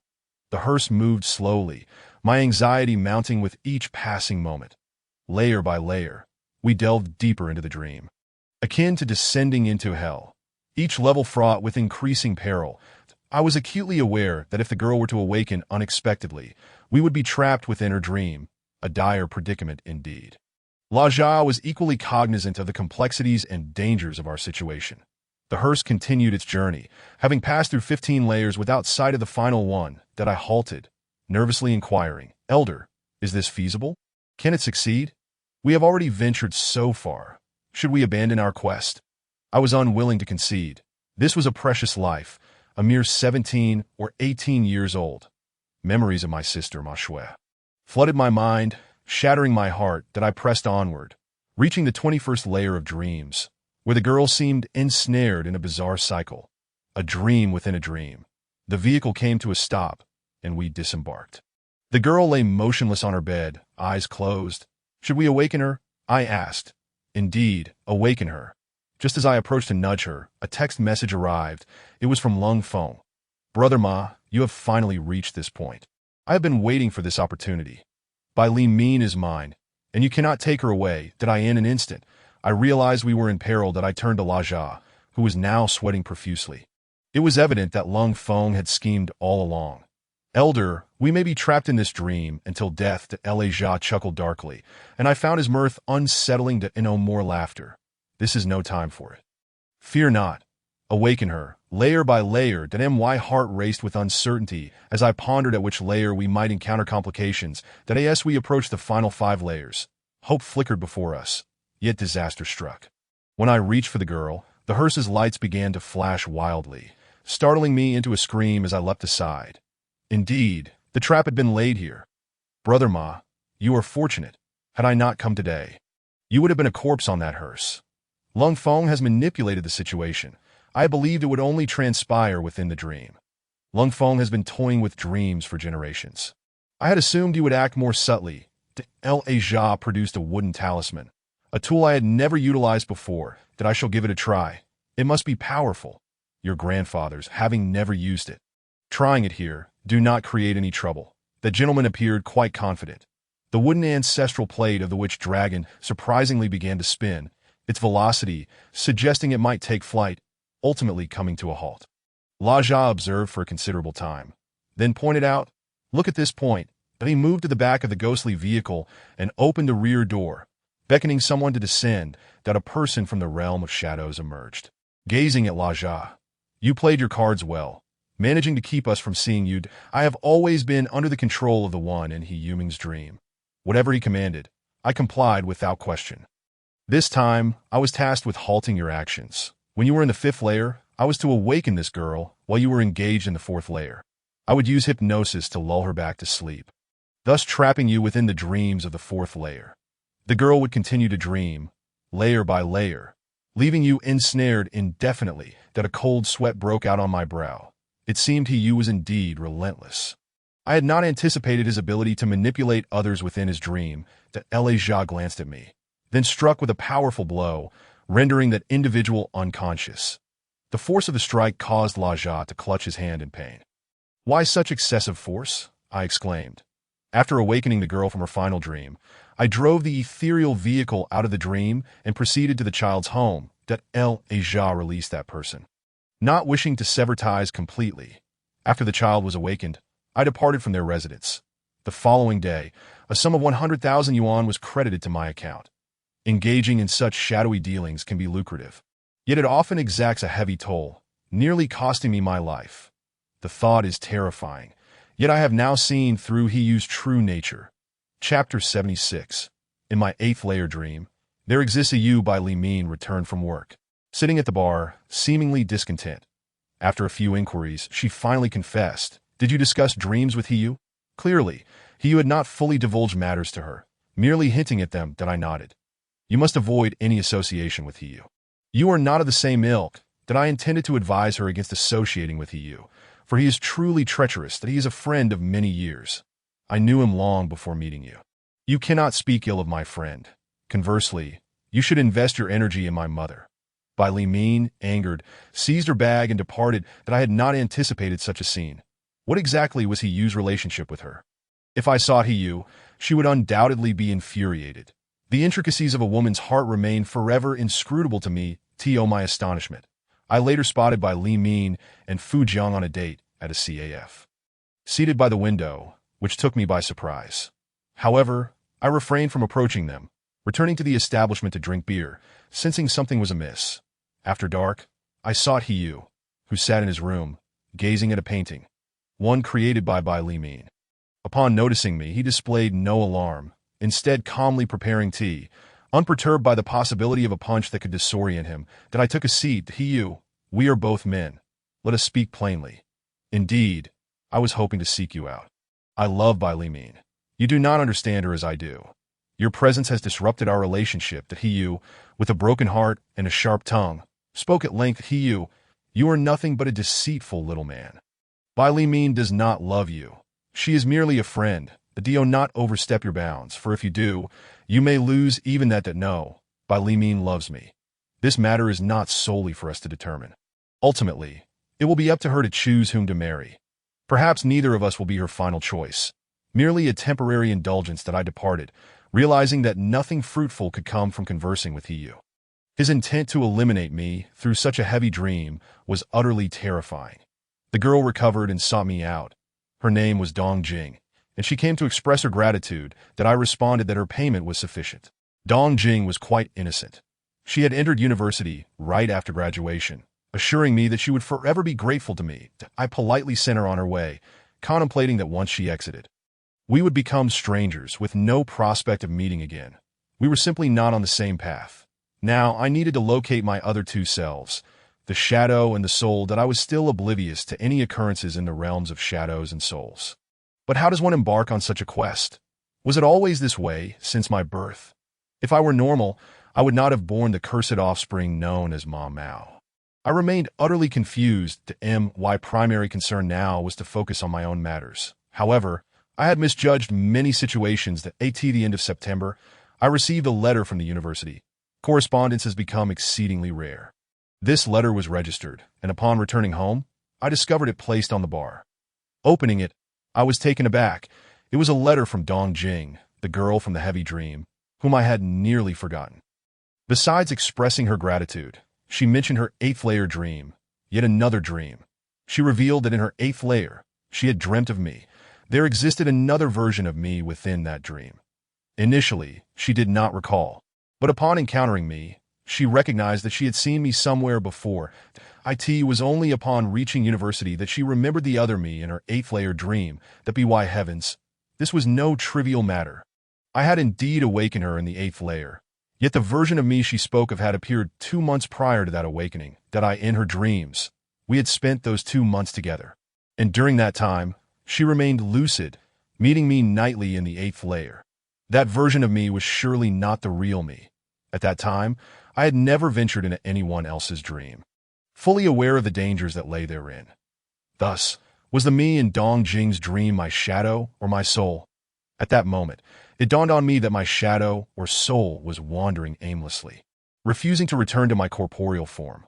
Clearly, something had gone awry. I had not anticipated that what I initially thought bore no relation to me would indeed intertwine with my fate. Did I ask this karma?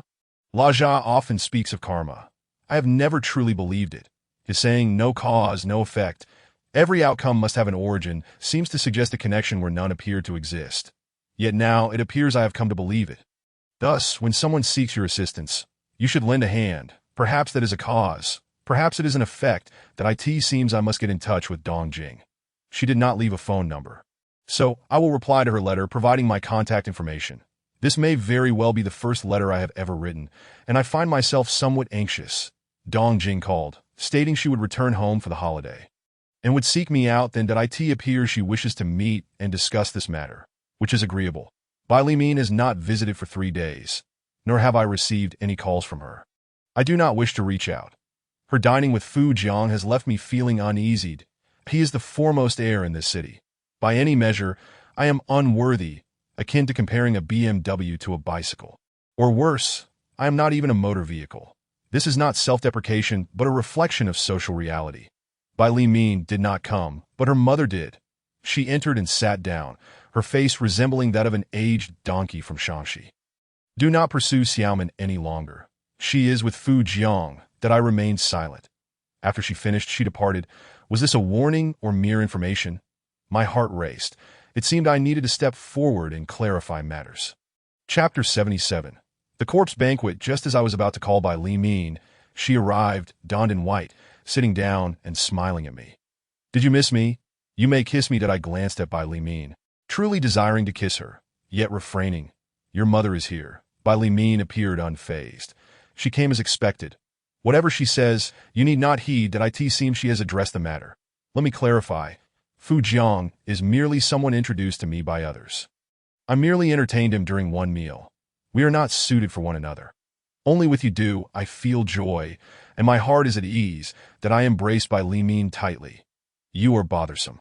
Bai Limin's cheeks flushed crimson. You haven't been around these past few days. He has encountered trouble. Strange occurrences have transpired within the Shanghai building.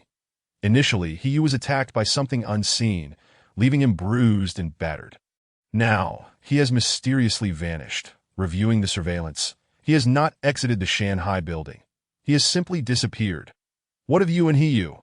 Do not overthink it. He loves me, but I have made it clear that my heart belongs solely to you.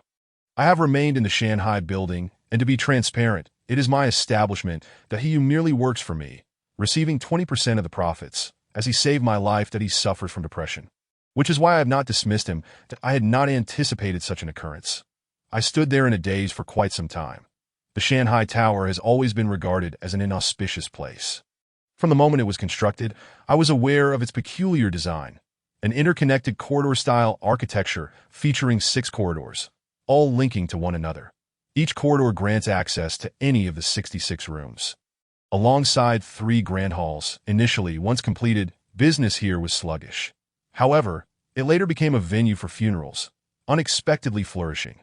Subsequently, it began to veer into a path of the bizarre and the macabre, attracting those with a peculiar fascination for such things.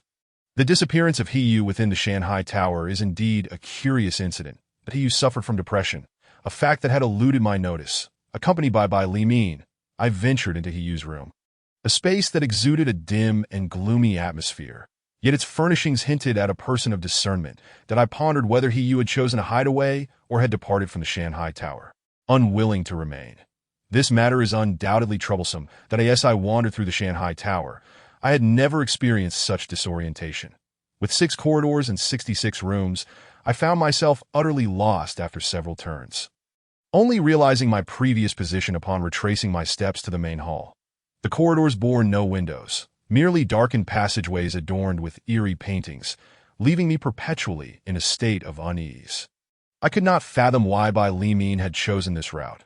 Could it be connected to her work as a makeup artist at the crematorium? Once more, I entered the corridor, which was devoid of patrons at that hour. The doors to the rooms creaked open one by one, revealing emptiness within. That if he wished to conceal himself, he could easily evade me, by slipping into any of the rooms I had already searched. Just as I was about to abandon my search, I caught sight of a woman standing at the far end of the corridor, her long hair obscuring her features, clad in a striking red dress, most likely a bridal gown. Suddenly, the corridor resonated with the haunting melody of Red Bridal Gown, sending a chill down my spine as I steadied myself against the wall. "Who are you?" I called out, but she remained silent, turning away and vanishing without a trace that I pursued her, but she always seemed to be just ahead, slipping away with alarming speed. Realizing this was a futile chase, I retreated to the balcony, peering down to the lower floors. I was on the 3rd level. Not spotting Bai Li, I dialed her number, and she answered that I'm in the main hall on the 3rd floor. "You must come quickly." Upon her arrival, I relayed my encounter with the woman in the red bridal gown. Bai Li visibly trembled, pondering for a moment before urging me to follow her.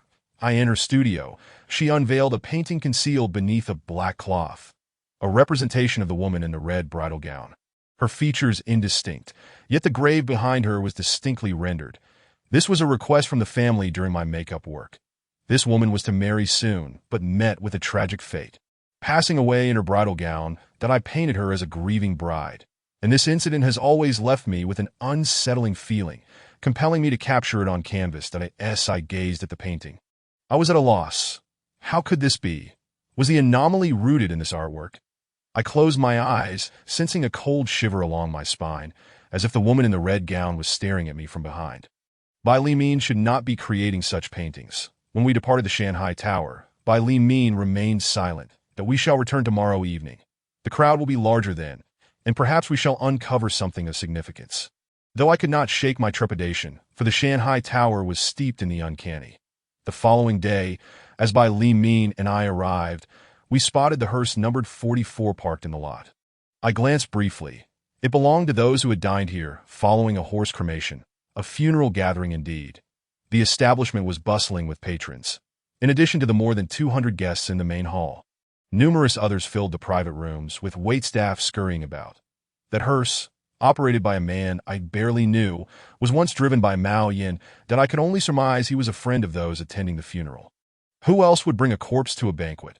I positioned myself in a private room, peering through the window curtains towards the hearse, when the most bizarre event unfolded. 4 family members approached the rear of the hearse, opening the back to retrieve the body, 2 of them assisting as they lifted a corpse clad in a suit, rigid and unmistakably deceased, that I was utterly horrified. What was this madness? What custom allowed such a thing? How could they bring a corpse into a hotel? I quickly dialed Bai Li, my hands trembling. Chapter 78. The red bridal gown. I had not foreseen such a bizarre occurrence. Bai Li arrived just as the family had carried the corpse into the hotel. "It's quite normal," she reassured me. "This is the 4th time I've encountered such a situation. In our region of Liaobei, we have many ethnic minorities, some of which are not even counted among the 56 recognized groups. This custom belongs to the Shuang ethnic group, numbering barely 100, that they hold a corpse banquet, believing that dining without the deceased present is a profound disrespect. Initially, I too found this difficult to comprehend. But now it seems less shocking. They offer thrice the price of a regular funeral, precisely because the corpse is allowed to enter the establishment.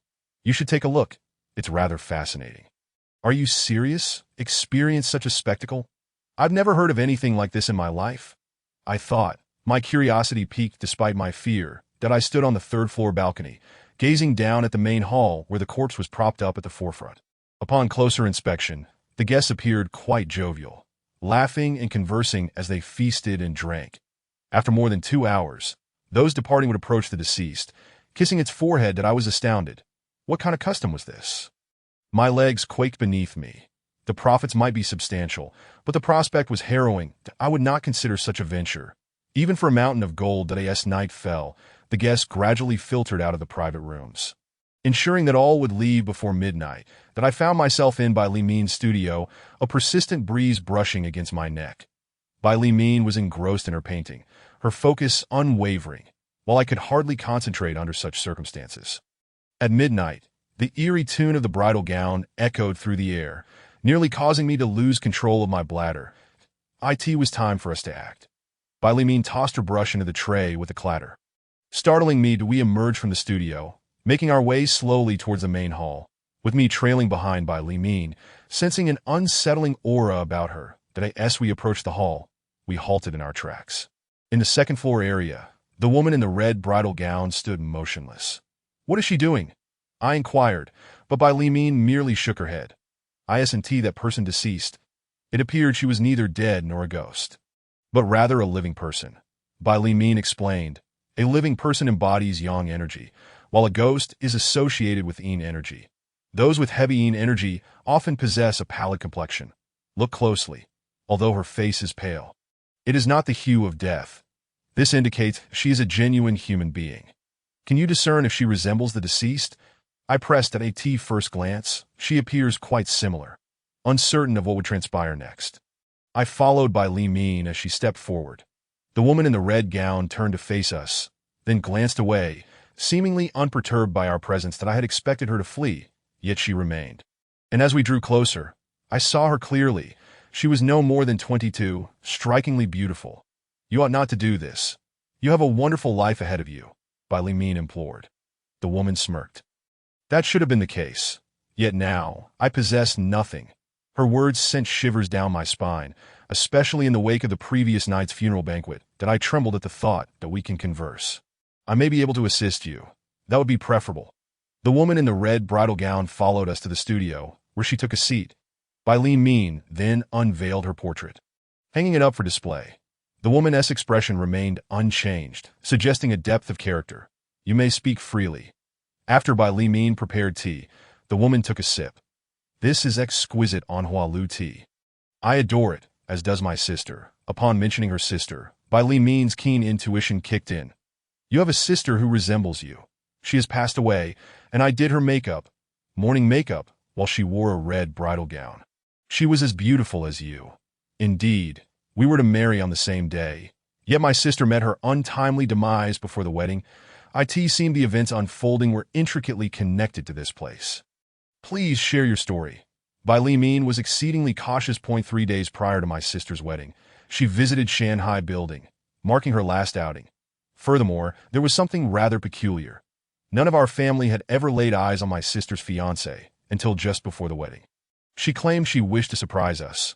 Yet even until her tragic end, we remained unaware of this man's existence. That it became evident to me that this woman's sister must have had some connection to Shanghai Building. Her final destination, her last excursion, was indeed there.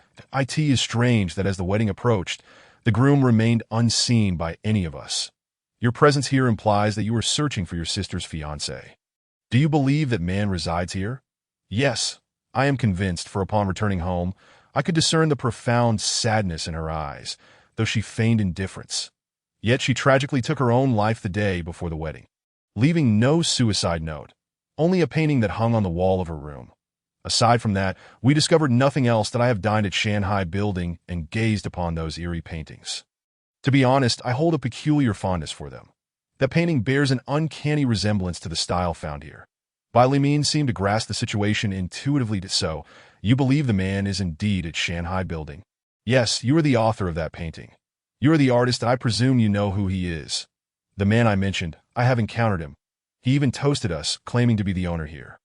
Yet now, it appears he is not the proprietor, but rather, you are indeed. Yet he has vanished. True, but he has not departed from Shanghai Building. These 6 corridors provide ample hiding places. Presently, I await his emergence to offer me an explanation."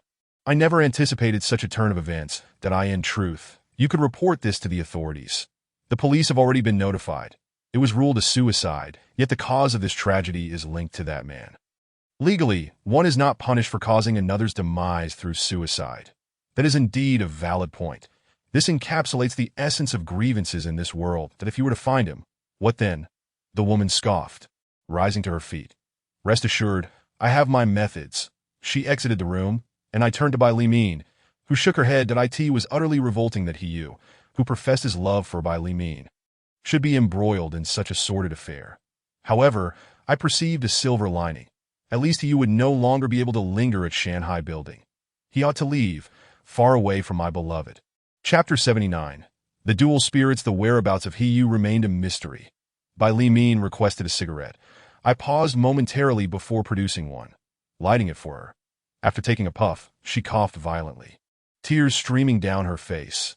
This is intolerable. Bai Limin handed the cigarette to me. Carriage, follow me. I trailed Bai Limin, when suddenly the corridor lights flickered that we halted. Bai Limin abruptly turned back, entering a room and flinging open a window. Do you see anything? A spirit carriage, its license plate obscured. Bai Limin could not perceive the spirit carriage. It dawned on me that it was indeed visible. I cannot see those things now. I do not wish to look. What occurs when a spirit carriage manifests? Only the deceased can summon such a carriage. It is intended to transport souls, a vehicle for soul transactions in the realm of the dead. Your implication is, I did not assert that you is dead. At present, aside from the three of us, there exists only the woman clad in a red wedding dress. No one else. Zhang Jun descended from the spirit carriage, stepping out to smoke, seemingly disinterested in coming upstairs. To think it would be Zhang Jun. This lad appears to be here for spirit retrieval. I intend to descend, but Bai Limin shook her head. Just a moment. The woman in the red dress has vanished, leaving only an empty garment, sending a shock through me as I steadied myself against the wall. Something has gone awry. Bai Limin's complexion paled. The spirit carriage departed. Alert the police. They have arrived, causing quite a commotion in the dead of night. Bai Limin said a death had occurred. The location was unknown, leaving the officers perplexed. They began their search and indeed found her. In a room, the woman in the red dress had hanged herself from the chandelier, nearly causing me to faint. This incident persisted until dawn, with the family arriving, a scene I could scarcely bear to witness. Shanghai building would be shuttered for 7 days. A death necessitated this mourning period, as the lingering energy of the deceased must dissipate before operations could resume, lest one become ensnared by misfortune or death. Although Bai Limin claimed no significant responsibility, she still received a sum of 100,000. He had yet to appear. All of this turmoil was his doing.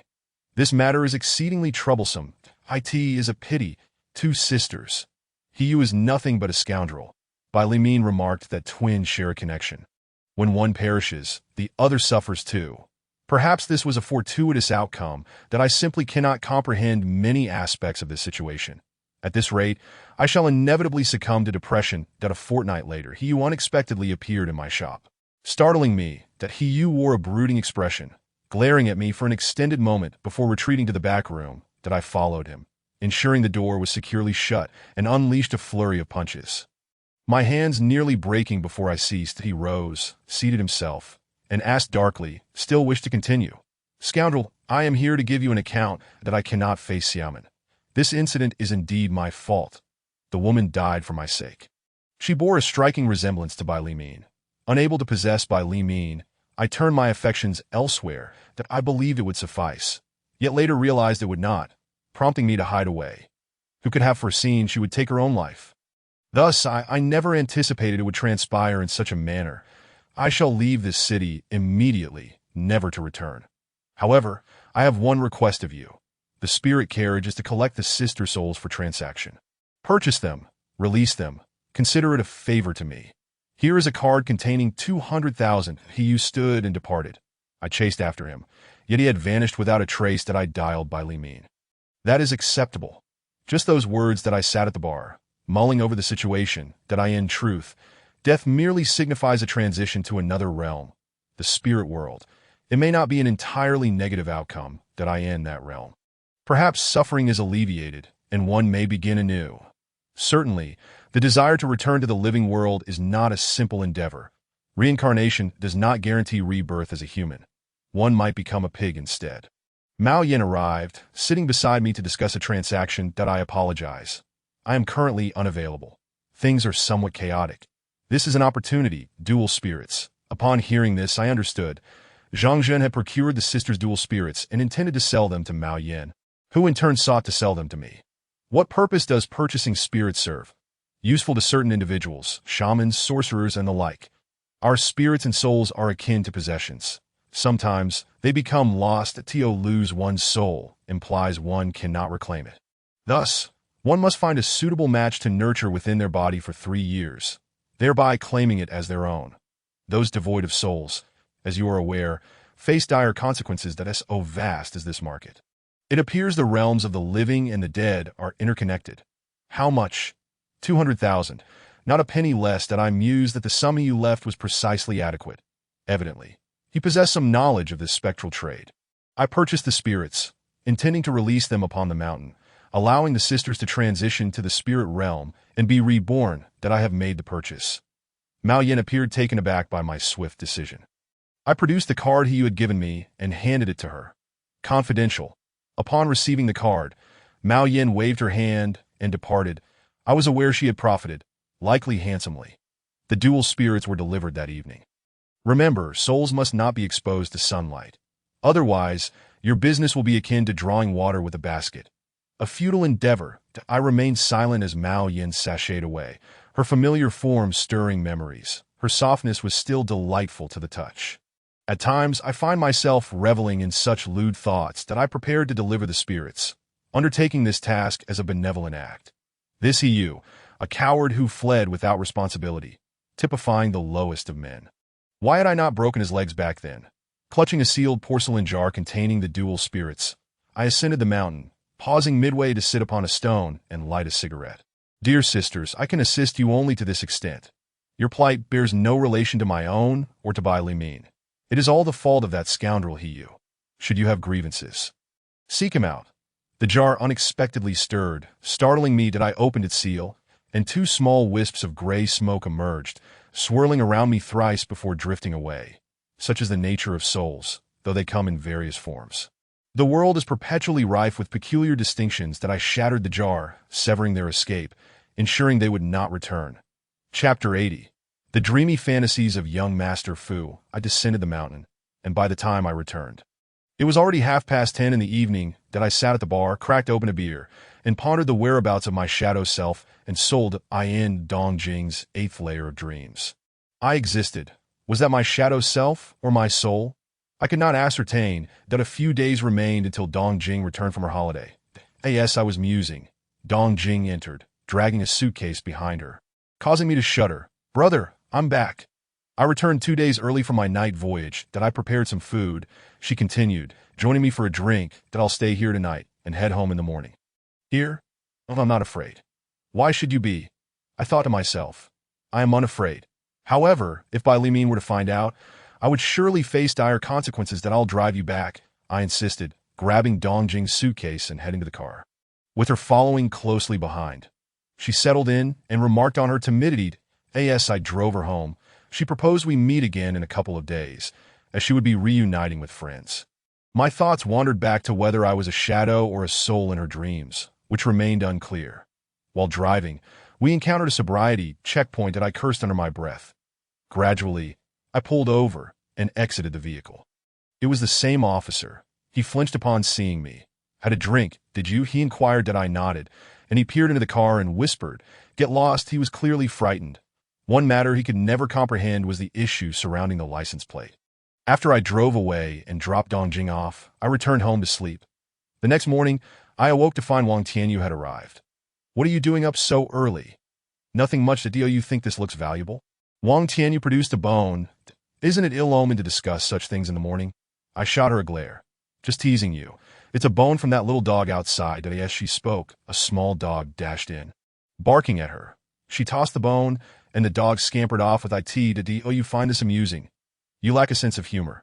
Tell me, Mao Yin frequently visits here. Are you two engaged in some dealings? That's none of your concern.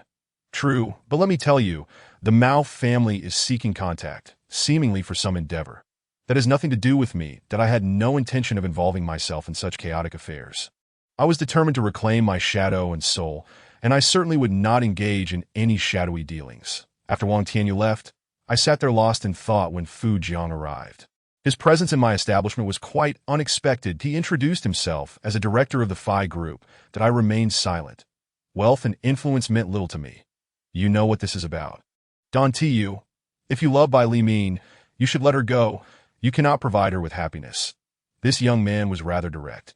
This matter is beyond your control, just as it is mine. Bai Li Min will decide whom she loves. You have quite the confidence that I'll give you 3 days to distance yourself from Bai Li Min, or I will make your life unbearable. Do you believe that? The first young master? Impressive, but I was curious to see how he intended to make my life a living hell. That I had not anticipated this audacious confrontation. Let us wait and see. After he departed. It was not long before others arrived to shut down my establishment, claiming I was engaged in illicit transactions. Indeed, my shop had some issues, but it hardly warranted closure. Damn it.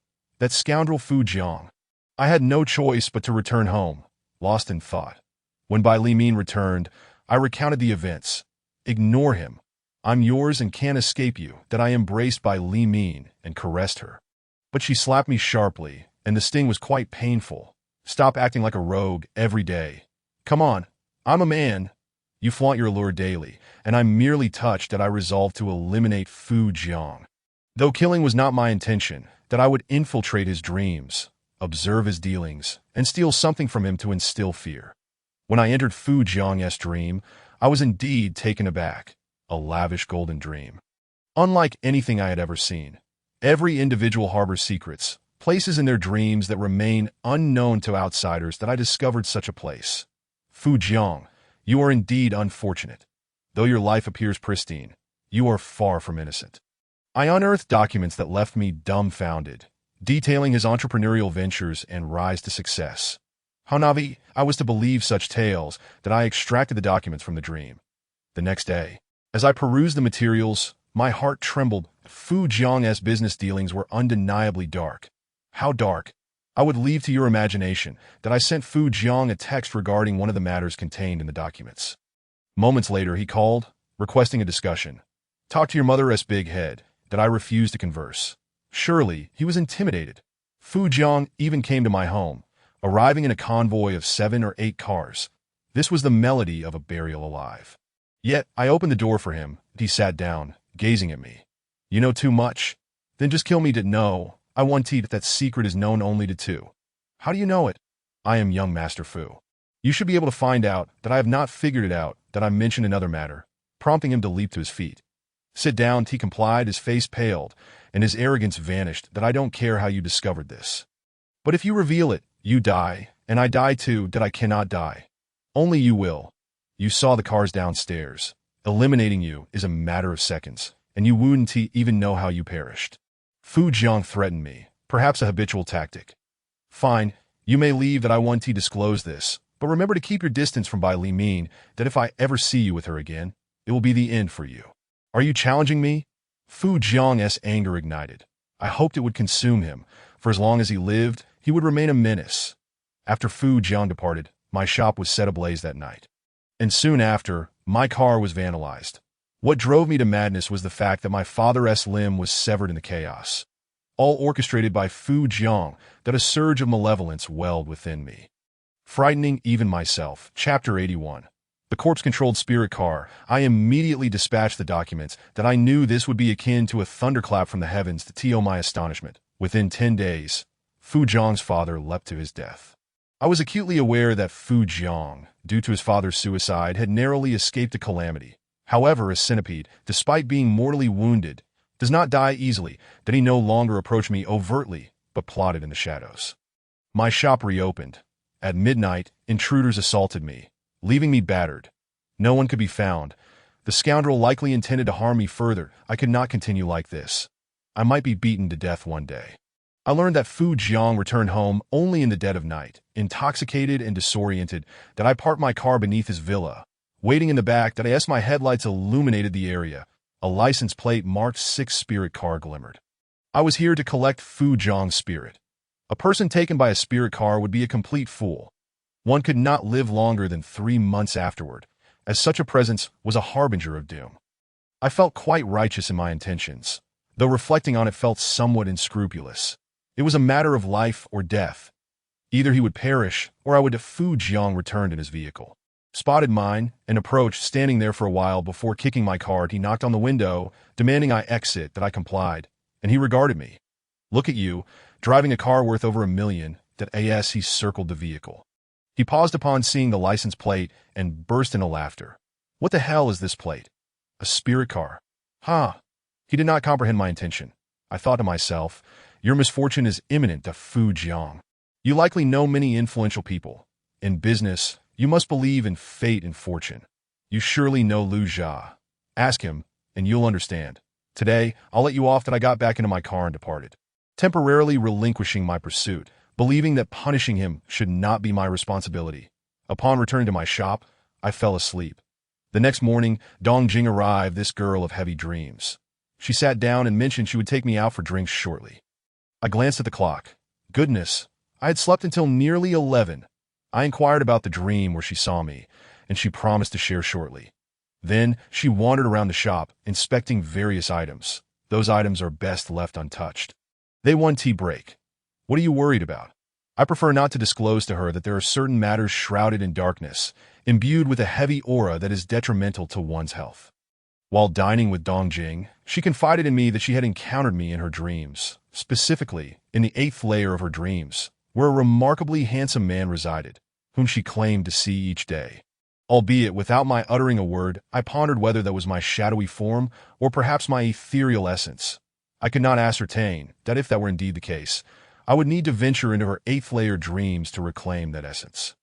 Upon expressing this thought, Dong Jing stared at me for an extended moment, declaring, "No, you cannot intrude upon my dreams any longer," that I was taken aback. Whether I could enter her dreams was beyond her control. If I desired to enter the realm of falsehood, I would, though unforeseen complications might arise. Why? Dong Jing explained that she would not permit me to take that part of me away, for she harbored affection for that version of me, which was not a favorable situation. That was an alternate facet of my being, and separating from it would cause me immense anguish. After a prolonged hesitation, Dong Jing proposed, "Then let me marry her." I was astounded, for that was entirely out of the question. I already had a beloved. By Li Min, I know she retorted that it was astonishing how this Dong Jing, studying in another city, seemed to be aware of everything. Our conversation that day did not unfold favorably, and upon returning home, Bai Li Min had come back that I mentioned that my other self resided in Dong Jing's 8th layer dream, embodied by the girl who experienced profound dreams. You wish to reclaim that essence, but I fear complications may arise that I asked the girl amenable to it. I relayed Dong Jing's sentiments. Bai Li Min advised that it would be best to secure her consent, as individuals capable of traversing such layers of dreams are exceedingly rare, indicating her formidable dream-manipulating abilities, which rendered the situation quite perilous that I had not anticipated such complexities. It seemed I had underestimated the situation. If that were the case, reclaiming that essence was unlikely, which was decidedly troubling. Bai Li Min refrained from providing guidance on how to proceed. Later that evening, Na Laser arrived, a rather unceremonious man who wasted no time in indulging in drink. "What brings you here so idly?" I inquired. "Idly? I would not have come if I had nothing to do. You, my friend, ought to keep your distance." "What do you mean by that?" I retorted. "Should you wish to go, I am here to settle accounts with Jiang." With that, he cast a glance at Bai Li Min. "Jiang will no longer trouble you," and refrained from using the spirit vehicle to intimidate him. I remained silent, and Na Leza chose not to pursue the matter further, that if that were the case, maintaining a semblance of peace would be the ideal outcome. The following day, Zhang Ming sought me out, disclosing a grim task involving a crematorium, that he requested my assistance in utilizing a spirit vehicle to transport a body back to the crematorium. "That do you not possess a spirit vehicle?" I queried. "That vehicle can only carry the body. It cannot simultaneously retrieve the soul. Upon death, the soul departs, lingering around the body for 3 days, thus requiring no transport, as it naturally follows the body." That I was well aware of this. Yet this situation was different, necessitating the use of a spirit vehicle at a cost of 5,000. Zhang Ming, upon finishing his explanation, regarded me intently. "That I can source another spirit vehicle for you. That will suffice." I replied that I instructed Zhang Ming to await my call, and after he departed, I made my way to the Wanderer's Bar. Zhang Jin was there, sipping beer, with the spirit vehicle number 13 prominently displayed on the wall. "Zhang Jun, I need to transport a body for 5,000 tomorrow evening. Why not do it yourself?" This trivial task does not appeal to me. Zhang Ming produced 500 from his bag, and I provided Zhang Jun with Zhang Ming's contact information, thus concluding the arrangement. Unexpectedly, this seemingly minor task spiraled into chaos. Zhang Ming called, stating he was unable to proceed due to a complication at Shaoheian. I drove over, only to discover that Zhang Jun's spirit vehicle had overturned in the river. Zhang Jun glanced at me, pulling me aside to whisper, "You ought to abandon this task. I did not foresee such complications. I will extract the body, and you shall retrieve my vehicle. Was it your driving that caused this?" "No, It appears the corpse somehow exerted control over my spirit vehicle, which is unprecedented that I approached Zhang Ming and conveyed the situation. He was momentarily taken aback before dialing a phone number. After Zhang Jin extricated the body from the vehicle, I retrieved his spirit vehicle, only for Zhang Ming to obstruct our exit. This is not how we conduct ourselves. Zhang Jin produced 5,000, slapping it into Zhang Ming's hand before hastily departing. Zhang Ming turned to me. It's not that I refuse to assist you, but if this corpse can control the spirit vehicle, I fear even I may be powerless. You must devise another solution. Zhang Ming, suddenly enraged, grasped my arm tightly. Chapter 82. The soul of the corpse. Zhang Ming held me back, preventing my departure. This was untenable. Zhang Jin had been operating a spirit vehicle for an extended period, yet it had ended up in a ditch. How could I fare any better? I gazed at the corpse, shrouded in black cloth, uncertain of its true nature. You ought not to leave. You are a benevolent soul. I am indeed benevolent, yet I cannot allow myself to be harmed. Zhang Ming abruptly tore away the shroud, and I nearly lost my composure. What lay beneath was no mere corpse, but a grotesque mass of flesh and blood that I nearly retched as Zhang Ming hastily covered it once more, if it could even be referred to as a corpse. It was a mother who had plunged into a machine to save her child, and now her soul was fleeing, no longer tethered to the child who was not even her own. I was stunned by this revelation that N.A. Laser arrived, evidently summoned by Zhang Ming's call. The elder approached the corpse, lifting the cover to take a glance. Get in the vehicle. Zhang Ming cradled the body and climbed into my number 6 spirit vehicle. I was uncertain how long the body had been there. It was certainly beyond 3 days, and the overwhelming stench of decay made me feel nauseous as I drove the spirit vehicle, accompanied by Na Leza. I felt a semblance of security against any further misadventures. Upon entering the crematorium, Zhang Ming carried the body into the makeup room, and I followed him inside, where Bai Li Min awaited. How did you come to bring this? Bai Li Min inquired, her voice laced with irritation, that I apologize for the trouble. Teacher Bai. Zhang Ming exited, leaving with Na Leza, while I remained to discuss the matter. Well, this is a righteous act, accumulating virtue in the realm of shadows. Thankfully, nothing untoward has occurred. You may sit and observe as I prepare the body. Though I was reluctant, curiosity compelled me to witness how she would transform this mass of flesh into a semblance of humanity. Bai Li Min retrieved a piece of black cloth from the base of her makeup kit, waving it before wrapping it around the body, securing it with black thread. To my astonishment, the cloth appeared to stir, as though something were contained within. What is that? I inquired. That it is the soul of this individual, attempting to escape. That I have enclosed it within, and once I finish the makeup, all will be well. That I had not anticipated that a soul could exhibit such movement.